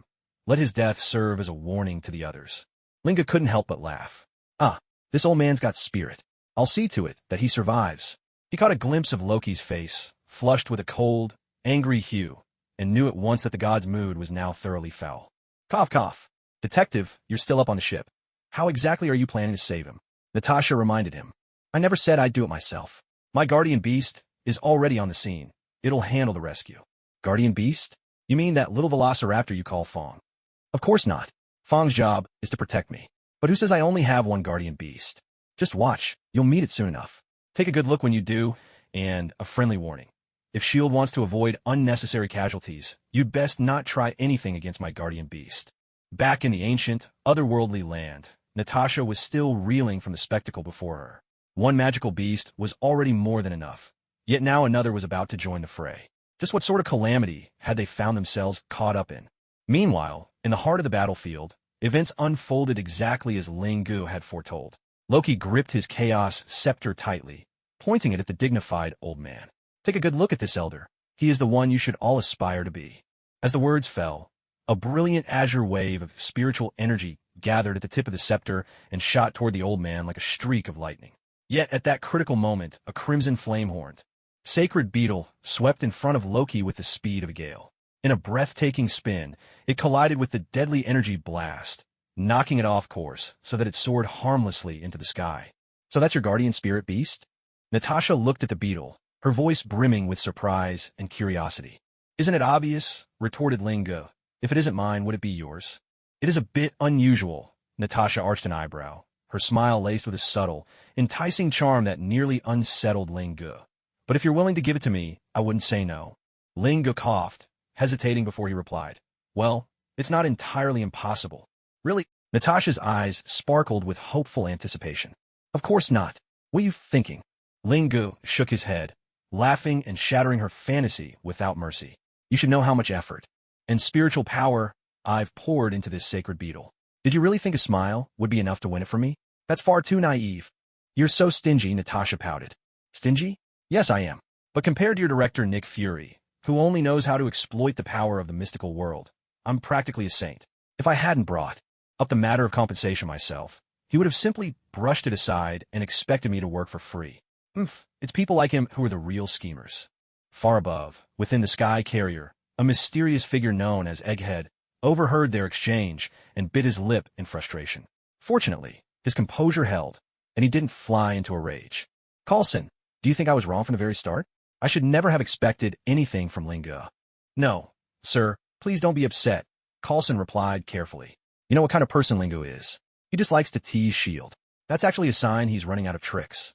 Coulson's cautious explanation only earned him a frosty glare from Nick Fury. What I mean is, every word out of his mouth is open to misinterpretation. But with Natasha, he's always straightforward. After all, every decision you make is for the greater good of S.H.I.E.L.D. Coulson, you get me. I asked him to help, and he had the nerve to ask for 1 billion star crystals. In the end, I bargained him down to 200 million. Otherwise, at his original price, I wouldn't even have enough left to pay you elite agents next month. Nick Fury was certainly not someone easy to deal with, but he was also not foolish enough to broadcast his own mistakes to the world. The best strategy was to muddy the waters, to keep everyone guessing. Sir, you don't need to say any more. I actually understand everything. Leave this to me. Once we catch Loki, I'll report back to you. Nick Fury patted Coulson on the shoulder and spoke in a low, steady voice. Then he turned and walked away, knowing that if he stayed any longer, his anger might just boil over. Coulson was left alone to face the intense battle unfolding before him. Captain Rogers was locked in fierce combat with Loki, but was clearly being overpowered. As a devoted supporter of the captain, Coulson silently rooted for him, though worry gnawed at his heart. On one hand, the captain had yet to fully regain his former strength. On the other, his opponent was no ordinary human, but a god from the mysterious realm of Asgard, powerful beyond any enemy they had ever faced. Linga, be honest with me. Just how many of these guardian spirit beasts do you actually have? At the moment, counting the limit memory unit, I have 3 in total. 3? And that's only for now. Why? Is there a problem? They don't need me to feed them or look after their daily needs. When I'm in a good mood, I take them for a walk. When I'm not, they loyally stand guard by my side, keeping me absolutely safe. They're truly rare and top-tier guardian spirit beasts. As Linga spoke about his guardian beasts, pride sparkled in his eyes. To him, this was something worth boasting about. What I really want to know is, could all your guardian spirit beasts go berserk like that evil dragon named Fong? How could that possibly happen? That's a relief. Natasha let out a long breath. She had also seen the footage from the last time Fong went on a rampage. One of those was enough to give S.H.I.E.L.D. a major headache. If 3 such beasts showed up, S.H.I.E.L.D. would have nothing left to counter them. In fact, Fong is the weakest of all. The one you see now is actually the strongest. Now you understand why I'm not willing to hand it over to you, right? I get it. Oh no, the captain is clearly at a disadvantage now. Natasha turned back and saw that Rogers had barely managed to gain any ground. Well, that's only to be expected. Steve's only real weapon is his energy shield. And, at the end of the day, he's still just a human. Even if he's reached the peak of human strength, there's still a vast gap compared to a god. What's more, Loki might have been exiled from Asgard, but he's been a prince for over 1,000 years. The treasures he carries are nothing Steve could hope to match. Then why are you just standing here? Shouldn't you be down there helping him? Me? Are you kidding? You think a fight of this level still needs me to step in? Besides, I wasn't finished just now. If the battle had continued, things might have taken a turn. At the very least, we wouldn't be in such a passive position. So, are you going up there or not? Natasha's gaze was icy as she fixed her eyes on Lingo, as if daring him to utter even half a word of refusal. One wrong move, and she'd have kicked him down herself. I never said I wouldn't go. And Agent Romanoff, you really need to be careful with your words. Someone might get the wrong idea. At this point, I'm starting to suspect you're simply captivated by my good looks. You. Natasha hadn't even had a chance to vent her anger when, suddenly, a thunderous sound echoed across the sky, as if struck by celestial drums. At the same time, her tactical visor flashed with the words spiritual vein remolded. Missing me, Lady Romanoff? Stark's voice came through the screen, clear and melodious like a song from the heavens. Looks like I won't have to get my hands dirty after all. What a relief. And leave it to Tony to make an entrance shrouded in mystery, as always. Absolutely. Congratulations. Perhaps you've already fulfilled the task the Council of Elders assigned you, Natasha replied. She had thought Stark's arrival would turn the tide, but seeing Ling Ji's nonchalant expression, a surge of frustration welled up in her, and her briefly relaxed nerves wound tight again. Is that so? Well, maybe not. At least in this mission, I used a secret technique to save a life, Ling Gu said with a hint of pride. Natasha was left speechless. She couldn't fathom how such an act could be considered an achievement. What on earth was Ling Gu bragging about? At that moment, Stark, armored as the Iron God of War, made his entrance. Without hesitation, he unleashed a bolt of lightning at Loki, striking him down and pinning him to the ground. Yet, with divine blood coursing through his veins, Loki regarded the injury as nothing more than a scratch, utterly insignificant. Still planning to resist, Loki the trickster? Iron Man's weapon systems whirred to life, a barrage of laser cannons locking onto Loki in unison. I surrender. In the next instant, Loki did something that left everyone stunned. He raised his arms, shed his divine armor, and reverted to his mortal form. I knew it. He's doing this on purpose, hiding some unspeakable scheme, Ling Gu remarked with disdain. Shut up, Natasha barked, unable to contain her anger. Elder, we've got Loki in custody, Coulson reported to Nick Fury, barely able to suppress his excitement. Then don't just stand there. Bring him in. This isn't over yet. As long as Loki's in our hands, no matter what happens, he won't be able to cause any more trouble. Inside the aircraft, Loki, now a captive, sat in silence, saying not a word. Something feels off. His power is immense, yet he surrendered far too easily. Rogers frowned deeply, voicing his concern. Yes, as an ancient cultivator, your insight remains as sharp as ever. I share the same feeling. Ahem. Let's not get into an argument, the two of you. Even if he has some hidden agenda, we can only grit our teeth and deal with it now. We can't exactly just let him go, can we? That's simply out of the question. But before we escort him back, would you permit me to handle a small, insignificant matter? Is there still some trouble you haven't finished with? Natasha couldn't help but worry, afraid that Ling Gu would stir up more chaos. It's really nothing major. Truth is, I find this kid rather disagreeable, and I'd like to teach him a lesson. Would that be all right, Loki? Everyone present exchanged baffled glances. What an odd thing. Announcing your intentions before hitting someone. I'm about to teach you a lesson. Loki's face changed dramatically. While he had indeed resolved to walk into the lion's den, he had never imagined that, as a god, he would actually suffer such humiliation. By all rights, you should imprison me at once. At the very least, until you get your hands on the Tesseract, you shouldn't treat me like this. No, Ling Gu, you can't do that. I'm the crown prince of Asgard. Loki protested, his voice trembling. All his composure vanished, and beads of cold sweat appeared on his brow. He wasn't afraid of the others, but Ling Gu was another matter entirely. He'd watched Ling Gu shatter the Bifrost at full power with a single kick. Loki knew all too well that his own fragile body probably wouldn't withstand even a single blow. Oh, is that so? Weren't you already exiled? By rights, you and Asgard should have nothing to do with each other anymore. Why don't you guess? Do you think Heimdall would tell Odin if you try to stop me from giving you a beating? Loki knew in his heart that Heimdall had long since turned against him. Ling Gu drew closer, step by step, about to make his move, when suddenly the dark night sky erupted with rolling thunder. Natasha exclaimed in surprise, "Where are all these bolts of lightning coming from? Could this be the wrath of the gods?" Ling Gu, it seems the gods are truly angry. What do you think? Should I let you teach him a few more lessons? Stark quipped. Who can say? I really wish Thor would appear before me right now, Loki muttered, finally letting out a sigh of relief. At least, for the moment, he was safe. Suddenly, the jet shuddered violently, as if struck by some great force. Whoa, looks like we got a distinguished guest, Ling Gu remarked, taking a step back instead of striking, which greatly surprised Natasha.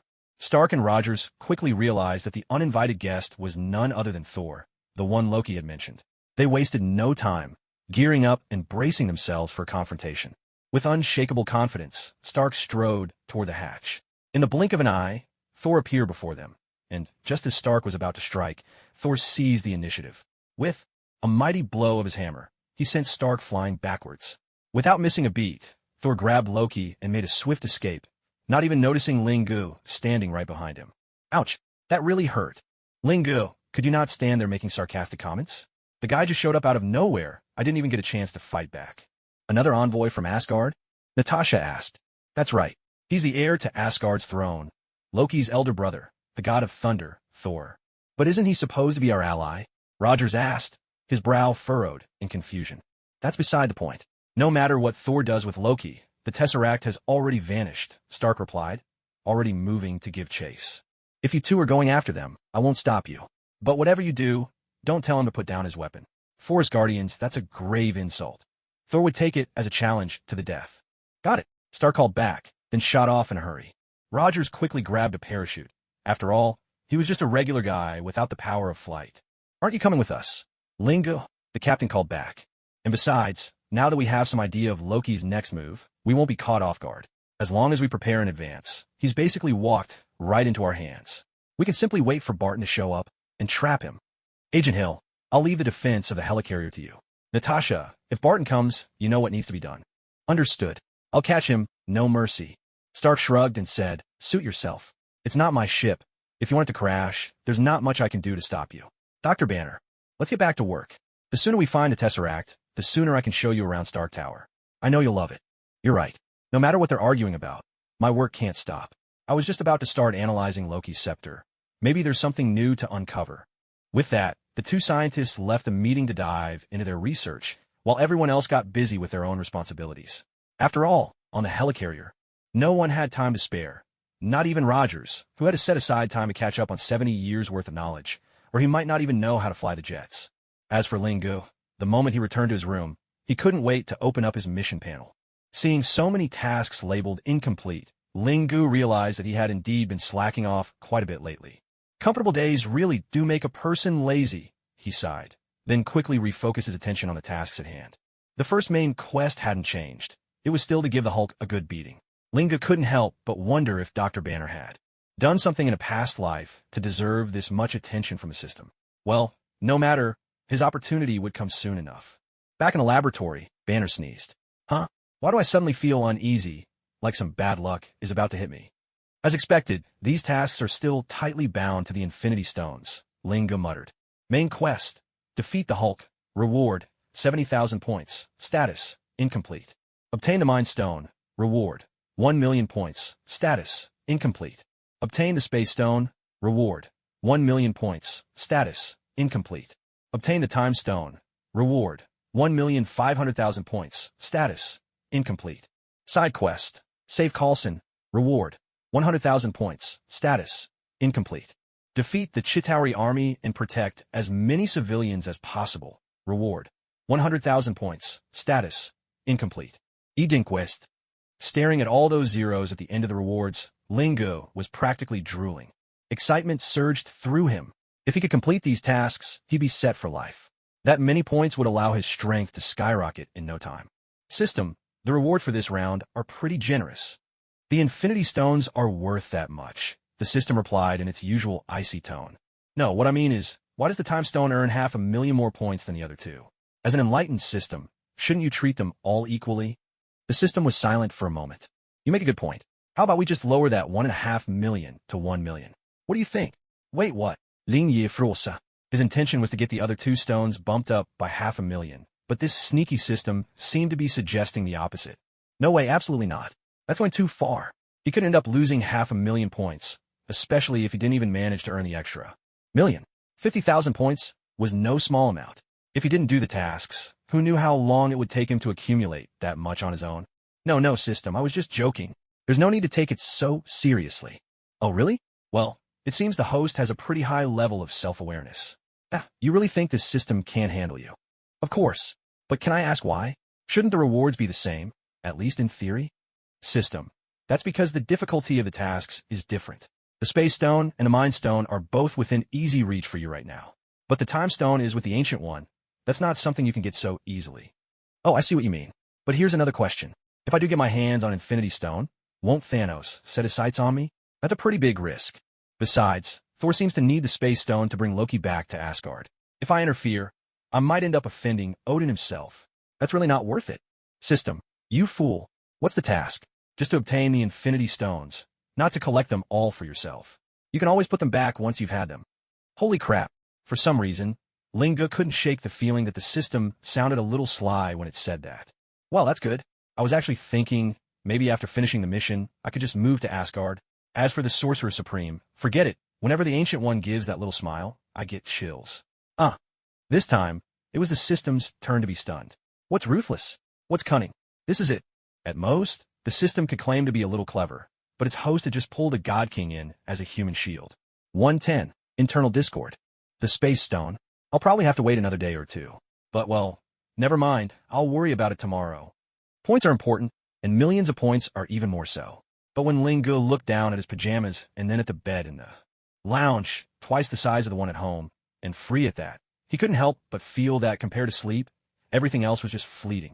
Little did he know, Stark and Dr. Banner were already growing suspicious of SHLD's true intentions for researching the Tesseract. They were looking for ways to hack into SHLD systems and dig up those secret files. Maybe it was Nick Fury's conversation with Loki that piqued their curiosity, or maybe it was simply Fury's reputation as the ultimate spy that made them instinctively mistrustful.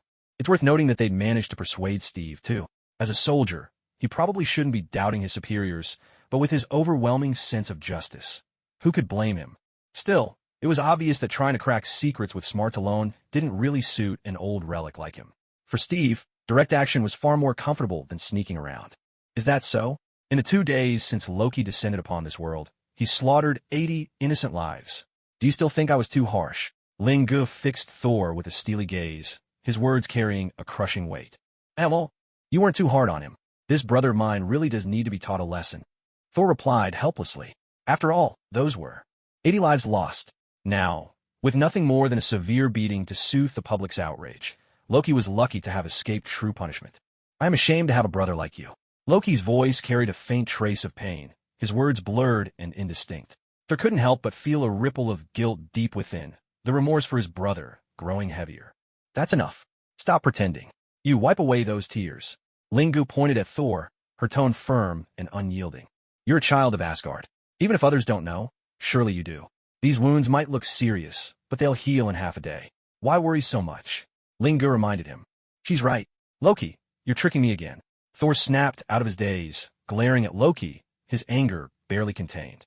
What kind of deep-seated grudge could drive someone to toy with his brother like this? I'm not lying to you.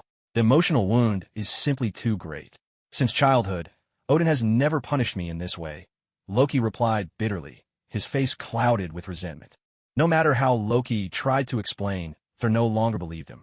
For an Asgardian warrior, such flesh wounds were as trivial as a mere scratch. I'll wait for you both in the cockpit. Thor realized that if he stayed any longer, whatever dignity he had left would be completely lost because of Loki. What on earth happened to my foolish brother that made him see through my lie? The moment Thor left, Loki reverted to his old self. The bruises on his face vanished without a trace, his posture elegant, even his clothes now fresh and immaculate. Wow, how is that even possible? That's the fastest recovery I've ever seen. Stark watched Loki's healing in awe, more than a little envious. Steve, on the other hand, wasn't surprised. His own recovery rate was impressive, and besides, it had been ages since he'd suffered any real wounds like this. Clearly, you haven't seen much magic. This is Loki's doing. He's made the wounds invisible, that's all. Oh, why didn't you just say so earlier? I knew it. Healing that fast is totally cheating. Then Stark strode over to Loki, a mischievous grin on his face. Mr. Reindeer, what's the trick behind your disguise magic? Care to teach me? In return, I'll make sure you get the best treatment while you're locked up. Stark was fascinated by this ability to change appearance at will. If he could master it, he'd finally be able to attend high-level meetings in pajamas, and no one would ever notice. Steve's eyes widened at the scene. Nothing like this had ever happened 70 years ago. Was this a bribe? And right in front of the Colonel, no less. Loki let out a soft chuckle. You have a good eye, but unfortunately, you lack both talent and potential. Do you really think I'd teach you? It took me 1,000 years to reach this level. As for you, people like Ling Gu are safest locked away in a secure room. Stark's smile vanished, replaced by a look of indignation. Although I'd like to do that too, it all comes down to Nick Fury's decision. After all, he's the one in charge. I'm just a temporary assistant. Stark, you'd better notify Romanoff to come down and meet us. No need. She's already here, Tony replied. Just then, a carrier slowly descended, coming to rest on a nearby clearing. The captain escorted Loki into the cabin. Once he made sure no one was missing, the carrier lifted off, heading for the S.H.I.E.L.D. helicarrier. Bringing you here wasn't in vain after all. I saw how you put him in his place just now, and I have to admit, it was quite satisfying, Natasha said, on board the plane. In her eyes, this was the first time Ling Gu had actually done something right, rather than simply going through the motions. At most, S.H.I.E.L.D. could arrest Loki, but to harm him? That was impossible. After all, even in exile, Loki was still the second prince of Asgard. The bond between father and son is not something easily severed. As for harshly interrogating Loki, well, even if it were effective, Thor alone would never allow it, let alone Odin, the All-Father himself. To put it bluntly, even if Loki had come with hostile intentions, unless the situation was truly desperate, the agents had to ensure his safety at all costs. If you want to die, fine, but not on Earth, and certainly not at the hands of humanity. But Ling Gu was different. He had rendered a service to Asgard. If he took action, as long as he didn't endanger Loki's life, even Odin himself would have no grounds for reproach. No need to thank me. I understand your predicament, but it has nothing to do with me. I just can't stand him, that's all. But I suggest you get him out of here as soon as possible. Of course, we will. Back at S.H.I.E.L.D., Ling Gu ignored everything around him. He wasn't one of them, so he felt no obligation to concern himself with their affairs. Without a word, he returned to his room to catch up on sleep. Loki, meanwhile, was locked away by Nick Fury in a transparent glass cell. Yet he remained calm and composed, refusing to reveal the location of the Tesseract, no matter what. Thor, he's your brother. Do you have any way to get him talked? The captain asked, watching the monitors. No, Loki has always been exceptionally clever. His mind is impossible to read, and because of the throne, he's always held a grudge against me. Truth be told, in all of Asgard, the only ones he truly respects are father and mother. But I do know what he wants. Loki commands an army called the Chitauri. He intends to use them to conquer Earth, to prove his strength to the gods, Thor said gravely. That means he needs the Tesseract to open a portal, and that's why he took Dr. Selvig, Banner mused, piecing things together. After leaving Dr. Banner's laboratory, Steve hesitated for a moment, but ultimately decided to sneak a look at the projects S.H.I.E.L.D. was working on.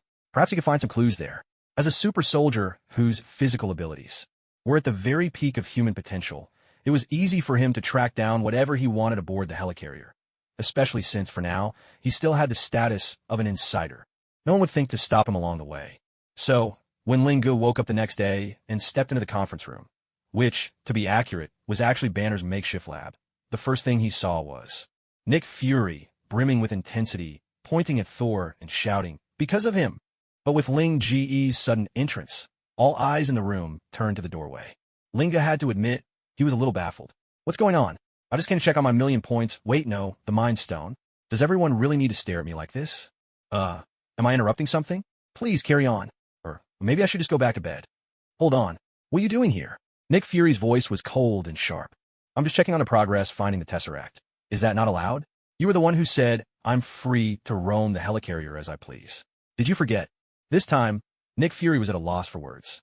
Linga hadn't spent much time with the group, and with everyone caught up in the heat of their argument, they'd conveniently forgotten about his presence. Fury, don't change the subject. Go on with your explanation. Stark interjected. Yeah, why blame me for S.H.I.E.L.D. researching the Tesseract's power? Thor demanded, his confusion tinged with anger. Nick Fury cast a glance at Thor and began. A year ago, we had an extraterrestrial visitor. Because of some personal vendetta, caused devastating damage to a small town. It was only thanks to Detective Ling Ge's solo efforts that things didn't get even worse. Thor, do you really believe your brother Loki would just return to Asgard after killing you? He's barely been on Earth a few days, and already he's taken 80 lives. Thor fell silent. He knew he couldn't distance himself from this, especially with such a troublesome brother. Hey, could you not drag me into this? Lingu cut in. Yes, I did the right thing as a detective, but the way you keep bringing me up makes me feel like you have an ulterior motive. Fury's expression, always stern, darkened further, because in truth, he had hoped to use Ling Gu as an example. Ling Gu walked over to Stark and cautiously asked, So, what happened? Why is everyone so fired up? It's nothing much, just that S.H.I.E.L.D. was using the Tesseract to develop new weapons, but we found out about it, Stark said proudly, as if this were a thoroughly righteous act. So, Is our director Fury trying to explain himself? Of course he is, though how well it works, well, never mind. You'll understand once you keep listening. Got it. At that moment, a donut appeared in Ling Ji's hand.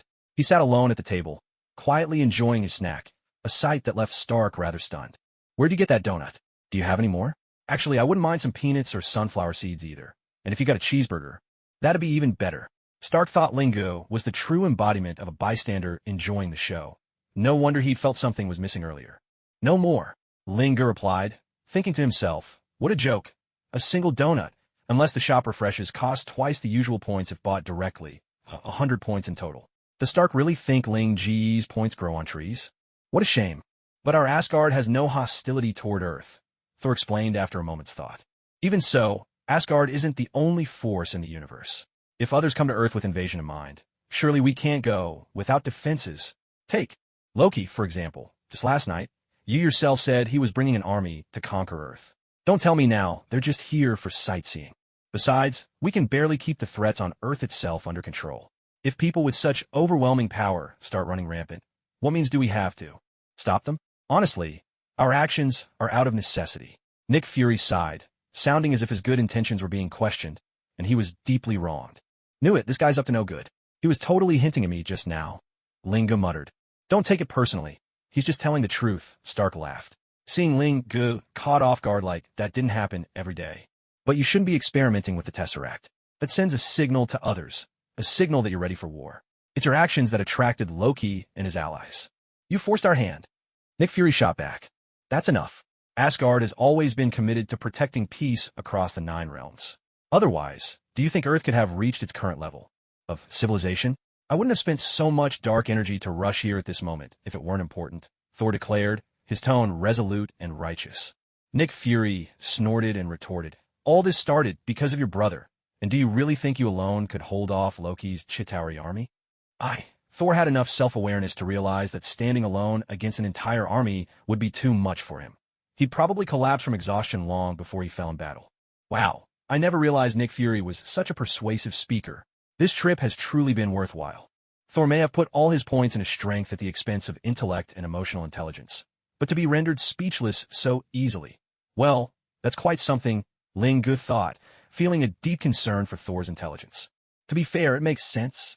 Otherwise, how could he have held the post of director for so long? He's constantly matching wits with those higher-ups. Without a sharp tongue, it'd be nearly impossible, Banner chimed in from behind Ling Gu. Selvig? Could it be that wizard Eric Selvig? Thor's eyes flickered with worry as he asked the question. You know him? That's impossible. As a god, how could you have any connection with him? Dr. Banner, it's true, Natasha added. He was one of Thor's first friends upon arriving on Earth.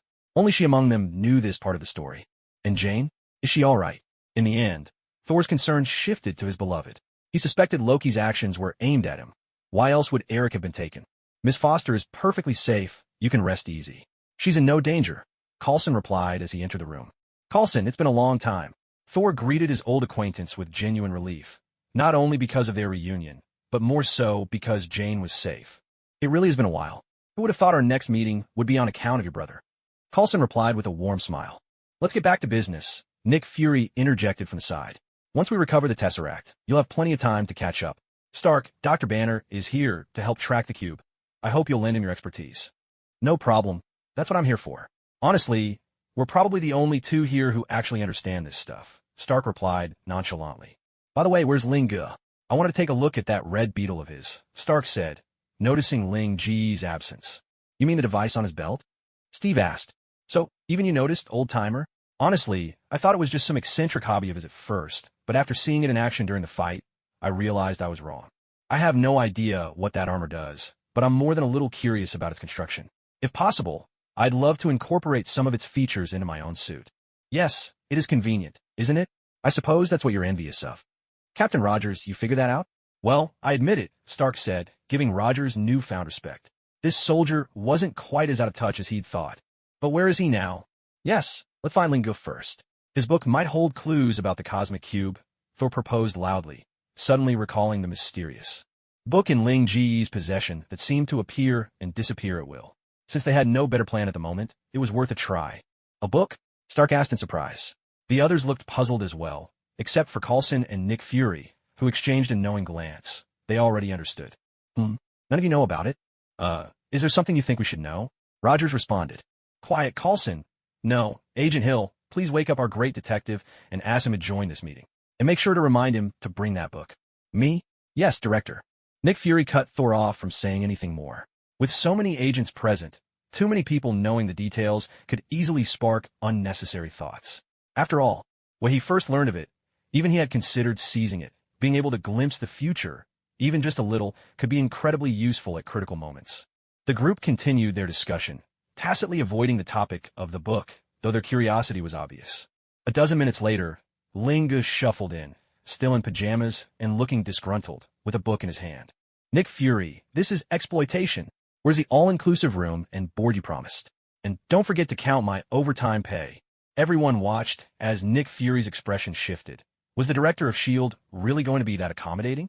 Even Dr. Banner briefly considered asking for back pay for this period, but quickly dismissed such an unrealistic idea. Let's see what intelligence you can provide first. If it's useful, I'll consider it, Nick Fury said, the corner of his mouth twitching ever so slightly. Fine, but don't get your hopes up. All right, we've discussed a lot already. We just want to make sure we haven't missed anything, Thor said. Missed something? Ling Gu suddenly remembered, and his spirits lifted at once. I knew I was forgetting something. The mission panel. It's been a while since I checked. Thanks for the reminder, Thor. But with so many people around, it's better to wait until later. With that in mind, Ling Gu opened his book. The others watched closely, but it appeared to be completely blank. Give me a plane and get me off this thing. Ling Gu suddenly stood up, flustered. What did you see? Nick Fury asked, his face turning serious. For someone as sharp as Ling Gu to look genuinely alarmed, this could only mean trouble. It's nothing really. The book says the helicarrier is under attack. Might even go down. So stop staring. Either get me off now, or you all come with me. What? You're not serious, are you? Nick Fury exclaimed in disbelief. If it weren't for Coulson's earlier report, he would never have believed Ling Ji's words. Yet now, the helicarrier had come under attack, and might even crash. He found it almost impossible to accept. After all, this was the helicarrier, SHELD's crowning achievement, a fortress built with countless hours, manpower, and resources. It was what he was most proud of. Ling Gu, can you be more specific? The way you put it, we can't possibly prepare for what's coming, Coulson said. As someone who had witnessed the book's uncanny power, he had no doubt about Ling Ji's words. What's more, given what he knew about Ling Gu, he wouldn't joke about something this serious. Right now, Coulson almost wished Ling Gu was making it up. At least that would mean the helicarrier wasn't truly in danger. How do I know? That's exactly why I want to get rid of it. Sometimes it's a blank page, sometimes a few scattered words, but always vague and unclear. Still, whatever is written in this book will come to pass. Ling Gu clutched the book as if it were worthless, his face full of disdain. So, this book can predict the future? Stark asked, curiosity flickering in his eyes. Everyone else was equally intrigued. After all, who wouldn't want a glimpse of their own fate? You, and all of you, don't get your hopes up. This book isn't as magical as you imagine. Besides, once the future is known, who's to say it will remain unchanged? For example, if the helicarrier returns to the sea right now, there will be no disaster from the sky. Even if it's attacked, at worst it'll sink to the ocean floor. No need to worry about crushing countless lives below. Understand. Nick Fury drew a deep breath. Hill, relay my orders. Have the helicarrier seek out the nearest safe harbor and increase our alert level. Prepare for surprise attack. Sir, isn't that a bit rash? There's no sign of any attack, and we're nearly 10,000 meters up. Hill protested, a note of reluctance in her voice. Reminded by her words, Nick Fury snapped back to his senses. The command did seem absurd on its face. What if it was all a false alarm? After all, the pages of that book were blank. Who could say for sure that Ling Gu wasn't playing him for a fool? As for Ling Ji's earlier prophecy about Thor in that border town, Fury reasoned that anyone with some knowledge of Norse mythology and a knack for deduction could have seen it coming. And Ling Gu was, after all, a seasoned detective. That sort of thing was child's play for him. At this moment, Nick Fury's mind was awhirl with suspicion, mostly because he'd never had a good impression of Ling Gu. Having been misled so many times, even the truth now seemed suspect. Hey, you don't trust me? That's fine. It doesn't matter. I couldn't care less. In any case, even if this helicarrier falls from the sky, I'll walk away without a scratch. But just remember, I warned you all. Don't say I didn't. I'm heading back. Unless it's urgent, don't bother me. You should know, this is supposed to be my time off. Ignore Ling Ji's advice, and you'll soon regret it. With that, Linga picked up the book and strode straight back to his quarters. But Stark was put on alert by those final words, for he himself had learned the hard way, more than once, what happened when he ignored Ling Ji's advice and ended up cleaning up the mess. Whether it was Obadiah or Ivan Vanko, had he listened to Linga back then, so many troubles could have been avoided. How about we take the ship out to sea first? Better safe than sorry. What if he's right? Stark proposed. Hey, I thought Earthlings were supposed to be more open-minded. If you don't trust Linga, why invite him at all? Thor spoke up, indignant on Ling Ji's behalf. He'd seen the wonders of that book firsthand, and besides, Linga was both his savior and his friend. To see him so doubted was more than a little disappointing. Coulson remained silent. He was one of the witnesses, after all, but orders from superiors were absolute. Besides, the boss wasn't someone easily fooled. Maybe he was just playing it smart. No, I actually think Linga might be telling the truth, Roger said thoughtfully. Captain, why don't you share your thoughts? Coulson, ever the loyal fan, prompted eagerly. He'd back the captain all the way. First of all, Loki surrendered much too easily. As Banner pointed out, he needs to open the portal if he wants to bring the Chitauri army to Earth. But, right now, he's locked up in a cage. How could he possibly command an invasion from there? That means someone in his plan must be coming to break him out. Secondly, let's not forget, Loki hasn't just taken control of Dr. Eric Selvig. There's also Barton, Hawkeye, Natasha, and Nick Fury said in unison. Exactly. Barton knows all of SHLD's secrets, which means he's intimately familiar with this helicarrier as well. If he leads a team with the intent to destroy the ship, we're in real trouble. Destroying it is a lot easier than defending it. As an old soldier, even I can see that taking out those 4 turbines would be enough. And for someone who knows the ship inside out, there may be even simpler ways. With Barton's skills, pulling this off wouldn't be difficult at all. Rogers analyzed calmly, the mark of a seasoned soldier. Had Linga been present, he would no doubt have given him a nod of approval. That's why you're the captain. Coulson clapped enthusiastically, not just out of admiration, but because the logic was sound. Watching his subordinates blind hero worship, Nick Fury rolled his one good eye. Then, Fury exchanged a glance with Hill, and in the end, decided to keep the helicarrier airborne. Are you out of your mind? If you know what the enemy's next move is, why risk everything like this? Stark snapped, still brooding over Ling Ji's parting warning. It's not as simple as you think. Getting the helicarrier back to base would take at least half a day, and finding a safe place to land isn't easy. If we end up exposed to the public, that's the last thing we need. We can't just drift endlessly at sea while searching for a suitable place to stop. If the ship sinks, we might not even have time to react. That would be a true disaster with nowhere to turn for help. After foreseeing Loki's schemes, our situation is no longer passive. With some preparation in advance, he'll walk straight into our trap. All we need to do now is wait patiently for Barton to fall into it. Agent Hill, the responsibility of defending the ship is yours. Natasha, if Barton shows up, you know what needs to be done. Understood. I'll be sure to capture him. No hesitation. Stark spread his hands. Do as you please. After all, this starship isn't mine. If it goes down, there's nothing I can do about it. Dr. Banner, let's get back to our research. The sooner we locate the Tesseract, the sooner I can give you a tour of Stark Tower. You'll love it there. You're right. No matter what the others say, I can't let my research fall behind. I'm planning to look for clues in Loki's scepter. Maybe there's something new to discover. The 2 scientific minds left the room, and everyone else got back to their own busy work. After all, aboard this mighty sky carrier, only Linga had any leisure time. Even Rogers had to carve out moments to study valuable knowledge from the past 70 years. Otherwise, he couldn't even operate a modern battleship. Returning to his quarters, Linga immediately pulled up his mission interface. Seeing all the unfinished tasks, he realized he'd been a bit too relaxed lately. It's true, an easy life can make one complacent. Linga sighed, then turned his focus to the missions. The primary objective remained unchanged: defeat the Hulk. He wondered what extraordinary experiences Dr. Banner had in a past life for the system to still remember him now. No matter, the opportunity would come soon enough. Back in the lab, Banner suddenly sneezed. Huh, why do I have a bad feeling? Like misfortune is lurking around the corner? As expected, the current missions are closely tied to the Infinity Stones. Main mission: defeat the Hulk. Reward: 70,000 points. Status: incomplete. Obtain the Mind Stone. Reward: 1 million points. Status: incomplete. Obtain the Space Stone. Reward: 1 million points. Status: incomplete. Obtain the Time Stone. Reward: 1,500,000 points. Status: incomplete. Side quest: save Coulson. Reward: 100,000 points. Status: incomplete. Eliminate the Chitauri army and protect as many civilians as possible. Reward: 100,000 points. Status: incomplete. Hidden mission. Linga couldn't help but salivate at all those zeros behind the rewards. The excitement. If he could complete these tasks, he'd gain both power and fortune. So many points would allow him to rapidly enhance his abilities in a short time.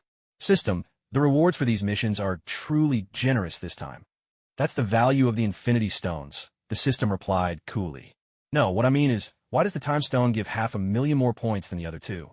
As a fair system, you shouldn't make distinctions. System: the host makes a valid point. In that case, how about lowering the 1.5 million to 1 million? What do you think? What? Linga was stunned. His intention was to get 50,000 more points for each of the remaining 2 stones, but it seemed the system. No, absolutely not. That's too much. What if I don't even earn the extra 1,000,000 points, and end up losing 500,000 instead? That's 500,000 points. If he didn't take on tasks, when would Linga ever make that kind of money? No, system, I was just joking around. You don't have to take it seriously. Is that so? It seems the host's sense of awareness is quite high. Kid, do you really think you can outplay the system? Of course. But can you tell me the reason? Logically, the rewards should be the same, shouldn't they? System: it depends on the difficulty of the task. The Space Stone and Mind Stone are both within your easy reach right now, but the Time Stone is in the hands of the Ancient One, much harder to obtain. Oh, now I get it. One more thing. If I get the Infinity Stones, won't Thanos set his sights on me instead? That's too risky. Besides, Thor needs the Space Stone to bring Loki back to Asgard. If I do this, I might end up offending Odin himself. It's just not worth it. System: fool. The task is only to acquire the Infinity Stones, not to keep them. Once you have them, just return them. Damn. For some reason, Linga felt the system's words were a bit sly. Well, that's good. I was even thinking about moving to Asgard after completing the task. As for the Sorcerer Supreme, forget it. With the Ancient One's intimidating smile, I'd lose my nerve in a heartbeat, haha. This time, the system was confused. What does slime mean? There it is. At most, this system has a bit of cleverness, but the host just went ahead and pulled a God King as his shield. 110. Internal Descent. The Space Stone will probably take another day or 2 to obtain. As for the Mind Stone, I'll just deal with it tomorrow. Points were important, and 1,000,000 points were even more so. But as Linga looked at the pajamas he was wearing, and then at the bed in the lounge that was twice the size of his own, wealth suddenly seemed insignificant. He had no idea that Stark and Dr. Banner had begun to suspect SHIELD's true motives for studying the Tesseract, and were now trying to hack into the SHIELD system to investigate classified files. Perhaps it was Nick Fury's conversation with Loki that piqued their curiosity, or maybe it was Fury's status as a spy that made them instinctively wary. It's worth mentioning that they even convinced the ever-righteous Steve. Though, as a soldier, it was hardly proper for him to distrust his commanding officer. But what can you do? His sense of justice was just too strong. However, relying on intellect to crack a mystery was clearly not this fossil style. Taking direct action suited him much better. After leaving Dr. Banner's lab, Steve decided to quietly check out SHIELD's research for himself, hoping to find some clues. For a super soldier with top-tier physical abilities, finding something aboard the Sky Dome battleship was a walk in the park, especially since he was considered one of their own, making his way unhindered wherever he pleased. So, when Linga woke at dawn the next day and stepped into the council chamber, though it was more like Banner's makeshift research lab, he was greeted by the sight of an irate Nick Fury, jabbing a finger at Thor and shouting, "It's all his fault." But Ling Ji's sudden entrance drew everyone's attention to the doorway. Linga had to admit he was rather baffled. What was going on here? I only came to check on my 1,000,000 points, or rather, my soul gem. So why is everyone staring at me like that? Am I interrupting something? You all can go on with your discussion. If not, I'll just head back and get some more rest, he offered. Wait, what are you doing here? Nick Fury demanded coldly. I'm just checking on the progress of your search for the Tesseract. Is that a crime?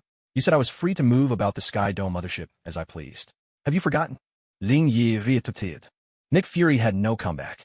Truthfully, Ling Ji's presence among them was so brief, and their arguments so heated, that they'd all momentarily forgotten about him.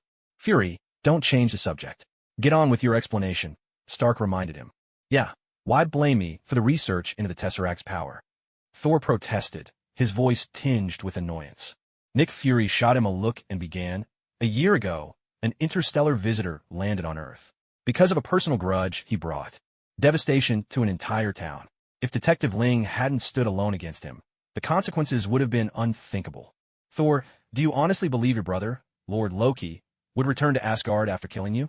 Bear in mind, he's only been on Earth a handful of days, yet he's already taken over 80 lives. Thor fell silent, He couldn't deny his own involvement, especially with such a troublesome brother. Hold on. Can you not drag me into this? Sure, as a detective I did what was right, but every time you mention it, it feels like you have an ulterior motive. Lingu interjected, causing Nick Fury's expression to darken, since he had, indeed, intended to use Lingu as an example. Lingu edged closer to Stark and asked cautiously, "What happened? Why is everyone so tense?" "Oh, nothing much. S.H.I.E.L.D. was using the Tesseract to develop new weapons, and we caught them red-handed," Stark replied, proud of what he saw as a righteous act. "So Director Fury is giving an explanation?" Lingu asked. "Naturally. As for how effective it is, well, just keep listening and you'll see for yourself," Nick Fury replied. "Understood." Suddenly, a donut appeared in Ling Ji's hand. He sat alone on the edge of the table, savoring his treat, a sight that left Stark rather astonished. "Where'd you get that donut? Got any more?" "Honestly, peanuts or sunflower seeds would do too, but if there's a cheeseburger, that'd be perfect." Stark felt Lingu was truly the quintessential spectator, which explained why he'd sensed something was missing earlier.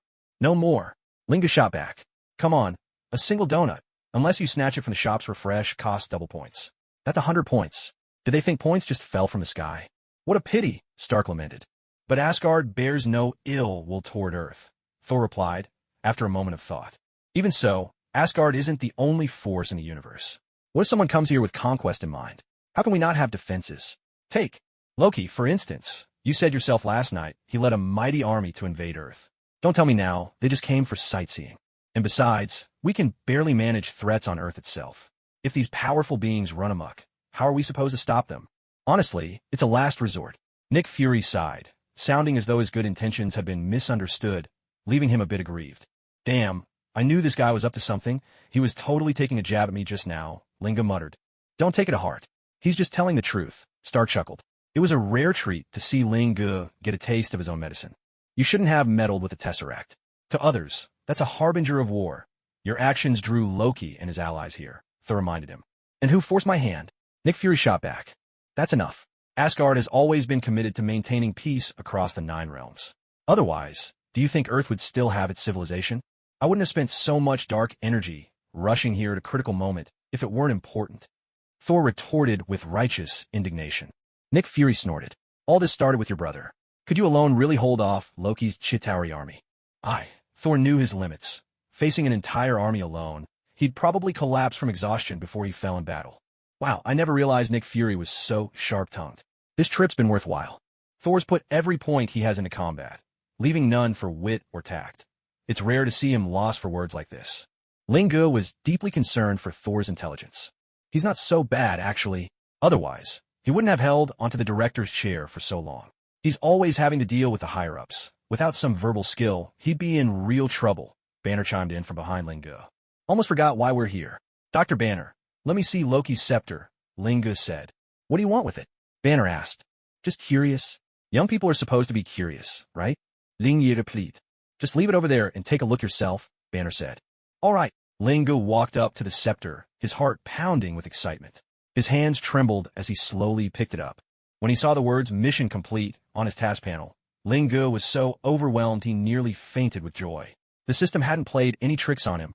He had truly obtained it. 1,000,000 points just like that. It felt almost unreal. "Lingu, are you all right? Is there really magic in that scepter?" Banner noticed Ling Ji's odd behavior. He seemed to be shaking. Back when he practiced medicine in the slums, Banner had seen many people with similar symptoms, and it was never an easy case. "Emperor Thor, you don't understand. This is the legendary scepter. My first time ever touching such a mystical object. How could I not be moved?" At that moment, Lingu was so stirred that he couldn't hide the excitement in his voice. "Take a look, then put it back where it belongs.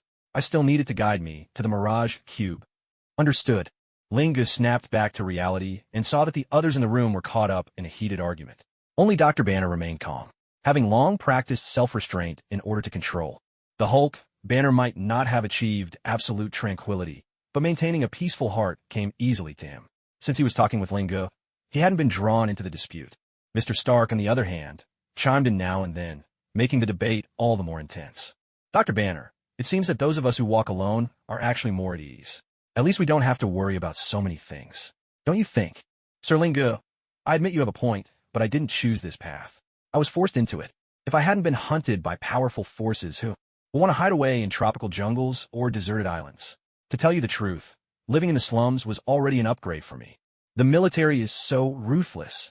It's as if they leave no room for anyone to survive. You're absolutely right. But you must be careful as well, Mr. Lingu. At the moment, they neither dare nor have reason to target you openly, but if your value ever exceeds their expectations, they will take the risk. Banner's tone grew serious. Having seen the darkness in people's hearts, he knew all too well the depths of human greed. Is that so? Maybe I would have laid low in the past, but from now on, if anyone dares cross me, I'll fight back. He wasn't joking. With 1,000,000 points in hand, the key to different dimensions, Lingu now had an escape route. If the military ever made a move against him, he'd teach them the hard truth that even a cornered rabbit will bite. While the elite continued their argument, a Quinjet silently approached the helicarrier. Inside, a squad of fully armed warriors sat ready. Not only foes of S.H.I.E.L.D., but also numerous mercenaries. Yet at this moment, Suicide Squad was a more fitting term, for anyone bold enough to assault the S.H.I.E.L.D. helicarrier had to be prepared to lay down their lives at any moment. Loki's decision to control Hawkeye was undoubtedly a shrewd move. Not only did he gain access to information about the helicarrier, but he also learned the exact schedule for supply deliveries. With the locator signal from Loki's scepter guiding them, the enemy-packed aircraft effortlessly disguised itself as a supply transport. Thanks to these advantages, it breezed through every inspection without arousing the slightest suspicion and was promptly granted passage. Agent Barton was aboard the aircraft as well.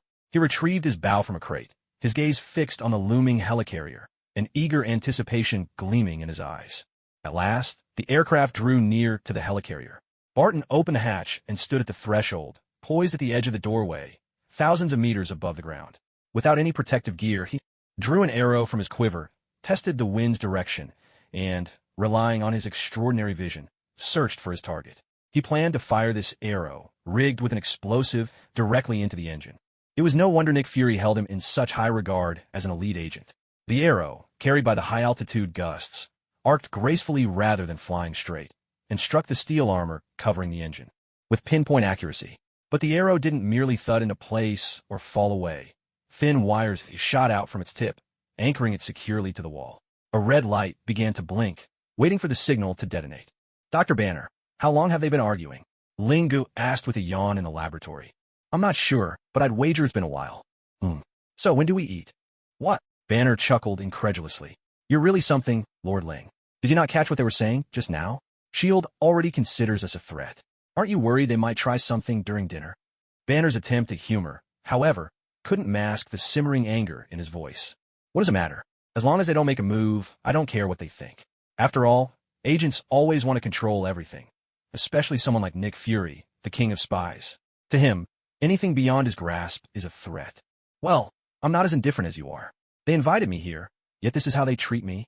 Banner's voice rose in anger, which made Nick Fury tense up.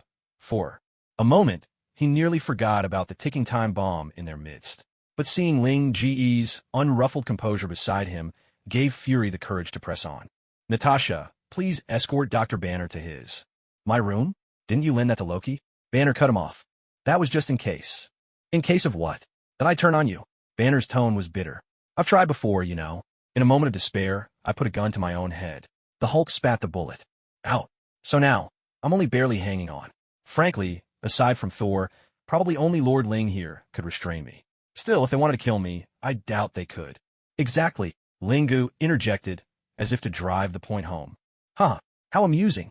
Big guy, you've underestimated me. I am a god of thunder. Crushing you would be a breeze. All I need to do is pin you down with Mjolnir. But if I truly wanted to end you, my lightning would reduce you to ashes. And if Lingu went all out, he could take your life as well. After all, back in Asgard, he wants. Thor, some things are better left unsaid. I'm not planning to move just yet. Lingu interrupted, cutting Thor off. If that wily old fox Nick Fury ever learned that he could kick through the Rainbow Bridge with a single blow, the threat assessment on Lingu would be rewritten in an instant. All those hidden vipers lurking in the shadows would seize the opportunity to strike, and then he'd find himself deep in real trouble. Most crucially, Nick Fury was already looking at him differently, a warier, more guarded gaze than before. Hey, pardon me, Thor said, picking up on Ling Ji's reluctance to reveal his true power to everyone. Sigh, never mind. For now, I only have a slight edge over you, that's all. Then let's settle it on the battlefield. Your finishing move is powerful, but that's about it, Thor replied, stubborn and unyielding, his pride refusing to back down. Yet, if he were to truly clash with Ling Ge, he knew he'd have to hold back.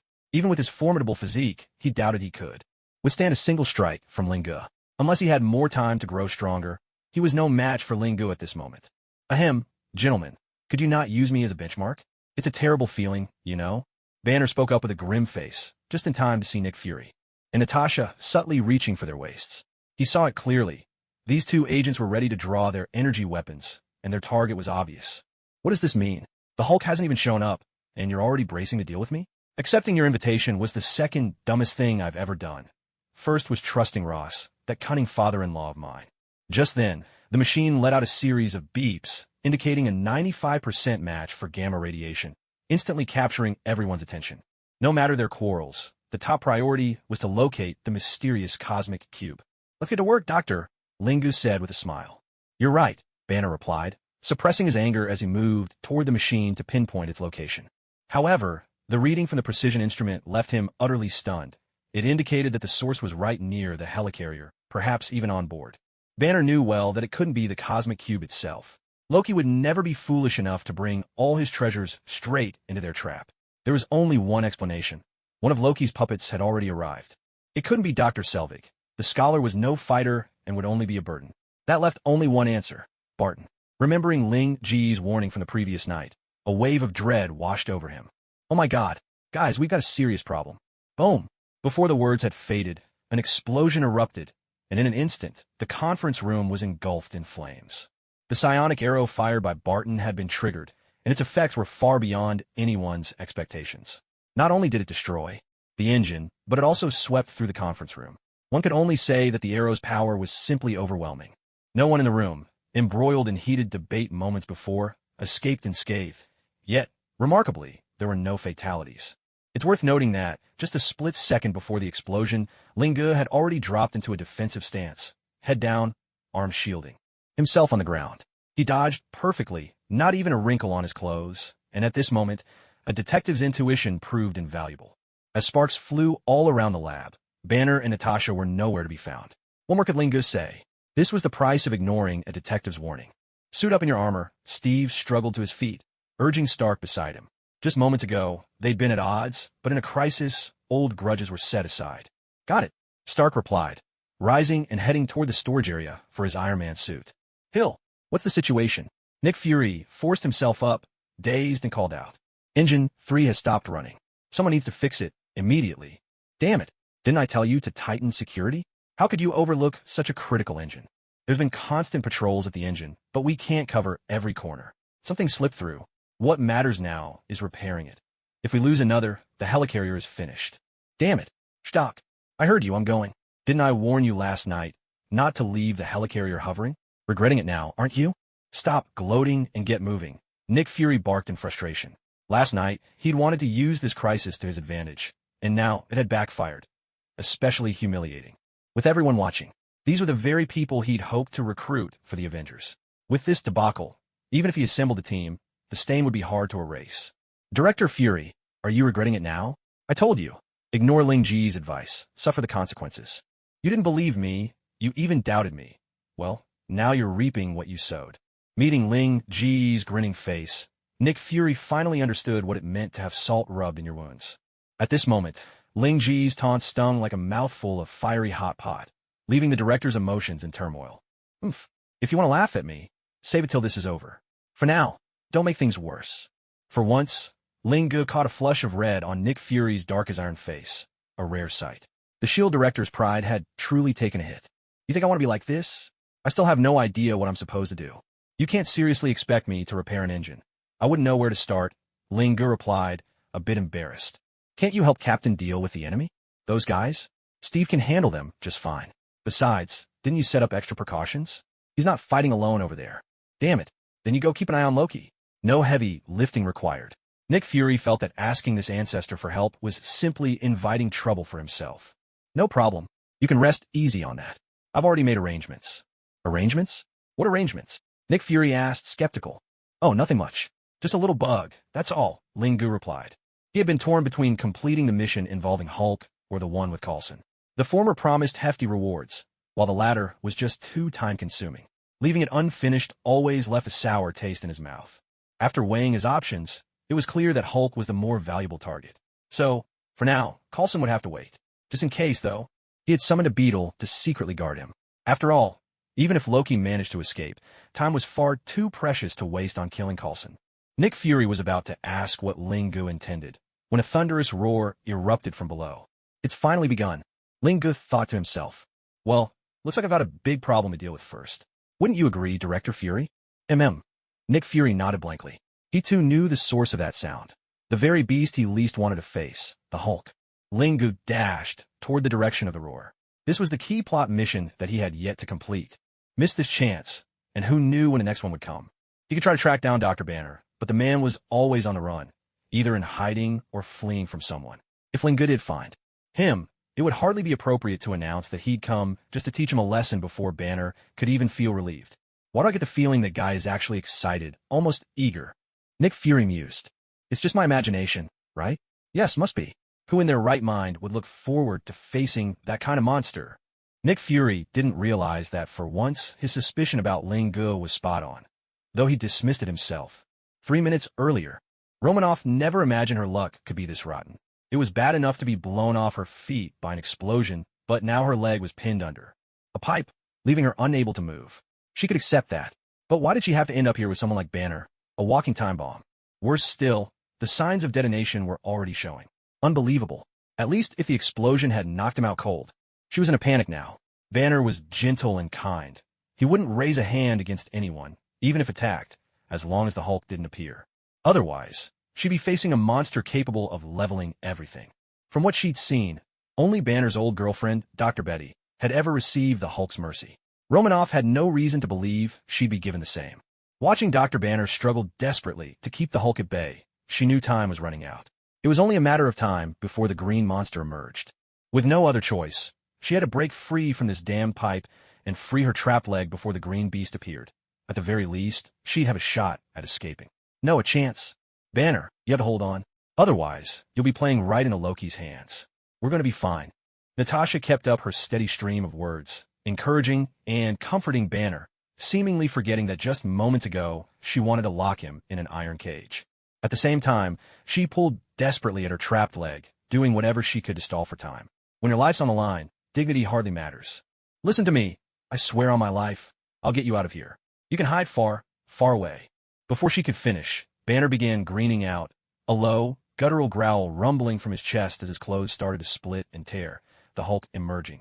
As Banner's body swelled and the green hue deepened, she knew he couldn't fight it anymore. The Hulk was about to take over. A wave of despair crashed over her, and she yanked her leg with renewed desperation. Banner, no. He was the Hulk now, the mighty green giant, staggered to his feet and threw his head back, unleashing a furious roar. The wild, beast-like bellow caught Ling Ji's attention, drawing him straight to their location. Natasha was fortunate enough to break free during Hulk's outburst. But facing the green giant, she stood no chance. There was nothing she could do but run for her life. Without hesitation, Natasha darted through the narrow steel corridors of the warehouse, relying on her agility to escape.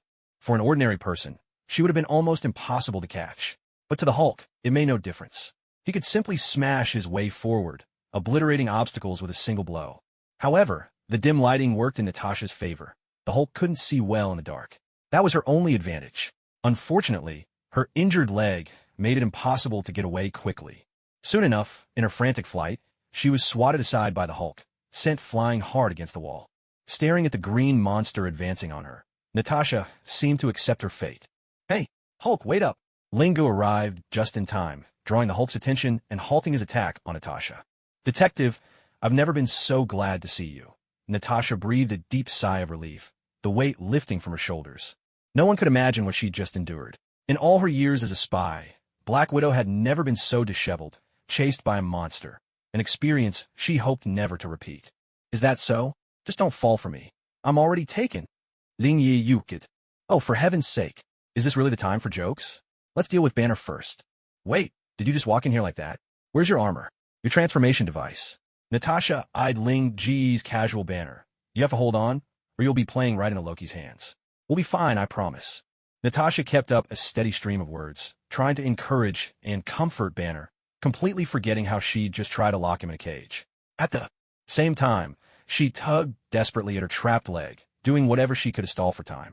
At the brink of death, pride was the last thing on her mind. Listen to me. I swear on my life, I'll get you out of here. You can run far away and hide.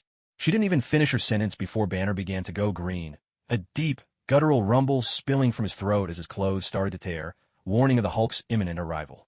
As Banner's body swelled, the green overtaking him, Natasha realized he couldn't hold out any longer.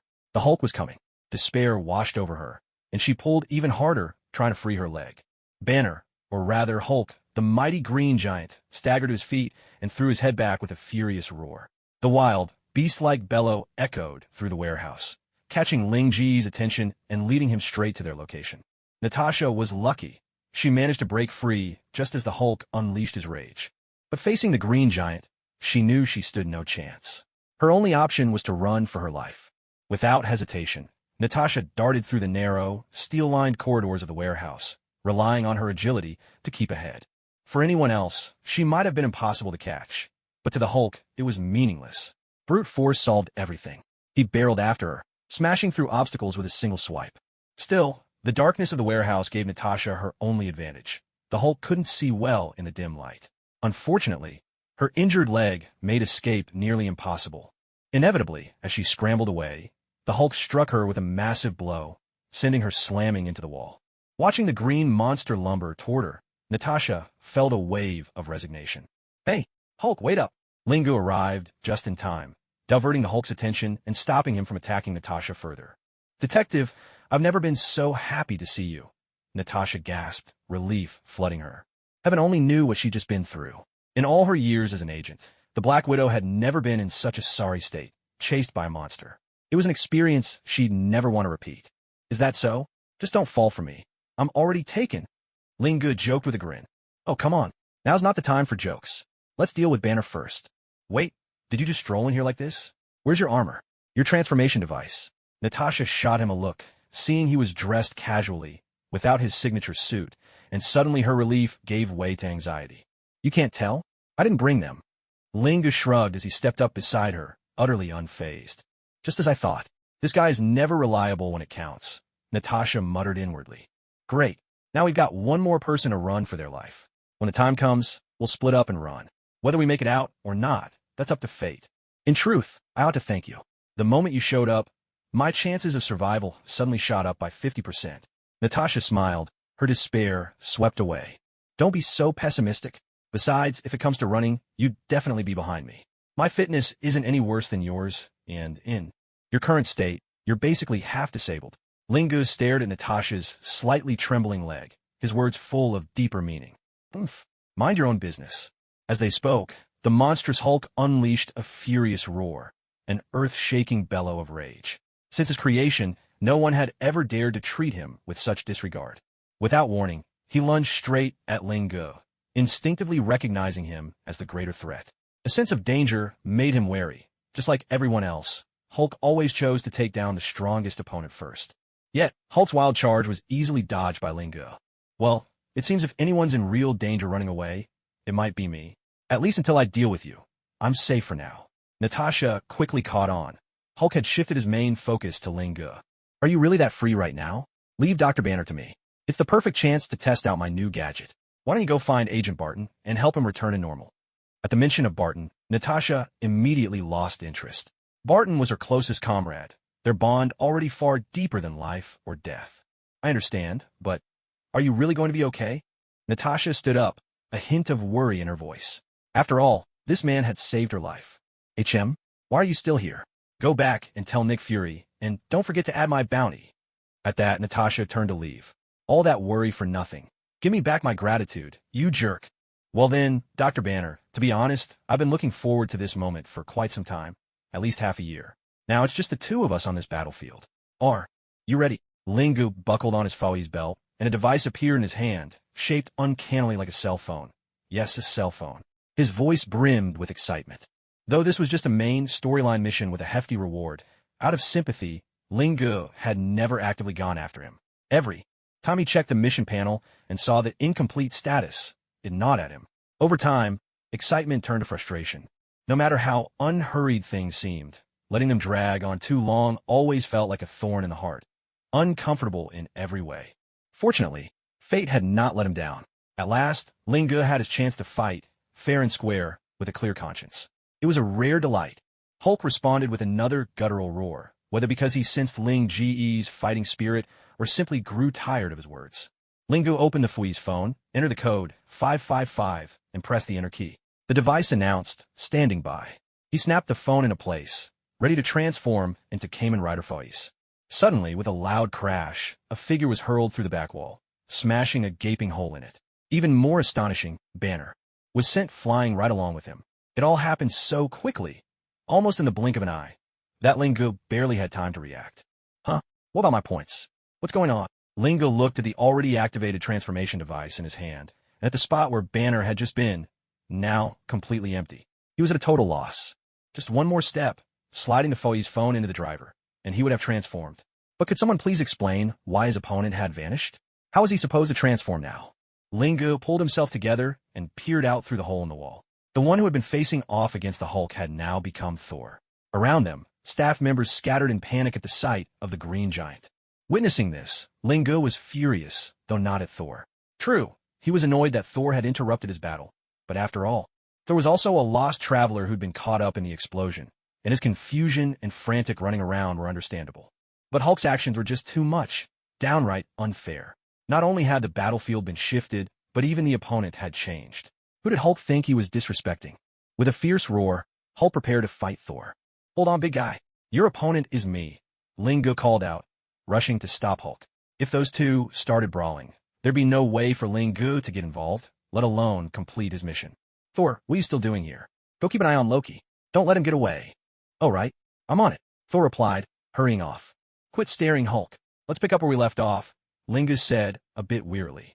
Hulk scratched his head in a surprisingly human gesture, an awkward grin on his face, before growling at Ling Ge. All I want is to finish a quest. Why does it have to be so hard? With practiced ease, Ling Ge slotted the Fui's phone into his belt. Henshin, complete, the belt announced. Immediately, glowing red lines extended from the belt, quickly wrapping around Ling Ge. Dazzling red light filled the area. Hulk shielded his eyes with his hand. When the light faded, a brand new suit of armor was revealed. Large orange-yellow compound eyes dominated the faceplate. The main body was black, with silver armor protecting the chest, abdomen, and joints. Red, glowing lines, like veins, linked every part, seamlessly integrated into the design. All right, let's settle our score once and for all, Ling Ge said, striking a battle pose as he faced Hulk.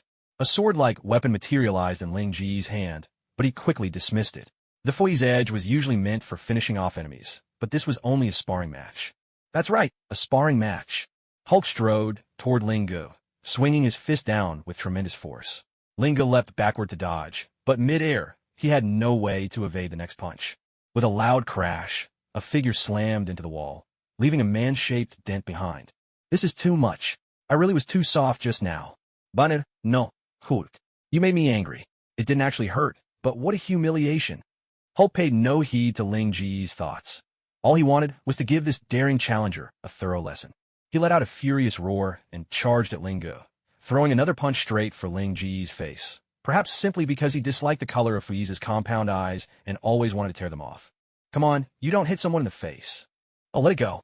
The color is not born of malice, and besides, time has passed. Why dwell on old grudges? Ling Ge dodged hurriedly, and soon realized that Hulk had no interest in Fui's body at all. It was those blazing amber eyes that truly fascinated him. I can't take this anymore. Ling Ge decided it was time to go all out. He raised one arm to block Hulk's massive green fist. Their fists, one small, two large, collided, locked in a dead heat, neither side willing to give ground. Hulk was momentarily stunned, baffled that such a tiny creature could suddenly muster so much power. He hadn't been this strong just moments ago. Can't figure it out? Take your time pondering it after you're sent flying. Ling Ge's eyes flashed as he leapt into the air, gathering power in his right fist before slamming it down on Hulk's face. There, now we're even. Ling Ge watched the green figure hurtle away, and for a moment, the sun at the edge of the sky seemed to shine even brighter. But that brilliance was swiftly blotted out by a returning green shadow. Oh no, he's back already?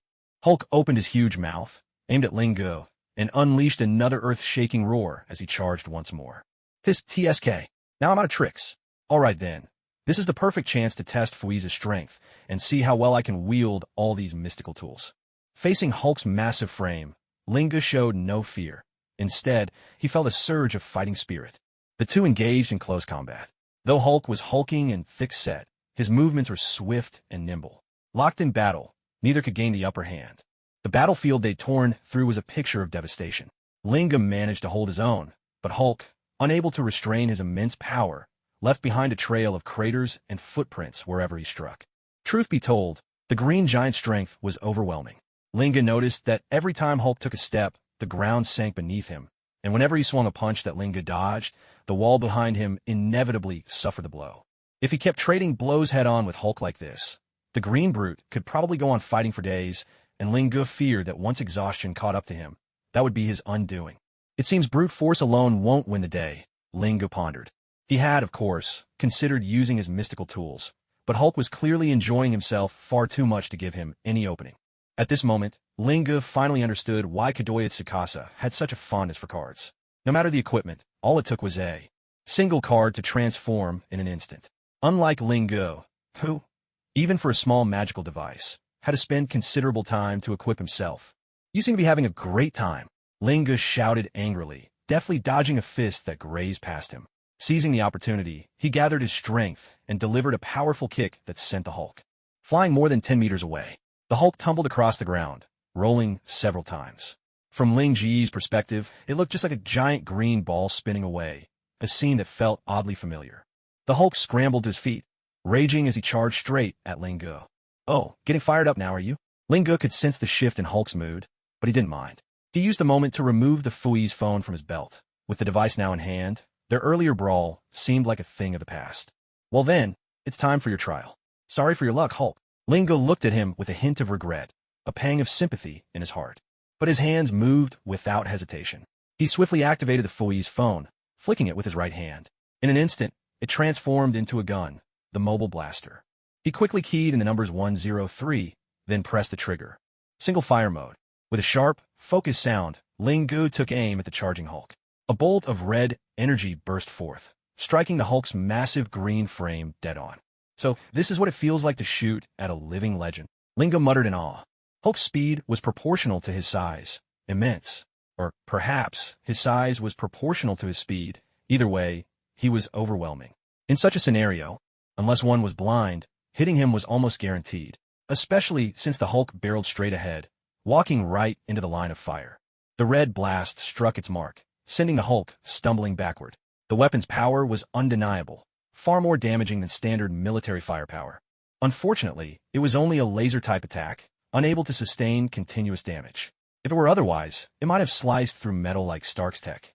As for the Hulk, he was knocked back by the shot, and for the first time in ages, actually felt pain. He clutched his stomach, rolling on the ground in discomfort. Linga was momentarily stunned. Was this really the Hulk? Not some imposter? It almost looked like a child throwing a tantrum. If it weren't for the ruined walls and the beastly roars, the scene would have been almost comical. But the trial wasn't over. Linga entered the code 106 on the Fui's phone, then pressed the trigger again. Burst fire mode. He was just about to fire when, unexpectedly, the Hulk sprang to his feet, eyeing Linga warily. Perhaps wary of the weapon in Ling Ji's hand, the Hulk kept his distance, his body tense and ready to dodge at a moment's notice. The weapon posed no mortal threat, but the pain it inflicted was enough to keep even the Hulk cautious. "TCH, I have to admit, your combat instincts far surpass any human's. But what good will that do you now?" As Linga hesitated for a split second, a massive hunk of steel came hurtling toward him. There was no time to think. He fired reflexively, but it turned out that what followed wasn't just steel beams and metal scraps. The Hulk, now in high spirits, had started dismantling an entire fighter jet, using its parts as makeshift projectiles. "Oh, come on. Was that really necessary? I just shot you once, that's all. If you're so upset, go ahead and shoot me back. This is going too far. Throwing things around is just not right." Watching the barrage of hidden weapons swirling through the air, Ling Ji's face turned pale as he hurried to dodge out of the way. It wasn't that he didn't want to fight back, but the timing simply didn't allow it. Elsewhere, Nick Fury was busy fending off the invading enemies. The formidable head of S.H.I.E.L.D., now forced to battle traitors at his own doorstep. What an irony. Yet, with the guidance of the mysterious prophet Linga, the starship security had been tightened since last night, leaving the enemy's sneak attack completely futile. "They've just arrived. What on earth are they plotting? Nick Fury wondered, dispatching a squad of incoming grunts with practiced calm, but his mind swirled with suspicion. Fury, I think I know the answer. Natasha's voice came through the psychic communicator, cloaked in intrigue. Romanoff? So Ling Ji's already gotten you out. Nick Fury replied. That's right, it's me. I've captured Barton, and I found a mysterious interface hidden in his arrows. It appears to carry some kind of sinister virus. If he had managed to shoot it into the computer core, the Starship psychic system could have been crippled for quite some time, Natasha reported urgently. At her words, Nick Fury's heart clenched. If they lost control of the command room now, unless Stark could quickly repair the third energy engine, the helicarrier would be at risk of falling from the sky. Evacuation would become inevitable. Well done. As the detectives' fight wrapped up, with the situation momentarily under control, Nick Fury's nerves eased just a little. I don't think it's over yet. He's probably still stalling Dr. Banner. Natasha replied. The moment she said this, a heavy weight settled in Fury's chest. He knew all too well the destructive force of the Hulk. If that monster were left rampaging through the base, there'd be no need to worry about engine repairs. He could tear down the entire place before they even finished. Evacuation suddenly seemed like the only option. Hill, find out where they are right now, he ordered urgently. Yes, Director. Hill understood the gravity of the situation and quickly switched through security feeds. Oh my God, she gasped. What is it? Nick Fury pressed. It's nothing. They're still in that warehouse, but Hill hesitated. But what? Out with it. Fury snapped. But the materials in the warehouse have all been destroyed. For now, it looks like Ling Gu has the upper hand, Hill reported truthfully. No other areas affected? He asked. None so far, Hill sighed in relief. If Dr. Banner lost control, with only the current defenses of the helicarrier, losing just one more engine or turbine could spell disaster for them all. Can you reach him? Nick Fury inquired. It should be possible. Their battlefield hasn't changed much, so communications should still be working. Then hurry, get me connected to him. Yes, sir. A moment later, a voice echoed across the area where Ling Gu and Hulk were battling. Ling Gu, if you don't wrap this up soon, my helicarrier will be in pieces thanks to the Hulk. What are you so anxious about? Do you think this is easy for me? Ling Gu retorted, taunting him. Go ahead and throw whatever you want. Let's see what else you've got left. Ling Ji's gaze swept the area. Around the Hulk, there was nothing but empty space, while behind Ling Gu lay a mountain of rubble and shattered giant components. At this point, Hulk had no choice but to face Ling Ji's attacks head-on. Of course, if he threw caution to the wind, he could try smashing the floor beneath his feet. Maybe that would buy him some time. Yet, simple-minded as he might be, Hulk could tell that they were at a dizzying height, with a sheer drop just beyond the high wall behind him, and the floor below led to the same abyss. There was nowhere left to go but forward. One misstep, and he'd fall, so he might as well stand his ground and fight. Out of tricks, are you? Now it's my turn. You're the opponent I've waited for, and I'm not about to let you slip away this time. Ling Gu drew the Fui's camera from the left side of his belt, pulled out the Fui's phone memory from the center, and slotted it into the front of the camera. The black handle clicked free, transforming the camera into an improvised knuckle guard, which he fitted onto his right fist. He flipped open the Fui's phone on his belt and pressed the enter key to initiate the energy charge. Energy charging. A crimson glow surged from his belt, running through the photon veins in his armor and converging at the Fui's camera. Ling Gu dashed at the Hulk, who, finding nothing left to use, braced himself for the attack. Both fighters launched their fists at the same time, but Ling Gu moved with greater agility, striking the Hulk's chest before the Hulk's massive fist could reach him. It's finally over, Ling Gu muttered with relief as he felt that solid impact. He wasn't sure this blow would defeat the Hulk, but at least it restored his pride. But the next instant, regret flashed across Ling Ji's face. His attack had actually sent the Hulk flying, smashing through the wall and plummeting from the helicarrier. What's going on? You're the Hulk. I didn't expect you to be knocked away like that. According to Ling Ji's calculations, that punch should have hurt the Hulk, maybe staggered him, but not ended the battle. This outcome was completely unexpected. Sigh, that didn't go as planned. I guess I'll have to wait for another chance, Ling Gu said helplessly. Director Fury, please listen. This was really an accident. No worries, I saw everything. Detective, that was outstanding work. Seeing Banner fall from the helicarrier, Nick Fury finally breathed a sigh of relief. Inviting Ling Gu had indeed been worth it. I'm glad you understand. After all, only you can track down that mysterious cosmic cube. By the way, could you talk to me differently? I'm the only one here. The battle is over, so why bother contacting me through this audio system? It just feels strange, Ling Gu voiced his doubts. It's because your fight was so intense. You practically demolished the whole place. Now, only the surveillance and communication systems are still working, Nick Fury explained. So you're blaming me? Linger raised an eyebrow. I never said that. You've done an excellent job. The real issue is that Banner is just too dangerous. Inviting him aboard was a mistake, Nick Fury admitted, a lingering sense of fear in his tone. All right then. So what should I do now? That's entirely up to you. Thanks to your help, Romanoff succeeded in capturing Barton. Without you, this helicarrier would have likely crashed out of the sky long ago. Fortunately, we had a plan in place. Now that Barton's forces have been wiped out, all we need is for Stark to repair the engines, and the ship will once again soar among the clouds. As Nick Fury spoke about the outcome, his confidence was unmistakable. Even with enemies at the gates, the King of Spies had led his team with calm resolve, ultimately crushing the attackers and regaining at least a sliver of dignity. What about Loki? Is he all right? Lingo asked. Don't worry. Thor is standing guard, and with his strength, no one will be able to break Loki out. I get that, but Director Fury, are you really comfortable leaving Loki in Thor's care alone? Odin may have adopted them both, but Thor treats Loki like his own brother. What if Loki talks him into it? That idiot just might do something as foolish as letting the prisoner go. Linge felt compelled to remind him, suspecting the director might be a bit too complacent after their recent victory. Detective, you're overthinking it. I'd never make such an obvious mistake. I've already assigned Coulson to keep watch. Nothing will go wrong this time. So sure of yourself? Absolutely. Coulson is my right-hand man, and he's on good terms with Thor. Even if Thor is swayed by Loki, Coulson will pull him back to his senses. He's a professional, and I trust him completely. Fine. How did this guy ever become the director of S.H.I.E.L.D.? Was it his personality that won Pierce's favor? No, Pierce is naive. Nick Fury for his capabilities. So where did this overconfidence come from? Could it be a habit he picked up after becoming director? Ahem. Director, it never hurts to have backup plans. I'm not doubting you, but since you didn't take my advice yesterday to bring the helicarrier down to the ground, I assume you had your reasons. Still, isn't today's incident a clear lesson? Not everything in this world goes the way you want. Detective, care to make a wager? Nick Fury could no longer hold back. He'd finally seized this victory, hoping to erase the biggest blemish of his career, and now Lingo was raising the stakes. Was he not just rubbing salt in Fury's wounds? I am Nick Fury, director of S.H.I.E.L.D. While perhaps not the most powerful man in the world, I do wield considerable influence. Whoever meets me, no matter their status, must show some respect. Why then does Lingo seem so oblivious to the nuances of power and courtesy? Hey, are you getting anxious? Don't get me wrong.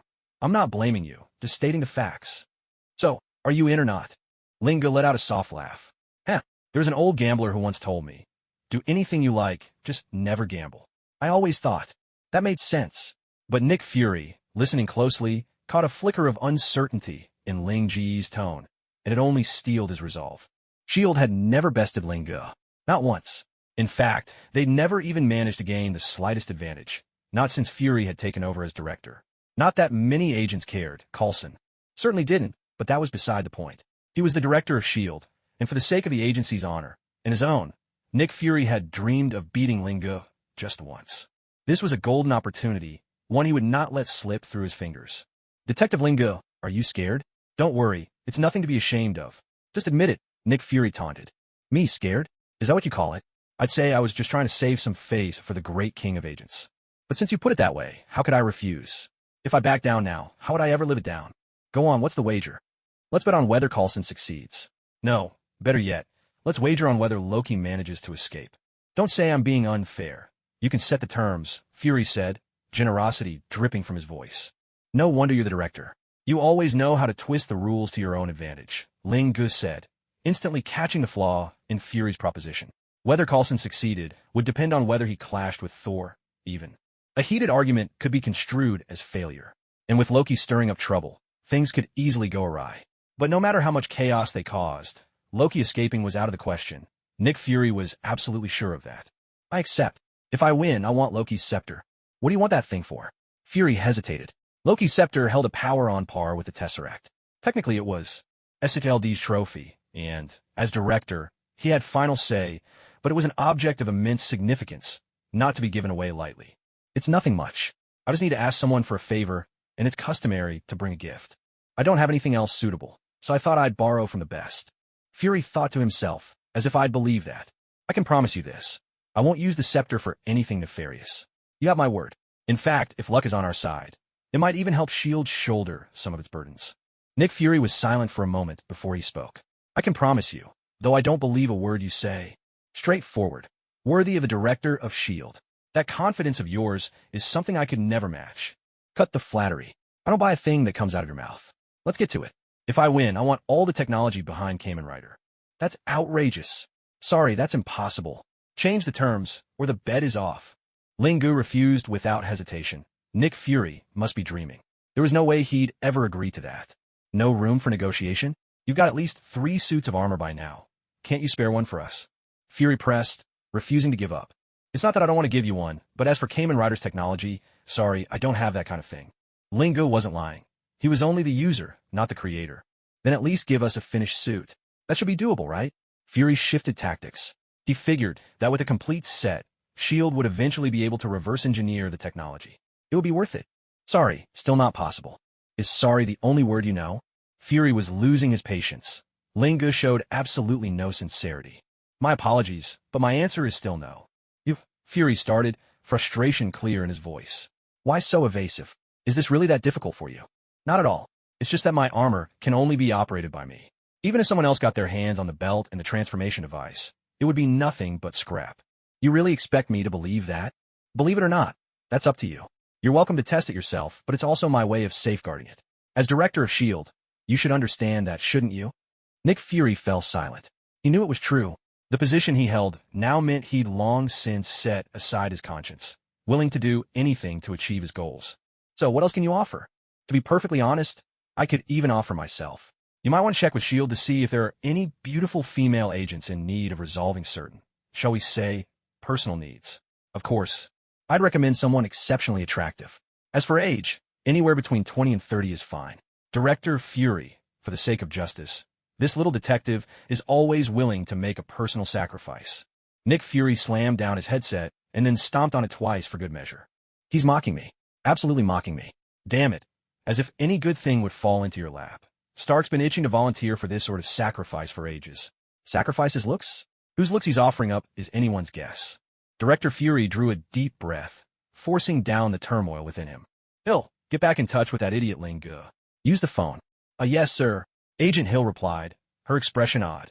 After all, she'd heard every word of the previous conversation. Ling Ji's phone rang. Without hesitation, he answered. It was true, after all, that the Mind Stone was absolutely crucial to him. Lingu, back to the matter at hand. If I win this wager, I hope you'll join S.H.I.E.L.D. Do you really think I'd sign my life away over a petty bet? What I mean is a partial commitment. You'd receive the pay of a level 7 agent, but you wouldn't need to clock in or report to work daily. Only when we're faced with particularly thorny problems would you be called upon, though you wouldn't be paid astronomical sums like this time. That's my bottom line. If you still don't agree, the bet's off. Deal, I can accept that. It's settled then. For justice, I'll join S.H.I.E.L.D. It's my duty. With a sharp thud, another earpiece hit the ground. TSK. What a lack of composure.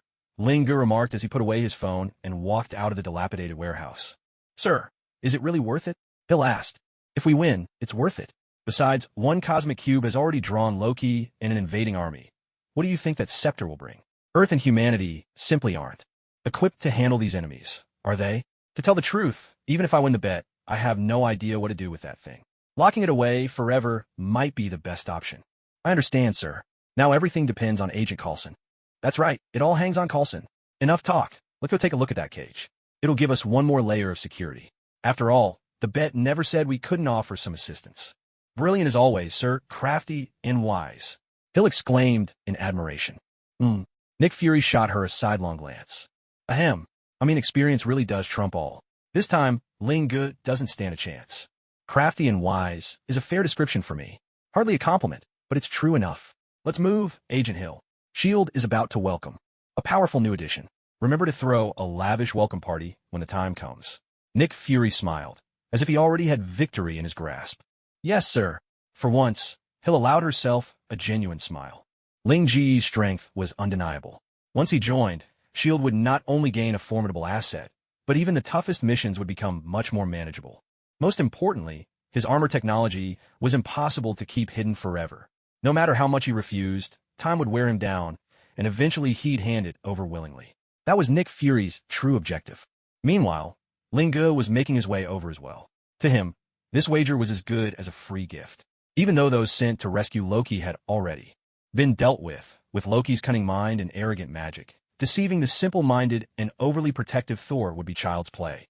As for Coulson, he was just an ordinary human. Loki could toy with him at will, casting illusions without the slightest effort.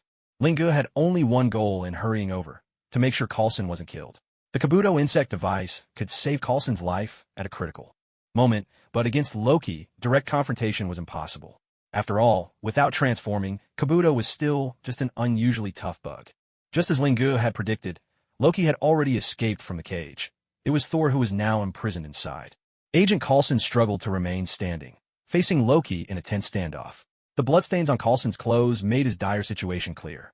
By his side was a red beetle, which had shielded him from a deadly blow. Even so, the protection had not been complete, and he was gravely wounded, not fatally, but close to it.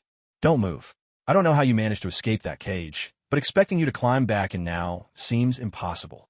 Coulson pointed an untested weapon straight at Loki, his wary eyes scanning the surroundings. He had already suffered from Loki's illusions once, a lesson that had nearly cost him his life, and he was unwilling to risk a repeat. Put down that fire stick in your hand. Even if you hit me head-on, it won't do you any good.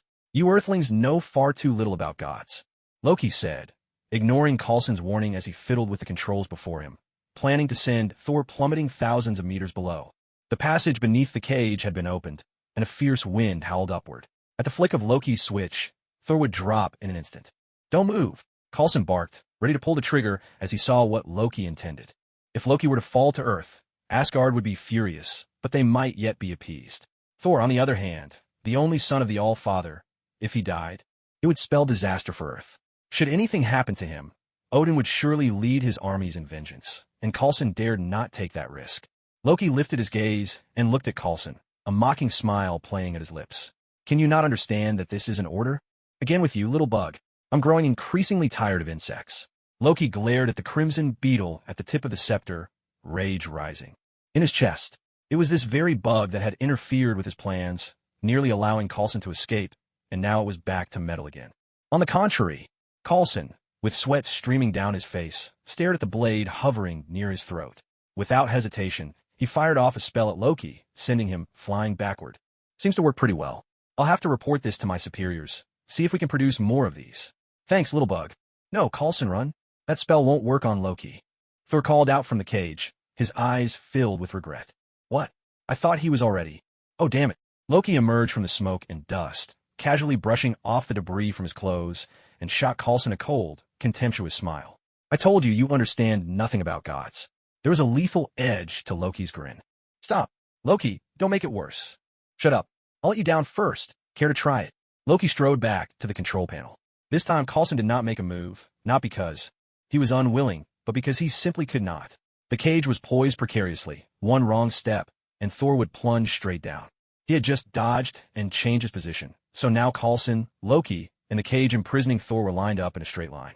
If his spell went awry and struck the cage, it would mean saying farewell to Thor. If it hit Loki, the outcome wouldn't be much better. Judging for what just happened, Loki would be knocked back, and Thor would plummet down all the same. For the first time, Coulson realized there was a flaw in the cage's design. The director had been overly cautious, never imagining a situation like this could arise. Caught between two impossible choices, which should he make? What a predicament. Don't worry, your turn will come soon, both of you. Loki gripped his scepter, its tip aimed squarely at Coulson and the beetle, making his intentions perfectly clear. Coulson, run, Thor shouted anxiously from inside the cage. You think I wouldn't if I could? With this guy's magic, escaping is easier said than done. Coulson thought to himself. Shut up. Why am I even wasting words on you? Loki sneered, but added with a mocking flourish. Still, let me give you 4 words. Farewell and safe travels. Before Thor could grasp his meaning, a sudden sensation of weightlessness overwhelmed him, and the cage plummeted straight down. There, the annoying one is taken care of. Now, do you have any last words? Loki turned to Coulson, his gaze cold. You'll never get away with this. Oh, I beg to differ. I command an army, one strong enough to conquer the world. And you? Your so-called heroes are fractured. Your ship is in ruins. What do you have left to oppose me? Now, if you get on your knees and beg, perhaps I'll let you live. Fractures are just the growing pains before unity. No matter what, I believe heroes never let us down, Coulson replied, fear in his heart but conviction in his voice. That's your answer? Then prepare to die. Loki swung his scepter and charged at Coulson, but his true target was the beetle. After several encounters. He knew that to eliminate this agent, he'd have to take out the beetle first. Otherwise, things would get complicated. But this time, something changed. The red beetle didn't shield Coulson. Instead, it shot toward Loki, spinning at dizzying speed, its attack force formidable. Interesting, it's learned to take the initiative. Loki dodged in a flash, and the spot where he just stood was left with a fresh hole. This isn't good. Although the attack didn't harm him, it was more painful than Coulson's spells. Against a god, ice magic was more intimidating than firearms. The beetle wasn't as sharp as a blade, but Loki had no desire to be impaled by it. But it'll only buy you a few more seconds. What's this? Ran away. Loki realized the beetle had stopped attacking, and now sat motionless, which puzzled him. Seems your luck's run out. Even your only protector has abandoned you. I wouldn't be so sure, Loki. I'd suggest you take a look behind you, Coulson said, letting out a long breath as he slumped down, his back drenched in sweat. Loki's expression darkened. Sensing no deception in Coulson's tone, he spun around, only to see Ling Goose stepping out of the hole, the red beetle firmly in his grasp. Wow, looks like I arrived at just the right moment. Ling Goose said with a laugh, seeing that Coulson was safe and the mission was complete. Seems it's time for me to leave, Loki said. You think you could just walk out of here? Nick Fury and Hill appeared, their faces darkening further when they saw the blood on Coulson. Who knows? Ling Goose, I know I'm no match for you, but if I want to leave, you can't stop me either, can you? That's true, Ling Goose replied, stroking his chin thoughtfully. Detective, this is neither the time for jokes nor for you to play the lone hero. Even Loki admits he can't beat you, Nick Fury said, his face grim, suspecting that Ling Goose might let Loki go because of some wager. With just him and Hill, they probably couldn't stop Loki alone. Ha ha ha.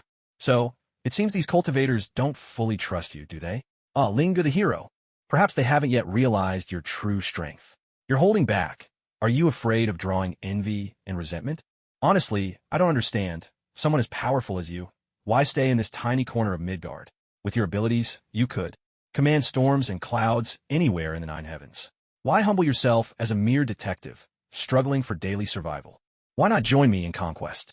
When I rule the stars and seas, I'll give you a share, a realm of your choosing. Loki, don't even try to sow discord. SHLD's trust in Ling Goose is unwavering, Nick Fury said, too pressed for time to dwell on the shocking secret that had just been revealed. The most urgent task now was to make sure Ling Goose wasn't swayed. Otherwise, the three of them might not get out alive. You needn't worry. The answer lies in peace. Peace? Is that all? All the more reason to join me. Pledge your loyalty, and I'll guarantee no one will disturb your tranquility. Is that so? Ling Goose was visibly tempted, but those two words were enough to put Nick Fury on high alert, ready to act if necessary. Enough. After all, I was paid for this. Pursue you and plunge into a doomed war? With the Ancient One still here, and Odin the All-Father still ruling, should I follow you into eternal damnation? Nick Fury let out a sigh of relief, though Loki's words only piqued his curiosity further. A pity, Loki said with a smile, betraying no anger. In the presence of true strength, he knew his place. Then this is farewell. As I said before, do you really think you can just walk out of here? Nick Fury regained his confidence, a hint of pride in his voice. That's enough, Director Fury. He's already gone. Everything you just saw was an illusion.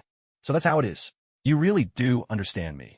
Loki's voice faded as his form gradually dissolved into nothingness. Don't look at me like that. That was one of Loki's illusions. He left the moment we stepped in. Damn it, Nick Fury cursed, then strode over to check on Coulson's wounds. All right, stop staring. We arrived just in time. Coulson's only lost some blood. Give him 10 days or 2 weeks to rest, and he'll be back on his feet. Sir, I'm sorry. May I rest for a while first? I'm truly exhausted. Of course, get some sleep. We'll talk about the details when you wake up. Thank you. Coulson lay down at once and fell into a deep sleep. He really is completely worn out, Nick Fury observed, sweeping his solitary eye over Coulson before turning to Hill. Agent Hill, spread the word. Tell everyone that Agent Coulson died heroically in the line of duty. Yes, sir. Wait, what? Sir, I know Coulson is injured, but isn't that a bit much? He doesn't seem quite on the verge of a glorious sacrifice, Hill questioned, puzzled. My lovely lady, I believe your clearance level at S.H.I.E.L.D. is fairly high, isn't it? A bit higher than our friend here on the ground. Why do you ask? Director Fury, I must say, I worry about the future of your S.H.I.E.L.D. To think someone of your rank still doesn't grasp the deeper meaning behind your superior's orders. TSK Tisk. Detective, not everyone is as innately gifted as you are. Agent Hill is far more suited to command. These sorts of maneuvers are not her specialty.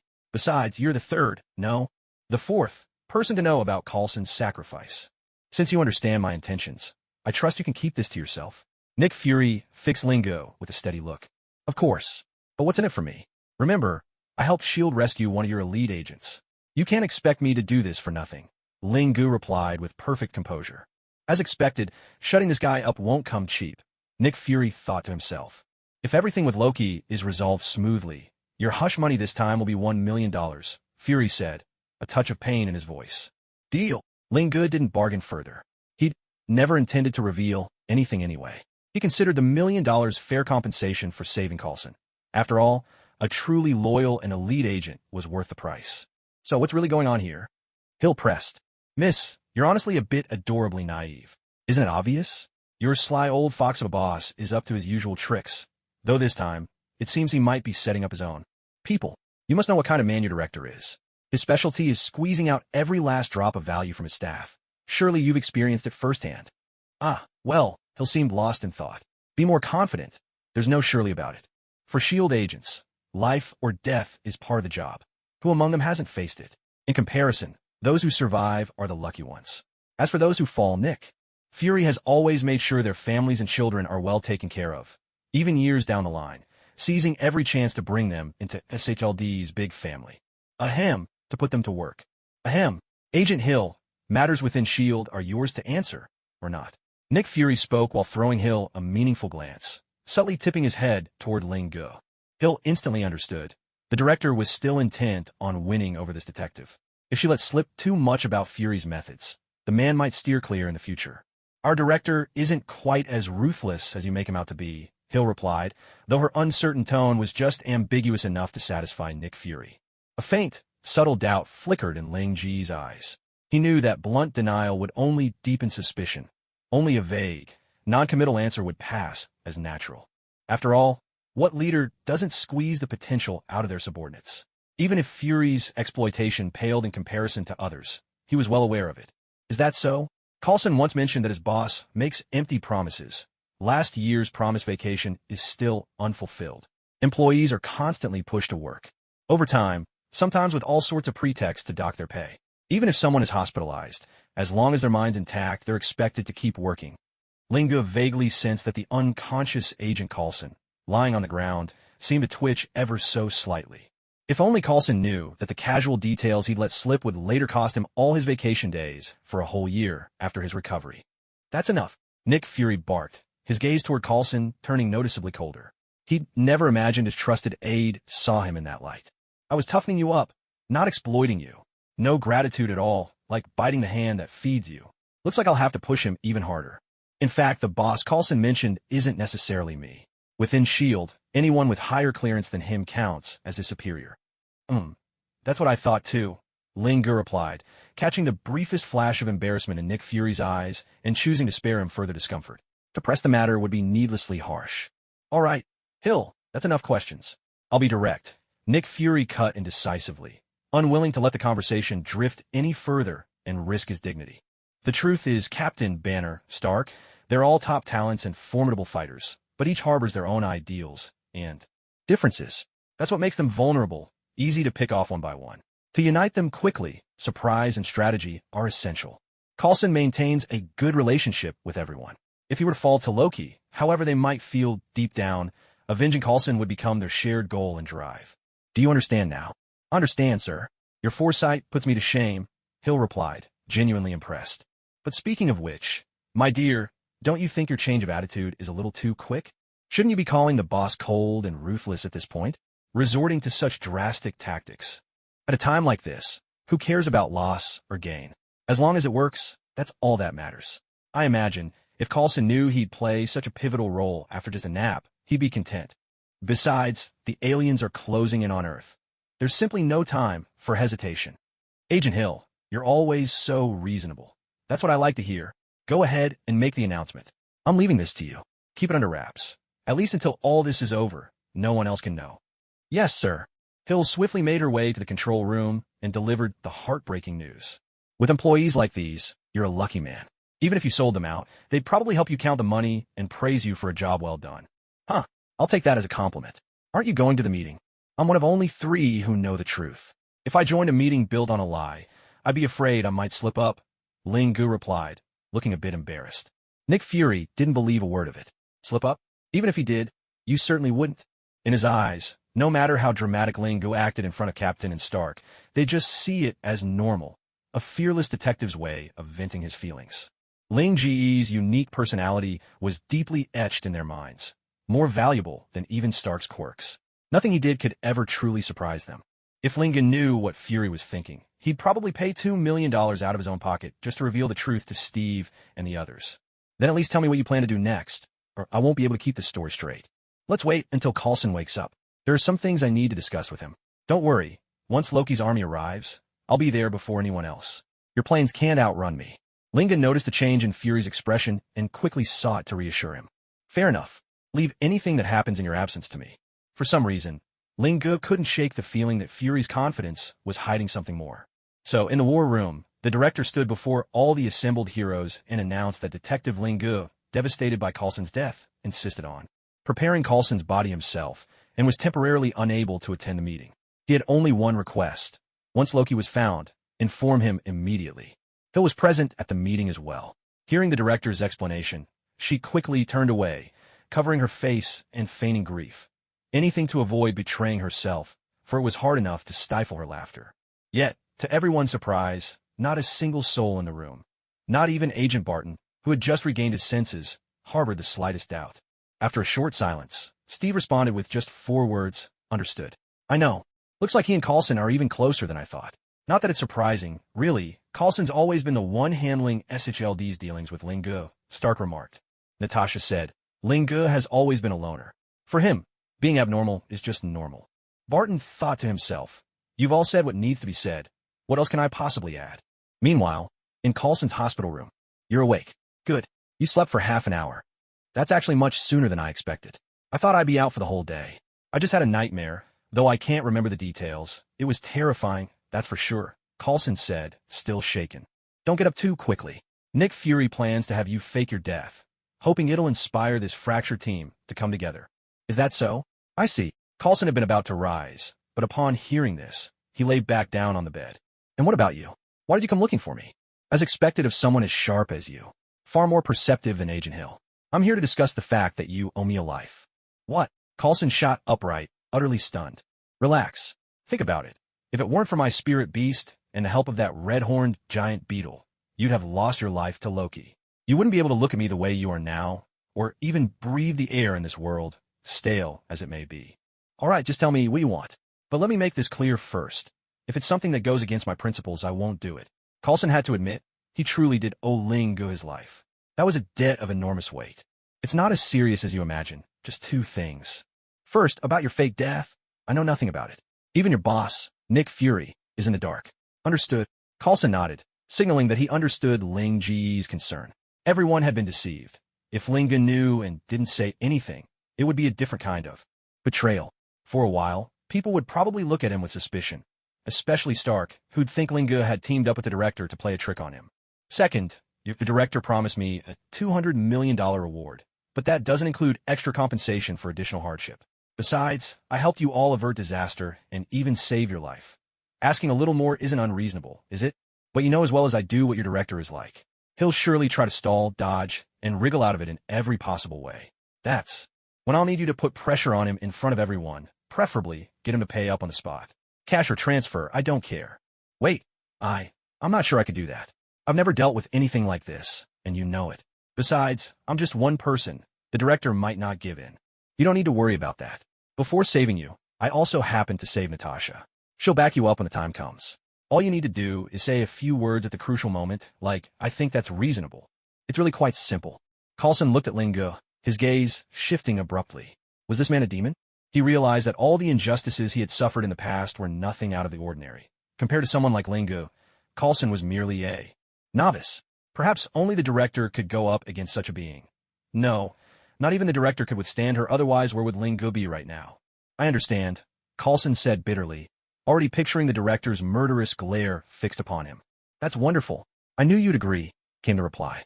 Noticing the poor look on Coulson's face, Ling Gu continued. Agent Coulson, your kindness is undeniable. That's a fact. But your superior is still scheming against me, so I'm entitled to collect a little interest, wouldn't you say? When he invited me here, I could have refused, but I still came, even knowing I might be walking into life and death. For the sake of justice, I've made enormous sacrifices, and yet your director has shown no sincerity whatsoever. Oh, and he even made a bet with me. The prize was Loki's scepter.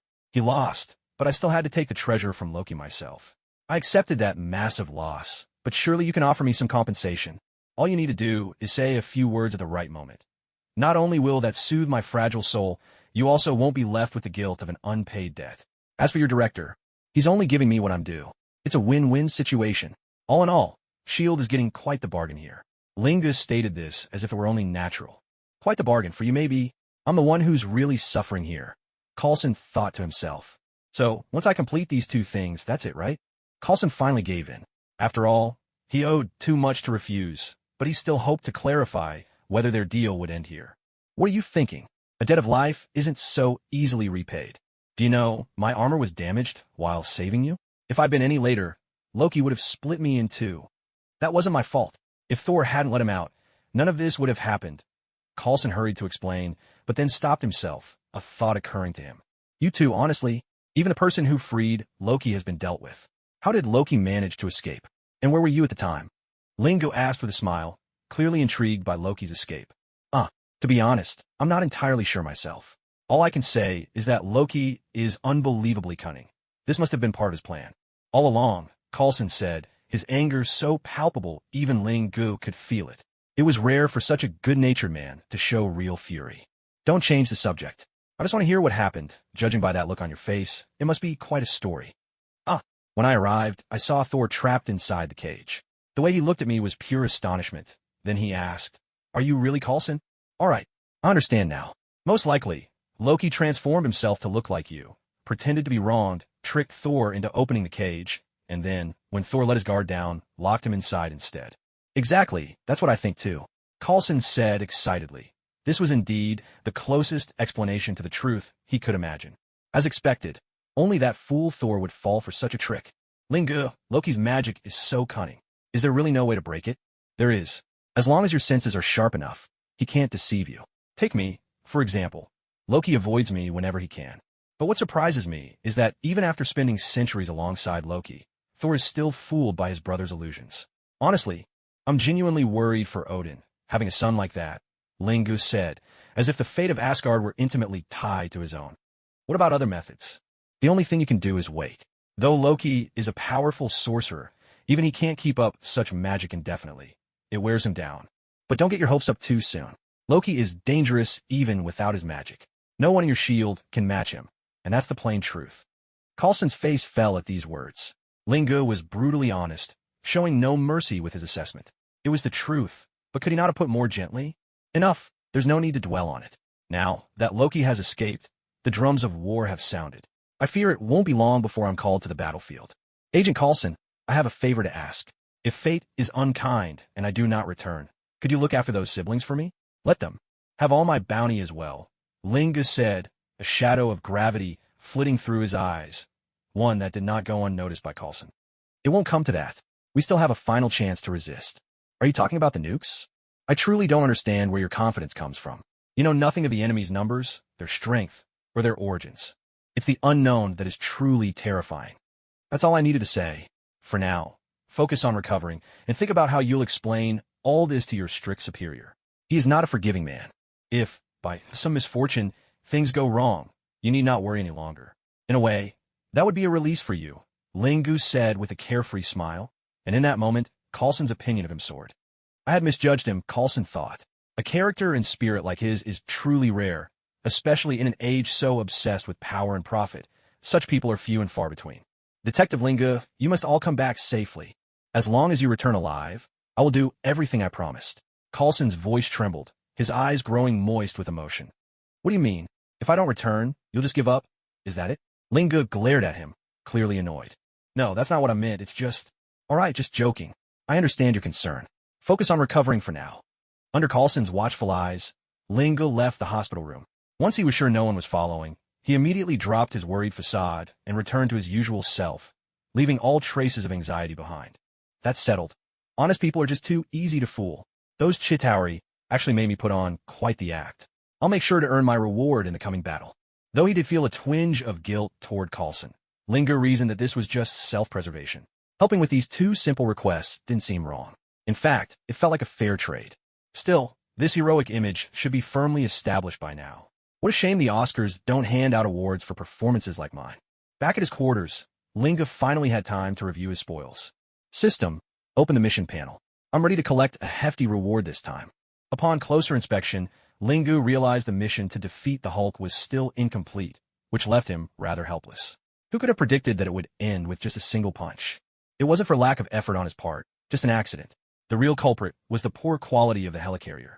But seeing the other two missions marked as completed, especially the one granting the Mind Stone reward, 1,000,000 points, sent a rush of excitement through Linga. System, claim the mission rewards, and while you're at it, show me my current point total. The host has completed one main mission and one side mission, earning a total of 1,100,000 points. Added to your previous balance and recent daily sign-in bonus, congratulations. Your current total is 1,300,000 points. About what I expected, but seeing 1,000,000 points added all at once. It still feels a bit unreal, Linga said, his voice trembling with excitement. All right, time to get down to real business. System, open the shop. This time I have to buy D-End, no more delays. As you wish, host. Excellent. Linga gazed at the D-End driver, now highlighted in the shop, his heart pounding with anticipation. Is this just a powerful transformation device? No, this is an escape route, a portal. With it, his safety level would soar. He wouldn't dare act recklessly, but at least he'd worry less. If he ran into an enemy he couldn't handle, he could teleport home in an instant. Once he truly mastered the dimensional barrier, he'd be leagues ahead of the competition. Purchase. Lingo acted at once. With a discount, the 800,000 point price was a bargain, and he paid without hesitation. After all, he had points to spare. A gun appeared in his hand, predominantly black, accented with blue and silver. Along with it came a DN transformation card, as well as cards. 4 W, Skull, Kabuto, Eternal, and Foes. All riders whose transformation devices Lingu already possessed. A nice bonus from a system. As long as he had a rider's transformation device, he would receive the corresponding rider card. By now, Lingu could almost call himself a summoner. With a gentle wave of his hand, a dimensional barrier shimmered into existence before Lingu. This should be the passageway to my home, right? Lingu said with a hint of uncertainty, feeling somewhat unfamiliar with it since it was his first time using the ability. He remembered the system's warning.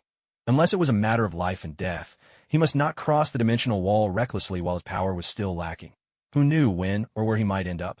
Given his current strength, he was far from being able to travel at will. At best, he could only traverse space to places he had already visited. Despite his worries, the first step had to be taken.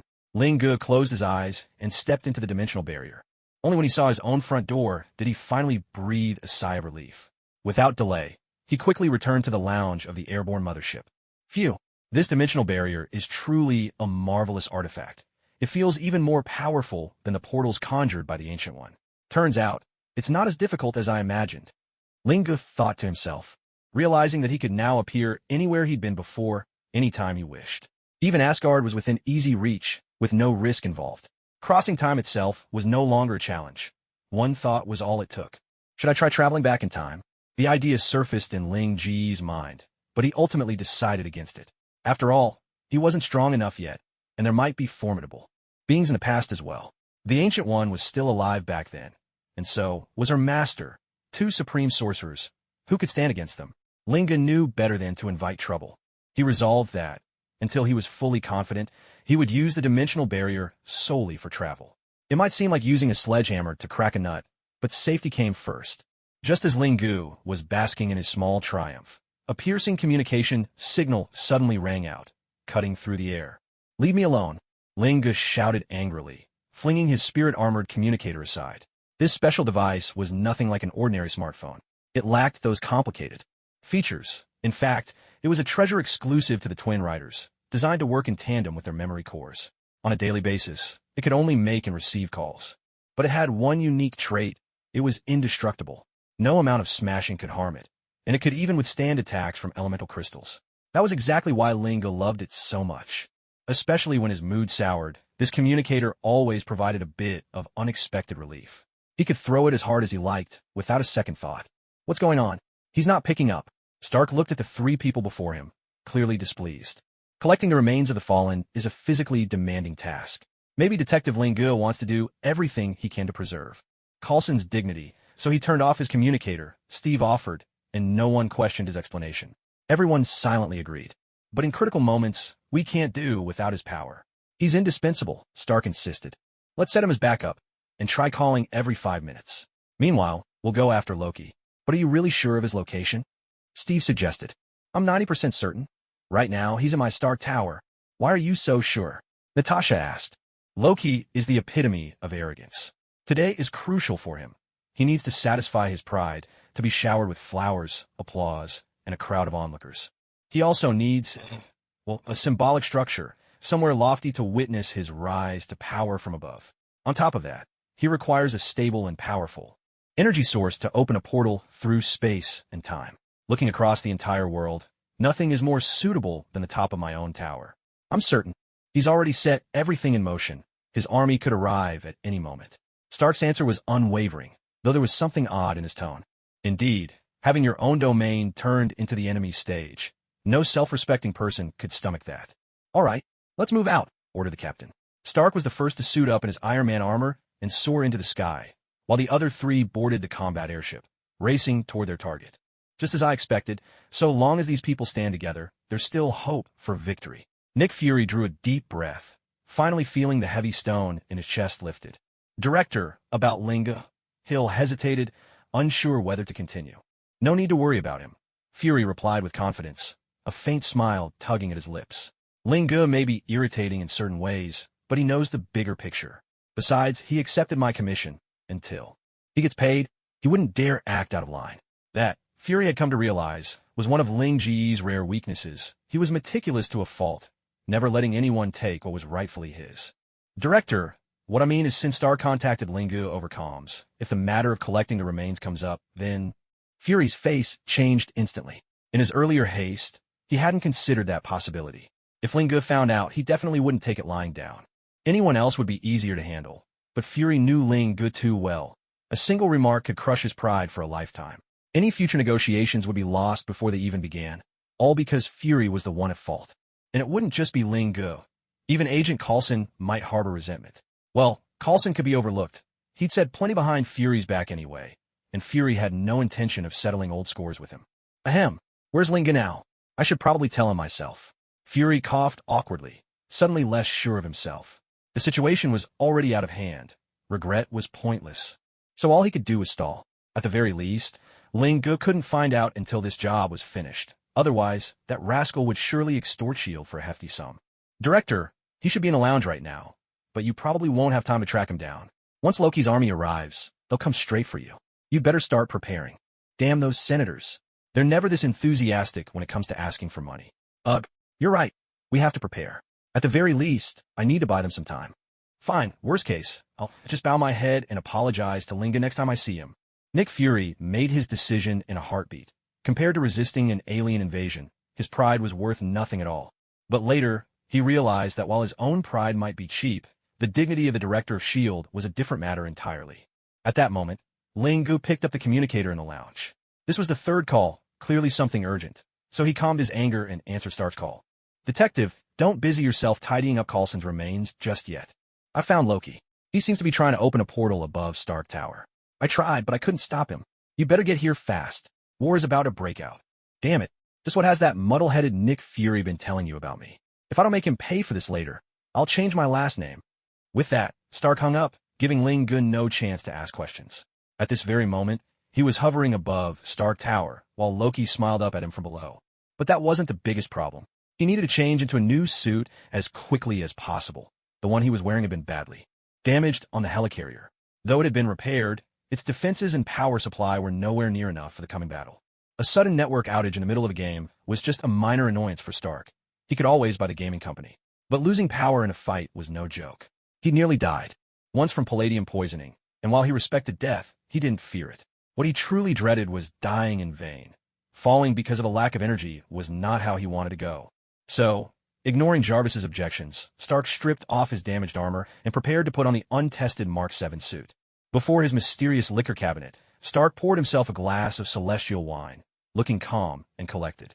But while Loki was distracted, Stark quietly slipped on the power-charged wristbands of the Mark 7. Have you come to beg for my mercy? Loki murmured arrogantly, holding his scepter. My army is coming, and you've run out of places to hide. Would you care for a drink? Stalling for time won't save you. Not interested? Then I'll enjoy it myself. I'm curious. Why are you so confident? I feel no fear at all right now. Still, your suggestion isn't bad.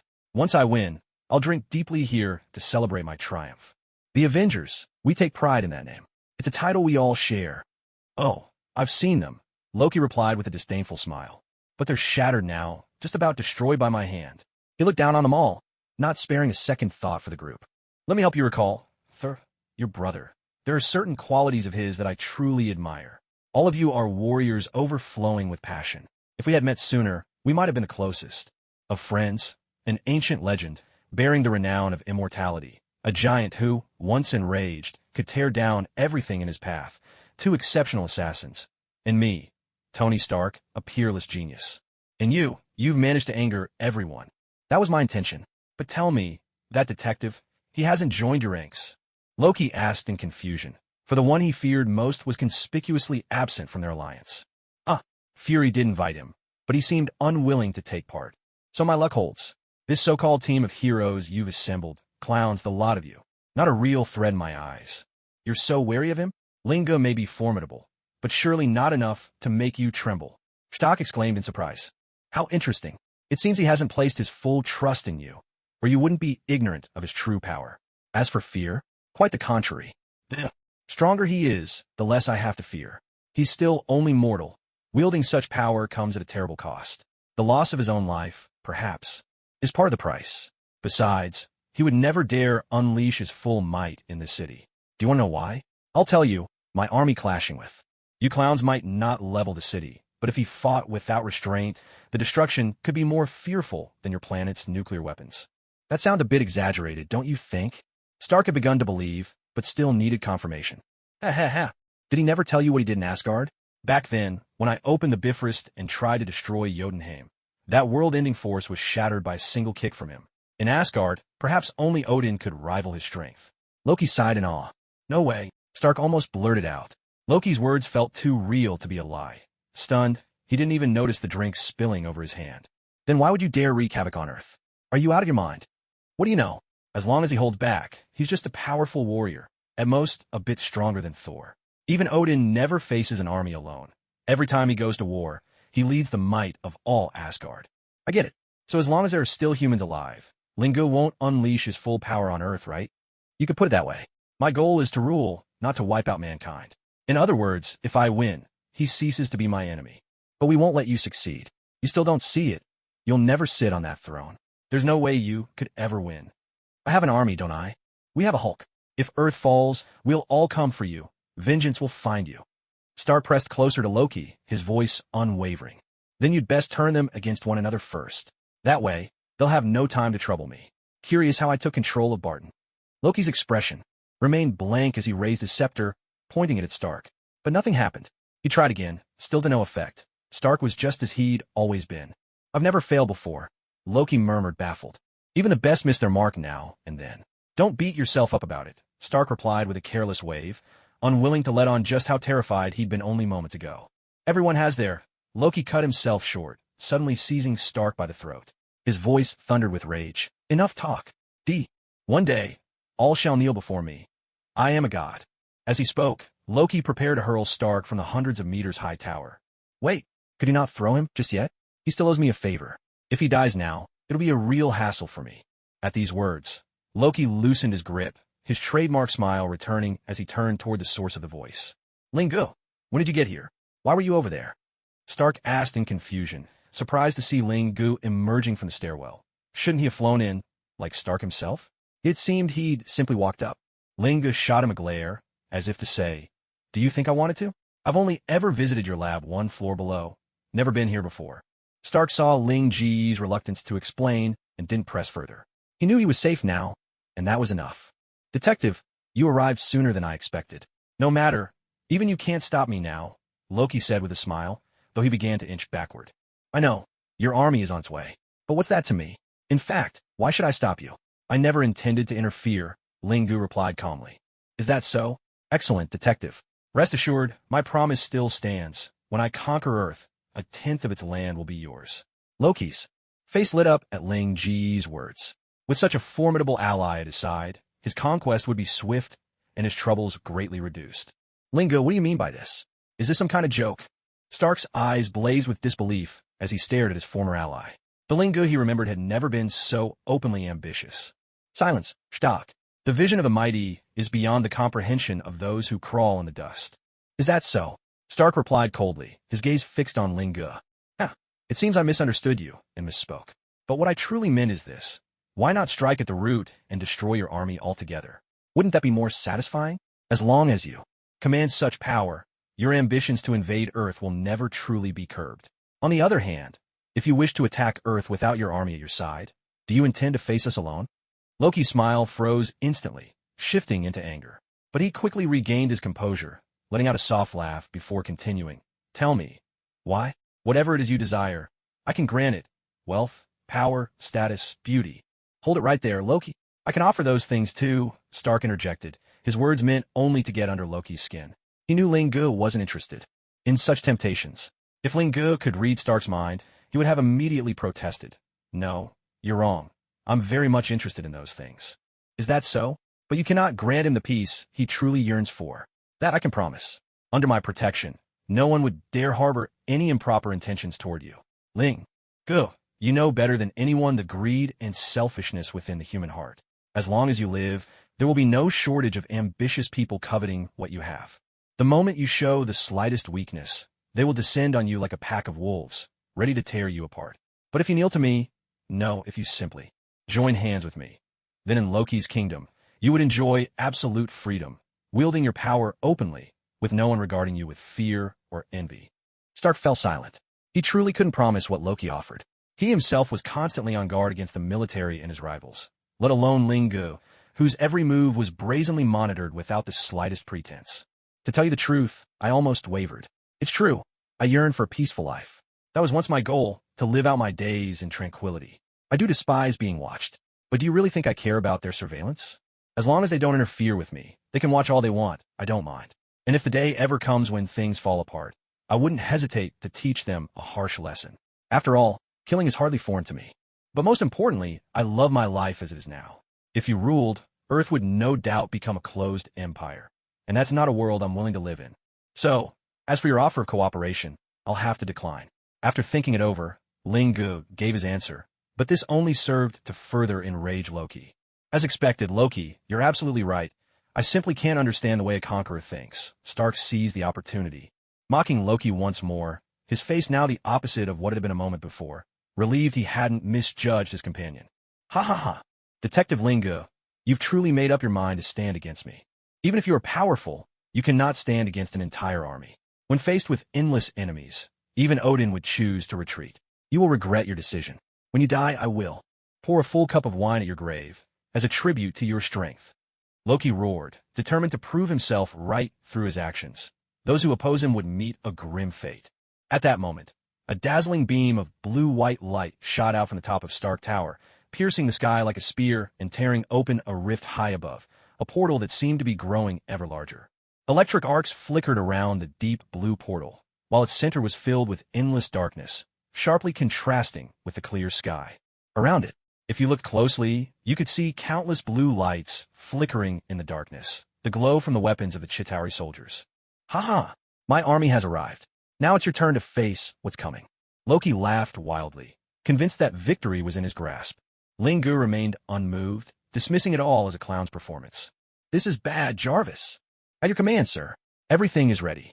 No sooner had the words left his mouth than the Mark 7 armor burst from its storage case, swiftly assembling itself around Stark. With the suit on, Stark's confidence returned in full force. Loki, honestly, as long as we take you down, this disaster ends right here. Headless armies, no matter how strong, are nothing but a scattered mob. Isn't that right? Loki merely smiled, utterly unfazed by Stark's words. A laser beam shot toward Loki, but he didn't even flinch. As expected, Stark's attack passed straight through Loki's body, shattering the glass behind him. Stop wasting time.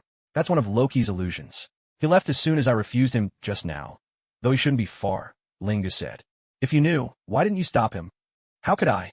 I can barely see through his illusions as it is. If he disguises himself as you, maybe I could tell. But if he's set on escaping, sorry, I really can't stop him. Damn it, he got away again. Don't take it so hard, genius. If not for a detective like me being here, even with your armor, you still wouldn't be my match. Loki's illusion taunted. Why don't you show yourself instead of hiding? Your clumsy attempts at provocation don't work on me. If you got the guts, take off your suit and let's settle this one-on-one. Damn, this guy's on even thicker skin than I do. When Steve wants to challenge me, he always reminds me to wear my armor. Stark, you have more pressing matters right now, like stopping that army. I need to retrieve something from Loki. After that, I'll come and back you up, said Ling-Gu, sounding weary. How could he waste his anger on a mere illusion? Stark paused for a moment. Ling-Gu was right. The portal had already opened. He had no time to chase after Loki, no matter how furious he was. First, he had to deal with the invading army. Understood. I'm heading over right now, Stark replied, rushing toward the wormhole, intent on using his firepower to establish the first line of defense. Evil God, are you just going to stand by and watch? Aren't you going to join in? Loki taunted. You seem certain I won't turn on you. Tell me, is it really you who's appeared this time? Ling-Gu, your wisdom is extraordinary. You must already realize that although I command this army, it doesn't mean the Chitauri truly obey me. This is merely a transaction. They help me conquer Earth, and I deliver the Tesseract to them. Each of us takes what we want. In other words, if I fall, they'll be left leaderless. An undisciplined army is the real catastrophe. Just as I suspected. But don't get me wrong. I'm not avoiding beating you up. I just worry I might accidentally kill you, and that would be awkward. Kill me? You have no armor on, and I'm standing right here. Do you really think you still have a chance? This was Loki's true motive for taking the risk. Ling-Gu was far too unpredictable. If he chose to go down fighting, the outcome could go either way. Best to eliminate him before he could transform, or perhaps, if I could control you, I'd gain an incredibly powerful and loyal warrior, Loki said with a grin, pressing his scepter against Ling-Gu's chest. What's going on? Why isn't it working? Loki stared in shock at the man before him, beginning to doubt if the scepter had lost its power. It was one thing for, and not to work on Stark. He could explain that as his own mistake, but for it to fail with Ling-Gu as well. He couldn't believe he'd made 2 errors in a row. Curious, aren't you? Honestly, it's nothing special. I'm just a bit unusual. Any attack on my mind or soul is completely ineffective. That's impossible. Nothing's impossible. Now, hand over your treasure. I made a bet with Nick Fury, and by rights, this scepter is my prize. It was only stolen from me by your carelessness. Loki stared blankly, baffled by the logic. When did his scepter become someone else's property? Detective, you seem to have forgotten something. With just a flick of my finger, your life could end. You're standing here, unarmored, do you really think you could defeat a god in this state? Loki smiled. Though it was a shame to kill Ling-Gu, he had no other choice.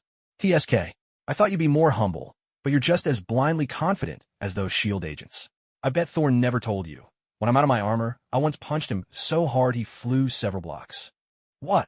Before Loki could react, he was sent flying, probably even farther than Thor had been the last time. At last, it's mine. If S.H.I.E.L.D. had gotten their hands on this, it would have been a real hassle to get it back. Ling-Gu murmured to himself as he looked at the scepter in his hand. As for the wager, if Nick Fury's word could be trusted, there'd be no such thing as deceit in this world. Where's my brother? Where did Loki go? Thor flew in from the distance, and, as soon as he saw Ling-Gu, blurted out the question, a testament to the bond between brothers. Thor was the very picture of someone who forgets the pain the moment his wounds start to heal. After all, Loki had just thrown him out of the sky from 10,000 meters up. If he'd arrived half a minute earlier, you might have caught him. But now, Ling-Gu replied, sounding a bit awkward. What do you mean by that? You didn't do anything to him, did you? Even if Loki has made terrible mistakes, he's still an Asgardian. He should be judged by the laws of the realm. Thor's words lacked conviction. After all, he couldn't possibly have missed the massive portal tearing open the sky. For such a crime, even 10,000 deaths wouldn't be enough under Earth's laws. Relax, I didn't kill him. I only knocked him away just now. If you head over to the building next door, you might still find him. As Ling-Gu spoke, he pointed to the structure next to Stark Tower, where a human-shaped hole was clearly visible. All right, stop worrying about your brother. His survival skills are almost as good as mine.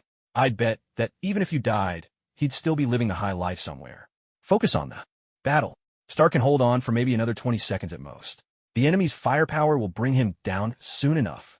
Wait, actually, it looks like he's already been shot down. Ling-Gu watched as a flying vehicle, shaped not unlike a kayak, zipped past.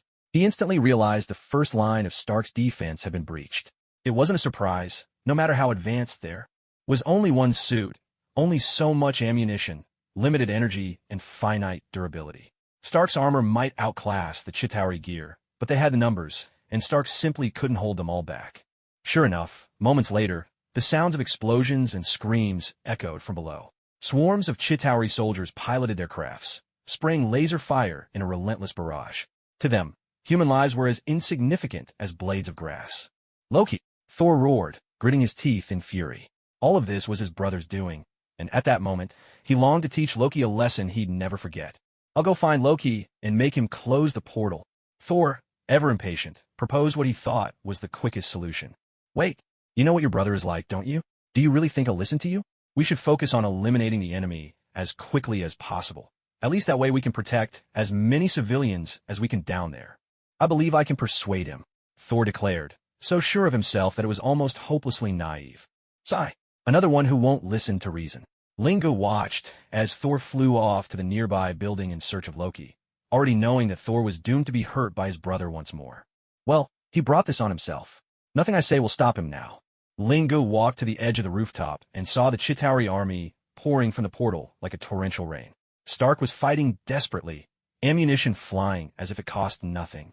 Under these circumstances, we can't offer much help. Only do our utmost. While destroying the Chitauri Legion is our mission, Loki's words are not without reason. With our current strength, taking on an entire army alone is nothing but a fool's dream. Who knows how many enemy soldiers are lurking behind that wormhole? Ling Ji's mind was clear. He could fight, even to his very last breath, but don't get him wrong, at that final moment, it would be for escape, for a handful of points, not reckless heroism. He wasn't foolish. With the dimensional barrier in his possession, worst case, he could grab Wanda and his brother-in-law and flee to Asgard, where at this stage, it was still safe. Even Loki, for all his arrogance, wouldn't dare defy Odin. Besides, the Ancient One, Earth's Sorcerer Supreme, was here. The chaos would never spiral out of control. Still, he wondered, how did they get through this ordeal? He'd only seen the movie trailer back then. The book offered a single, vague clue. Natasha closed the portal, resolving the crisis. That was far too understated. How? Was that supposed to help? At the very least, tell him how she did it. Forget it. Once the store upgraded, he'd get rid of this useless book as soon as possible. What was the point of keeping it just to show off? Detective, what are you standing around for? Get over here and help. Linga was in the middle of grumbling when he heard Stark's voice behind him. Jarvis, relaying the message. Iron Man was flying past, trailed by 7 or 8 drones. If Stark hadn't been firing back now and then, you'd think he was under attack. Oh, I just had a mental showdown with Loki. That guy's too sly, but luckily, I won and gave him a good lesson. Linga made up a story with a straight face. No way he'd let Stark know he'd been distracted and forgot his job. Huh, Loki? Really? Never mind, that's not important now. Help me deal with these guys chasing me. Got it. As soon as the words left his mouth, the Fui's driver materialized at Ling Ji's waist. He punched in a 555 code on the Fui's phone, transforming in an instant. You lure them over, and I'll take care of them as quickly as I can. All right, but wait, could you move somewhere else? Where you're standing is way too risky. If my Star Tower sign gets damaged, that would be a real problem. Stark agreed readily at first, but when he saw where Ling Gu was positioned, he hesitated. You're hesitating?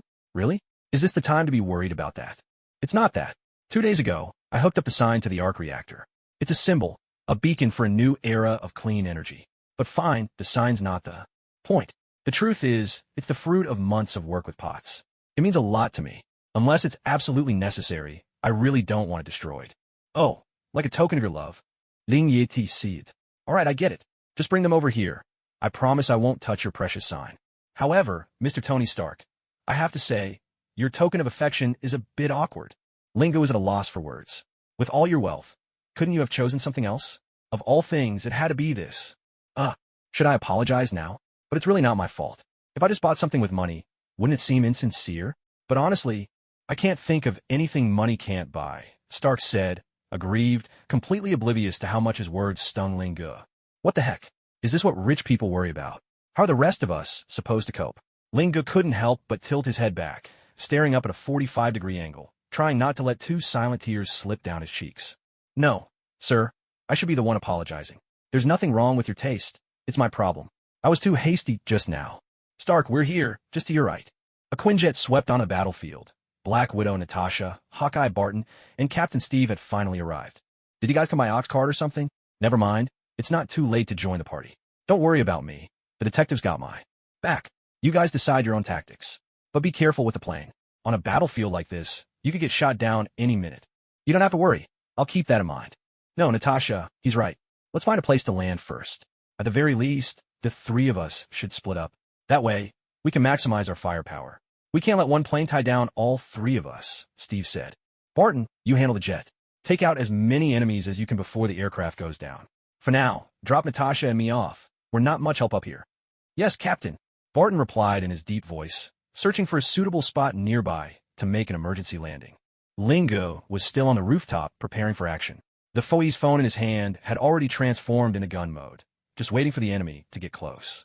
7 or 8 of them. Nothing he couldn't handle. Lingo, detective, maybe you should find a new position. I accidentally circled around one more time just now, and now I've got more than twice the number of pursuers on my tail. What, nearly 20? You really have faith in me. Well, there's no helping it. Just bring them over. All right, I'll be right there. Stark didn't say anything more. Just from Ling Ji's tone, he knew these pursuers were nothing he couldn't handle. Sigh, over 20 of them. My gun won't be enough for this. Better use that move. 10 seconds should do the trick. Ling Gu put away the Foe's phone, reinserted it into the driver at his waist, attached the watch-shaped accelerator to his left forearm, and removed the acceleration memory, slotting it into the outside of the Foe's phone. As the word complete rang out, the silver-white armor on Foe's chest swiftly expanded up to his shoulders, resembling 4 segmented circuit boards, with a crescent-shaped dark red core at the center. At this point, most of the suit was shrouded in black. This was Foe's accelerated form. What sort of armor is this now? Stark couldn't help but wonder as the thought flashed through his mind. Time itself seemed to freeze. Crimson beams, sharp as gale-driven drills, pierced through the bodies of the pursuing enemies in a blink. A cacophony of explosions thundered one after another. Roars shook the very heavens. 3, 2, 1, time lock. Time's up. A frenzy of fiery blasts erupted around Stark before he could even grasp what had happened. The pursuers were reduced to ashes, and all that broke the silence was the mechanical sound. Form release, deformation. Foe's armor reverted to its original state, the silver pauldrons sliding smoothly back into the chest plate. What technique did you just use? Was that some kind of supernatural speed? Stark stammered slightly as he asked. Not far off. If you could slow down my speed by 1,000 times, maybe then you'd see what happened. 1,000 times? You can't be serious. Under his iron helmet, Stark's face was a mask of shock. The duration is no more than 10 seconds at best. Well, that's obvious. 10 seconds at most, and my armor drops out of acceleration mode. Plus, I can only use it once in a short period. Wait a second. How did you even know that? I've never told anyone. Linga shot Stark a look filled with confusion and doubt. The timer on Jarvis showed you took less than 10 seconds to wipe out the enemy. So that's it. I was careless. But before you speak again, could you wipe the drool from your mouth? And don't even think about borrowing my tech. Remember how you lost that last set of memory units? Yeah. How long ago was that? You're still bringing it up. Stark grumbled, swatting aside a Chitauri soldier in passing. I left them with you for safekeeping. And look what happened. Go on. Say it again if you dare. If you do, I'll never bring it up again. What's there to be afraid of? It's just... Stark suddenly fell silent. One set had almost fallen into military hands, with Vanko becoming a test subject and nearly causing their downfall. Another set ended up with S.H.I.E.L.D., and Nick Fury was no saint. Who knows what underhanded things he did with them. That's more like it. From now on, keep your hands off my stuff. For now, let's put an end to this war before anything else. Before the words had faded, a massive figure materialized inside the wormhole. Accompanied by a piercing shriek, a colossal and menacing beast began to swim out, stretching dozens, even hundreds of meters long. It looked like a giant whale wrought from solid steel, but its form was far more reminiscent of the legendary Kuenping. Wherever it passed, buildings were reduced to rubble. But that wasn't all. Hordes of Chitauri soldiers spilled from its armored body, turning the beast into a walking fortress of war. The only consolation was that these soldiers lacked flying vehicles, making them mere ground troops. A sharp breath escaped Stark as he took in the scene. Below, Natasha and Steve battled fiercely, but their situation was hardly any better. The beast's enormous shadow blotted out the sun, leaving them surrounded in oppressive darkness. Linga, can you use that move of yours one more time? Stark asked, urgency in his voice. What do you think? Linga shot back, his tone less than friendly. Agent Barton was piloting the battered Quinjet, unleashing salvo after salvo at the beast. It was in vain, but he refused to give up. determined to wring every last bit of usefulness from the jet. It was a testament to his skill that the aircraft could still fly at all. As expected, a blast of laser fire struck the Quinjet. Barton, anticipating this, did his best to steer the crippled plane directly at the beast as it plummeted, then leapt out to safety at the last possible moment. A tremendous explosion thundered through the air. The Chitauri Leviathan was wounded, shards of metal spraying in every direction, but it scarcely slowed. After a brief, pained wail, it pressed on, as if nothing had happened.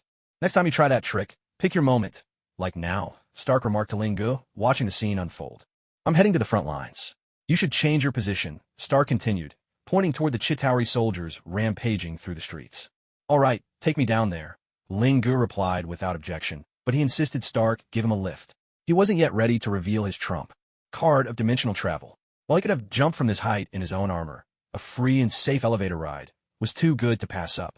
Of course, Stark grabbed Ling Gu and carried him down to the base of Stark Tower, though for reasons unknown, he ended up dropping him several blocks away, while clear of his building. Ling Gu thought to himself, what's that supposed to mean? I feel a little insulted. The ground battle's all yours. I'm off to tackle the big guy, Stark said, seemingly oblivious to Ling Ji's annoyance. With that, he soared toward the massive beast, confident that his armor concealed any reaction. Cap, has Banner arrived yet? I'm really missing him right now, Stark asked as he streaked toward the Leviathan. Let me know the moment there's any news. Jarvis, help me find this thing's weak spot. Not even a chance to get a word in? I've got more on my sleeve than that one move. Haven't even used my explosive form yet. Ling Gu muttered with a sigh as he watched Stark fly away, though by now, Stark was out of earshot. Ling Gu was frustrated, but he had no time to complain. Several Chitauri soldiers were marching toward him, weapons like long rifles in hand, exuding a murderous intent. So they think I'm an easy target? Got some nerve, haven't they? He drew the Foe's phone from his belt, transformed it into a photon blaster, and fired at the nearby enemies. At the same time, his right hand manifested a sword, the Foe's blade, which he swung straight at the foes before him. Ling Gu scoffed at the star-like barges of energy beams raining down on him. Those were nothing more than mundane artifacts. If any of them could pierce the protective energy surrounding him, he'd admit defeat. But as long as he could dodge, he would never take a hit head-on. After all, even the faintest sting was unpleasant. Besides, this was the encampment of celestial warriors. If every single one of them loosed an arrow at him, the outcome, well, just thinking about it was enough to send a chill down his spine. His efforts paid off.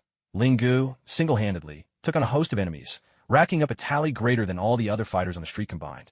Yet such achievements only drew the eyes of every enemy nearby, and even Steve and the others felt the pressure around them suddenly lighten. Dozens of Chitauri soldiers formed a tight circle around Ling Gu, the tips of their weapons pulsing with condensed energy. Damn, speak of the devil.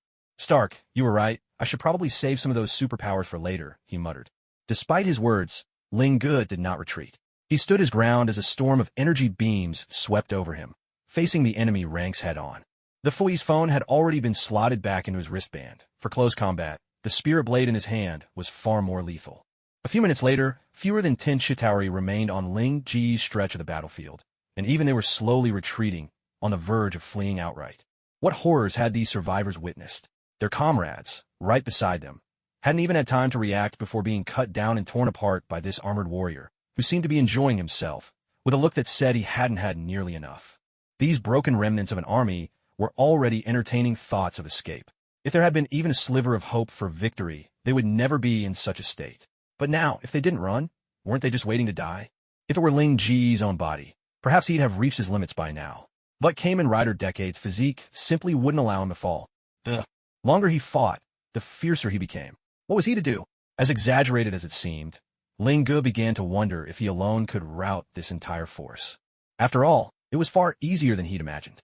These soldiers might be considered elites, and while they were numerous and physically formidable, in actual battle they were only a bit more troublesome to deal with. One swing of his blade, and death was inevitable. Their weapons, when they struck him, amounted to little more than a mild sting. For Ling Gu, it was like a wolf among sheep. Nothing could stand in his way. Amid the fierce fighting, a few onlookers couldn't help but wonder. Is he just showing off? That must be it.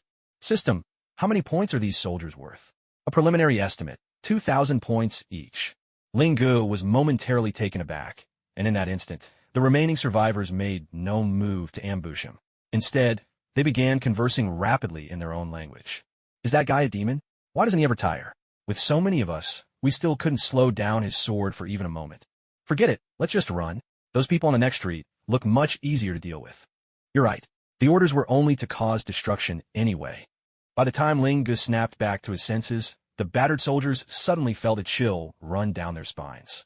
Even through their armor, they could sense Ling Ji's gaze burning into them like a blazing torch. This is bad, Run. One of the Chitauri soldiers bolted ahead, panic-stricken. Ling Ji's amber eyes had fixed on him just a moment ago, and it was as if he'd glimpsed the very face of terror. He didn't know what that was, but he knew that if he didn't escape now, death would come for him. Trying to run? You're worth a mountain of points to me. If I let you get away, it'll break my heart. Ling Ge drew the Foyi's phone from his belt, transforming it into a bow in a single, fluid motion, smooth as water, not a hint of hesitation. Farewell. Ling Ge was just about to draw his bow when streaks of lightning tore through the sky, crashing down on the fleeing soldiers. In a heartbeat, their lives were snuffed out, and so were the 10,000 points Ling Ge would have earned. Who's the blind idiot who just stole my kill? Ling Ge was more than a little annoyed. What's more, though he couldn't see the faces of the dead, he could sense it clearly. Their final emotion wasn't fear, but relief. Now that was intriguing. I've always preferred peace, pitied the weak, and cherished all living things. Am I really that terrifying? No need to thank me. Thor swaggered over, grinning at Ling Ge. Thor, god of thunder, has no one ever taught you not to steal someone's kill? Steal your kill. Thor looked around, confused and caught on. The Chitauri soldiers were clearly running away. Realization hit him, and cold sweat broke out on his brow. It's not what you think. I just thought after fighting for so long, you must be exhausted, so Enough. I don't want to hear your excuses. Just don't let it happen again. Ling Ge had meant to give him a piece of his mind, but when he noticed the wounds around Thor's waist still oozing blood, he let it go. After all, the guy had come to help. Even while injured, his intentions were good. Still, TSK, Loki really didn't hold back. Are you alright? I told you not to go, but I never expected Loki would change so much. Completely indifferent to human life, unmoved by their suffering, stubborn and unrepentant, Ling Ji's anger was already boiling over. Wasn't it obvious? The war had already started. How could you not have seen this coming? He even stabbed you 2 or 3 times, didn't he? Sigh. That's what happens when you don't listen to me. Let's not talk about that now. Can't you seal off the Tesseract? Like you destroyed the Bifrost? I know you're capable of it. Sorry, I can't. You know the secrets inside the Tesseract as well as I do. Do you really think I could do it? Even if I could do it, I mustn't. If these two forces collide, the city could be reduced to ruins. Thor fell silent, fully aware that Ling Ge was not lying. Then there's only one option left, fight. As it happens, everyone's here now. On my way over, I saw Banner racing in on his motorcycle, but it looks like you've already taken care of your enemies. Let's go lend a hand elsewhere. Thor glanced at the cleared surroundings, at a loss for words. Hulk cough, Banner has arrived. Ling Ge growled with excitement, but his face quickly darkened. In this situation, he truly couldn't bring himself to go against Hulk. Sigh, that's all we can do. You're faster, go on ahead. I'll catch up as soon as I can and take care of any alien warriors along the way. Ling Ge gestured toward the Chitauri soldiers clinging to the distant skyscraper, their forms spider-like against the glass.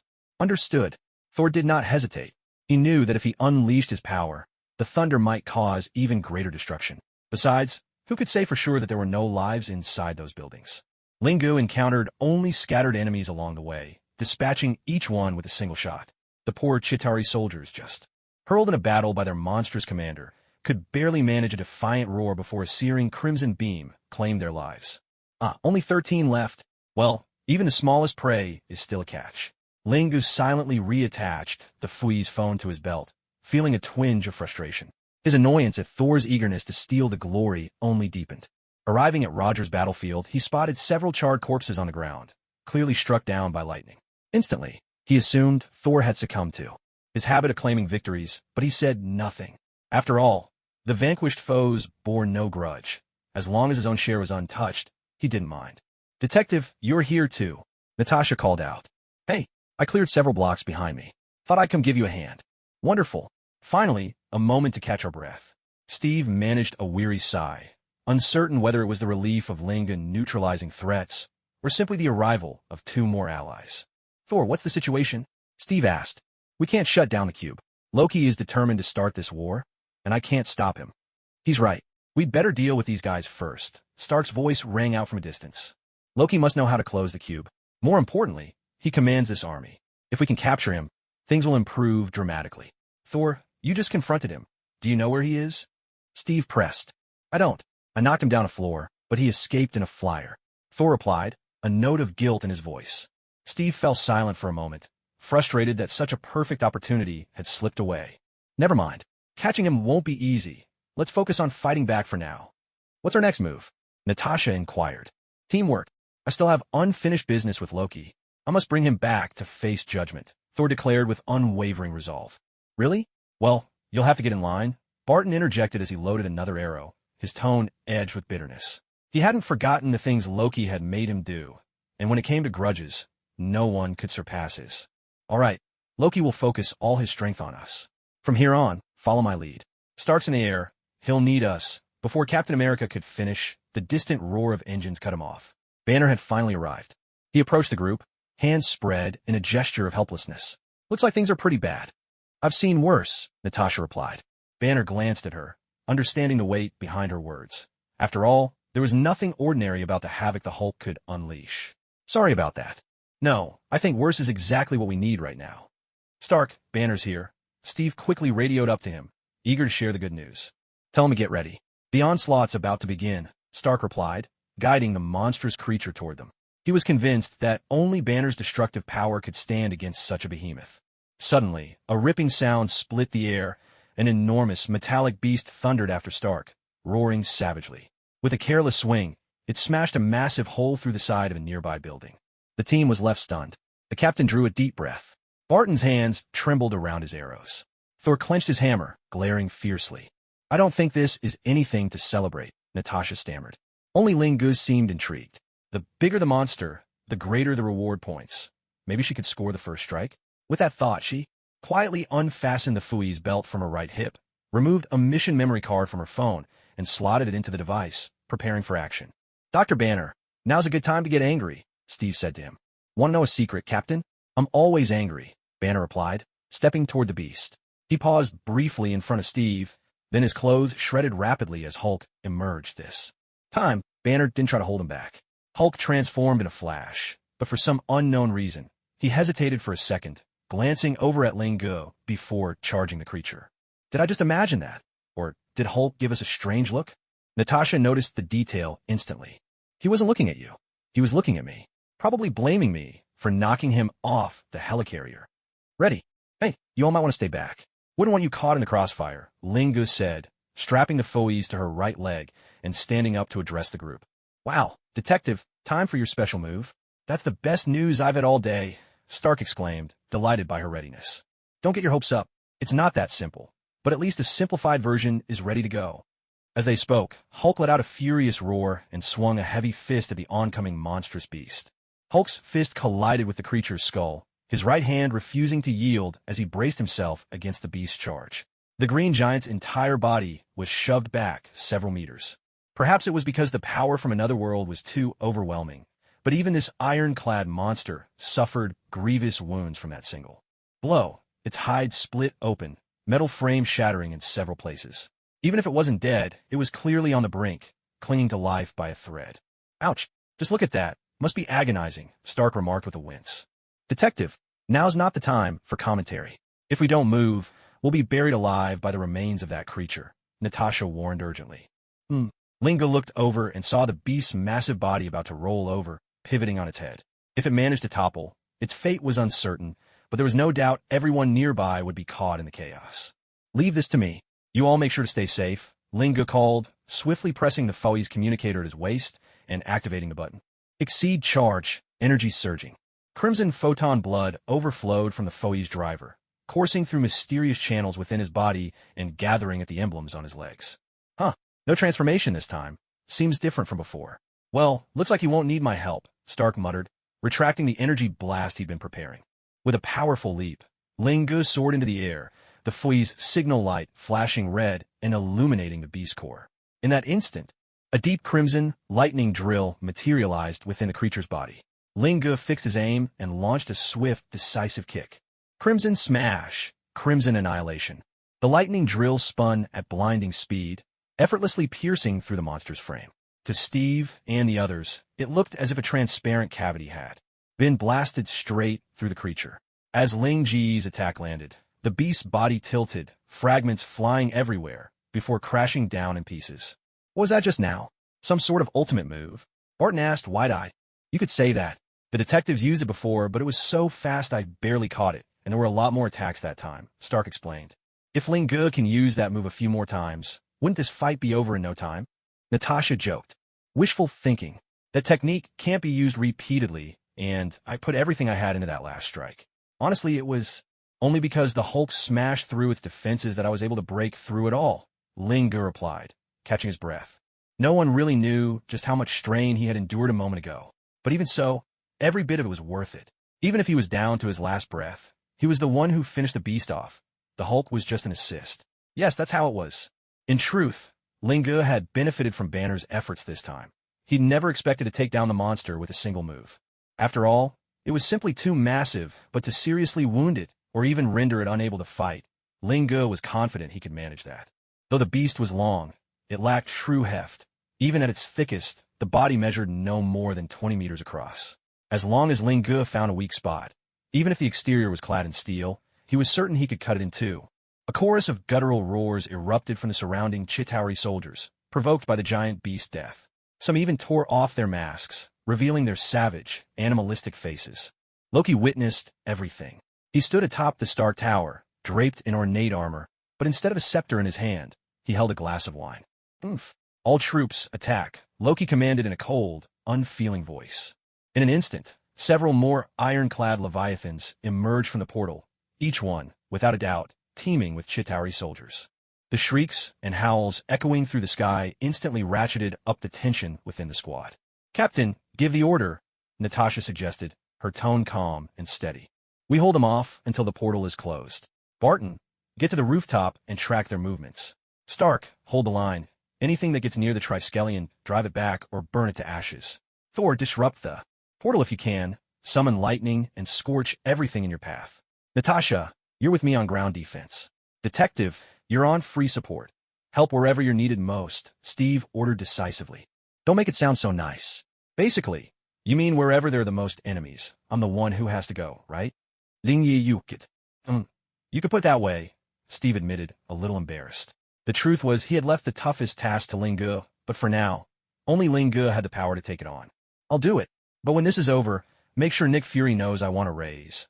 Ling Ge replied, suppressing his excitement and answering with calm resolve. This was exactly what he'd been waiting for. Ling Ji's attitude left Steve feeling a hint of guilt, but there was no time for regrets. Hulk, you're up. The Hulk flashed a surprisingly human smile, then charged at the nearest group of Chitauri soldiers. Steve, battle-hardened as he was, coordinated the team with flawless precision. Thor soared to the top of a spire, raised Mjolnir high, and pointed it to the clouds. The previously clear sky was instantly swallowed by swirling storm clouds. Lightning crackled, thunder boomed, and bolts of electricity, guided by Thor, struck down upon his hammer, shrouding both him and the building in a torrent of energy. A thunderous crash shook the air. With a furious roar, Thor leveled his hammer at the portal, channeling the storm's full fury into a devastating assault. Two freshly arrived iron beasts were struck, dead on before they could react, writhing in agony as their parts flew apart. As for the Chitauri soldiers riding them, they were likely reduced to little more than ash. No one knew how long the half-trained god of thunder could maintain this onslaught, but the results were undeniable. Two of the giant beasts were destroyed, and the team's burden was greatly eased. Steve exhaled in relief when he saw this, and the rest of the team fell into rhythm, each carrying out their tasks with practiced efficiency. Barton stood atop a high-rise, bow drawn and arrow nocked, joining forces with Stark to counter the aerial foes. Thanks to his extraordinary, dynamic vision, remarkable archery skills, and a quiver full of specialty arrows, he racked up impressive results in a short span of time. Between the mysterious heavens and the earth, Stark relied on his familiarity with the starfield's terrain and his mastery of flight to set clever traps. One wave after another of star-chasing soldiers, unable to turn swiftly, plummeted into destruction, causing countless celestial structures to crumble and shatter. Even so, the two managed to maintain a precarious balance in their aerial duel. Meanwhile, Steve and Romanoff found themselves facing a dire challenge. Enemy after enemy surged toward them like an unending tide. The overwhelming numbers and the artifacts in their hands left them struggling desperately to hold the line. The Hulk unleashed his wild nature, charging into battle at the first sight of an enemy, utterly unconcerned with the damage to the surrounding planets, or the fate of innocent lives. Wherever he passed, the astral buildings bore the scars of his rampage, their walls riddled with deep and shallow craters. By comparison, Lingu seemed in no hurry to exert himself. He lounged leisurely beside Barton, photon dawn gun in hand, its Fui's cursor gleaming. Within a kilometer's radius, no target could escape his sight. Such effortless efficiency made Hawkeye envious. Suddenly, his trusty bow and arrows felt rather lackluster.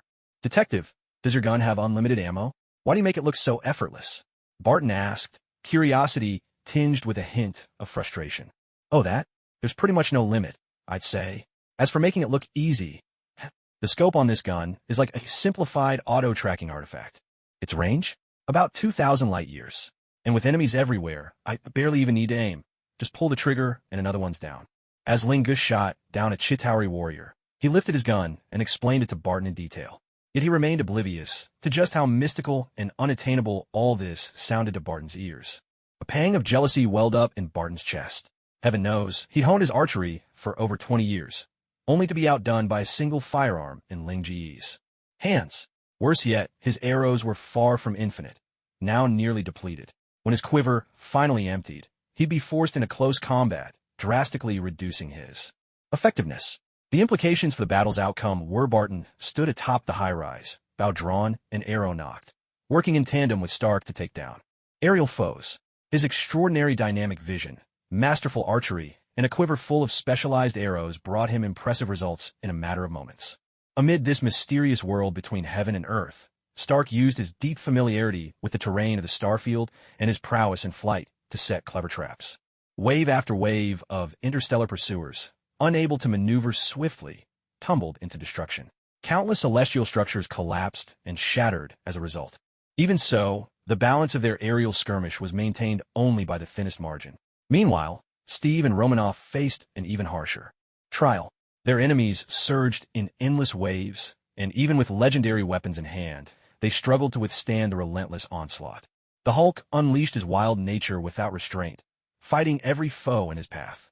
He paid no heed to the damage inflicted upon the surrounding worlds or the innocent lives caught in the chaos. Wherever he passed, the celestial buildings were left battered and scarred, their walls pocked with gaping craters of varying size. In contrast, Lingu seemed in no hurry to exert himself. He sat leisurely beside Barton, holding the Photon Dawn rifle, its Fui's cursor glittering along the barrel. Within a kilometer's reach, no target could escape his aim. Such efficiency left Hawkeye green with envy, suddenly making his own bow and arrows feel rather antiquated. "Detective, does your rifle have unlimited rounds? How come you look so much more relaxed than I do?" Barton asked, curiosity tinged with a hint of frustration. "Oh, this thing," Lingu replied with a casual chuckle. "It's practically limitless, really. As for why it's so easy, well, the scope is like a simplified auto-targeting system. Its range is about 2,000 light-years. And with enemies everywhere, I don't even have to take proper aim, just squeeze the trigger and down goes another one." As Lingu took down a Chitauri warrior, he lifted his gun and explained the details to Barton. Yet he didn't realize how mysterious and otherworldly this all sounded to his companion. A pang of jealousy shot through Barton's heart. Heaven knows, he'd honed his archery for over 20 years, yet he couldn't compare to the effortless efficiency of Ling Ji's firearm.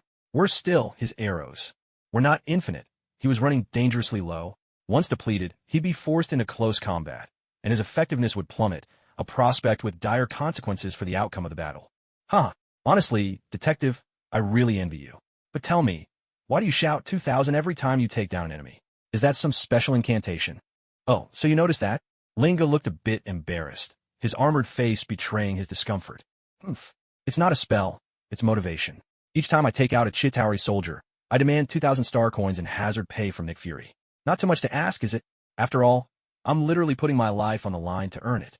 Nick Fury observed the battle from the sky carrier, and when he heard Ling Ji's words, he almost blurted out his signature curse, but managed to hold it back. If this interstellar war could be settled with money, he would gladly spend all of SHLD's resources. In any case, those high-ranking officials should bear the brunt of the cost. S.H.I.E.L.D. just needs to make a token contribution. Hawkeye was stunned by what he heard. Even his hand slowed as he drew his bow. Is that even an option? Still, could you at least take this? Seriously? Sitting here is one thing, but the way you look so relaxed as if you're on vacation, it's just too much, Detective Lingu. Barton was suddenly struck by a sense of quiet despair. Why do you have to be paired with someone like this? Reliable, sure, but infuriating all the same. Lingu, maybe I'm out of line here, but could you help him out? I can hold the line here, but the captain is having a tough time over there. Are you complaining about me? Hawkeye, why should one archer make things difficult for another archer? Barton's face fell. Archer? Don't think I haven't noticed that sword next to you. Do you think I'm blind? No, of course not. Honestly, I feel safer with you here, but the battle needs you to support the others. Really? You're sure you're not just trying to get rid of me? Absolutely not. That's not what I meant. All right, I'll take your word for it. Just this once. I'll go back up Natasha and the others. With that, Lingu stood up, and Barton let out a sigh of relief. He was right. After all, the two on the ground really did need assistance.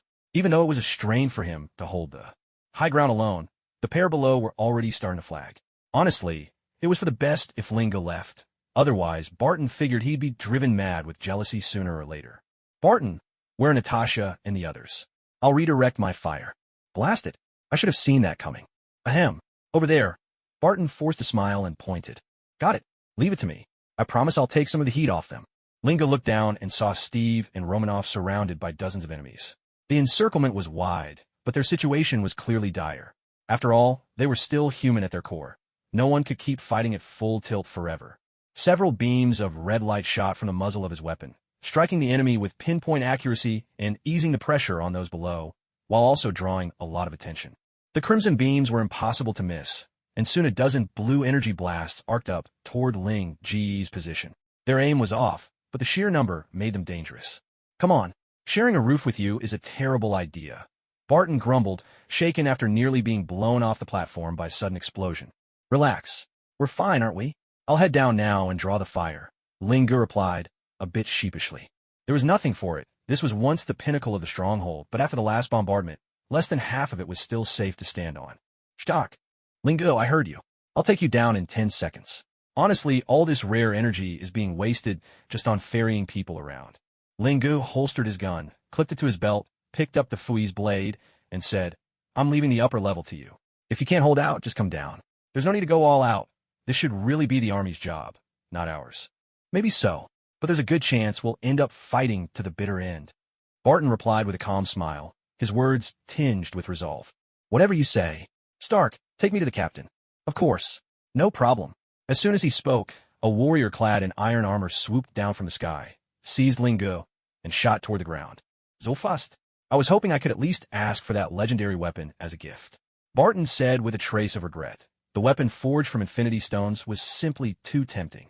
If Lingu had known what he was thinking, he would have told him outright, dream on. Hey, you two, I'm here to help. Stark set Lingu down in midair, or more precisely, he just gave him a lift on the way. Perfect timing. Any later, and I might have died a hero's death, Natasha breathed out, the weight of exhaustion evident in her slow words. Steve was faring a bit better, but not by much. They'd both just come through a tough fight. You two have done enough. Leave the rest to me. You can catch a breath here, or help the civilians evacuate. Let's help with the evacuation. That's about as restful as it gets right now. There are hostages at the bank on Madison, and we need to save them. Hold the line. We'll be back soon, Steve replied between breaths. Natasha nodded in wholehearted agreement. Without another word, the two of them left Lingu alone. My goodness, that cold? I was just making conversation, but you trust me that much? A guttural roar rose up as several squads of Chitauri soldiers converged on him, dozens in all. Ah, another wave. Didn't I just finish the last batch? And now, they're lining up to be cut down. I might rack up a six-figure score today. I've got a feeling this is my lucky day. Blade in hand, Lingu charged forward again. Unlike Steve and the others, who fought defensively, he preferred to take the initiative against these cannon fodder enemies. Before long, the tide turned. He was chasing down stragglers alone, his arms numb from the relentless fighting. Yet he couldn't bring himself to stop. Natasha, I didn't know much about the detective before, but seeing him fight like this, he's absolutely wild. It's terrifying, Steve said, stunned, as he watched Lingu tear through the enemy after returning from their rescue mission. Captain, we're still just flesh and blood, but they're clearly something else entirely. At this level, even the Hulk or Thor could manage feats like this easily. It's just that their approaches differ. This is Ling Ji's unique way of fighting. You may not know, but he also has a berserk state. That's when he becomes a true war machine, far more powerful than he is now. But in that state, he sees everyone as an enemy. he probably wouldn't stop until every last foe was wiped out. So, count your blessings, Captain. He's on our side. And compared to the Hulk, Lingu isn't ruled by his emotions. Yeah, that's true. Still, doesn't it make us seem weak in comparison? I'm really curious how much Fury had to pay to get him on board. But I'll admit, it's probably the smartest move Fury's ever made. On the helicarrier, Nick Fury heard these words and allowed himself a small, satisfied smile. He felt his investment had truly paid off. Maybe he should pad the expenses a little when reporting to his superiors? 18 million as a hardship bonus didn't sound unreasonable. No, 2 billion would be outrageous. A billion would be fair. On second thought, 500 million should do. After all, the finance department has it tough too. Nick Fury made up his mind. He'd only skimmed 300 million as a hardship fee. After all, managing this team took some real brainpower. Director, sorry to interrupt, but the council members have finished their discussion. They're ready for you now, Hill announced. Damn it. So it begins. Let's go. Time to meet that pack of fools, Nick Fury muttered, already knowing what orders they'd be handing down. Well, look who's back. Mission accomplished, Ling Gu said, surveying the wreckage that lined the streets. There was hardly a trace of the enemy left, a testament to his efforts. Incredible. Ling Gu, aren't you tired at all? I didn't even hear you catch your breath, Steve asked. Who says I'm not? Even for me, a battle like this would wear anyone out after a whole day. I still need to eat and sleep, you know. Huh, I'll take your word for it. But unless we close that portal, we'll never finish them off. Not even you could, Natasha said, noticeably recovering from her earlier state. That's right. There are too few of us with real firepower. Even with army support, we won't last long against an invasion force like this. And those Leviathans, without Jericho missile-grade weapons, we can't even scratch them. Captain, on that point, I completely agree. That missile was one of my finest creations, Stark chimed in as he landed. Well, if it's manpower you need, I might have a solution, Ling Gu said, immediately drawing the trio's attention. So, it's true. There's a powerful force backing you. I knew anyone wielding armor like that had to have serious support, Stark said with genuine interest, while Natasha frowned slightly in concern. All right, let's not overthink it for now. As long as you're willing to help, and you're not a threat to the world, who cares what group you're from? Steve said calmly. After all, with aliens already at their doorstep, what was left to worry about? Ling Gu was stunned. He only wanted to be a summoner. So why did it suddenly feel like he'd become the mastermind pulling the strings behind the scenes? Was it still possible to take back what he just said? Enough. Can't you let me get a word in? Ling Ji's voice was sharp with anger, his eyes alight with a fierce, burning determination. Oh, of course. Your voice is a freedom no one can take from you, Stark replied, spreading his hands wide, a mysterious smile playing at his lips. You guys, forget it. Just cover me. For the next 20 breaths, make sure nothing happens to me. What do you mean? Natasha's gaze was piercing as she questioned him. Didn't you say you wanted powerful reinforcements? If you truly want them, then do exactly as I say. Ling Ji's patience was wearing thin. These people were so stubborn, never able to understand someone else's intentions. All right, Steve didn't press further. He simply took it as Ling Ji's way of issuing urgent instructions. No room for interruption. Now that they were allies, trust was their most basic creed. Rogers, no wonder you're the captain. You're so much more reliable than the other two. Enough with the chatter.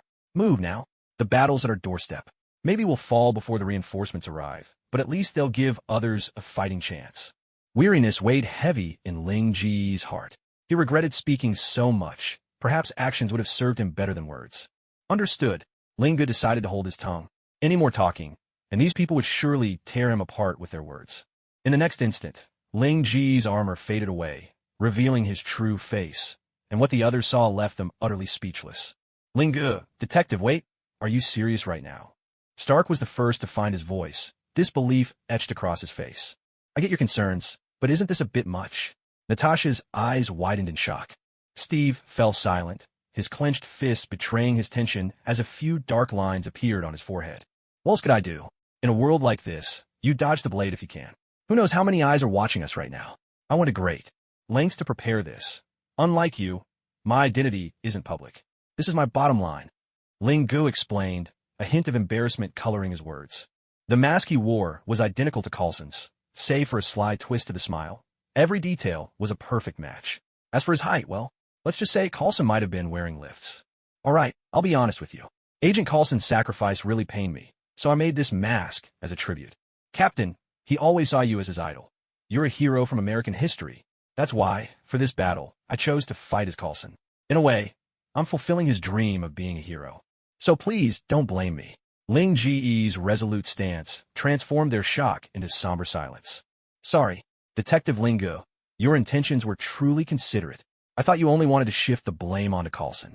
It was careless of me, and I owe you an apology. Steve spoke up, and the other two also felt ashamed. Indeed, there was nothing wrong with letting Agent Coulson be a hero for once. Ha ha. Steve Rogers, are you insulting me? What kind of person do you take Lingo for?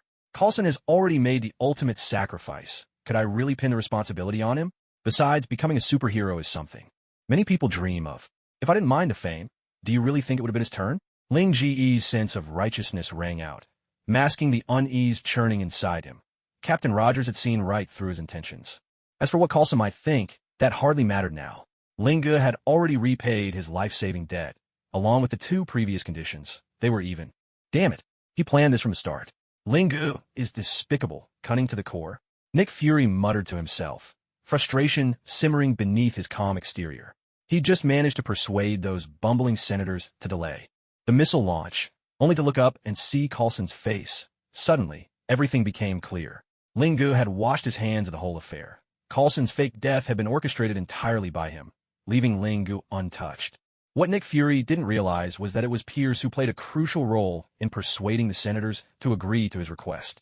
After all, the loss of such a promising agent was a heavy blow. Sir, can we have Coulson testify?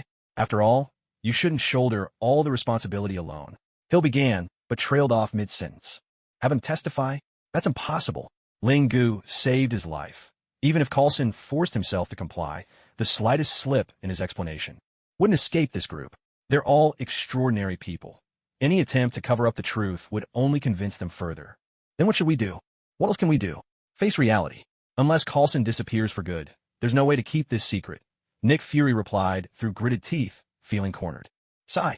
Director, I have a feeling that after this, many will be asking about the knight armor, Hill remarked with a hint of concern. That's the genius of this detective. Not only has he made us his scapegoats, but he's also using us as his shield.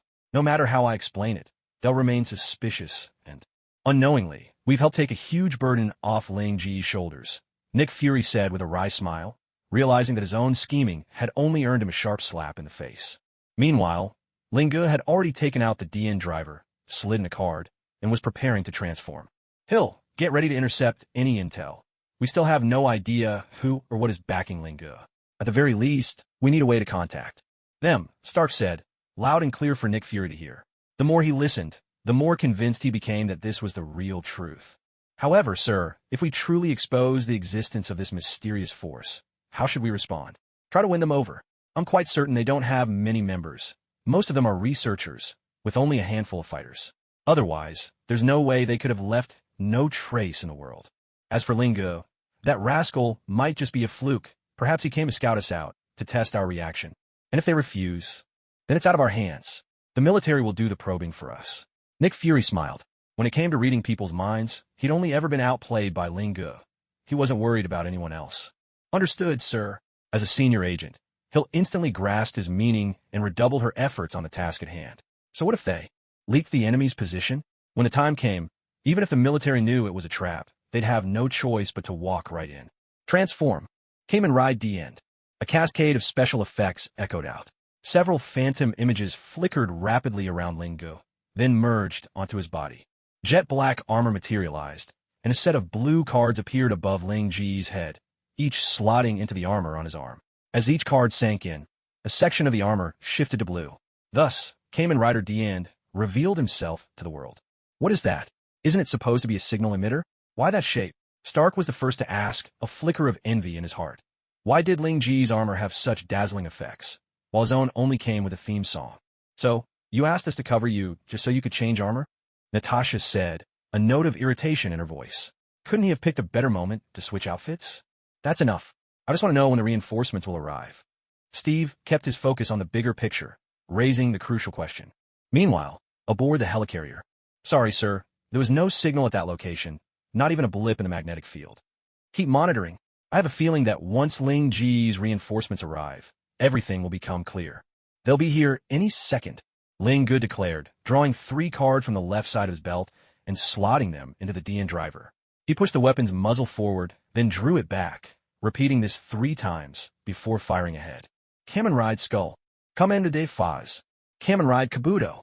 Blue, red, and green phantoms streaked across the battlefield, and 3 armored warriors appeared before their eyes. Skull stood tall, Foiz gripped his Foi's edge, Kabuto brandished a kunai blade. These are the reinforcements you were waiting for, Lingu announced. The 3 people beside him were struck speechless, stunned by what they saw. What on earth is going on? Jarvis. Sorry, sir, I can't analyze them, but they do exist. Jarvis's voice echoed, leaving Stark even more astonished. How did they appear? Natasha snapped out of her daze and asked. How would I know? Steve replied, his tone finally relaxing a little under the mask. Even without knowing the details, these 3, armored warriors, were undeniably powerful reinforcements. All right, this is as far as I can go. This is a one-time thing. When we get back, Nick Fury has to add more funding, or we'll be at a huge loss. No idea how good their combat abilities are, Stark remarked, a hint of jealousy in his voice. No sooner had he finished questioning than Skull Knight soared through the air, landing a kick that sent a Chitauri soldier exploding mid-flight. Stark fell silent at once. You've seen their strength. Their combat abilities are on par, though limited to regular attacks. It's a bit tricky for them to unleash any ultimate moves. That's more than enough. At least now, we can hold out longer, Steve said, his excitement barely contained. Natasha let out a quiet sigh of relief. As long as Lingu didn't have some shadowy force behind him, things wouldn't get too complicated. She truly worried that Lingu might become an enemy. We'll stay here and do our best to hold the ground. You 2 are free to move about. Take out any stragglers and save as many people as you can, Lingu said to Natasha and Steve. They understood what he meant and didn't refuse. We're counting on you then. No problem. This time, I'm playing Agent Coulson. I definitely won't let him down, Lingu replied with confidence. Lingu, detective, just think about it. Stark tried to bargain, hoping Lingu might say yes. Forget it. Don't even think about it. How is this possible? Did Lingu really make those armors himself? That's impossible. It shouldn't be like this. Nick Fury was utterly baffled. Director, should we keep monitoring them? No need. We might have guessed wrong. Maybe the detective doesn't have any power behind him after all. Besides, even if he does, S.H.I.E.L.D. probably can't afford to mess with it. With the 3 knights summoned by Lingu on their side, the pressure on Steve and Natasha eased dramatically. No longer forced to fend off endless waves of enemies, they could now focus on mopping up any that slipped through. At last, the ground battle found a fragile sense of stability. However, Lingu was, after all, just one man. His power was formidable, more than enough to hold his own. But clearly, the situation was never so simple. He could ensure that no enemy stood before him, but he couldn't be everywhere at once. For example, Barton was nearly out of arrows, and Lingu had no way to help. At best, he could keep the upper hand on the ground, but his influence across the battlefield remained limited. What's more, the defense was always on the back foot. Given enough time, the line would eventually collapse. When that happened, Lingu would have to retreat as well. After all, he was still only human. He needed food and rest, just like anyone else. Captain, Stark said, we only have one detective. He can't possibly handle everything. We need to address the root of the problem. Starks. Mark 7 armor was running dangerously low on power, yet he stubbornly held the enemy at bay. A mere drop in the ocean, but he refused to yield. I understand. Truly, we are defending the stronghold, but the gates of this fortress are as countless as the stars. Even the world's greatest detective couldn't guard them all, Steve replied gravely. A clever metaphor, spot on. Honestly, but is now really the time? Can't you say something a little more inspiring? Stark taught it. All right then, my sector is clear.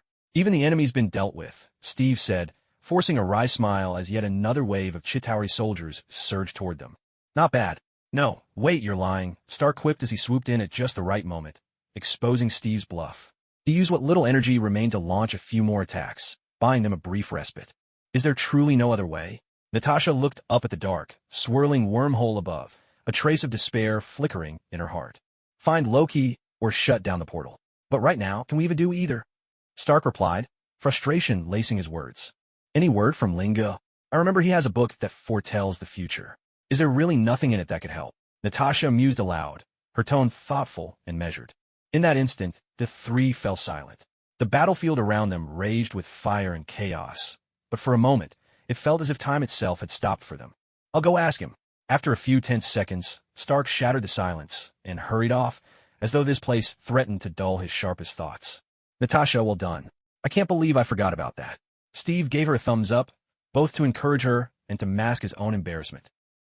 In that case, I'll pretend to have faith in you too, Natasha replied with a sly smile, deciding to spare her two slow-on-the-uptake teammates from further embarrassment. Both of you. The situation above is out of control. I'm out of psychic arrows, Barton announced, landing beside them without warning. His quiver was empty, his body covered in small wounds, a testament to the fierce battle he'd just endured. We have to rely on Ling Ge's intel. If there's a chance, we take it. If not, our priority is to evacuate civilians. Those are your orders. Until then, take down as many enemies as you can, Steve said, his voice steady and resolute. They had given everything just to hold the line this long. Thor was exhausted. Hulk struggled under the relentless aerial onslaught. And for those who couldn't fly, resistance felt almost impossible. Even a battle-hardened Steve could see no glimmer of hope. Understood, Captain. The three of them straightened, resolve hardening in their eyes. Whatever came next, all they could do was grit their teeth and fight on. Linga, detective, are you there? Stark arrived at the street, where they had split up, only to find the ground littered with the corpses of Chitauri. Soldiers. Nearly all had been taken out with a single blow. The entire street was devoid of life, and of course, there was no sign of Lingu anywhere. Stark searched the area, and only when he reached the 4th Street did he catch sight of a figure wielding a deep blue weapon. Lingu was heading toward the 5th Street, having cleared out every enemy along the way. Nearly 100 enemies on each street, 2,000 points per head. This is quite a haul. So many points to be earned. Detective, you're amazing. Jarvis just calculated that you've taken down at least 700 of them. Oh, it's nothing. Compared to you all, I'm still a long way off. Lingu recalled his 3 knights, a little embarrassed, though inwardly delighted. 700 foes meant 1.4 million points, a staggering sum. So, what's the reason you're looking for me? Isn't there still an aerial battlefield to command? To be honest, I'm losing control. My suit's energy reserves are down to less than 10%. If I want to keep going, I'll have to fight hand-to-hand. Stark casually perched himself atop a Chitauri corpse, unconcerned about any risk of infection. So you're here to ask about clues from the book? That might be our only hope now. Come on, you actually believe in that stuff too. I've always believed in it. At this point, we have to try anything, right? Fine, as long as it makes you happy. Still, you got here just in time. In a couple of days, I'll have to return this book. Return it? What do you mean? Don't tell me you bought it. Stock was incredulous. No, to be precise, it was a freebie that came with a purchase. Linga looked a bit sheepish, never imagining that such a worthless book could turn out to be so valuable. Never mind, let's focus on the important stuff. Take a look and see if the book has any clues. Stark was annoyed that luck never seemed to be on his side, despite all his purchases. Got it. Lingu summoned the book into his hand and flipped through it for a moment. Here it is. According to the book, it was Natasha who ultimately shut down the portal and resolved the crisis. What did you say? Natasha? How could it be her? I mean, not you, not Thor, not Hulk, not Hawkeye, and not even me, the genius. Why her of all people? It can't just be because she's a woman, can it? Sheesh, this artifact is seriously biased. Stark was clearly frustrated, especially since he'd tried before and had been blasted away by the energy radiating from the Tesseract. Stark, I heard that. What did you mean by your comment? Careful, or I'll see you in court. Natasha's voice came through the suit's comms. Ahem. Jarvis, didn't you cut the communication just now? Sir, you didn't give that instruction. Jarvis, as a guardian, you ought to honestly admit your mistake right now and give your master a way out. This is your duty. Stark masked his own embarrassment with these words. Oh well, I don't quite get what's going on, but I could tell the final victory is ours, right? Steve's voice echoed from afar. That's right. Stark, return immediately.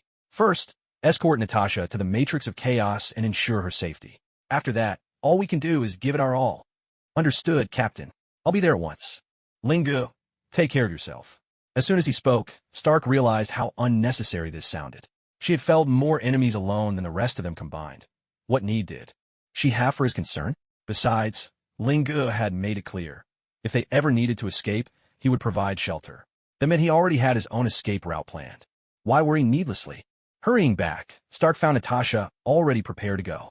She didn't know why she'd been chosen, but there was no time to question it. Let's move. Natasha drew a deep breath and spoke resolutely. I feel like all my precious energy is being spent shuttling people around, Stark grumbled, but nonetheless lifted Natasha and sped off toward his arcane forge tower. It's all up to you now. I'll stay on guard here. Give it a try first, Stark said.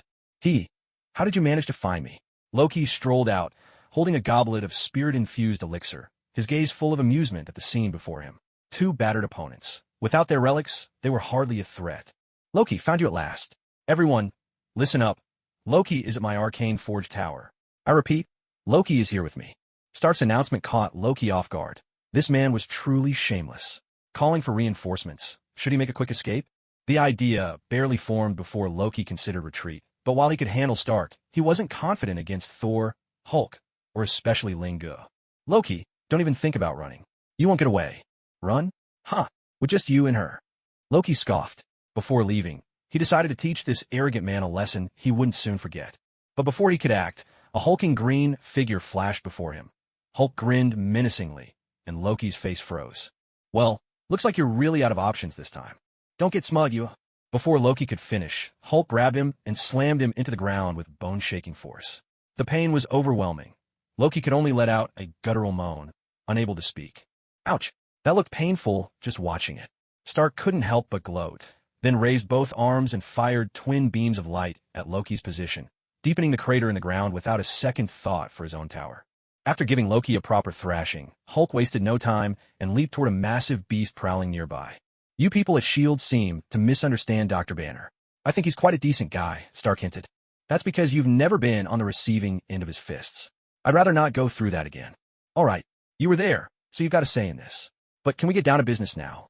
True enough, but I can't get close to it, Natasha replied bitterly. Loki's scepter. I remember putting in a safeguard, a way to shut it down, Selvig said, his voice trembling. He was still reeling from Stark's earlier arrival and the resulting chaos, barely conscious, but at least freed from Loki's control. Wow, I think I know how to shut it off now. Sexism? No way. Enough already. Where's the scepter? Both of them turned to look at the pit. You should have asked where the scepter was before you started swinging, Natasha remarked. How was I supposed to know it'd turn out like this? Hey, wake up, Loki. Stark kept shaking Loki, trying to rouse the battered and exhausted god. Step aside. This isn't your specialty. Leave it to me. Romanoff pushed Stark away and knelt down next to Loki. What are you planning? Mouth to mouth. Stark quipped. Who'd have thought a villain like Loki would get that kind of treatment? When you were my assistant, why didn't I ever think of that trick? Stark muttered, a bit disgruntled. Had he known, he might have faked unconsciousness a few times himself. You wouldn't like it. How do you know I wouldn't? Stark was about to retort, but then he witnessed how a seasoned spy wakes someone up. That was an experience Stark would never want for himself. He wasn't that shameless. Whap, whap. Natasha rolled Loki over and slapped him sharply, one smack after another across his face. For her, this was faster and let off some steam. Why not? Wisely, Stark shut his mouth and instinctively touched his own face. Feeling the hard metal, he remembered it wasn't him getting slapped and silently rejoiced that his last injury hadn't left him unconscious. Otherwise, ouch. Ahem. You lowly mortals. How dare you insult a god again and again? Loki finally forced his eyes open, surveyed the scene, and lashed out in fury. Click. The cold barrel of a jet-black pistol pressed against Loki's forehead, instantly dousing his anger. It wasn't that he didn't want to fight back, but the trauma from Hulk lingered, and right now he simply didn't have the strength to resist the two of them. Easy, darling. Let's talk this out, shall we? Maybe move that thing a little off my noble head. Loki slowly raised his hands, careful and deliberate, insisting it was out of sincerity, not fear. Natasha, don't be fooled by his tricks. Back in Stuttgart, when Rogers and I worked together to catch him, he pulled this same stunt. I'm sure you clearly remember what happened next. Now that he's awake, I suggest we let him suffer a little, keep him barely alive. As long as his mind is intact and he can still talk, it won't interfere with our mission. Stark's words were full of hidden meaning. Loki's display of submission was exactly the same as before, without the slightest difference. It made Stark wonder if the second Prince of Asgard had truly mastered this act. How else could it be so identical? Natasha responded, and Loki's lips twitched at her words, his bruised face involuntarily trembling. Still, it's wise to show some restraint. You never know when paths will cross again. Let's give him one more chance. Ah, my dear, I'm starting to like you, Loki said, though inwardly his heart sank. Part of him simply waited for the threat above his head to pass. Fine, you're being sensible. Now, where's the scepter? Natasha pressed him. And why are you so interested in that artifact? I'll tell you what, let me go first. Once I've conquered Earth, I'll make you my queen. Then you can have as many scepters as you wish. Loki's nerves tightened. He couldn't understand why these two were so obsessed with the scepter. Right now, the scepter was in Ling Ji's hands, and he had no intention of giving it up. Oh please, you want the world's top assassin to be your queen? Dream on, Prince Loki, Stark said, barely suppressing a laugh. Spare me your jokes. We know the scepter can shut down the portal. Just tell us where you've hidden it, Natasha demanded, lifting Loki and rapping his forehead with the barrel of her gun. Huh, I didn't even know about that. Looks like even with Eric under control, he had his own agenda. Still, if you hadn't brought it up, maybe I would have considered handing it over. But now, do you really think that's possible? Loki smiled. The scepter wasn't with him, but clearly, the two before him didn't know that. Until they found out the truth, he had to keep up the act. Another slap landed across Loki's face, making him wince in pain. Well, are you going to talk? Ow, that hurts. Would it kill you to give me a warning first? At least let me brace myself. Is this really how you ask for help? Now, kneel, and maybe I'll consider telling you. Loki sneered. This time, Natasha lost her patience and began to throw punches and kicks, but Loki remained stubbornly silent, no matter how hard she hit him. To be honest, your interrogation skills are nowhere near as good as your detective work. I'm guessing you skipped breakfast today, didn't you? Loki said, his eyes ringed with dark circles, a trace of mockery in his voice. Damn it, I'm out of options. He's all yours. Natasha knew Loki had a powerful father and didn't dare go too far. She had already pushed herself to the limit. Harsher methods never even crossed her mind. Me? I've never conducted an interrogation before, and if you, the expert, couldn't handle it, isn't this asking the impossible? I'm not asking you to interrogate anyone. I want you to find Lingu. He might have a solution. And take this guy with you, Natasha said, pointing at Loki as she spoke to Stark. Ah! The two exclaimed in unison. Stark hadn't expected to be assigned heavy lifting duty again so soon, while Loki simply dreaded facing that detective. That's the only way, Stark sighed, grabbing Loki and preparing to leave. No, I don't want to see him. I'll talk, all right? Isn't that enough? Loki protested, deeply reluctant. The shadow Ling Gu cast over him was too great, and with the scepter in Ling Ji's possession, meeting him would be nothing short of humiliating. Wait, Stark. Loki, you can speak now. The scepter isn't with me. When you went up to fight the first wave of Chitauri soldiers, Ling Gu took it from me. Loki confessed at last. He realized his little tricks were useless. Once Ling Gu got involved, he was exposed like a clown with nowhere to hide. He could only accept his fate. At worst, he'd be sent back to Asgard and locked up in a luxurious suite for a while. Behave well, plead with his mother, and freedom wouldn't be far off. Stark. No need to say it, I'm on it. After hearing Loki's words, the two felt a mix of exasperation and helplessness. Who could have guessed that the scepter they'd been searching for was in their own allies' hands all along? Now they owed Ling Gu even more. Stark wasted no time. His Iron Man suit roared to life and rocketed away. Once he found Ling Gu and retrieved the scepter, they could shut the portal and bring the war to an end. When he arrived, Ling Gu was wielding a gun that pulsed with blue light, having already cleared several blocks and showing no signs of stopping. Detective, finally found you. Loki's scepter is with you, right? Stark called out. How did you know? It's my trophy, and I'm not giving it up, Ling Gu replied sharply, instantly realizing Stark was here for the spoils of war. Just hear me out. Dr. Eric said the scepter can close the portal. There's no time to explain, just hand it over. If you don't believe me, I'll take you there and you can see for yourself. Wait, what? Ling Gu asked, genuinely surprised. You heard me, hand it over. With every second we delay, more Chitauri are pouring through the wormhole. Fine, take it. But remember, this is just a loan. I want it back when you're done. I have big plans for it, Ling Gu said, producing the scepter. The Mind Stone continued to glimmer with its blue radiance as he passed it to Stark. Understood. Stark, do you hear me? A jet carrying a nuclear warhead just flew past.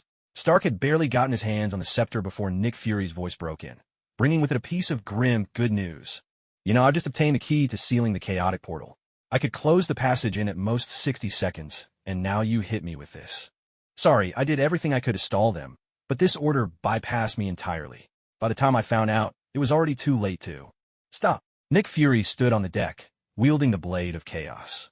He had managed to block one airship, but another had slipped through. All right, but what's the point of talking about it now? How soon can you get here? Stark asked anxiously. 180 seconds left. If the missile hits, Manhattan will be obliterated. Understood. Jarvis, power the thrusters to maximum. I'm going after that Infinity Stone warhead. Ling Gu, I'm trusting you to deliver the scepter. Let me handle it. How could I miss such a golden opportunity? Besides, I doubt your suit has enough juice to make it to the Chaos Rift. You might just drop out of the sky halfway there. You falling is one thing, but if you drop the Infinity Stone warhead along with you, we're in real trouble. Picture this. Tony Stark plummeting from the heavens, clutching the Infinity Stone warhead, leveling Manhattan, and dying in the blast himself. Ling Gu spoke with morbid amusement. It was meant as a joke, but Stark couldn't muster a laugh. He wasn't confident he could get rid of the warhead before his suit ran dry. How about letting Thor give it a shot? Stark Venshut. No way. Ling Gu and Nick Fury shot back in unison. Nick Fury said, if something happens to Thor on Earth, it could attract even worse enemies. Ling Gu added. With his bullheadedness, he'd probably toss the Infinity Stone warhead aside before reaching the Chaos Rift and run off to confront the enemy himself. Honestly, he might even set it off early just for the fight. That's exactly the kind of blunder he'd make.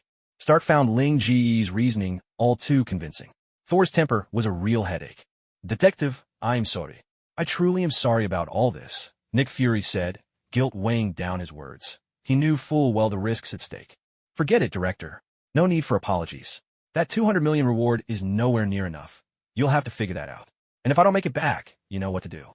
Don't worry. I swear on my life, his sister and brother will be safe for their whole lives.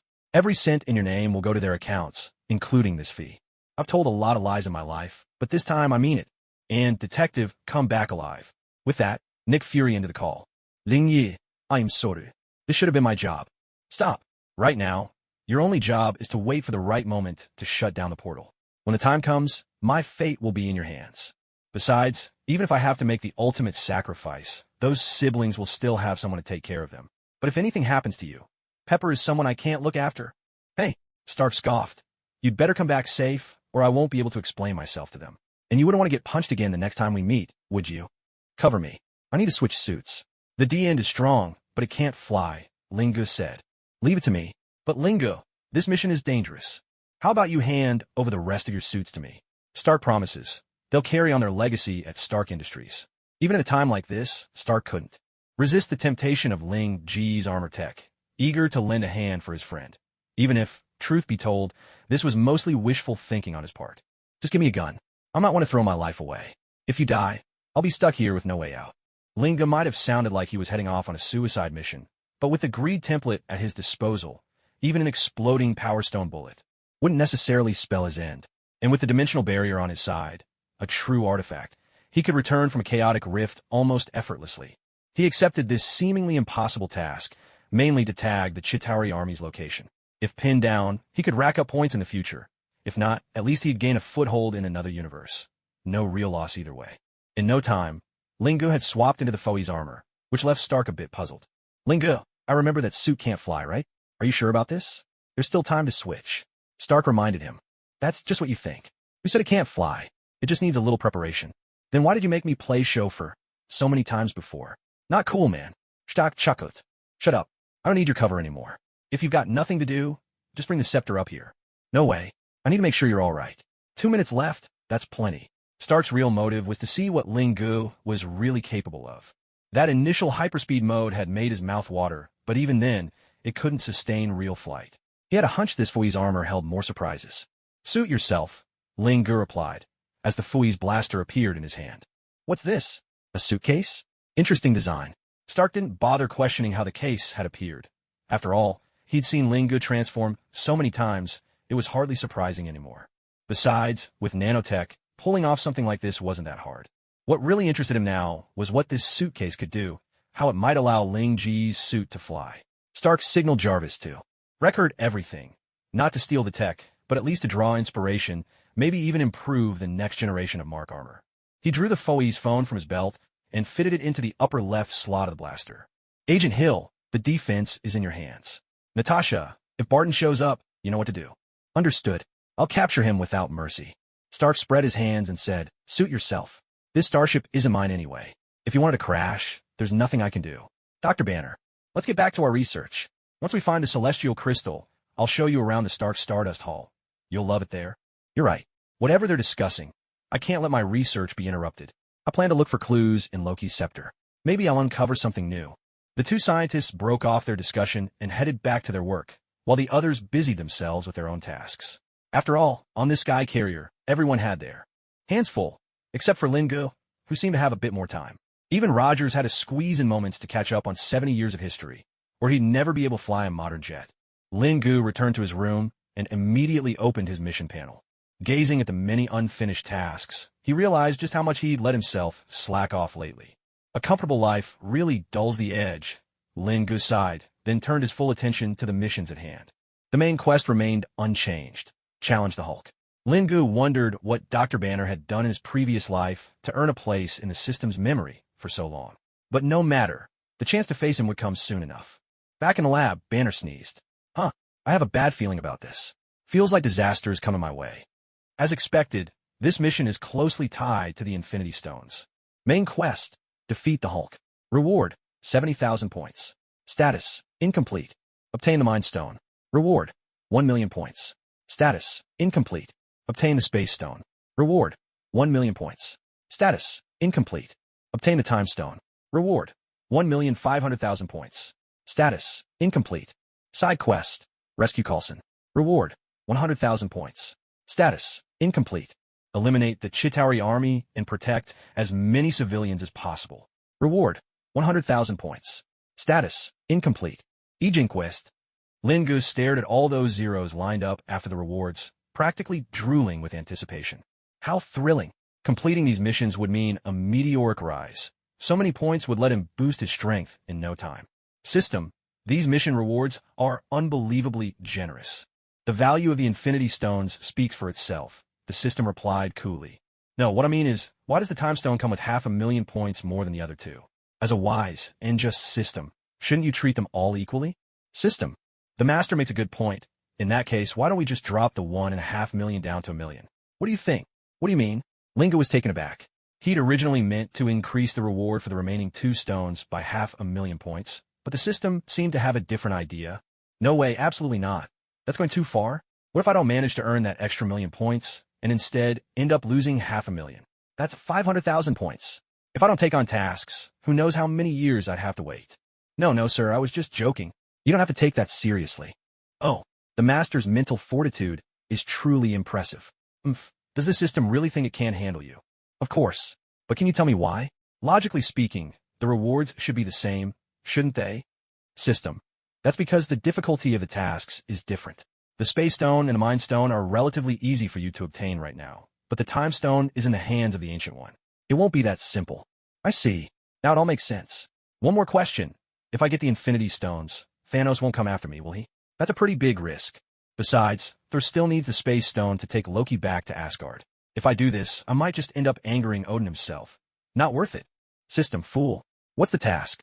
It's to acquire the Infinity Stones, not to keep them. You can just return them after you've completed the mission. For some reason, Ling Ge found the system's words a little sly as it spoke. Good. I was actually wondering if I should move to Asgard after finishing the task. As for the Sorcerer Supreme, forget it. Facing the Ancient One smile gives me the chills. The system was left speechless. If you want to talk about being devious, this is it. At most, this system is just a bit clever, but the master just dragged a God King in as a shield. The Space Stone might still take a day or two, and as for the Mind Stone, well, I'll think about it tomorrow.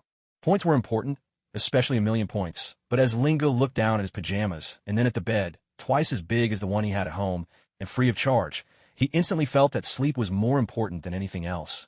He had no idea that Stark and Dr. Banner were already suspicious of SHLD's intentions in researching the Tesseract.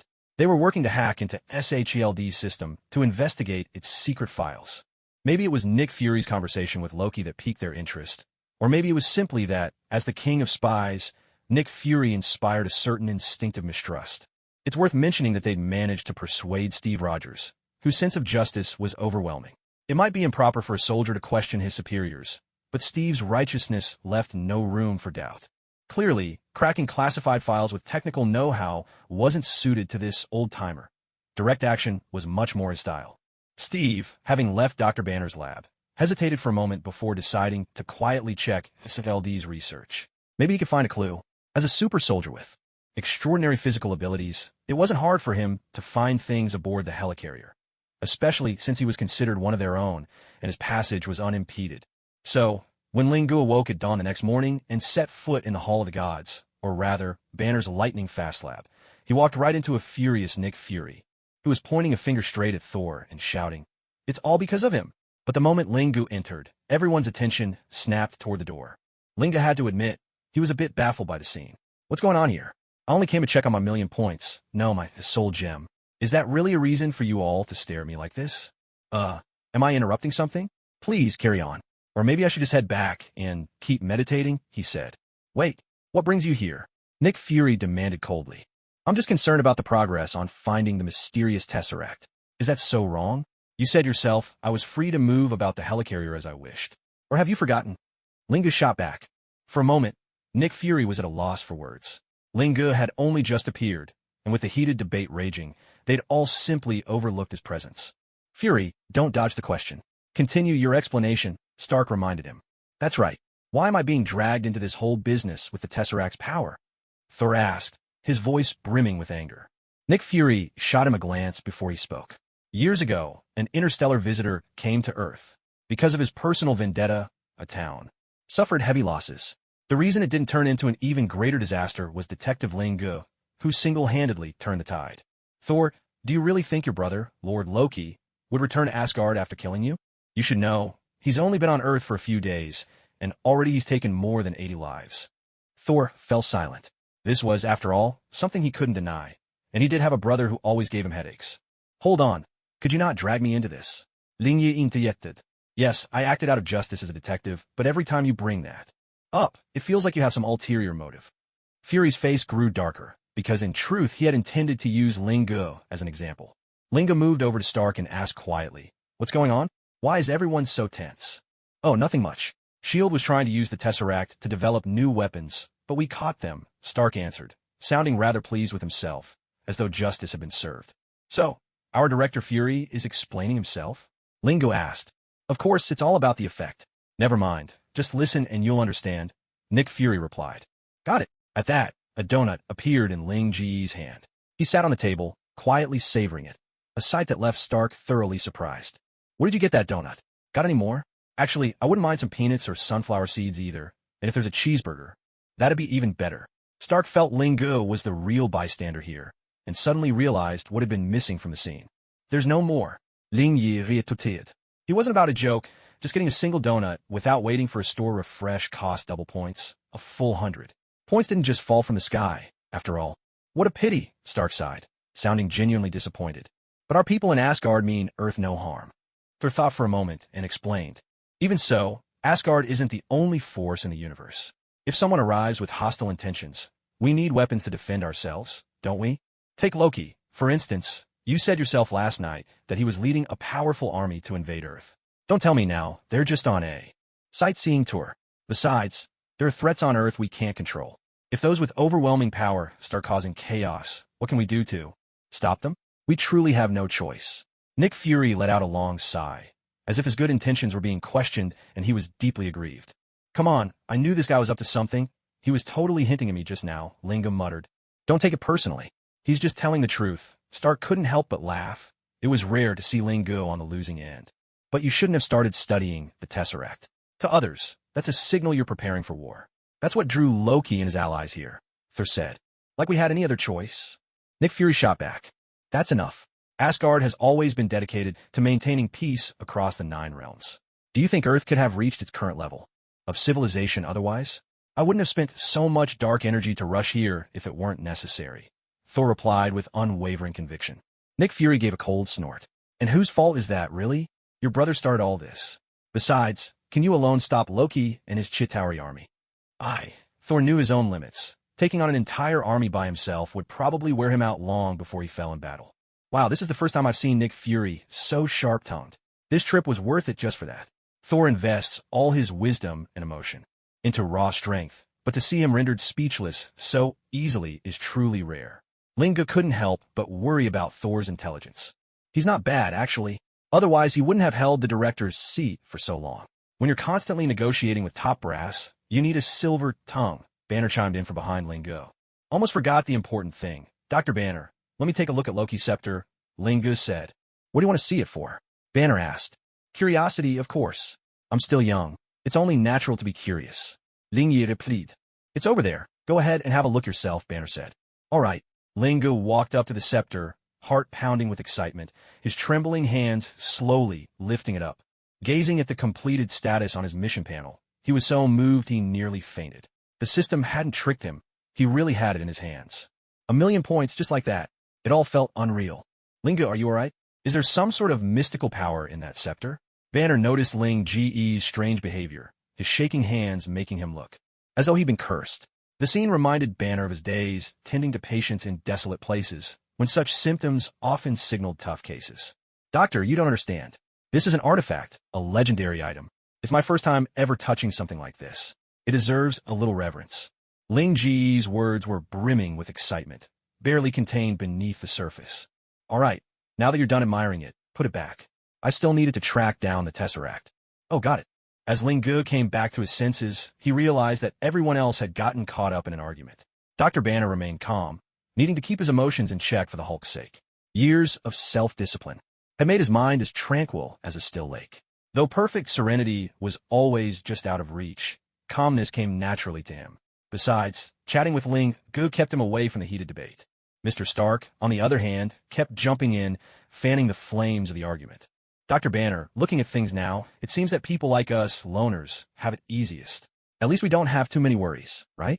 Detective Ling Gu, while I agree with you in theory, in reality, I don't exactly belong in that group. I'm the one who had no choice. If I weren't constantly hunted, I'd never have hidden away in tropical forests or deserted islands. In fact, living in the slums was already an improvement for me. The military is really that ruthless? They just won't leave you alone. That's right. Mr. Ling Gu, you should be careful too. Right now, they don't have the nerve or the excuse to go after you.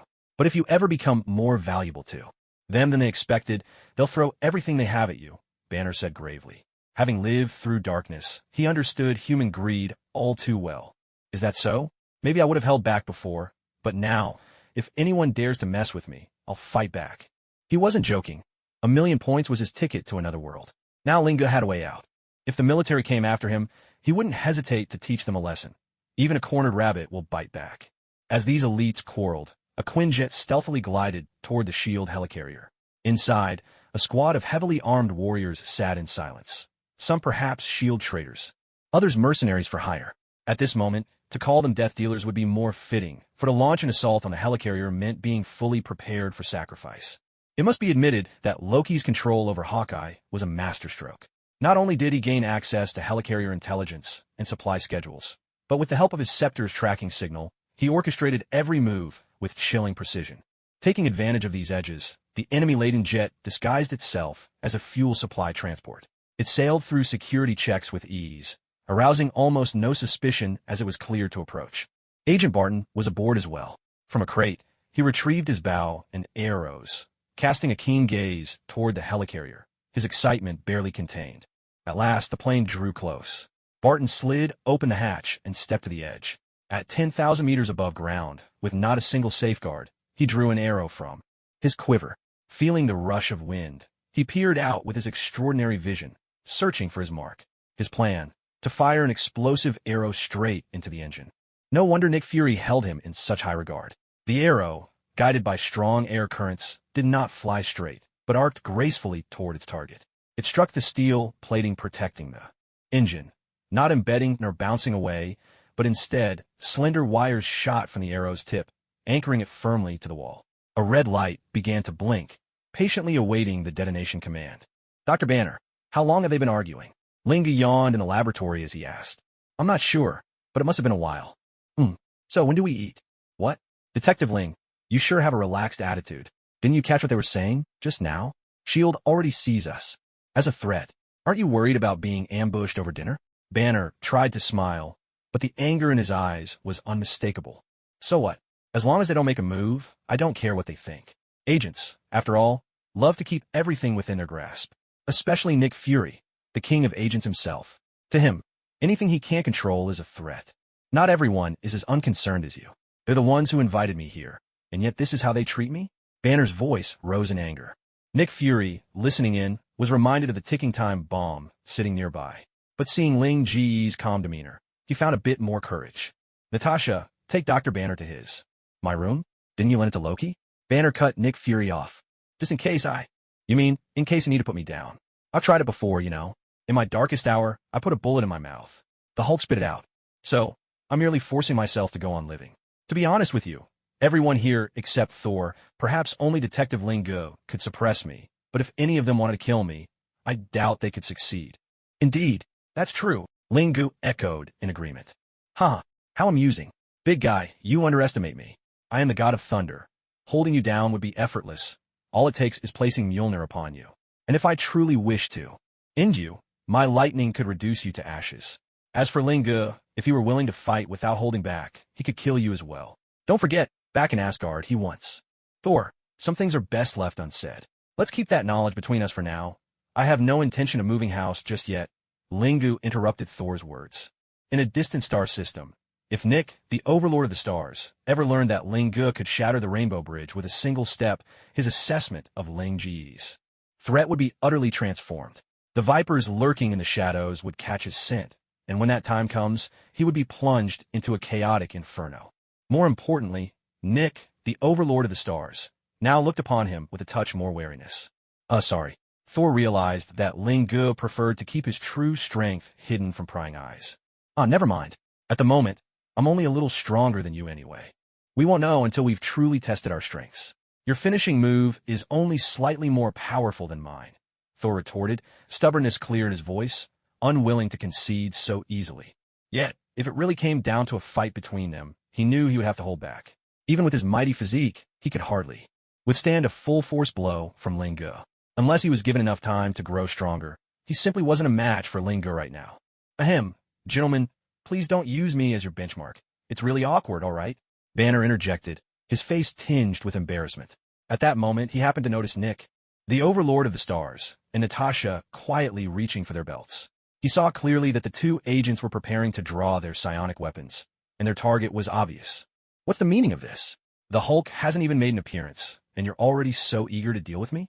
Accepting your invitation really was the second most foolish decision of my life. The first was trusting Ross, that so-called father-in-law of mine. Just then, the machine gave a low hum, displaying a gamma radiation match of 95%.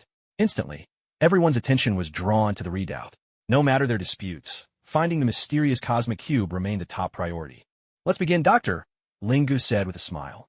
You're right. Banner tamped down his anger and approached the instrument to locate the cube. But the answer given by the precision device left him stunned. The cube was actually near the helicarrier, perhaps even on board. Banner knew all too well this couldn't be the true cosmic cube. Loki would never be so foolish as to bring all his treasures straight into their hands. The only possibility was that Loki's puppet had already arrived. Dr. Sylvig was out of the question. This unskilled scholar would only become a burden.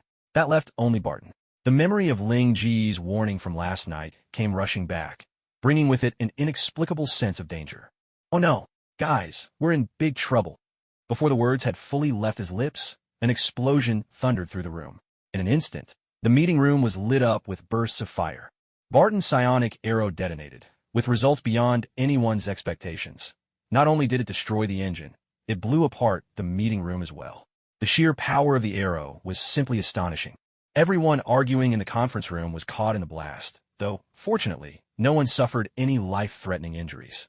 It's worth noting that Lingu, just a split second before the explosion, had already braced for impact, hands protecting his head, lying flat. On the floor, he avoided the blast perfectly, not even a wrinkle on his clothes. Sometimes, a detective's intuition really does come in handy. As sparks flew around the laboratory, with Banner and Natasha nowhere to be seen, Lingu could only shake his head. This was the price of ignoring a detective's advice. Suit up, Steve said urgently, getting to his feet and turned stark. Despite their fierce argument earlier, in a crisis, petty grievances were set aside. On it, Stark stood up and headed for his Iron Man suit. Ill. Status report. Nick Star-Lord, Fury struggled to his feet, his face dazed as he demanded information. Engine 3 is down. Someone needs to go outside to fix it. Damn it, didn't I tell you to tighten security? How could you overlook such a critical engine? There have been constant patrols in the engine sector, but we can't cover everything. We missed something. Our top priority is still to repair the engine. If we lose another one, the helicarrier is doomed. Damn it. Stock. I heard you. I'll go fix it. Last night, I told you not to keep the helicarrier airborne. Regretting it now, aren't you? Don't gloat. Just get moving. Nick Fury barked, his anger barely contained. Just last night, he'd planned to use this situation to his advantage, but now, in front of all these reserve members, his core candidates for the future Avengers, his reputation was in tatters. Even if the team came together someday, this stain would never be erased. Star-Lord, feeling any regret now? I told you. Ignore Ling Ji's advice, and you'll pay for it. You doubted me. Isn't this just getting what you deserve? Looking up and meeting Ling Ji's cheerful grin, Nick Fury finally understood what it meant to have salt rubbed in the wound. At this moment, Ling Ji's words were a brutal blow, leaving the director reeling from the sting. Oomph. If you want to mock me, save it until after we get through this. For now, could you please find something useful to do? It was a scene to behold. Lingu had actually managed to bring a flush to Nick Fury's pitch-dark face. It was clear The Shield director had never been so utterly humiliated. You think I want to be like this? Even now, I have no idea what to do next. You can't possibly expect me to fix the engine, can you? I don't know how to do that, Lingu said awkwardly. Aren't you going to help the captain deal with the enemies? Steve can handle those guys just fine. Besides, haven't you already stepped up security? He's not fighting alone over there. Hey, then go keep an eye on ancient demon spirit, Loki.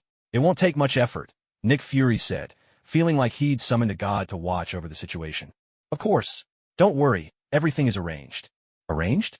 What exactly have you arranged? Nick Fury asked with suspicion. It's nothing, just a trivial little worm, Lingu replied calmly. He weighed the tasks between Hulk and Coulson. The former offered more points, but the latter had been delayed for too long, leaving him uncomfortable if left unresolved. After much deliberation, he decided Hulk was the higher priority. Coulson would have to wait, but just in case, he called on Jiado to covertly protect him. After all, even if Loki managed to escape, his own time was precious. He wouldn't waste a second just to kill Coulson. Nick Fury was about to ask Lingu what he meant when a roar echoed from below. The moment has come. Lingu whispered to himself. Whoa, looks like I need to take care of this problem first. What do you think, Director Fury? Nick Fury nodded stiffly. He knew exactly where that roar had come from. The very beast he least wanted to confront. The Hulk. Lingu dashed in the direction of the roar. This was a major mission he'd put off for too long. If he missed this chance, who knew when he'd get to finish the task next? Sure, he could go looking for Dr. Banner, but the man was always on the run, either dodging pursuers or fleeing for his life. If Lingu sought him out, just as Banner was finally happy, only to be told he was there to beat him up, now that would be hard to explain. Why do I get the feeling this guy is almost excited, impatient even? Nick Fury mused. It's just my imagination, right? Of course it is. No one would actually look forward to facing a monster like that. Little did Nick Fury know. This time his suspicion about Lingu was closest to the truth, but he dismissed the possibility. 3 minutes earlier, Romanoff hadn't expected her luck to be this bad. Being blown clear by the explosion, she could accept. Having her leg pinned under a pipe, she could deal with. But why, of all people, did she have to end up thrown together with the ticking time bomb that was Banner? Even worse, the signs were already showing. Banner was about to blow. She was a loss for words. She'd have settled for knocking him unconscious. Now panic set in. Banner was friendly and easygoing, such a good-natured man that even if you punched him, he might not hit back, as long as the Hulk didn't come out. Otherwise, she'd be facing a monster that destroys everything in its path. At this point, it seemed that only Dr. Betty, Banner's former lover, had ever been spared by the Hulk. Romanoff doubted he would show her the same mercy. Watching as Banner struggled desperately to keep the Hulk at bay, she knew time was running out. The emergence of the green monster was only a matter of time. Left with no other choice, she had to break free from these damn pipes before the creature appeared, to free her legs, to at least have a chance to escape. No, to fight for even the slimmest hope. Banner, hold on, don't give Loki what he wants. We'll get through this. Natasha kept talking, her words meant to encourage and reassure Banner, completely forgetting that she'd just tried to lock him in a cage. Meanwhile, she was frantically pulling at her trapped legs, determined to buy as much time as possible. In a moment where life and death hung in the balance, dignity didn't matter. Listen to me. I swear on my life, I'll get you out. You can run far, far away. Before she could finish, a green hue began to spread across Banner's body. He roared in pain, his clothes tearing at the seams as the Hulk forced his way to the surface. As Banner's body grew larger and the green deepened, she realized he was losing the battle. The Hulk was coming. Despair threatened to overtake her, and she struggled even harder to free her legs. Banner. No. Now he was the Hulk, the mighty green giant, staggered forward and unleashed a furious roar that shook the air. That primal, bestial cry caught Lingu's attention, marking the Hulk as his new target. By sheer luck, Natasha managed to break free while the Hulk was venting his rage. But now, faced with the Hulk, she had no confidence at all. All she could do was run for her life with every ounce of strength she had left. Without a second thought, Natasha darted through the cramped steel warehouse, relying on her agility to weave through the shadows and evade pursuit. No ordinary person could keep up with her, but to the Hulk, it was meaningless. He simply charged straight ahead, smashing aside anything in his path with a single swipe, undeterred by obstacles. Yet there was one advantage. The lighting here was poor, and the Hulk had no night vision. That was Natasha's only edge. Unfortunately, she was limping badly, unable to make a quick getaway. As she ran for her life, the Hulk struck her with a massive blow, sending her crashing hard into the wall. Staring up at the hulking green monster advancing on her, Natasha seemed to resign herself to her fate. Hey, you there, Hulk? Hold on. Lingo arrived just in time, drawing the Hulk's attention and stopping him from attacking Natasha. Detective, I can't tell you how relieved I am to see you right now. Natasha breathed, shoulders sagging with relief. Heaven knew what she had just been through.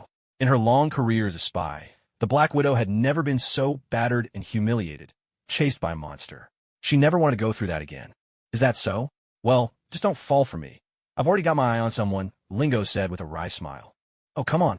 Save the jokes for later. Let's deal with Banner first. Wait a second. You just came over like this? Where's your armor? What about your transformation device? Natasha Ling Yis Casual. Outfit. No special armor. Nothing. Assuming he'd come empty-handed. The relief she just felt instantly gave way to anxiety again. Can't you tell? I didn't bring them. Lingo walked over to Natasha's side, shrugging it off as if it were nothing. As expected, this guy always proves unreliable at critical moments, Natasha thought to herself. Oh dear, another name added to the list of escapees. When we scatter and run for our lives later, whether we escape this disaster will be up to fate. Honestly, with you here, my chances of survival just shot up by 50%, Natasha said with a smile. All traces of her earlier despair now gone. Don't be so pessimistic. Besides, if it really comes down to running, you won't be able to keep up with me.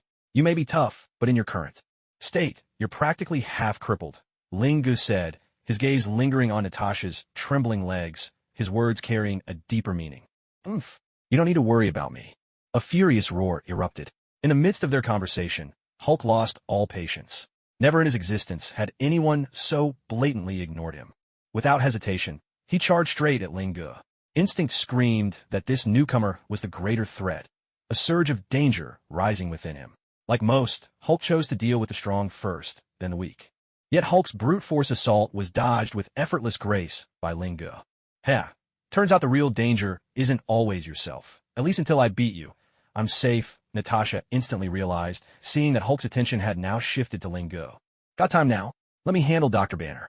It's the perfect chance to test out my new weapon. Why don't you find Agent Barton and help him get back to normal? The mention of Barton snapped Natasha out of her observer stance. Barton was her closest comrade. Trust between them ran deeper than life and death. I understand, but are you sure you can handle this?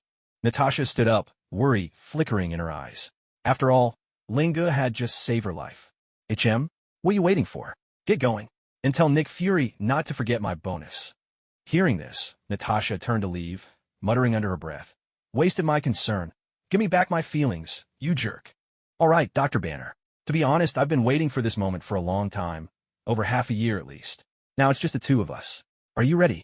Lin Yi buckled the Fui's belt around his waist, and with a flick of his hand, a phone-shaped device appeared out of thin air. Yes, it was a phone. His voice trembled with excitement. Though this was a main mission, promising plenty of points, Ling Gu had never sought Banner out. Pity kept holding him back. Every time he checked his mission board over those long months, the words incomplete always stared back at him, and what started as excitement gradually turned to frustration. No matter how unimportant something may seem, if you put it off for too long, it will eventually become a thorn in your heart, making you restless and uneasy. Fortunately, heaven did not disappoint. Ling Gu finally seized the rare, rightful chance to strike his enemy head-on. A thunderous roar boomed out. This was Hulk's response. Perhaps he was stirred by Ling Ji's fighting spirit, or maybe he was simply fed up with everything. Ling Gu activated the Fui's phone, entered the code 555, and pressed the enter key. The device responded with a crisp, standing by, as he snapped the phone into the belt, preparing to transform into Kamen Rider voice. Suddenly, with a crash, a figure burst through the wall, shattering it and hurling Banner aside. It all happened in the blink of an eye, so quickly that Ling Gu barely had time to react. Where are my points? What's going on? Ling Gu stared at the half-activated transformation device in his hand, and at the spot where Banner had just been, now empty and silent, leaving him at a complete loss. He'd been one step away, just one. All he needed to do was insert the Fui's phone into the driver, and he could have transformed. But now, could someone please tell him how his opponent had vanished? And what was the point of transforming now? Snapping back to his senses, Ling Gu peered through the gaping hole in the wall. On the other side, the one facing off against Hulk had become Thor. Around them, staff members who'd seen the green giant scattered in all directions, fleeing for their lives. Watching this scene unfold, Ling Ji's irritation flared. Not at Thor, though. He was vexed that Thor had interrupted his fight, but considering that Thor was Also a lost traveler, had just been caught in an explosion and wasn't exactly the sharpest tool in the shed. It was understandable that he'd be running about. But Hulk's actions crossed the line, downright unsporting. Not only had he changed the battleground, but he'd even swapped out his opponent. Who did he think he was belittling? Hulk let out another earth-shaking roar, apparently ready to go head-to-head with Thor. "Wait, big guy, your opponent is me," Lingu hurriedly called out, knowing that if those two got into a brawl, he'd have no chance to butt in, let alone finish his task. "Thor, what are you doing here? Hurry up and go keep an eye on Loki. Don't let him get away." "All right, I'm on it." Thor dashed off without a second thought. Lingu, weary but determined, said, "What are you staring at, Hulk? Let's pick up where we left off." Hulk scratched his head in a surprisingly human gesture, flashing an awkward grin before unleashing another fierce roar at Lingu. "Why is it so hard to just complete a mission?" Lingu muttered in exasperation. With practiced ease, he slotted the Fui's phone into his belt. "Henshin," he declared. "Complete," the device intoned. Glowing red conduits unfurled from the belt, swiftly encasing Lingu in radiant light. The brilliance was so dazzling that even Hulk shielded his eyes with one massive hand. As the light faded, a gleaming new rider armor emerged. His helmet's orange compound eyes dominated the faceplate. The primary suit was jet black, with silver armor plating the chest and joints.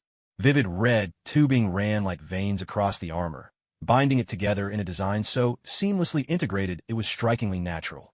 "All right, let's continue this little grudge of ours." Lingu struck a fighting pose, addressing Hulk. A sword-shaped weapon appeared in Ling Ji's hand, but he quickly put away. The Fui's blade was meant for killing, and this was only a friendly match. Hulk advanced on Lingu like divine retribution descending from the heavens, each step heavier than the last. With a furious roar, he brought his fist, crashing down from above. Lingu leapt back nimbly, dodging the blow, but while he was still airborne, he couldn't fully escape that thunderous punch. The impact echoed through the air. A human silhouette was left imprinted on the wall, a massive crater marking the spot, like a miracle wrought by the gods. "That was too much. I really was too lenient just now." "Banner. No." Hulk growled, his eyes blazing with anger. "You've made me mad." The punch didn't hurt, but the humiliation is unbearable. Hulk ignored whatever thoughts Lingu might have had. All he wanted was to teach this bold challenger a lesson. With a bellow, he charged, his iron fist aiming straight for Ling Ji's face. Perhaps the shifting colors of Fi's compound eyes had triggered something primal in him, driving him with a wild urge to tear them apart. "Hey, you know you're not supposed to hit people in the face. Besides, my colors aren't even the ones you hate, and really, how long are you going to hold this grudge?" Lingu darted aside, noticing that Hulk had no interest in any part of Fui's except those orange-yellow eyes, almost like an obsession. "I can't hold back any longer," Lingu decided, bracing himself to strike back. With one hand, he blocked Hulk's massive green fist. Their fists, so different in size, met in a clash of power, neither yielding an inch. Hulk was momentarily stunned, unable to fathom how this little fellow could suddenly unleash such strength. He had definitely not been this formidable a moment ago. "Can't figure out? Well, think it over when you get back." Ling Ji's eyes flashed. He leapt up, drawing back his right fist, and delivered a powerful blow straight to Hulk's face. "There, now we're even." Lingu watched as the green giant was sent flying, and for a moment, it seemed as if even the sun shone brighter in the sky. But the light was quickly blotted out by the returning green blur. "Oh no, back so soon." Hulk opened his gaping maw, locked his eyes on Lingu, and with a thunderous roar, charged again. "This looks like I have no choice. Let's go." This is the perfect chance to test Fui's power, and all those gadgets, too. Facing the towering Hulk, Lingu showed no fear, only a burning fighting spirit. The two became locked in fierce combat. Hulk, despite his bulk, was astonishingly agile and quick. Blow for blow, they exchanged attacks, neither gaining the upper hand. In their wake, devastation reigned. Lingu remained unscathed, but Hulk's uncontrollable strength left the ground pitted and scarred with craters, every step and every punch leaving its mark. The Hulk's power was overwhelming. Lingu soon realized that every step Hulk took left a fresh pit in the ground, and any punch Lingu dodged would inevitably smash into the wall behind him. If the fight continued at this range, Hulk could keep brawling for days. When Ling Ji's strength finally gave out, he knew that would spell his own defeat. "It seems brute force alone won't win me the upper hand," Lingu pondered to himself. He hadn't failed to consider using his magical tools, but Hulk was clearly enjoying himself far too much, leaving Lingu no opening at all. Only now did Lingu understand why. Kadoya Tsukasa was so fond of his cards, No matter the equipment, he could instantly switch forms by inserting a card. Unlike himself, who took ages just to use a simple gadget. You really are hooked on this, aren't you? Linga shouted angrily, spinning nimbly to evade a fist that grazed past his head. Seizing the moment, he gathered his strength and landed a powerful kick, sending Hulk hurtling more than 10 meters away. Hulk tumbled across the ground, rolling like a giant green ball, a sight both striking and almost absurd. Hulk scrambled up, furious, and charged at Linga once more. So you're getting fired up too? Uh-huh. Linga could sense a shift in Hulk's mood, but didn't dwell on it. Taking advantage of the brief respite, he quickly unlatched the Fui's phone from his belt. With this artifact in hand, the previous stalemate was about to end. Next up is testing time. Sorry about this, Hulk, Linga said, his eyes flashing a hint of apology. Reluctant yet resolute, he opened the Fui's phone. With a flick of his right hand, the phone transformed into a gun, the phone blaster. His fingers danced swiftly over the keys. 103, then enter. Single shot mode. A sharp, piercing sound cut through the air. Lingu took aim at the charging Hulk, unleashing a beam of red energy that shot forth and struck Hulk's massive green frame dead on. The legendary moving target lives up to the name, Lingu remarked. Hulk's speed matched his immense size. Fast, but impossible to miss. Charging straight ahead, he was practically throwing himself into the line of fire. The ray struck its mark, forcing Hulk back several steps. Its power far exceeded anything the military could muster. Unfortunately, this was just a laser-based attack, not something continuous. If only it could sustain like Stark's, it might even slice clean through. Hulk staggered from the blow, clutching his stomach and rolling once on the ground in pain. Lingo was taken aback. Was this really the Hulk? He looked more like a tantrum-throwing child. But for the ruined surroundings and Hulk's beastly roars, the scene would almost be endearing. The test continued. Lingu entered 106 on the Fui's phone, then pressed enter again. Burst mode. He was just about to fire when Hulk suddenly sprang up, glaring warily at Lingu. Perhaps it was a newfound respect for the weapon. In Ling Ji's hand, though not deadly, the pain was enough to make Hulk hesitate, keeping his distance and ready to dodge at any second. TCH, I have to admit, that kind of combat instinct puts humans to shame. But so what? Just then, before he could give it further thought, a massive chunk of black iron came hurtling toward him. Ling Gu reacted instantly, channeling his inner energy to defend. But what crashed into him turned out to be nothing but scrap metal and debris. Hulk, in a rare display of mischief, had torn apart a Skywing Falcon drone and flung its parts as makeshift projectiles. Damn it, is this really necessary? I just hit you with a talisman. If you're upset, you could throw one back at me. But this is just going overboard. Throwing things everywhere like this isn't good at all. Facing a storm of flying secret weapons, Ling Ji's face turned pale as he desperately used his light-footed skills to dodge. It wasn't that he didn't want to fight back with his own talismans. He simply didn't have the time. Meanwhile, Nick Fury was struggling to deal with the invading enemies. For the head of an intelligence agency to have a renegade lead a group right to his doorstep. What an irony. Ling Ji's premonition had indeed proven useful. Ever since the previous night, the Sky Carrier's wards have been lifted, and with this advance warning, their defenses were prepared. Even in the face of an attack, they could respond with calm and composure. What's their aim, coming all this way? Nick Fury wondered as he dispatched another enemy soldier. Fury, I think I know. Natasha's voice came through the spiritual communication channel. Romanoff? So Linga has already rescued you. That's right, it's me. I've subdued Barton, and I found a data port on his arrows. My initial assessment, it's some kind of virus. If he manages to shoot this arrow into the mainframe, the Sky Carrier's spiritual energy systems could be disabled for a while. Nick Fury broke out in a cold sweat as he listened to Romanoff's report. If the controls failed at this moment, unless Stark could repair the third engine instantly, they'd have no choice but to evacuate the Sky Carrier ahead of schedule. Good work. As the detective finished his fight, with the situation more or less stabilized, Nick Fury's nerves eased a little. Probably not yet. He might still be stalling Dr. Banner. Natasha replied. At this, Fury's heart sank. He was painfully aware of the Hulk's destructive power. If this monster was allowed to run rampant in there. Stronghold, never mind repairing the engines. By the time they were done, the whole base could be torn apart. Better to order an early evacuation.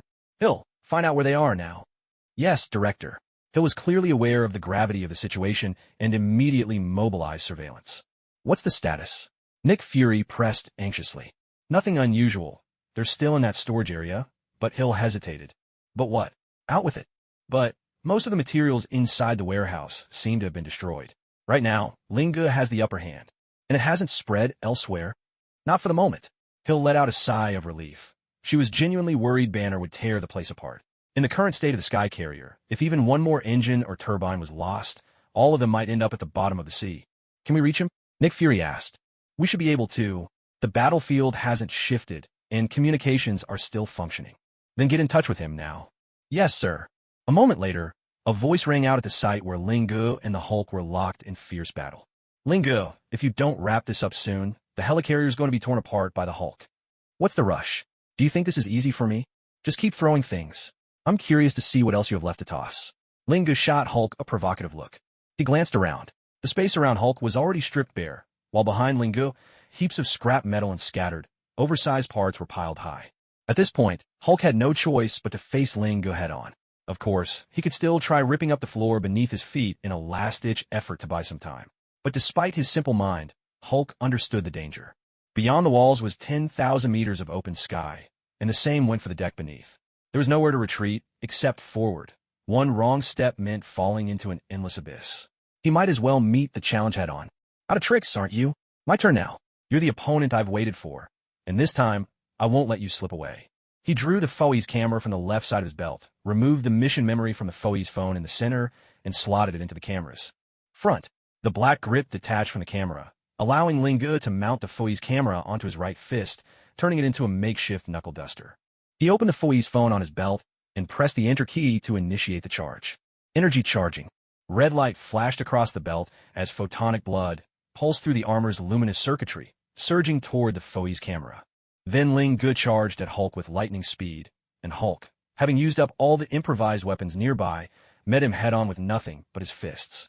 Both figures punched at the same time, but Ling Ji's movement was more agile. His blow landed squarely on Hulk's chest before Hulk's sledgehammer fist could connect. It's finally settled. Feeling the solid impact, Ling Gu let out a sigh of relief. Landing a hit was good enough. He hadn't expected to defeat Hulk in one strike, but after being pushed to the edge, he needed to reclaim some dignity. But in the very next moment, regret washed over him. That little finishing move had sent Hulk flying, smashing a hole in the wall, and tumbling off the helicarrier. What just happened? Come on, you're the Hulk. I didn't expect you to get knocked off the ship. Ling Gu thought his punch would at most make Hulk wince, not in the fight so abruptly. The scene before him was completely beyond his expectations. Oh, what a blunder. Looks like I'll have to wait for another chance. Ling Gu couldn't help but sigh. Director Fury, listen, this really was an accident. No worries, I saw everything, Detective. You did a great job. Watching Banner fall from the helicarrier, Nick Fury actually felt a wave of relief. Clearly, hiring Ling Gu at a premium was the right call. It's a blessing you're not blaming me. After all, in this vast universe, only you and I have what it takes to find the Tesseract. Speaking of which, could you perhaps talk to me in a different way? I'm the only one here. The battle is over. So why communicate through this spiritual device? It just feels a little strange. That's only because your fierce fight left this place in ruins. Now, only the surveillance system and this transmission artifact still work. So you're blaming me for that, I suppose. That's not what I meant. You did an excellent job. Banner was just too dangerous. Inviting him was a mistake. Nick Fury replied, still shaken. All right then. What should I do now? Whatever you like. Thanks to you, Romanoff was saved, and she managed to capture Barton. If not for that, this helicarrier would have surely fallen.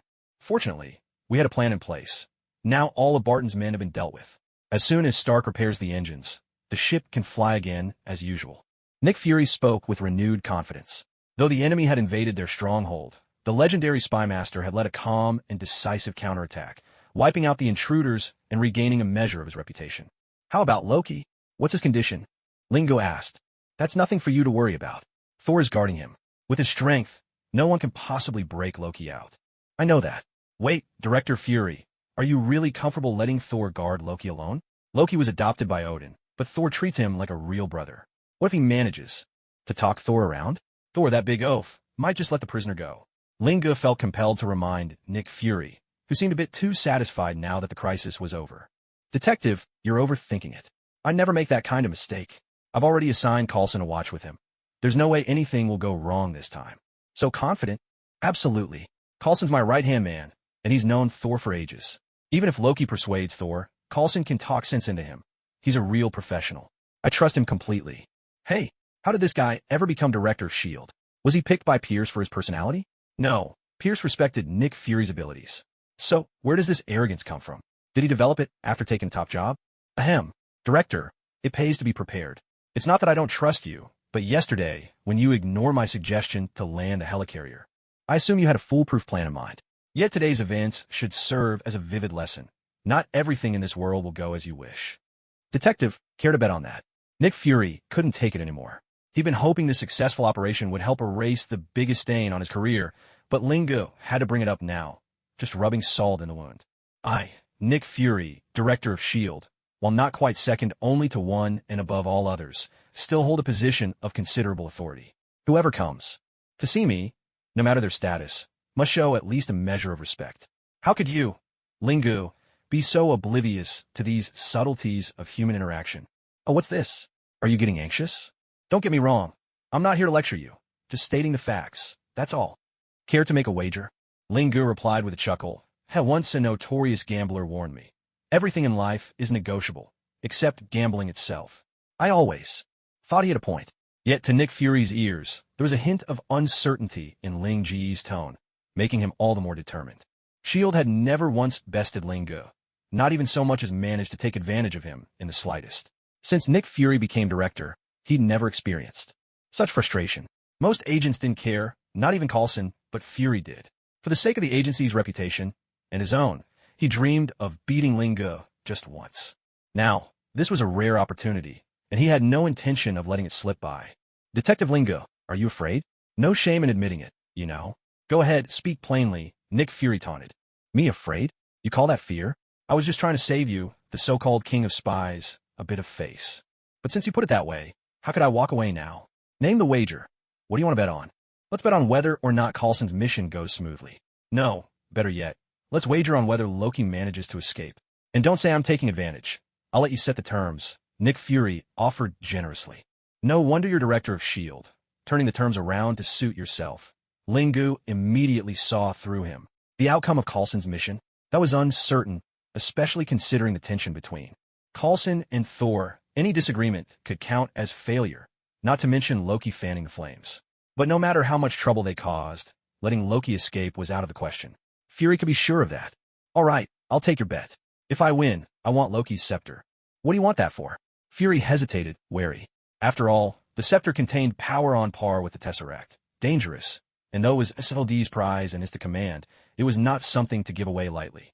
Oh, nothing much. I just need a present for certain someone's help. I don't have anything worthy on hand, so I'll just borrow from the gods, so to speak. Fury thought to himself, as if I'd ever trust you. I can assure you, I won't use that scepter for anything nefarious. You have my word, and with any luck, it might even help take some of the pressure off S.H.I.E.L.D. Fury paused, weighing his options. I'll agree to your terms, even if I don't believe a word you've said. Refreshing. As expected of the director of S.H.I.E.L.D., that confidence really puts the rest of us to shame. Save your flattery. I know better than to trust that silver tongue of yours. If I win, you must hand over all the secret techniques of Kamen Rider to me. That's outrageous. Sorry, but that's impossible. Come up with something else, or the bet is off. Lingo rejected him outright, cutting through Nick Fury's wishful thinking. What Fury was asking was simply impossible. No room for negotiation? You already have 3 sets of armor. Can't you spare just one? Nick Fury pressed on, unwilling to give up so easily. It's not that I'm unwilling. To be frank, I don't actually possess the technology behind Kamen Rider. Lingo spoke the truth. He was merely a user, not the creator. Then at the very least, let us have a complete set. Nick Fury shifted his approach. He was convinced that as long as S.H.I.E.L.D. got their hands on a full set of armor, it would only be a matter of time before they cracked the technology. The loss would be manageable. I am sorry. Still not possible. Is I'm sorry all you can say? Fury's patience was wearing thin. Ling Ji's lack of cooperation was infuriating. My apologies, but I truly can't do it. Why not? Is it really that difficult for you? It isn't difficult. It's just that my armor is keyed to me alone. Even if someone else got the belt and the transformation device, they'd just end up with a pile of junk. You expect me to believe that? Believe it or not, that's up to you. You're welcome to send someone to try. But this is my way of protecting myself, Director Fury. You, of all people, should understand that. Nick Fury fell silent. He knew it was true. In his position, conscience had long been set aside. Achieving the mission was what mattered most. So, do you have any other terms you'd like to propose? To be honest, I can offer myself as collateral. You could ask S.H.I.E.L.D. if there are any beautiful female agents who need help satisfying their desires. As long as she's between 20 and 30 and easy on the eyes, I'm game. Director Fury, for the sake of justice, this humble detective is always ready to make the ultimate sacrifice. Nick Fury hurled his headset down in anger and stomped on it twice for good measure. He's making a fool of me. Absolutely making a fool of me. As if he'd get that lucky. Stark would have beaten him to the punch anyway. As for who's really offering themselves, that's another question entirely. Taking a deep breath, Director Fury reined in his frustration. Hill, get that bastard Lingo back on the line. Use the phone. Yes, sir. Agent Hill replied, her expression complicated. She had overheard every word of the previous conversation. Ling Ji's phone rang, and he picked up without hesitation. The Mind Stone was simply too important to him. Lingo, let's get back on track. If I win this bet, I want you to join S.H.I.E.L.D. And you think I'd sign my life away just because of a bet? What I mean is, you'll be half committed. You can receive the salary of a level 7 agent, but you won't need to clock in every day. You'll only be called in for the really tough situations, but we won't pay out huge sums like this time. Does that work for you? That's my bottom line. If you don't agree, the wager is off. Agreed, I can accept those terms. It's settled then. For the sake of justice, I'll join S.H.I.E.L.D. without hesitation. Bang! Another earpiece crashed onto the floor. TSK. Such poor self-control. Lingo muttered, pocketing his phone as he strode out of the dilapidated warehouse. Sir, is it really worth it? Hill asked. As long as we win, it's worth every bit. Besides, a single Tesseract was enough to draw Loki and an invasion force. Do you really think that Scepter is any safer? Earth and humanity simply aren't ready to face these enemies. Are we? Honestly, even if I win the bet, I have no idea what to do with that thing. Locking it away for good might be the best option. Understand, sir. Now, everything depends on Agent Coulson. That's right, it's all on Coulson now. Enough talk. Let's go take a look at that cage. It never hurts to have a bit more insurance. After all, there's nothing in the rules that says we can't lend a hand, right? Brilliant as always, sir. Your strategies are truly masterful, Hill remarked with admiration. Nick Fury glanced back at her. Ahem. I meant to say, there's no substitute for experience. Linga doesn't stand a chance this time. Stick with masterful strategist. It may not sound flattering, but it's accurate. Come on, Agent Hill. After today, S.H.I.E.L.D. will have a powerful new asset. Remember to organize a grand welcome ceremony. Yes, sir. For once, a smile broke across Hill's face. Ling Ji's strength was undeniable. Once he joined, S.H.I.E.L.D. would not only gain a formidable ally, but future tough missions would become much easier. Most importantly, no matter how much he resisted, the armor technology would be there sooner or later. Time would wear him down until he handed it over. That was Nick Fury's true plan. Ling Ge was heading there as well, regarding this wager as a gift. Even if all those sent to rescue Loki were taken out with Loki's cunning and his pride and his magic, it would be child's play to deceive Thor, who was straightforward and doted on his brother. As for Coulson, he was just an ordinary man. Loki could toy with him with a single illusion. Ling Ji's only purpose in going there was to ensure Coulson's safety. Even though the beetle insect device could save Coulson at a critical moment, facing Loki head-on offered no chance of victory. After all, without transforming, the beetle was still just a powerful insect. As it turned out, Ling Ji's hunch was correct. Loki had already escaped the cage, and now it was Thor who was trapped inside. Agent Coulson stood his ground, facing off against his enemy, though the blood staining his clothes made his predicament all too clear. A fiery red beetle hovered by his side. The creature had shielded him from a blow. The strike hadn't been fatal, but Coulson was gravely wounded, caught in a situation that was growing ever more desperate, even if his life wasn't yet in immediate danger. Don't move. I don't know how you plan to escape, but if you're thinking of going back, I'm afraid that's no longer an option. Coulson gripped the untested artifact tightly, aiming it at Loki, his eyes scanning every corner like a wary predator. He knew all too well the terror of Loki's illusions. One encounter had nearly cost him his life, and he had no intention of risking a repeat. Put down your pitiful mortal weapon. Even if you manage to hit me, it's pointless. You mortals understand so little about gods. Loki sneered, dismissing Coulson's warning as he continued manipulating the mysterious device before him, intent on sending Thor plummeting from a dizzying height. The passage beneath the cage opened, and a rush of wind howled upward. With a single press of a button, Thor would be cast down in an instant. I said, don't move. Seeing what was happening, Coulson readied himself to act. If Loki were to fall to Earth, Asgard's fury would be immense, but there might still be room for negotiation. Thor, however, the only son of the All-Father, if he were to perish, it would spell disaster for all of Midgard. If anything happened to Thor, Odin would bring his full might and vengeance. a risk Coulson dared not take. Loki looked up, a mocking smile on his lips as he gazed at Coulson. Are you trying to order me? Not you again, you pesky little insect. My hatred for bugs is growing by the minute.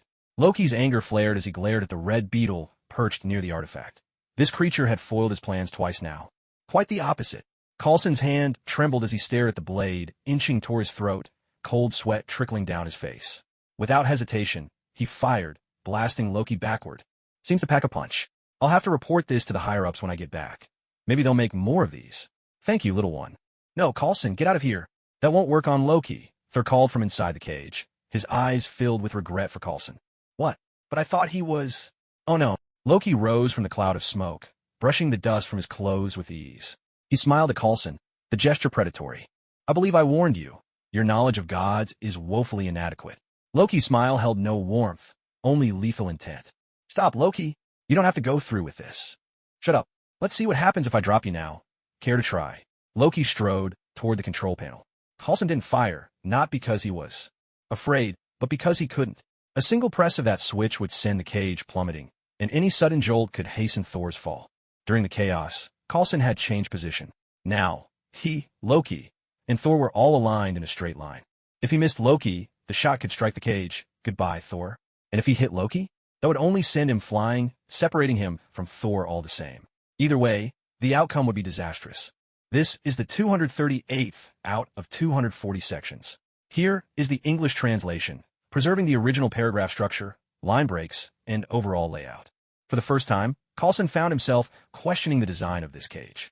The director had been overly cautious, never anticipating a predicament like today's. What should he do? The question gnawed at him. There truly seemed to be no good answer. Don't worry, your turn will come soon. Oh, and you too. Loki waved his scepter, the tip pointing purposefully at Coulson and the armored beetle, his meaning unmistakable. Coulson, run! Thor shouted anxiously from inside the cage. Do you think I don't want to? Against this guy's sorcery, I'd have to be able to escape first. Coulson thought bitterly to himself. Enough. I'm tired of listening to you. Let me give you some parting words. Safe travels. Thor cried out in confusion, suddenly losing all sense of gravity as the cage plummeted straight down with him inside. Well, the annoying one is dealt with. Now then, do you have any last words? Loki turned his gaze to Coulson. You'll never get away with this. Is that so? I beg to differ. I have an army at my command, an army strong enough to conquer the earth. And what about you? Your team of heroes is still learning to work together. Your ship is in ruins. What do you have to oppose me with? Get on your knees and beg for mercy, and perhaps I'll spare your life. Being divided is just the trial that comes before true unity. No matter what, I believe heroes will never let us down. Coulson's voice trembled with fear, but he spoke with unwavering resolve. That's your answer? Then prepare to die. Loki lunged at Coulson, scepter raised, but his real target was the detestable insect. He knew that to deal with the agent, he had to eliminate the beetle first. But this time was different. The red-armored beetle didn't defend Coulson. Instead, it charged straight at Loki, spinning at incredible speed and unleashing a powerful attack. Well, this is interesting. It's learned to attack on its own. Loki dodged in an instant, watching as a hole was punched through the spot where he just stood. Not good. Though such an attack couldn't really harm him, it hurt far more than any of Coulson's gadgets. When it came to fighting, gods, ice was more effective than steel, and while the beetle wasn't as sharp as a blade, Loki had no desire to let it pierce his flesh. Still, it hardly mattered. It only cost him a fleeting moment of attention. Wait, what's happening? It's disappeared? Loki realized the beetle hadn't launched a follow-up attack. Instead, everything had gone eerily quiet, leaving him puzzled. Seems your luck's run out. Even the one thing that could protect you has abandoned you in your hour of need. I wouldn't be so sure, Loki. You might want to take a look behind you, Coulson replied, finally letting out a sigh of relief as he sank to the floor, his back slick with sweat. A flicker of unease crossed Loki's face. Coulson didn't look like he was faking it. Loki turned and saw Lingu emerge from a tunnel, holding a bright red beetle tightly in his hand. Wow, looks like I arrived just in time. Lingu grinned, reassured to see Coulson unharmed. With that, his mission was complete. It seems it's time for me to take my leave, Loki said. Did you really think you could just walk away? Nick Fury appeared at that moment, with Hill at his side. His face grew even darker as he saw the bloodstains on Coulson. Who knows? Loki smirked. Lingu, I admit I can't defeat you, but if I'm determined to leave, do you really think you could stop me? That's true, Lingu replied, gently pinching his chin as though pondering the question. Detective, this is no time for jokes. nor for rash decisions. Loki has already admitted he's no match for you, Nick Fury said, his face stern and shadowed. He feared Lingu would let Loki go because of their wager, and he and Agent Hill would be powerless to stop it. Ha. Seems these people don't fully trust you, do they, Detective Lingu? Loki laughed, his tone mocking. But perhaps they don't know your true strength yet. You haven't told them, have you? Worry they might fear you. He paused, then continued. To be honest, I don't understand. Why would someone as powerful as you choose to hide away on Midgard? With your abilities, you could thrive in any of the 9 realms. Why settle for being a mere detective, struggling each day just to get by? Tell you what, come with me. When I rule the earth, I'll give you 1/10 of the land, anywhere you choose. Loki, enough with your schemes, Nick Fury interjected, not bothering with the great secret he'd just discovered. His priority was to ensure Lingu didn't switch sides, otherwise, all their lives would be at stake. S.H.I.E.L.D. has complete faith in Lingu. You needn't trouble yourself, Lingu replied calmly. But if you must know, it's for safety. Safety? That's all. Loki gave an exaggerated sigh. Then you should join me. As long as you're loyal, I promise no one will ever disturb you again. Is that so? Ling Ji's voice held a note of temptation, enough to make Nick Fury's hand tighten on his gun. In the end, I've already been paid, Lingu shrugged. Let's be serious. Why would I fight a losing war for your sake? The Ancient One still stands, Odin still rules. Following you would just be a path to destruction. Nick Fury breathed a sigh of relief at that, though Loki's words still intrigued him. A pity, Loki chuckled, showing no anger. He respected true strength, especially in those he could not defeat. Well then, farewell. I'll ask you one more time. Do you really think you can get away? Nick Fury regained his confidence, a shade of arrogance in his voice. That's enough, Director Fury. He's already gone. What you saw just now is nothing but an illusion. You always saw through me. Loki's voice echoed, his form gradually fading into nothingness. Don't look at me like that, Lingu said. That was Loki's magic. He slipped away the moment we arrived. Damn it, Fury cursed, striding over to check on Coulson's wounds. Relax. We got here in time. Coulson's lost a lot of blood, but with a couple of weeks in the hospital, he'll make a full recovery.